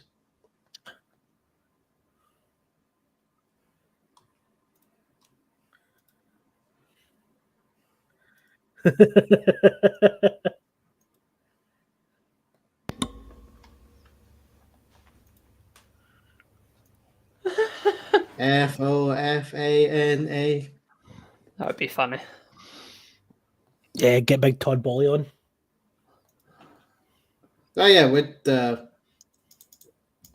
he scored more as a cam in Germany, Havertz, so that's why I think Havertz. Right, so let's kind of think about this logically. Where would Chelsea, where would they land in London?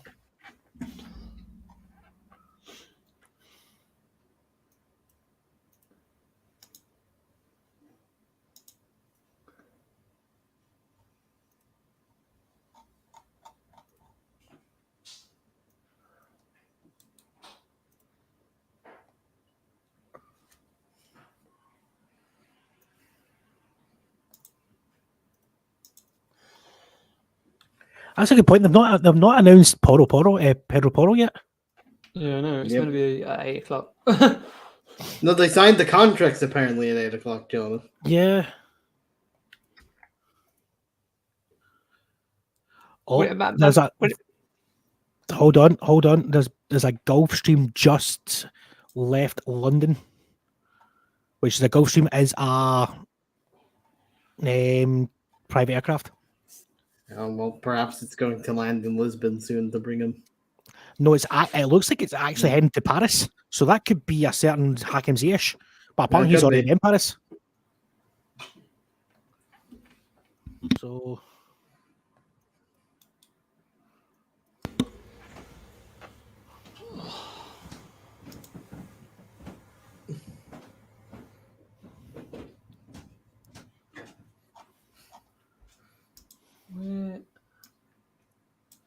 Where we gonna announce Sabitzer?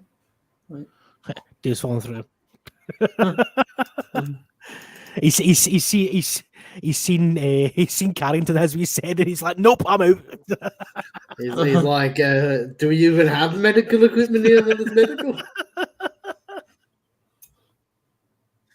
I said, fuck this shit, I'm out.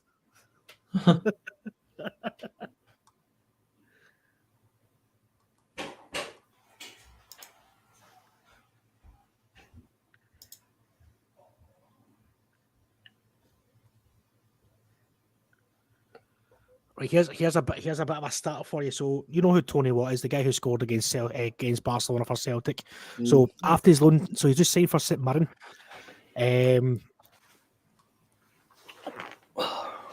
After his loan to St Mirren, Tony Watt has now played for half the teams in the Scottish Premiership. I think I was lagging on YouTube, still watching there and chatting here. I'll log off for the night. It has been very nice chatting with you guys tonight. Sinner, It's thank been you very much. nice having you here, Shanna. You made this stream a lot better than what it could have been. Yeah, Should have been. thank you very much for joining us tonight. Yeah. We appreciate you being here. You kept the Yeah. conversation going. And we always like when someone just is in there chatting because it keeps everything flowing. And you did that perfectly for us. So You kept me awake, even though I've had two cans of Monster. I'm still so I like chatting, so I appreciate when someone's there actually same. chatting. In 5 minutes, apparently Pedro Porro is official. Porro, yeah.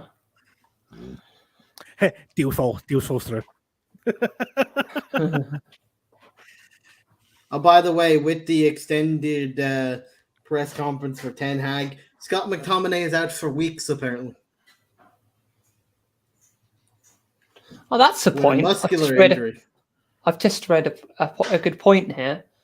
Sabitzer is going to be playing for Austria and Manchester United, so he's going to be playing for Ten Hag and Ralph Rangnick. I'm unlucky. Lucky for the Ralph Radnick part of it. We've got 13 minutes to go, guys. Bang on 13 minutes to go until the deadline day close. No problem, sir. Thank you very much.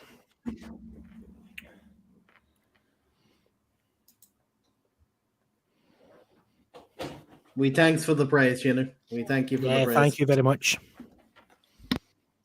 Tell your dog, tell your granny, tell your uncle, tell everyone that we are Tell here. everyone in Norway. Just go around every house in Norway during the week and just bring them in.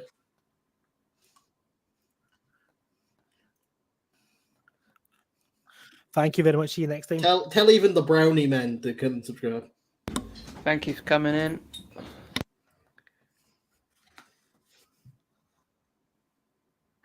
But apparently Scott McTominay has a muscular injury. And he's out for weeks. Not that it's any much of a loss, because I don't like Scott McTominay when he plays. Hey.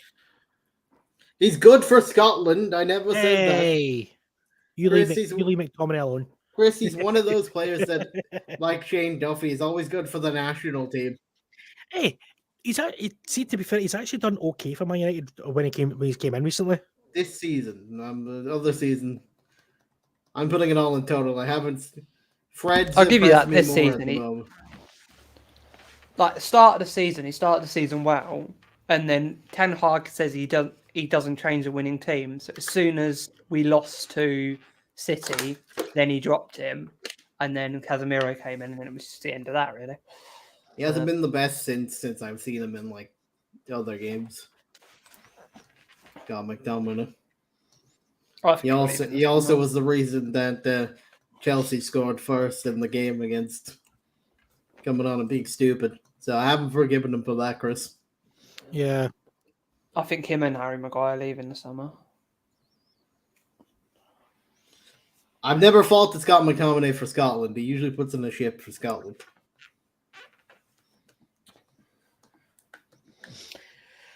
Oh, yay. 10 minutes to go, guys. 10 minutes to go.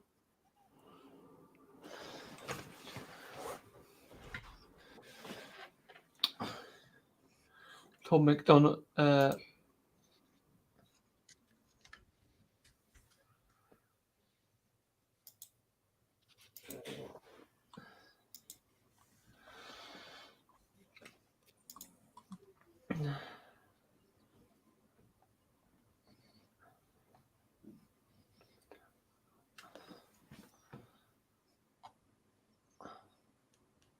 Announcement on the way for Sabitzer, apparently. Imminent. Oh.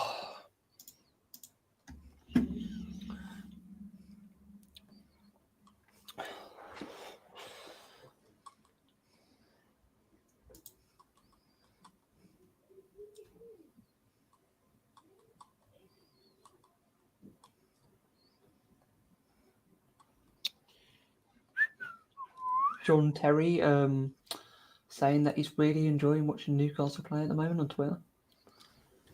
Oh. It's their announcement incoming.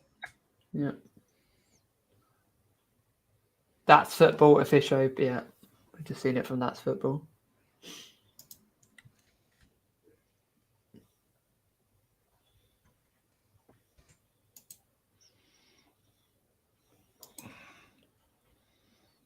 Boom, what you sending me? I'm sending RB Leipzig trolling Union Berlin.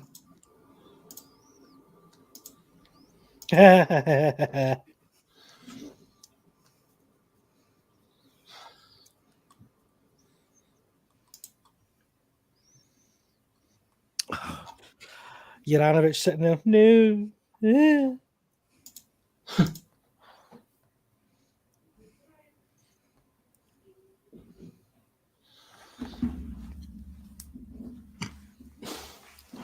8 minutes and 20 something seconds left of this window.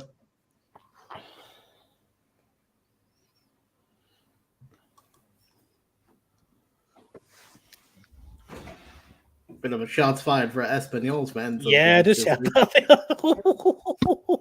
That's one way to get cancelled.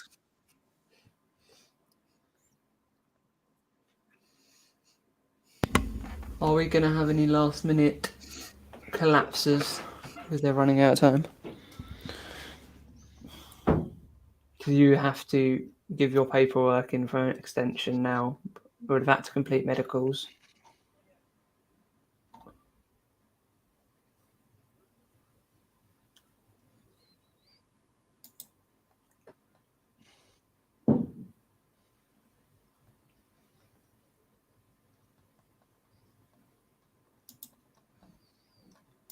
New goalkeeper the Espanyol.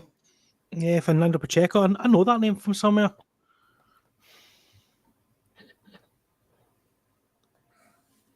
I think I signed him for someone. Football Manager. Played for Almera. I actually think I signed him for Celtic. For Celtic in Football Manager. For his career, he was at the Real Madrid B team, then went to Alvarez, then to Almera, and now to Espanyol.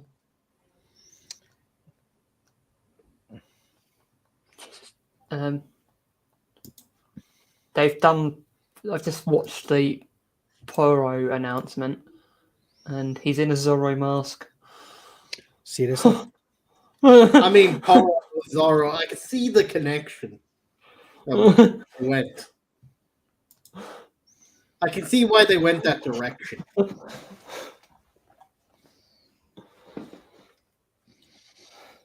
Oh, so Sporting Lisbon on a season-long loan with an option to buy. I thought it was a permanent deal they were signing him on. What one was that? Pedro Porro. Oh, is it? Yeah, Loan? permanent. Yes, no, it's on loan with an obligation to buy. But obligation to buy is basically permanent, to be fair. Enzo Fernandez was signing an 8.5-year deal. Jeez. Yeah, it's Yeah, this is the reason why FFP are mad at you with these 8-year contracts. That's why they're changing the rules, Chris. You're rooting for the rest of us. Yeah, the Yeah, deal's you banned 8-year contracts, you have.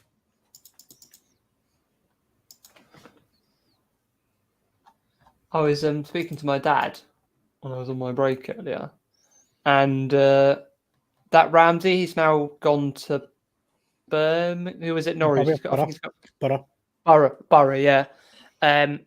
He left after after Dean Smith was sacked because of an injury to go back to Villa because they said that he was going to be out for months, and now he signed for Middlesbrough.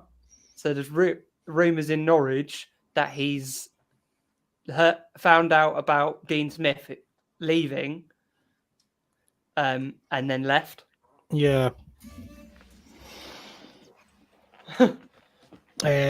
So just seen this on Twitter. Where is it? Whereas they're hoping to get the John Joe Shelby and Navas deals completed before the deadline. hopefully they requested the extension that Jono said for them. Yeah. 4 minutes to go. I'll have to have Get those another extension bus papers in. Forest pretty soon.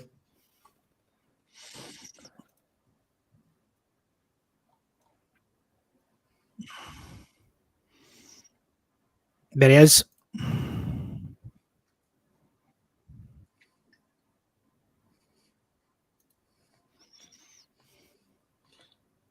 I know that's Enzo, but it'd be funny if that was just someone that looked like him, named like Aye. Steve.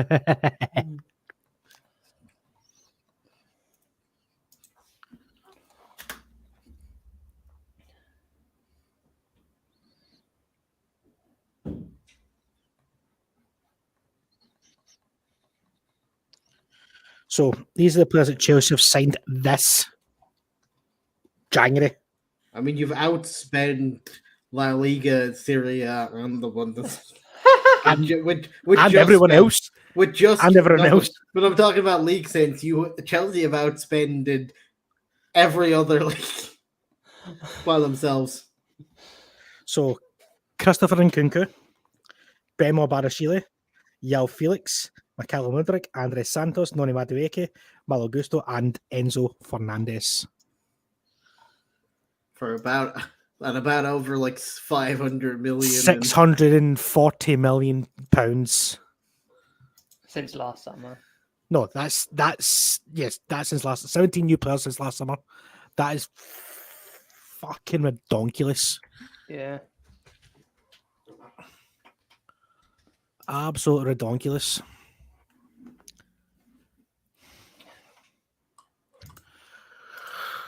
Oh, excuse me. 2-minute countdown, lads. 2-minute countdown. I'm gonna be so cranky at work tomorrow. Should be so happy. I'll be happy, but I'll be cranky. Once the transfer window closes, I'll leave it up. If you want to continue, I might actually go to my bed because I'm shattered. Mhm.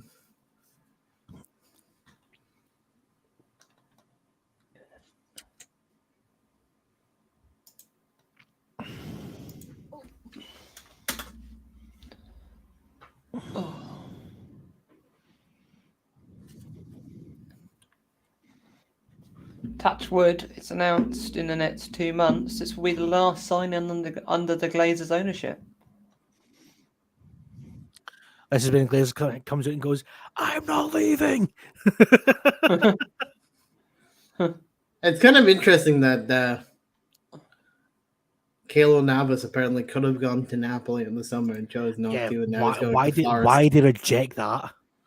Because they're talking to now like it seems he's gonna regret not going to Napoli. It was a bad decision, not. That's what I'm saying. I mean, But now he's going to Forest. For a relegation fight, you could have been with their trophy at the end of the season. Mm. See you next time. Yep, definitely, mate.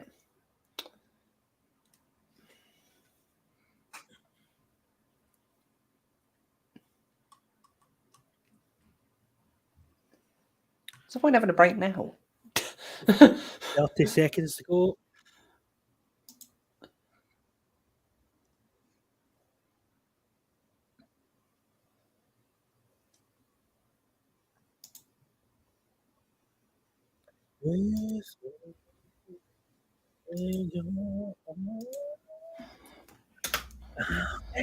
In terms of Sabitzer, United have filed the deal sheet on Sabitzer before the 11 p.m. deadline, so therefore we have until midnight to fully announce it. Yeah. It's done. Apparently, they're about to announce it. No, but we sent the deal sheet before, so we have until midnight to Yeah. announce it.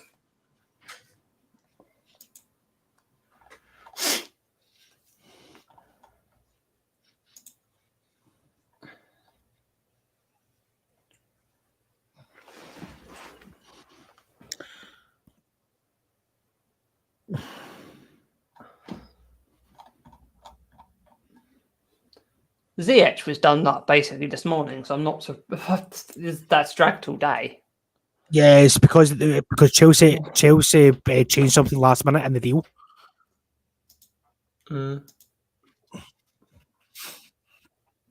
I'm quite actually proud of my kind of wee overlay I done for tonight. Yeah, I really like it. Yeah.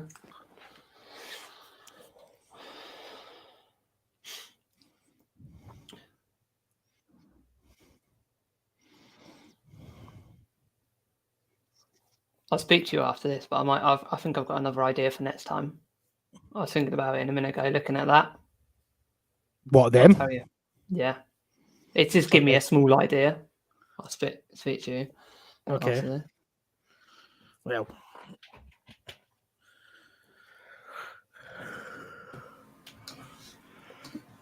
Oh, yeah.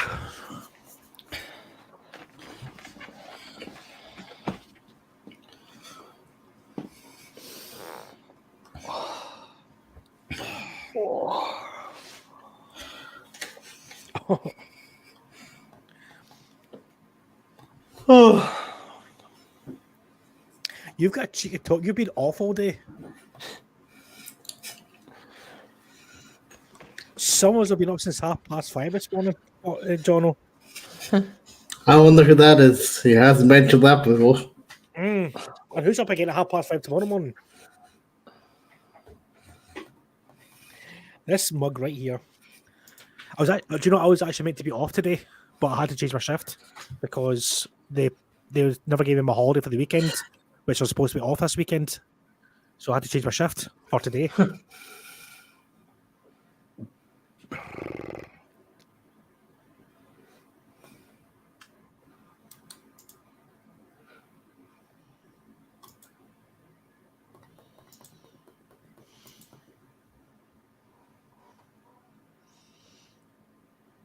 Oh, pardon me.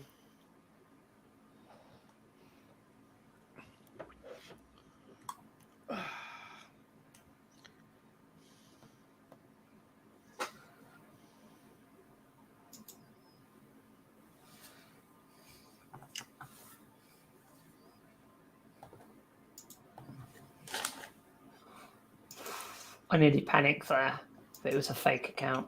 What was it? Someone made a fake sports Bible account that said bad news. They didn't get the paperwork done in time. I literally told you, like several of the journalists just a minute ago said we have submitted the sheet. Yeah, I know. That's why I was double checking it. Literally everyone connected with United, journalist-wise, said we submitted it.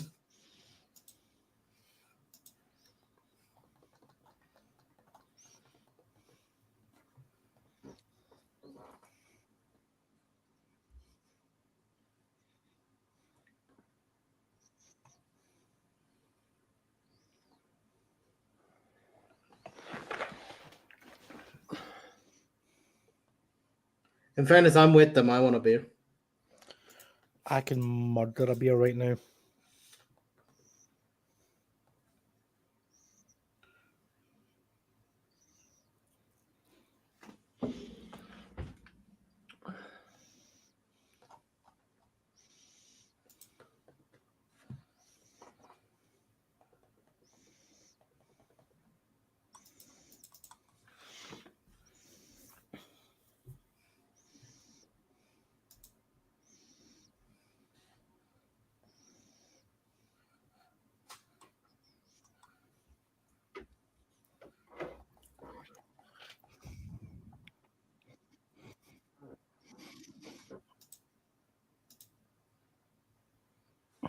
Document Documents, signed for Ziyech for PSG from Chelsea. Time now it's just time to register said contract, and then they'll make that official. Yep.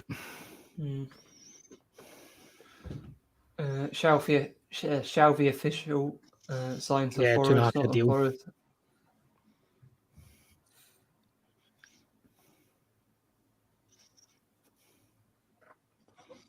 Aidan O'Brien has joined Gillingham on loan. He's a young Irish boy, isn't he? He is an Irishman, yes. Confirmed. MBK Dons have signed Aberdeen captain Anthony Stewart back Yeah. on a loan deal. I'm not surprised about because of what happened in the Scottish Cup League Cup semi-final. John Joe Shelby is official. Yeah. So Just Matty Taylor has gone from Oxford United to Port Vale on loan. that's a bit of a strange one because Oxford were doing well with him playing. So Bristol that's a bit- Rovers have announced the loan signing of defender Lamere Bagad from Aston Villa.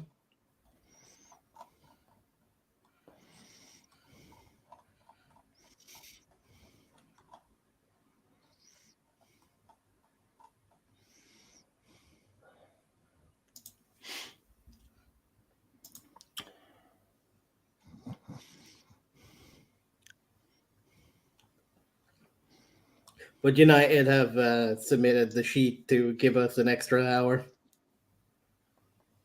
in time.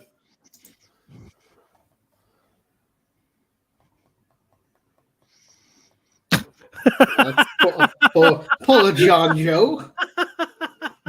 Poor John Joe Shelby. that's why he couldn't go to Chelsea because him and Potter would fight amongst each other. Harry Potter versus Voldemort. Although Ten Hag said he can't perform magic, so if he can perform magic and he's lying to us, that could be a wizard battle right there. If he goes anywhere near Old Trafford tomorrow, Voldemort.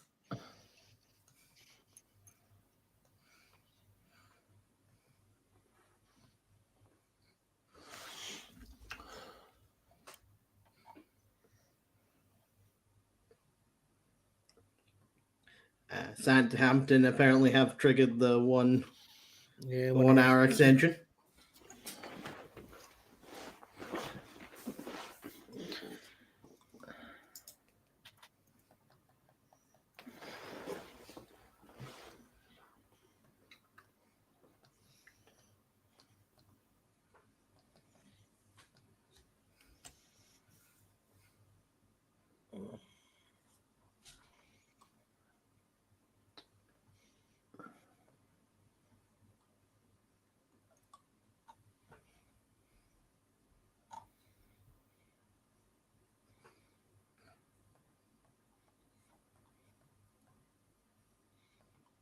Record-breaking January transfer window. That's richly just because of Chelsea. Listen, Fabrizio, I have no idea what happened with that fax machine with David. I checked it the day before. I was working just fine. Don't know what happened to it. I definitely didn't whack it with a hammer twice and then left when I was cleaning. If that turned out differently, we would have had Navas. Carlos Navas, because that was part of the deal, wasn't it? Mm.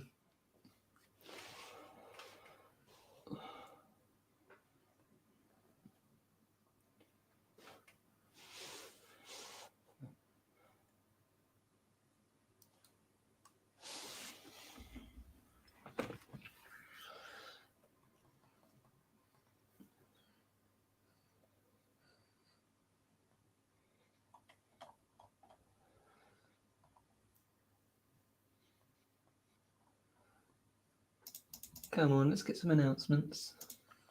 Come on, clubs.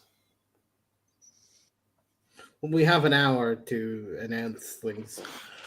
Well, I don't have an hour. I'm going to go boost off. I'm going to call it a night and get some sleep because I've got work in the morning. So, Shout out your socials first, Chris, before you go. yes, you can find me on the Football Nation podcast most Thursdays.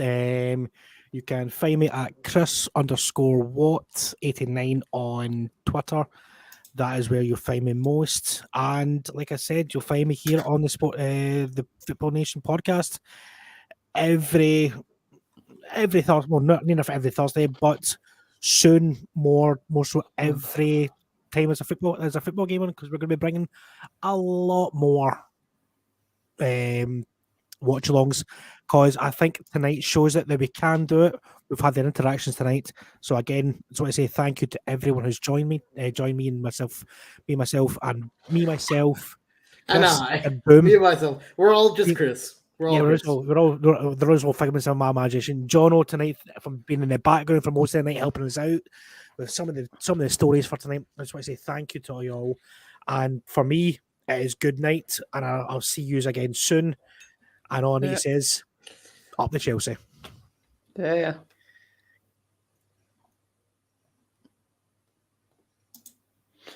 It's a very interesting Joe Hugo and Sonny Alfred that I said were going to join Altram. Apparently, they are joining Altram, but they'll also continue to train with United's under 21s, play for the under 21s as well as Altram. Nice. So they're going to be playing twice a week. Ten hard cooking. He said, "You're playing for the non-league team as well as us. That's what you're doing. You need game time, so play for both. You're playing 2 games a week. One with your mates, one with these guys."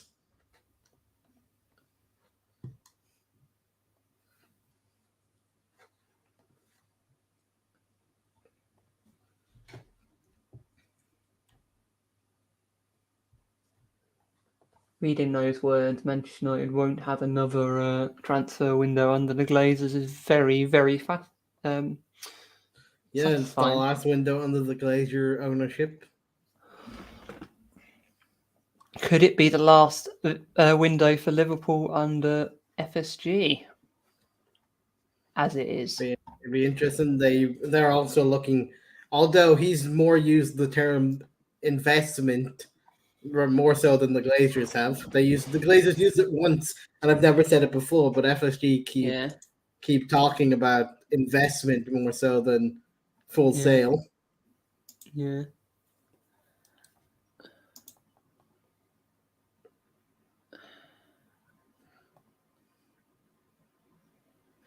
Sean Dyche is a very angry man at the moment, I think.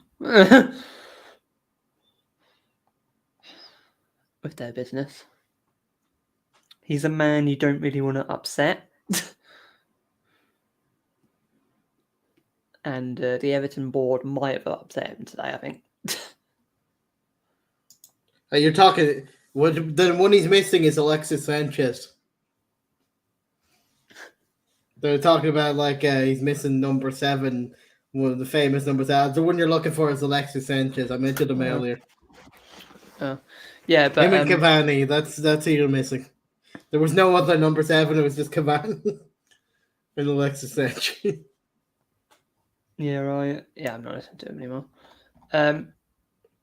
The story is that he's not expected to wear the number 7. Shock and horror.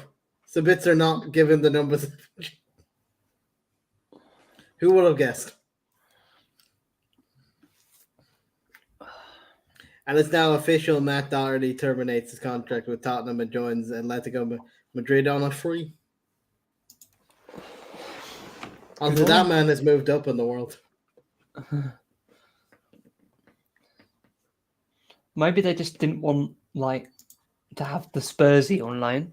So they thought if they terminate the contract from Spurs, you're no longer associated with Spurs.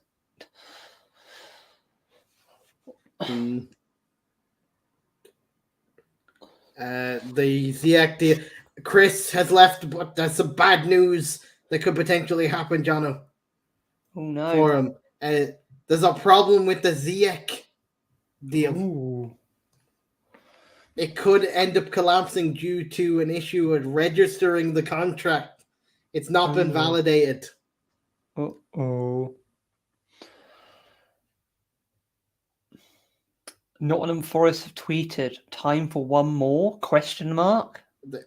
They're literally, it could his deal to PSG could collapse due to the documents not being verified in time.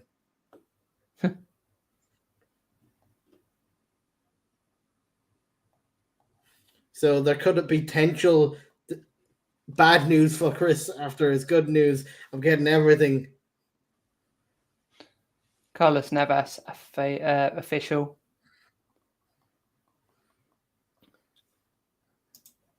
they clearly didn't have a picture of him though, because he didn't get there in time. Yeah, So they just just got a tweet. picture. They just tweeted time for one more question mark. And then a picture of a chair with a goalkeeper glove and a ball on it. And Navas is a red. Mm.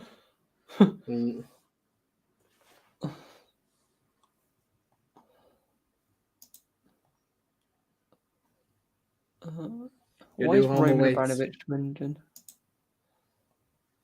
Oh, people think he's secretly funding Todd Bowley, and that's why he secretly has all this money.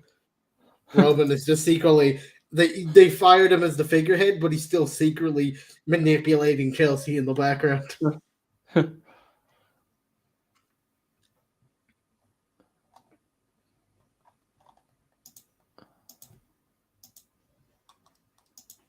Well, they did you see that story about Everton and their previous owner who has like ties to Putin, and he's still they sanctioned him, but he's still on the board. Two managers who went for interviews there in previous times they've looked at managers have come out and said he was part of the interview process when he wasn't going to be at the club anymore because he got sanctioned and they got rid of him, supposedly, but they didn't.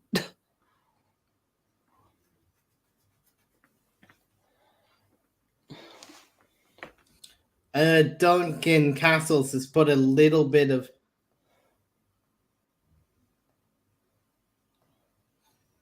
there's a slight. Duncan Castles has said that there might be a slight concern that they might not have the transfer documents registered in time for tonight's deadline for Enzo Fernandez. Ooh. It's Duncan Castles not saying that's going to happen. Imagine But if there's a tiny bit of imagine if concern. he's gone to bed, CH collapses and Fernandez has collapsed, so he just wakes up in the morning. That'd be interesting. That'd be just so unlucky that if he leaves and everything collapses. I don't think the Enzo will collapse. I think they'll get that in time, but there was just an ever slight concern. Everton targeting players today. At least they tried. At least they tried. Our friends from the Italian pod.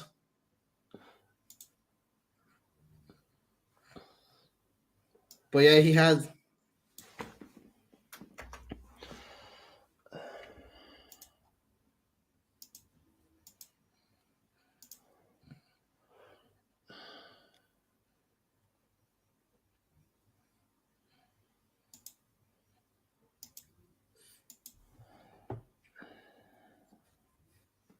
Apparently with Ziyech though, the issue with Ziyech is that PSG and Chelsea signed the contracts, but they were not sent back to PSG in time to register. So contracts are not validated. Now the clubs are trying to find a solution, but they were not sent in time. What even run with? That's not even a story, Telegraph. It's not expected. Yeah, I know. It's why. It's not even a story. Oh, if someone said he's not expected to wear the number 1. Well, sure, Adam McCullough tweeted, "Why is this news?"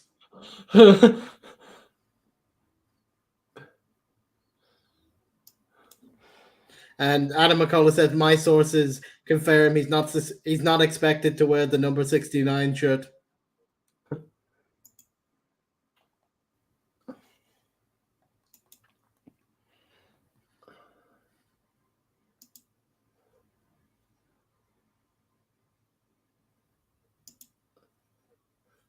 So January, this is managing Barca on Twitter. Apparently, Liga. there's room. You know what the Matt Doherty, the reason why they terminated their contract? Why? Apparently, supposedly, the Tottenham board forgot that they were actually at their loan limit of sending players out on loan. Yeah. And that Uh, determined it. Good evening, straight edge, or should I say good night? Best transfer of the day, most surprising transfer of the day. And as Jono picked his notes, I don't know about the last one, straight edge. Only Jono confirmed that one. But best transfer of the day. It's interesting. There's two that come to mind. It's the Bitzer and the Enzo Fernandez one. Out of nowhere. You would have to say Enzo Fernandez for the price. Mind blowing. A surprising But transfer it's of the not day done yet. is Kale. It's not done yet.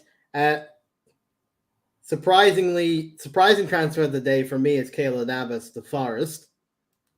Although Sabitzer came out as a surprise for me. Actually, surprise transfer of the day, Matt Doherty to as an Irishman's perspective on that one. That came out of nowhere. Permanently too. It's just weird.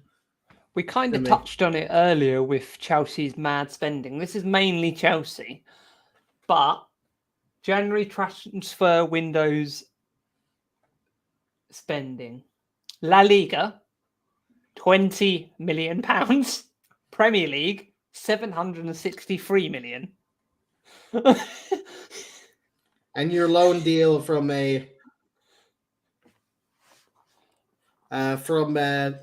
to PSG from Hakim Ziyech is collapsing as we speak.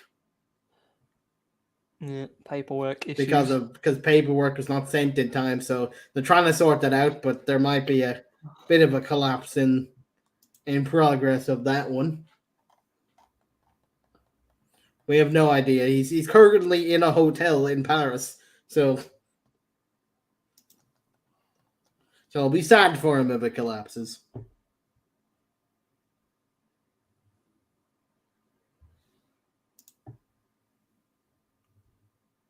This will be his reaction. Exactly. What is that face? I have no idea. We can confirm that Everton are doing no business. They have not submitted any sheet for an extra hour. Yeah, they've been a mental day for them. They've gone in for everyone, been rejected by everyone. Birmingham have signed West Ham's Emmanuel Longilo on a permanent transfer. We've rotated it, so it's been me, Chris, and Boom. So we've been rotating, but yeah. Yeah,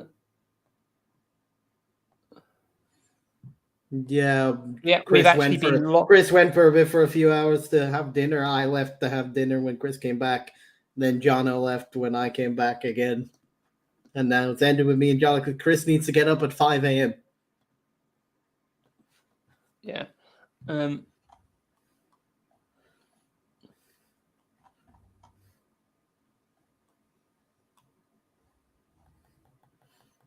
now we are just waiting for announcements because clubs would love.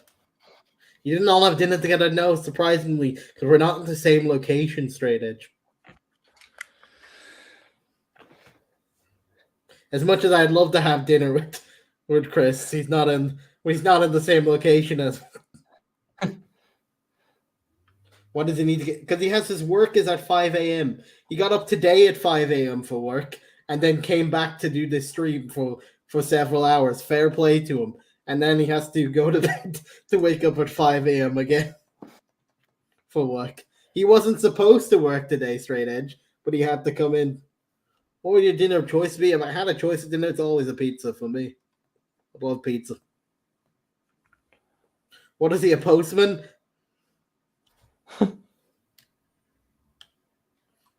Who knows? You'll have to ask Chris that.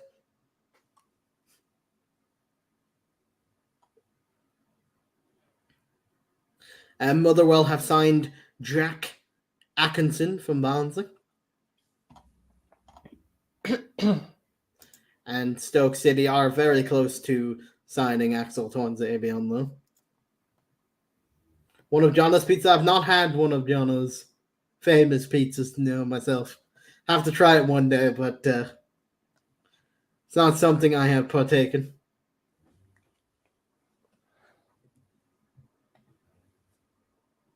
Unlucky. I haven't done mine yet.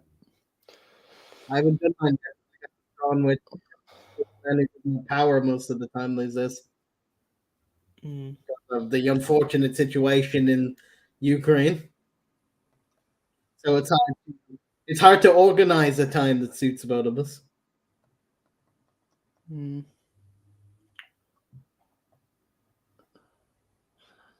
I don't know. I think that Trans-EB deal to Stoke is up there for a surprise of the day. I thought you'd get a better move than that. Stoke submitted their deal sheet for that. Yeah. Manchester United are happy to let the defender go for first team football after a frustrating period that he struggled with injury. Yeah, I'm not surprised we're willing to let him go. I'm surprised that he's not had a better offer. As Juan Zebu remains the only player to have captained United at every age group, including the first team. Yeah, he still plays for us. He was just he was injured, but he's going to Stoke on loan. We're loaning him out to Stoke.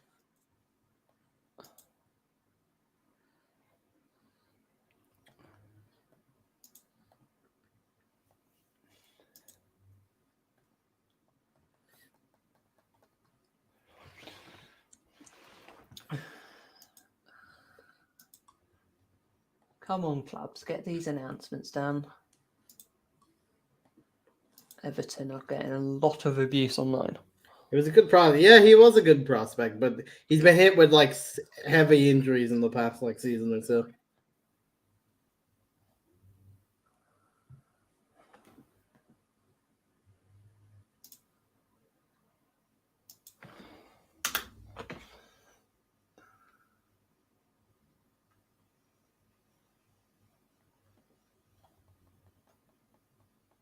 To be fair, I would have rather kept him and let one of either to free up money in this window. I would have let either Harry Maguire or Lindelof go.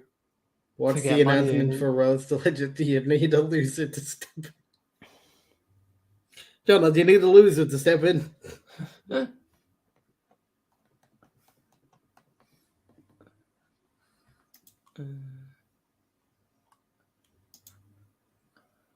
Harry's suitor has been permanently announced for Leicester City from Stoke. You can explain why they've gone with Tuanzebe because they're losing Harry Scooter. Good business.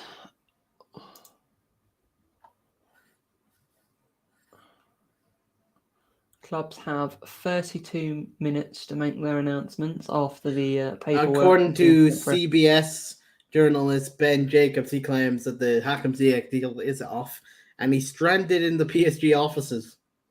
Nice.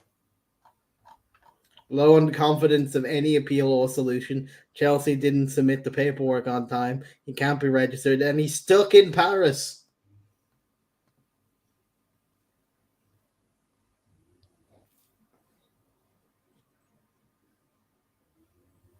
You know, I have to say GYR. Yeah. But this is the real football show, not Football Manager. So we'll gloss over that question. We're the Football Nation podcast, so we'll gloss over that question. Straight edge. I gave you my answer. That's about it on that one. Beautiful man, beautiful Swansea fan. Indeed. Bring it back to Swansea. Beautiful Swansea. Man, they've not done much business themselves, Swansea. They let a few people go. They brought in. Yeah, they only brought in one player, really, after letting some go.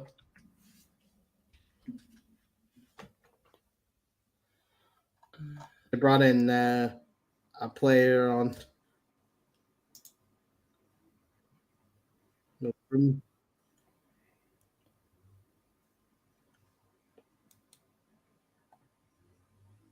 Yeah, we're the Football Nation podcast. Do you not watch our content, Straight Edge? Shocking. I'm hurt, Straight Edge. You not seen our trailer? This is all things football. Shocking. So we talk about that in our own time, Straight Edge. We're still very much in that community. That's in our own time on Twitter. or on Discord.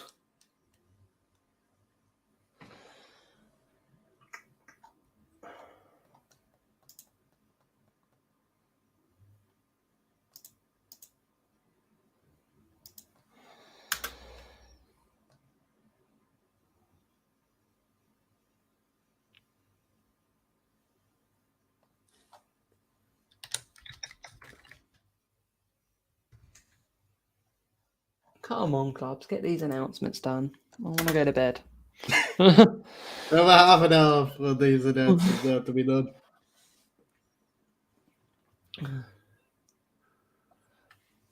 Introduce the 2-year-old to the content. It's family friendly. Yeah. Invite the whole family around Straight Edge on Thursdays, okay? Yeah, exactly. Or any other video.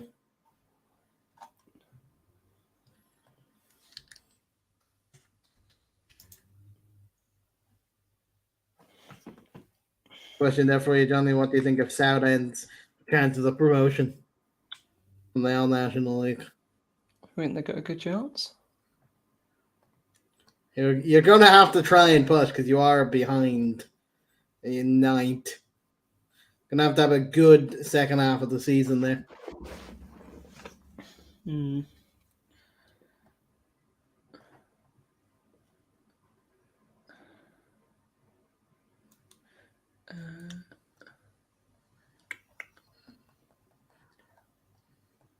See what Fabrizio's seeing.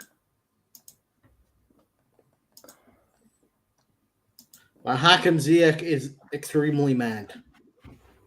Yeah. I can imagine. I wouldn't want to be stuck at Chelsea. No, but then he's stuck in Paris with no way back because it's too late. There we go. He has no flights back. He's stuck. Chelsea What don't if want him. He's stuck in Paris and he needs to get back to a club that don't want him. Come back in the door like, you know. He's like, you know, how about... I'm guessing your goalkeeper. Straight Edge.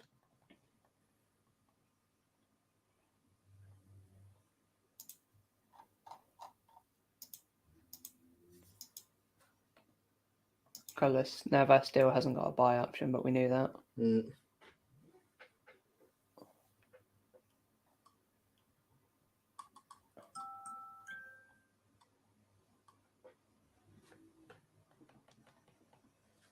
I'd hate if this does fall true for Ziyech. Him having to go back to Chelsea. They're like, hey guys, you know when I said I was leaving you all? I'm back. I was just joking. I don't hate you all. Remember me? Then he looks and sees Alyssa. Who are they?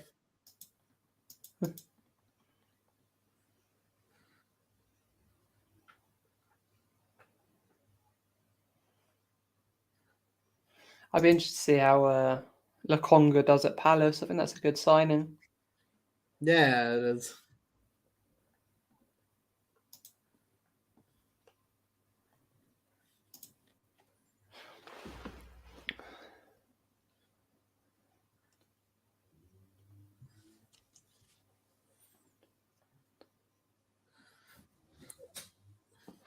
Oh, that was my phone telling me to go to bed. Yeah. It's not me, Straight Edge. I don't sleep anymore, to be honest. I need to get a sleep pattern again, my friend.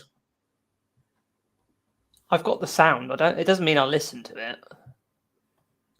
I'm in the problem where I stay awake too late and sleep through the day. I need to get that back in to good patterns here.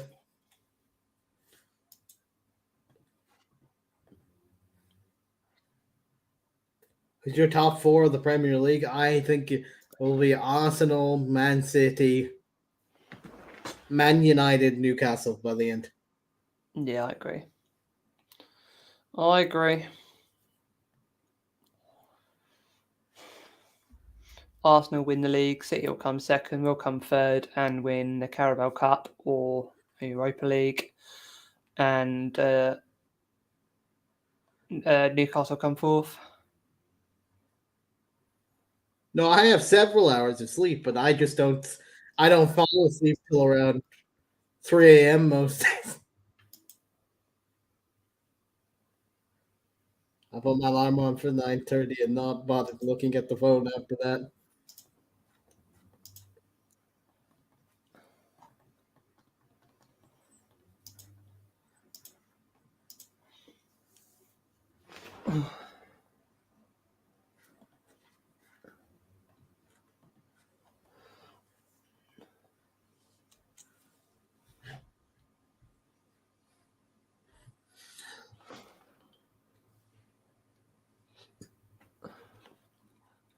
As everyone's joking online, I can confirm, my sources confirm that Sabitzer has picked up a United shirt.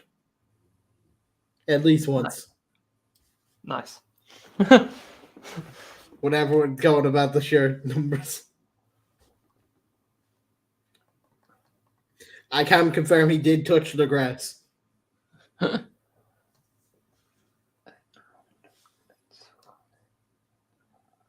Apparently, around the Chelsea situation with Ziyech, apparently it's Chelsea's muck-up, is what I'm reading. Chelsea didn't send the paperwork in time back to PSG. They sent the wrong paperwork, apparently, multiple times.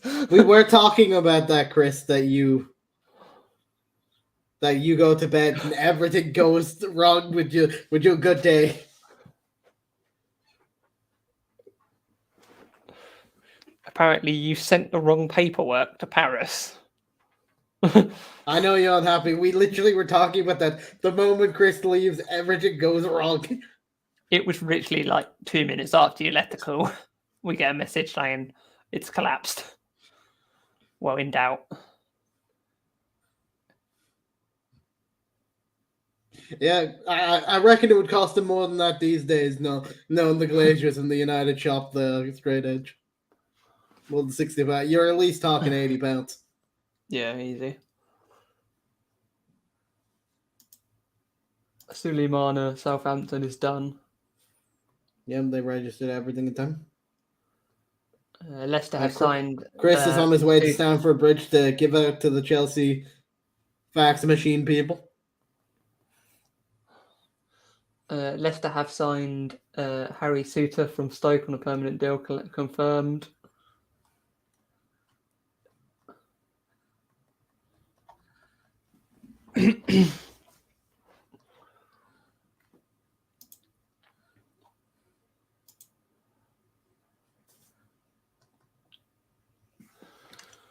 Crawley Town have signed Jack Spong on loan from Brighton and Hove Albion.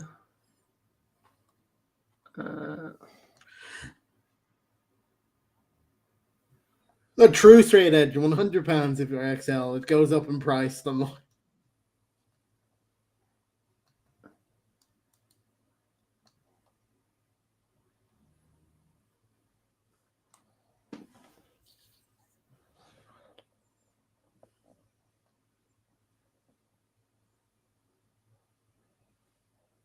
Yeah, it does. I'm glad it looks good on mobile too. It's good. There's a great signing. Well, they definitely needed players. Leicester, they needed to beef up that thing. And Stoke got a decent replacement in Tuanzebe, if they get it done fully.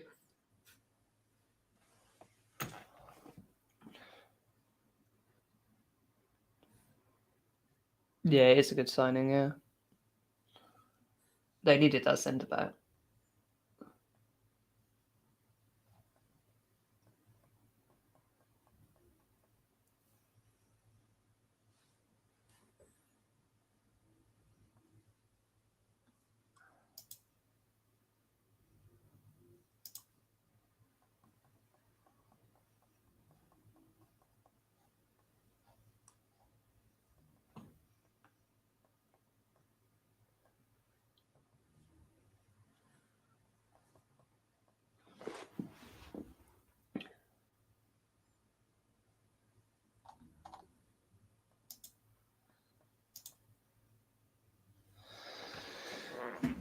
Come on, Chelsea and Manchester United.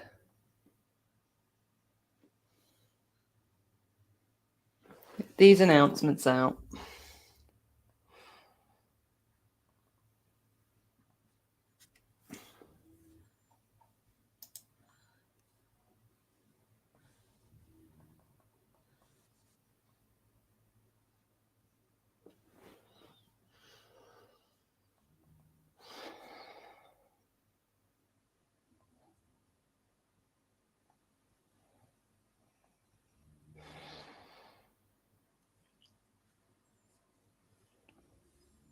I don't understand Twitch. You need a teacher straight edge. They'll teach you. That is a Premier League badge you put in there, straight edge.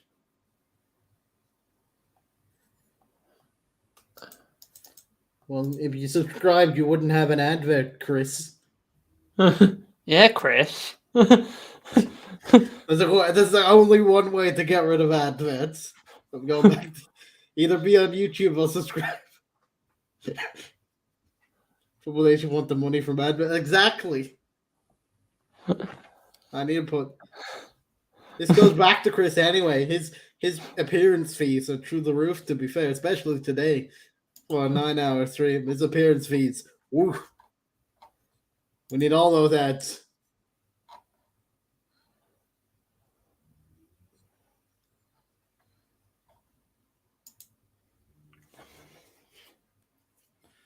More on Hack of Zeke. PSG have an appeal ready to LFP, but contracts are not validated as things stand.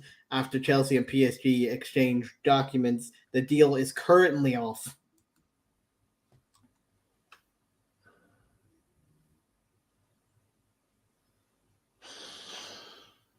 Isco is at Sofia Airport after breaking the agreement.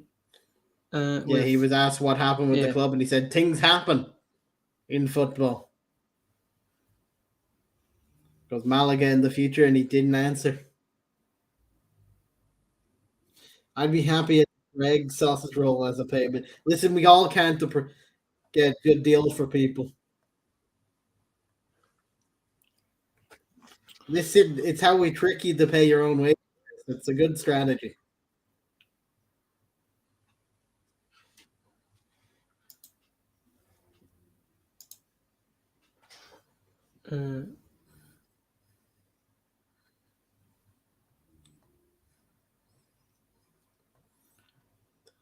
They try and put together on Fabrizio stream a team of the transfer window, and they literally said at the end, "I think this team could win the Europa League."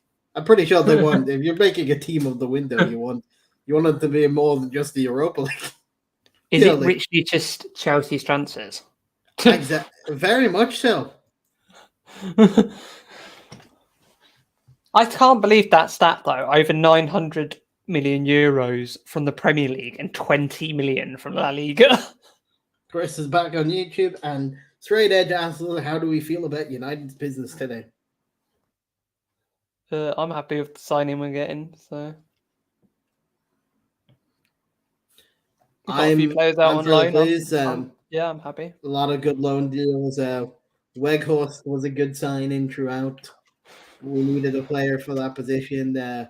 Butland was an interesting signing because he's not going to play. And Sabitzer is a good replacement for Ericsson as last minute replacements go. That's not a bad.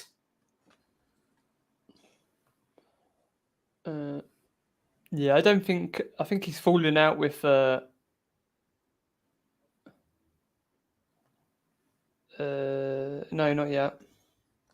Neither's the Fernandes deal. Both of them haven't been confirmed yet.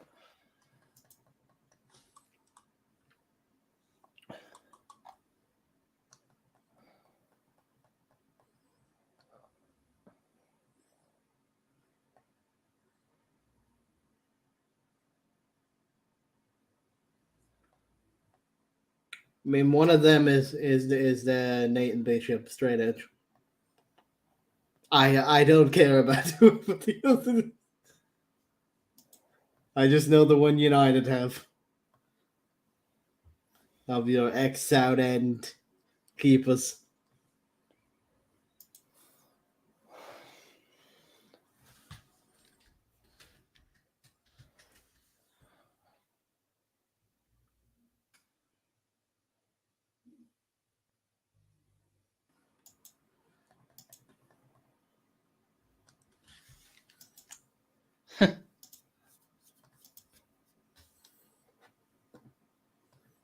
We got rid of the quizzes. Might bring them back for special occasions, but for the main episodes, the quizzes are gone.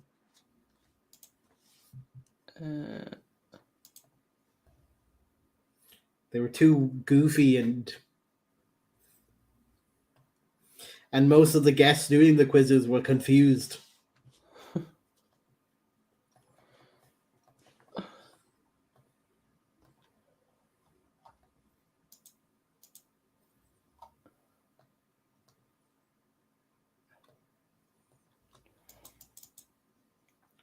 Everyone loves a good quiz, but you need to explain to your viewers that you're doing a quiz before you just randomly jump a quiz on them.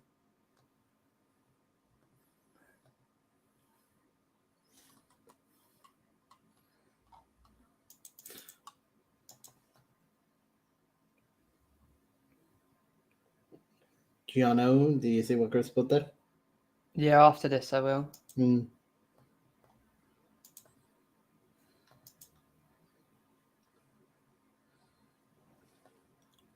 It's nothing special. It's just a transition I thought of.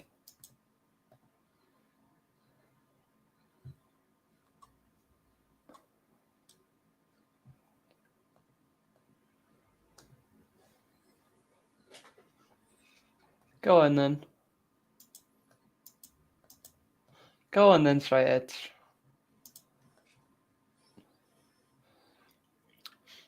Pass the time while we're waiting for these transfers to go through.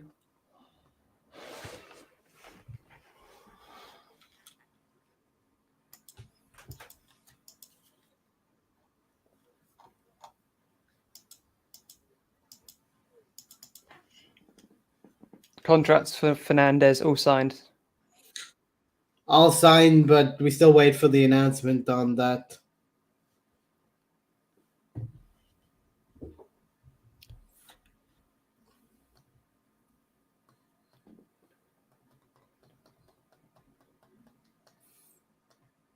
Yeah, we are still looking for a ref if you do know anyone.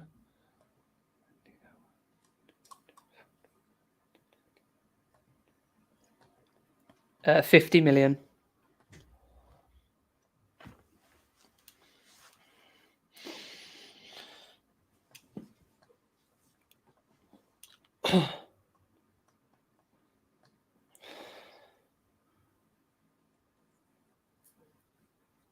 You mentioned straight edge that you've done wrestling before.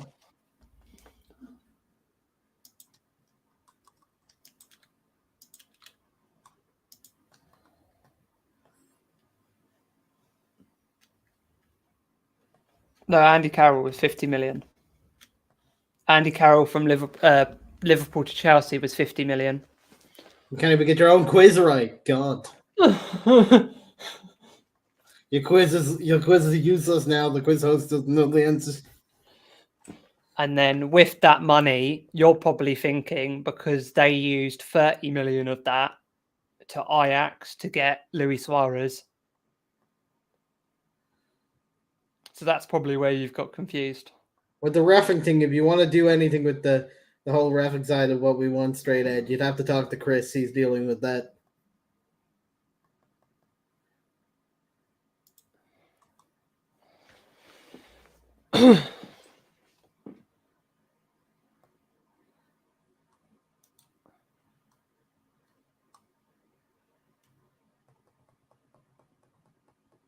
I know you are right. Yeah, you are right. You are right. But you see, it's not 30 million. If it's 30 to 35 million, that you are also wrong, straight edge.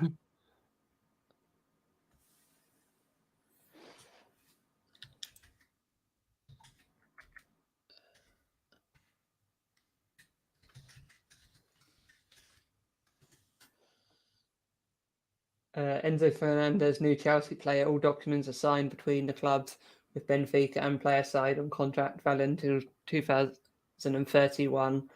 Medical tests done, payments in 6 installments, but 40 million out front.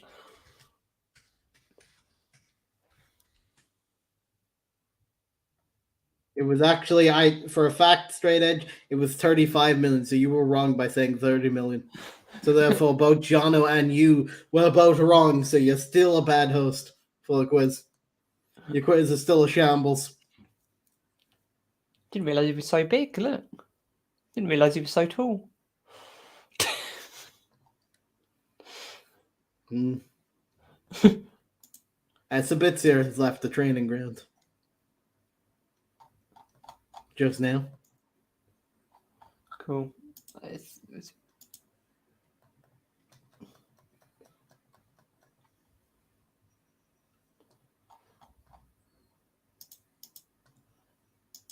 Don't tell me that the announcement could be in the morning. Don't tell me that.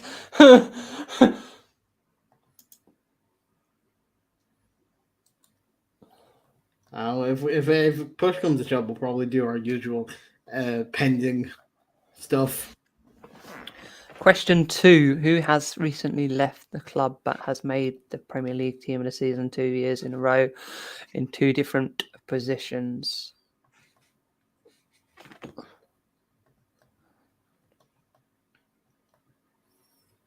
Chris said, name a player who was scored in the Conference League, League One champion. You see, what you don't know is that I don't care about any of these questions. One question at a time. So, question 2: who was recently left a club but has made the Premier League team of the season 2 years in a row for 2 different positions?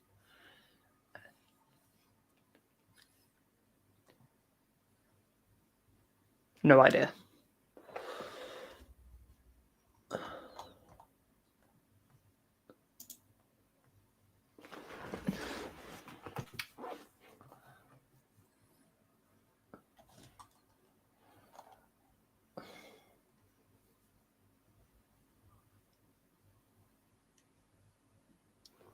Oh, yeah, good point. Yeah.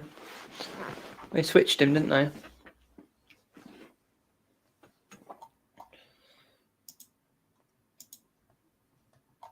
I still wonder if... I know he's denying that it was a fallout, but there clearly was. I wonder if it will come out what happened. I mean, it has come out what happened. We know for a fact he was demanding more game time because when he came back from the World Cup, he was instantly benched again and only part time. And then he gave out the pep saying that it wasn't fair, and he threatened to leave. And Pep said, "Okay, leave." The door's there. Fabrizio Romano on Sabitzer deal, no issues. Just bloody announce it then.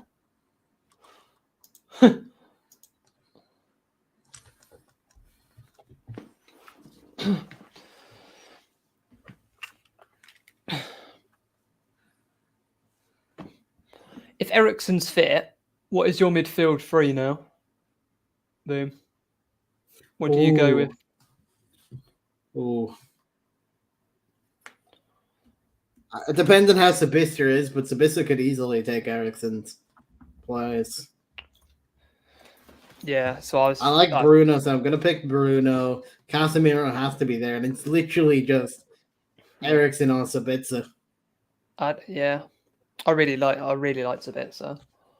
That is Dimitar Berbatov, Mr. Stray Edge TV.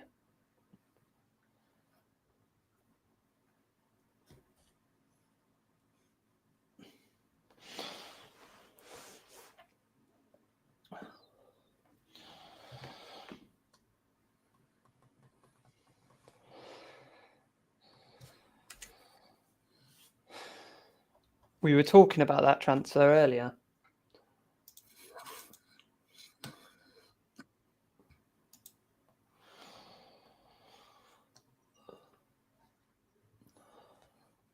I talk about Bruno all the time, straight edge. I don't know what.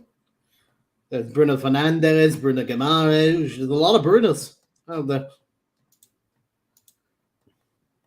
Bruno Guimaraes got a red card today. There's mixed opinions on Twitter if he misses the next leg or not. He doesn't. Apparently, they changed the yellow card rules that it only counts in the cup, but they've not changed the red card rules. which is stupid in my opinion because they should change the boat and none at all. Yeah.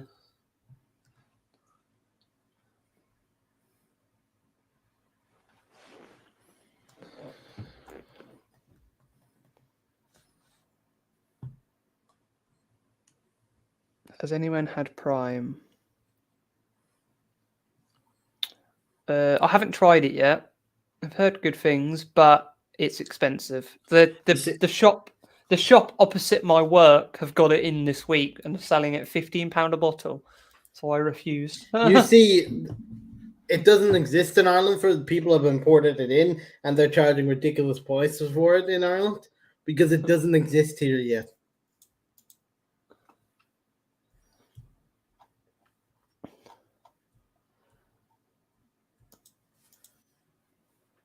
So it would be 15 quid a bottle here too, but I ain't paying that. I'm waiting until it comes in normally into Ireland eventually.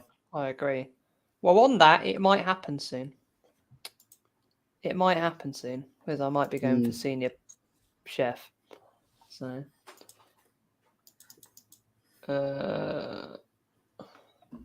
just waiting for doing hashtag get Jono Prime.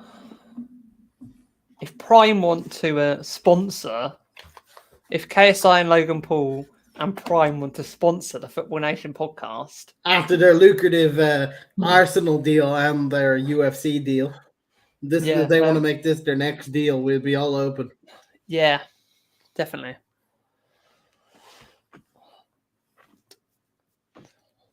Tottenham have reached agreement with Barnsley for the transfer of goalkeeper Hayton.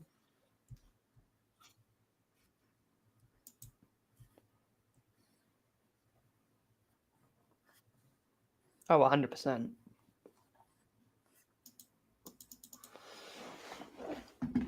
Listen, he took time off to sign the UFC deal. He has time to sign this one. Get it trending. Hashtag Football Nation Prime deal.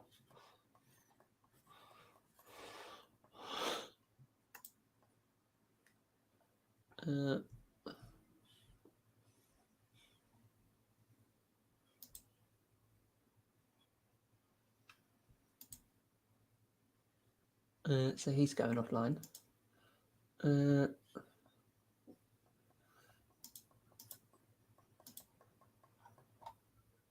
It's done, but we're not going to get an announcement for hours on this, I think. So we will end it there, I think, because there's some of the announcements are going to be coming in overnight. And I'm not staying up till 2 o'clock in the morning for this announcement. So we'll probably end this and they're going to announce it. This has been your Deadline Day coverage. I hope everyone that's tuned in has enjoyed our coverage of Deadline Day from 1:30 onwards till now, till the close of window. We've got some crazy things happening, some crazy things that didn't happen. Poziak. We'll see if that gets concluded or not, but there's a lot of interesting things happening there. But I feel bad for him. Chelsea just terminate his contract. Later today we have the second leg of the Carabao Cup there, where Sancho will return. That's like a new signing in itself. Yes. The old phrase. But yep, we thank you for watching this deadline. I've been one of the hosts, Crazy Boom, and Jono has been in the background and thing. Yep. Yeah, thanks for watching the Transfer Deadline Day. Football Nation does the Transfer Deadline Day. Football Nation is your home of all things football. Make sure you check out the podcast on Thursday nights. We've got some big announcement coming soon. We will see you on the Football Nation. You've all been legends. Good night.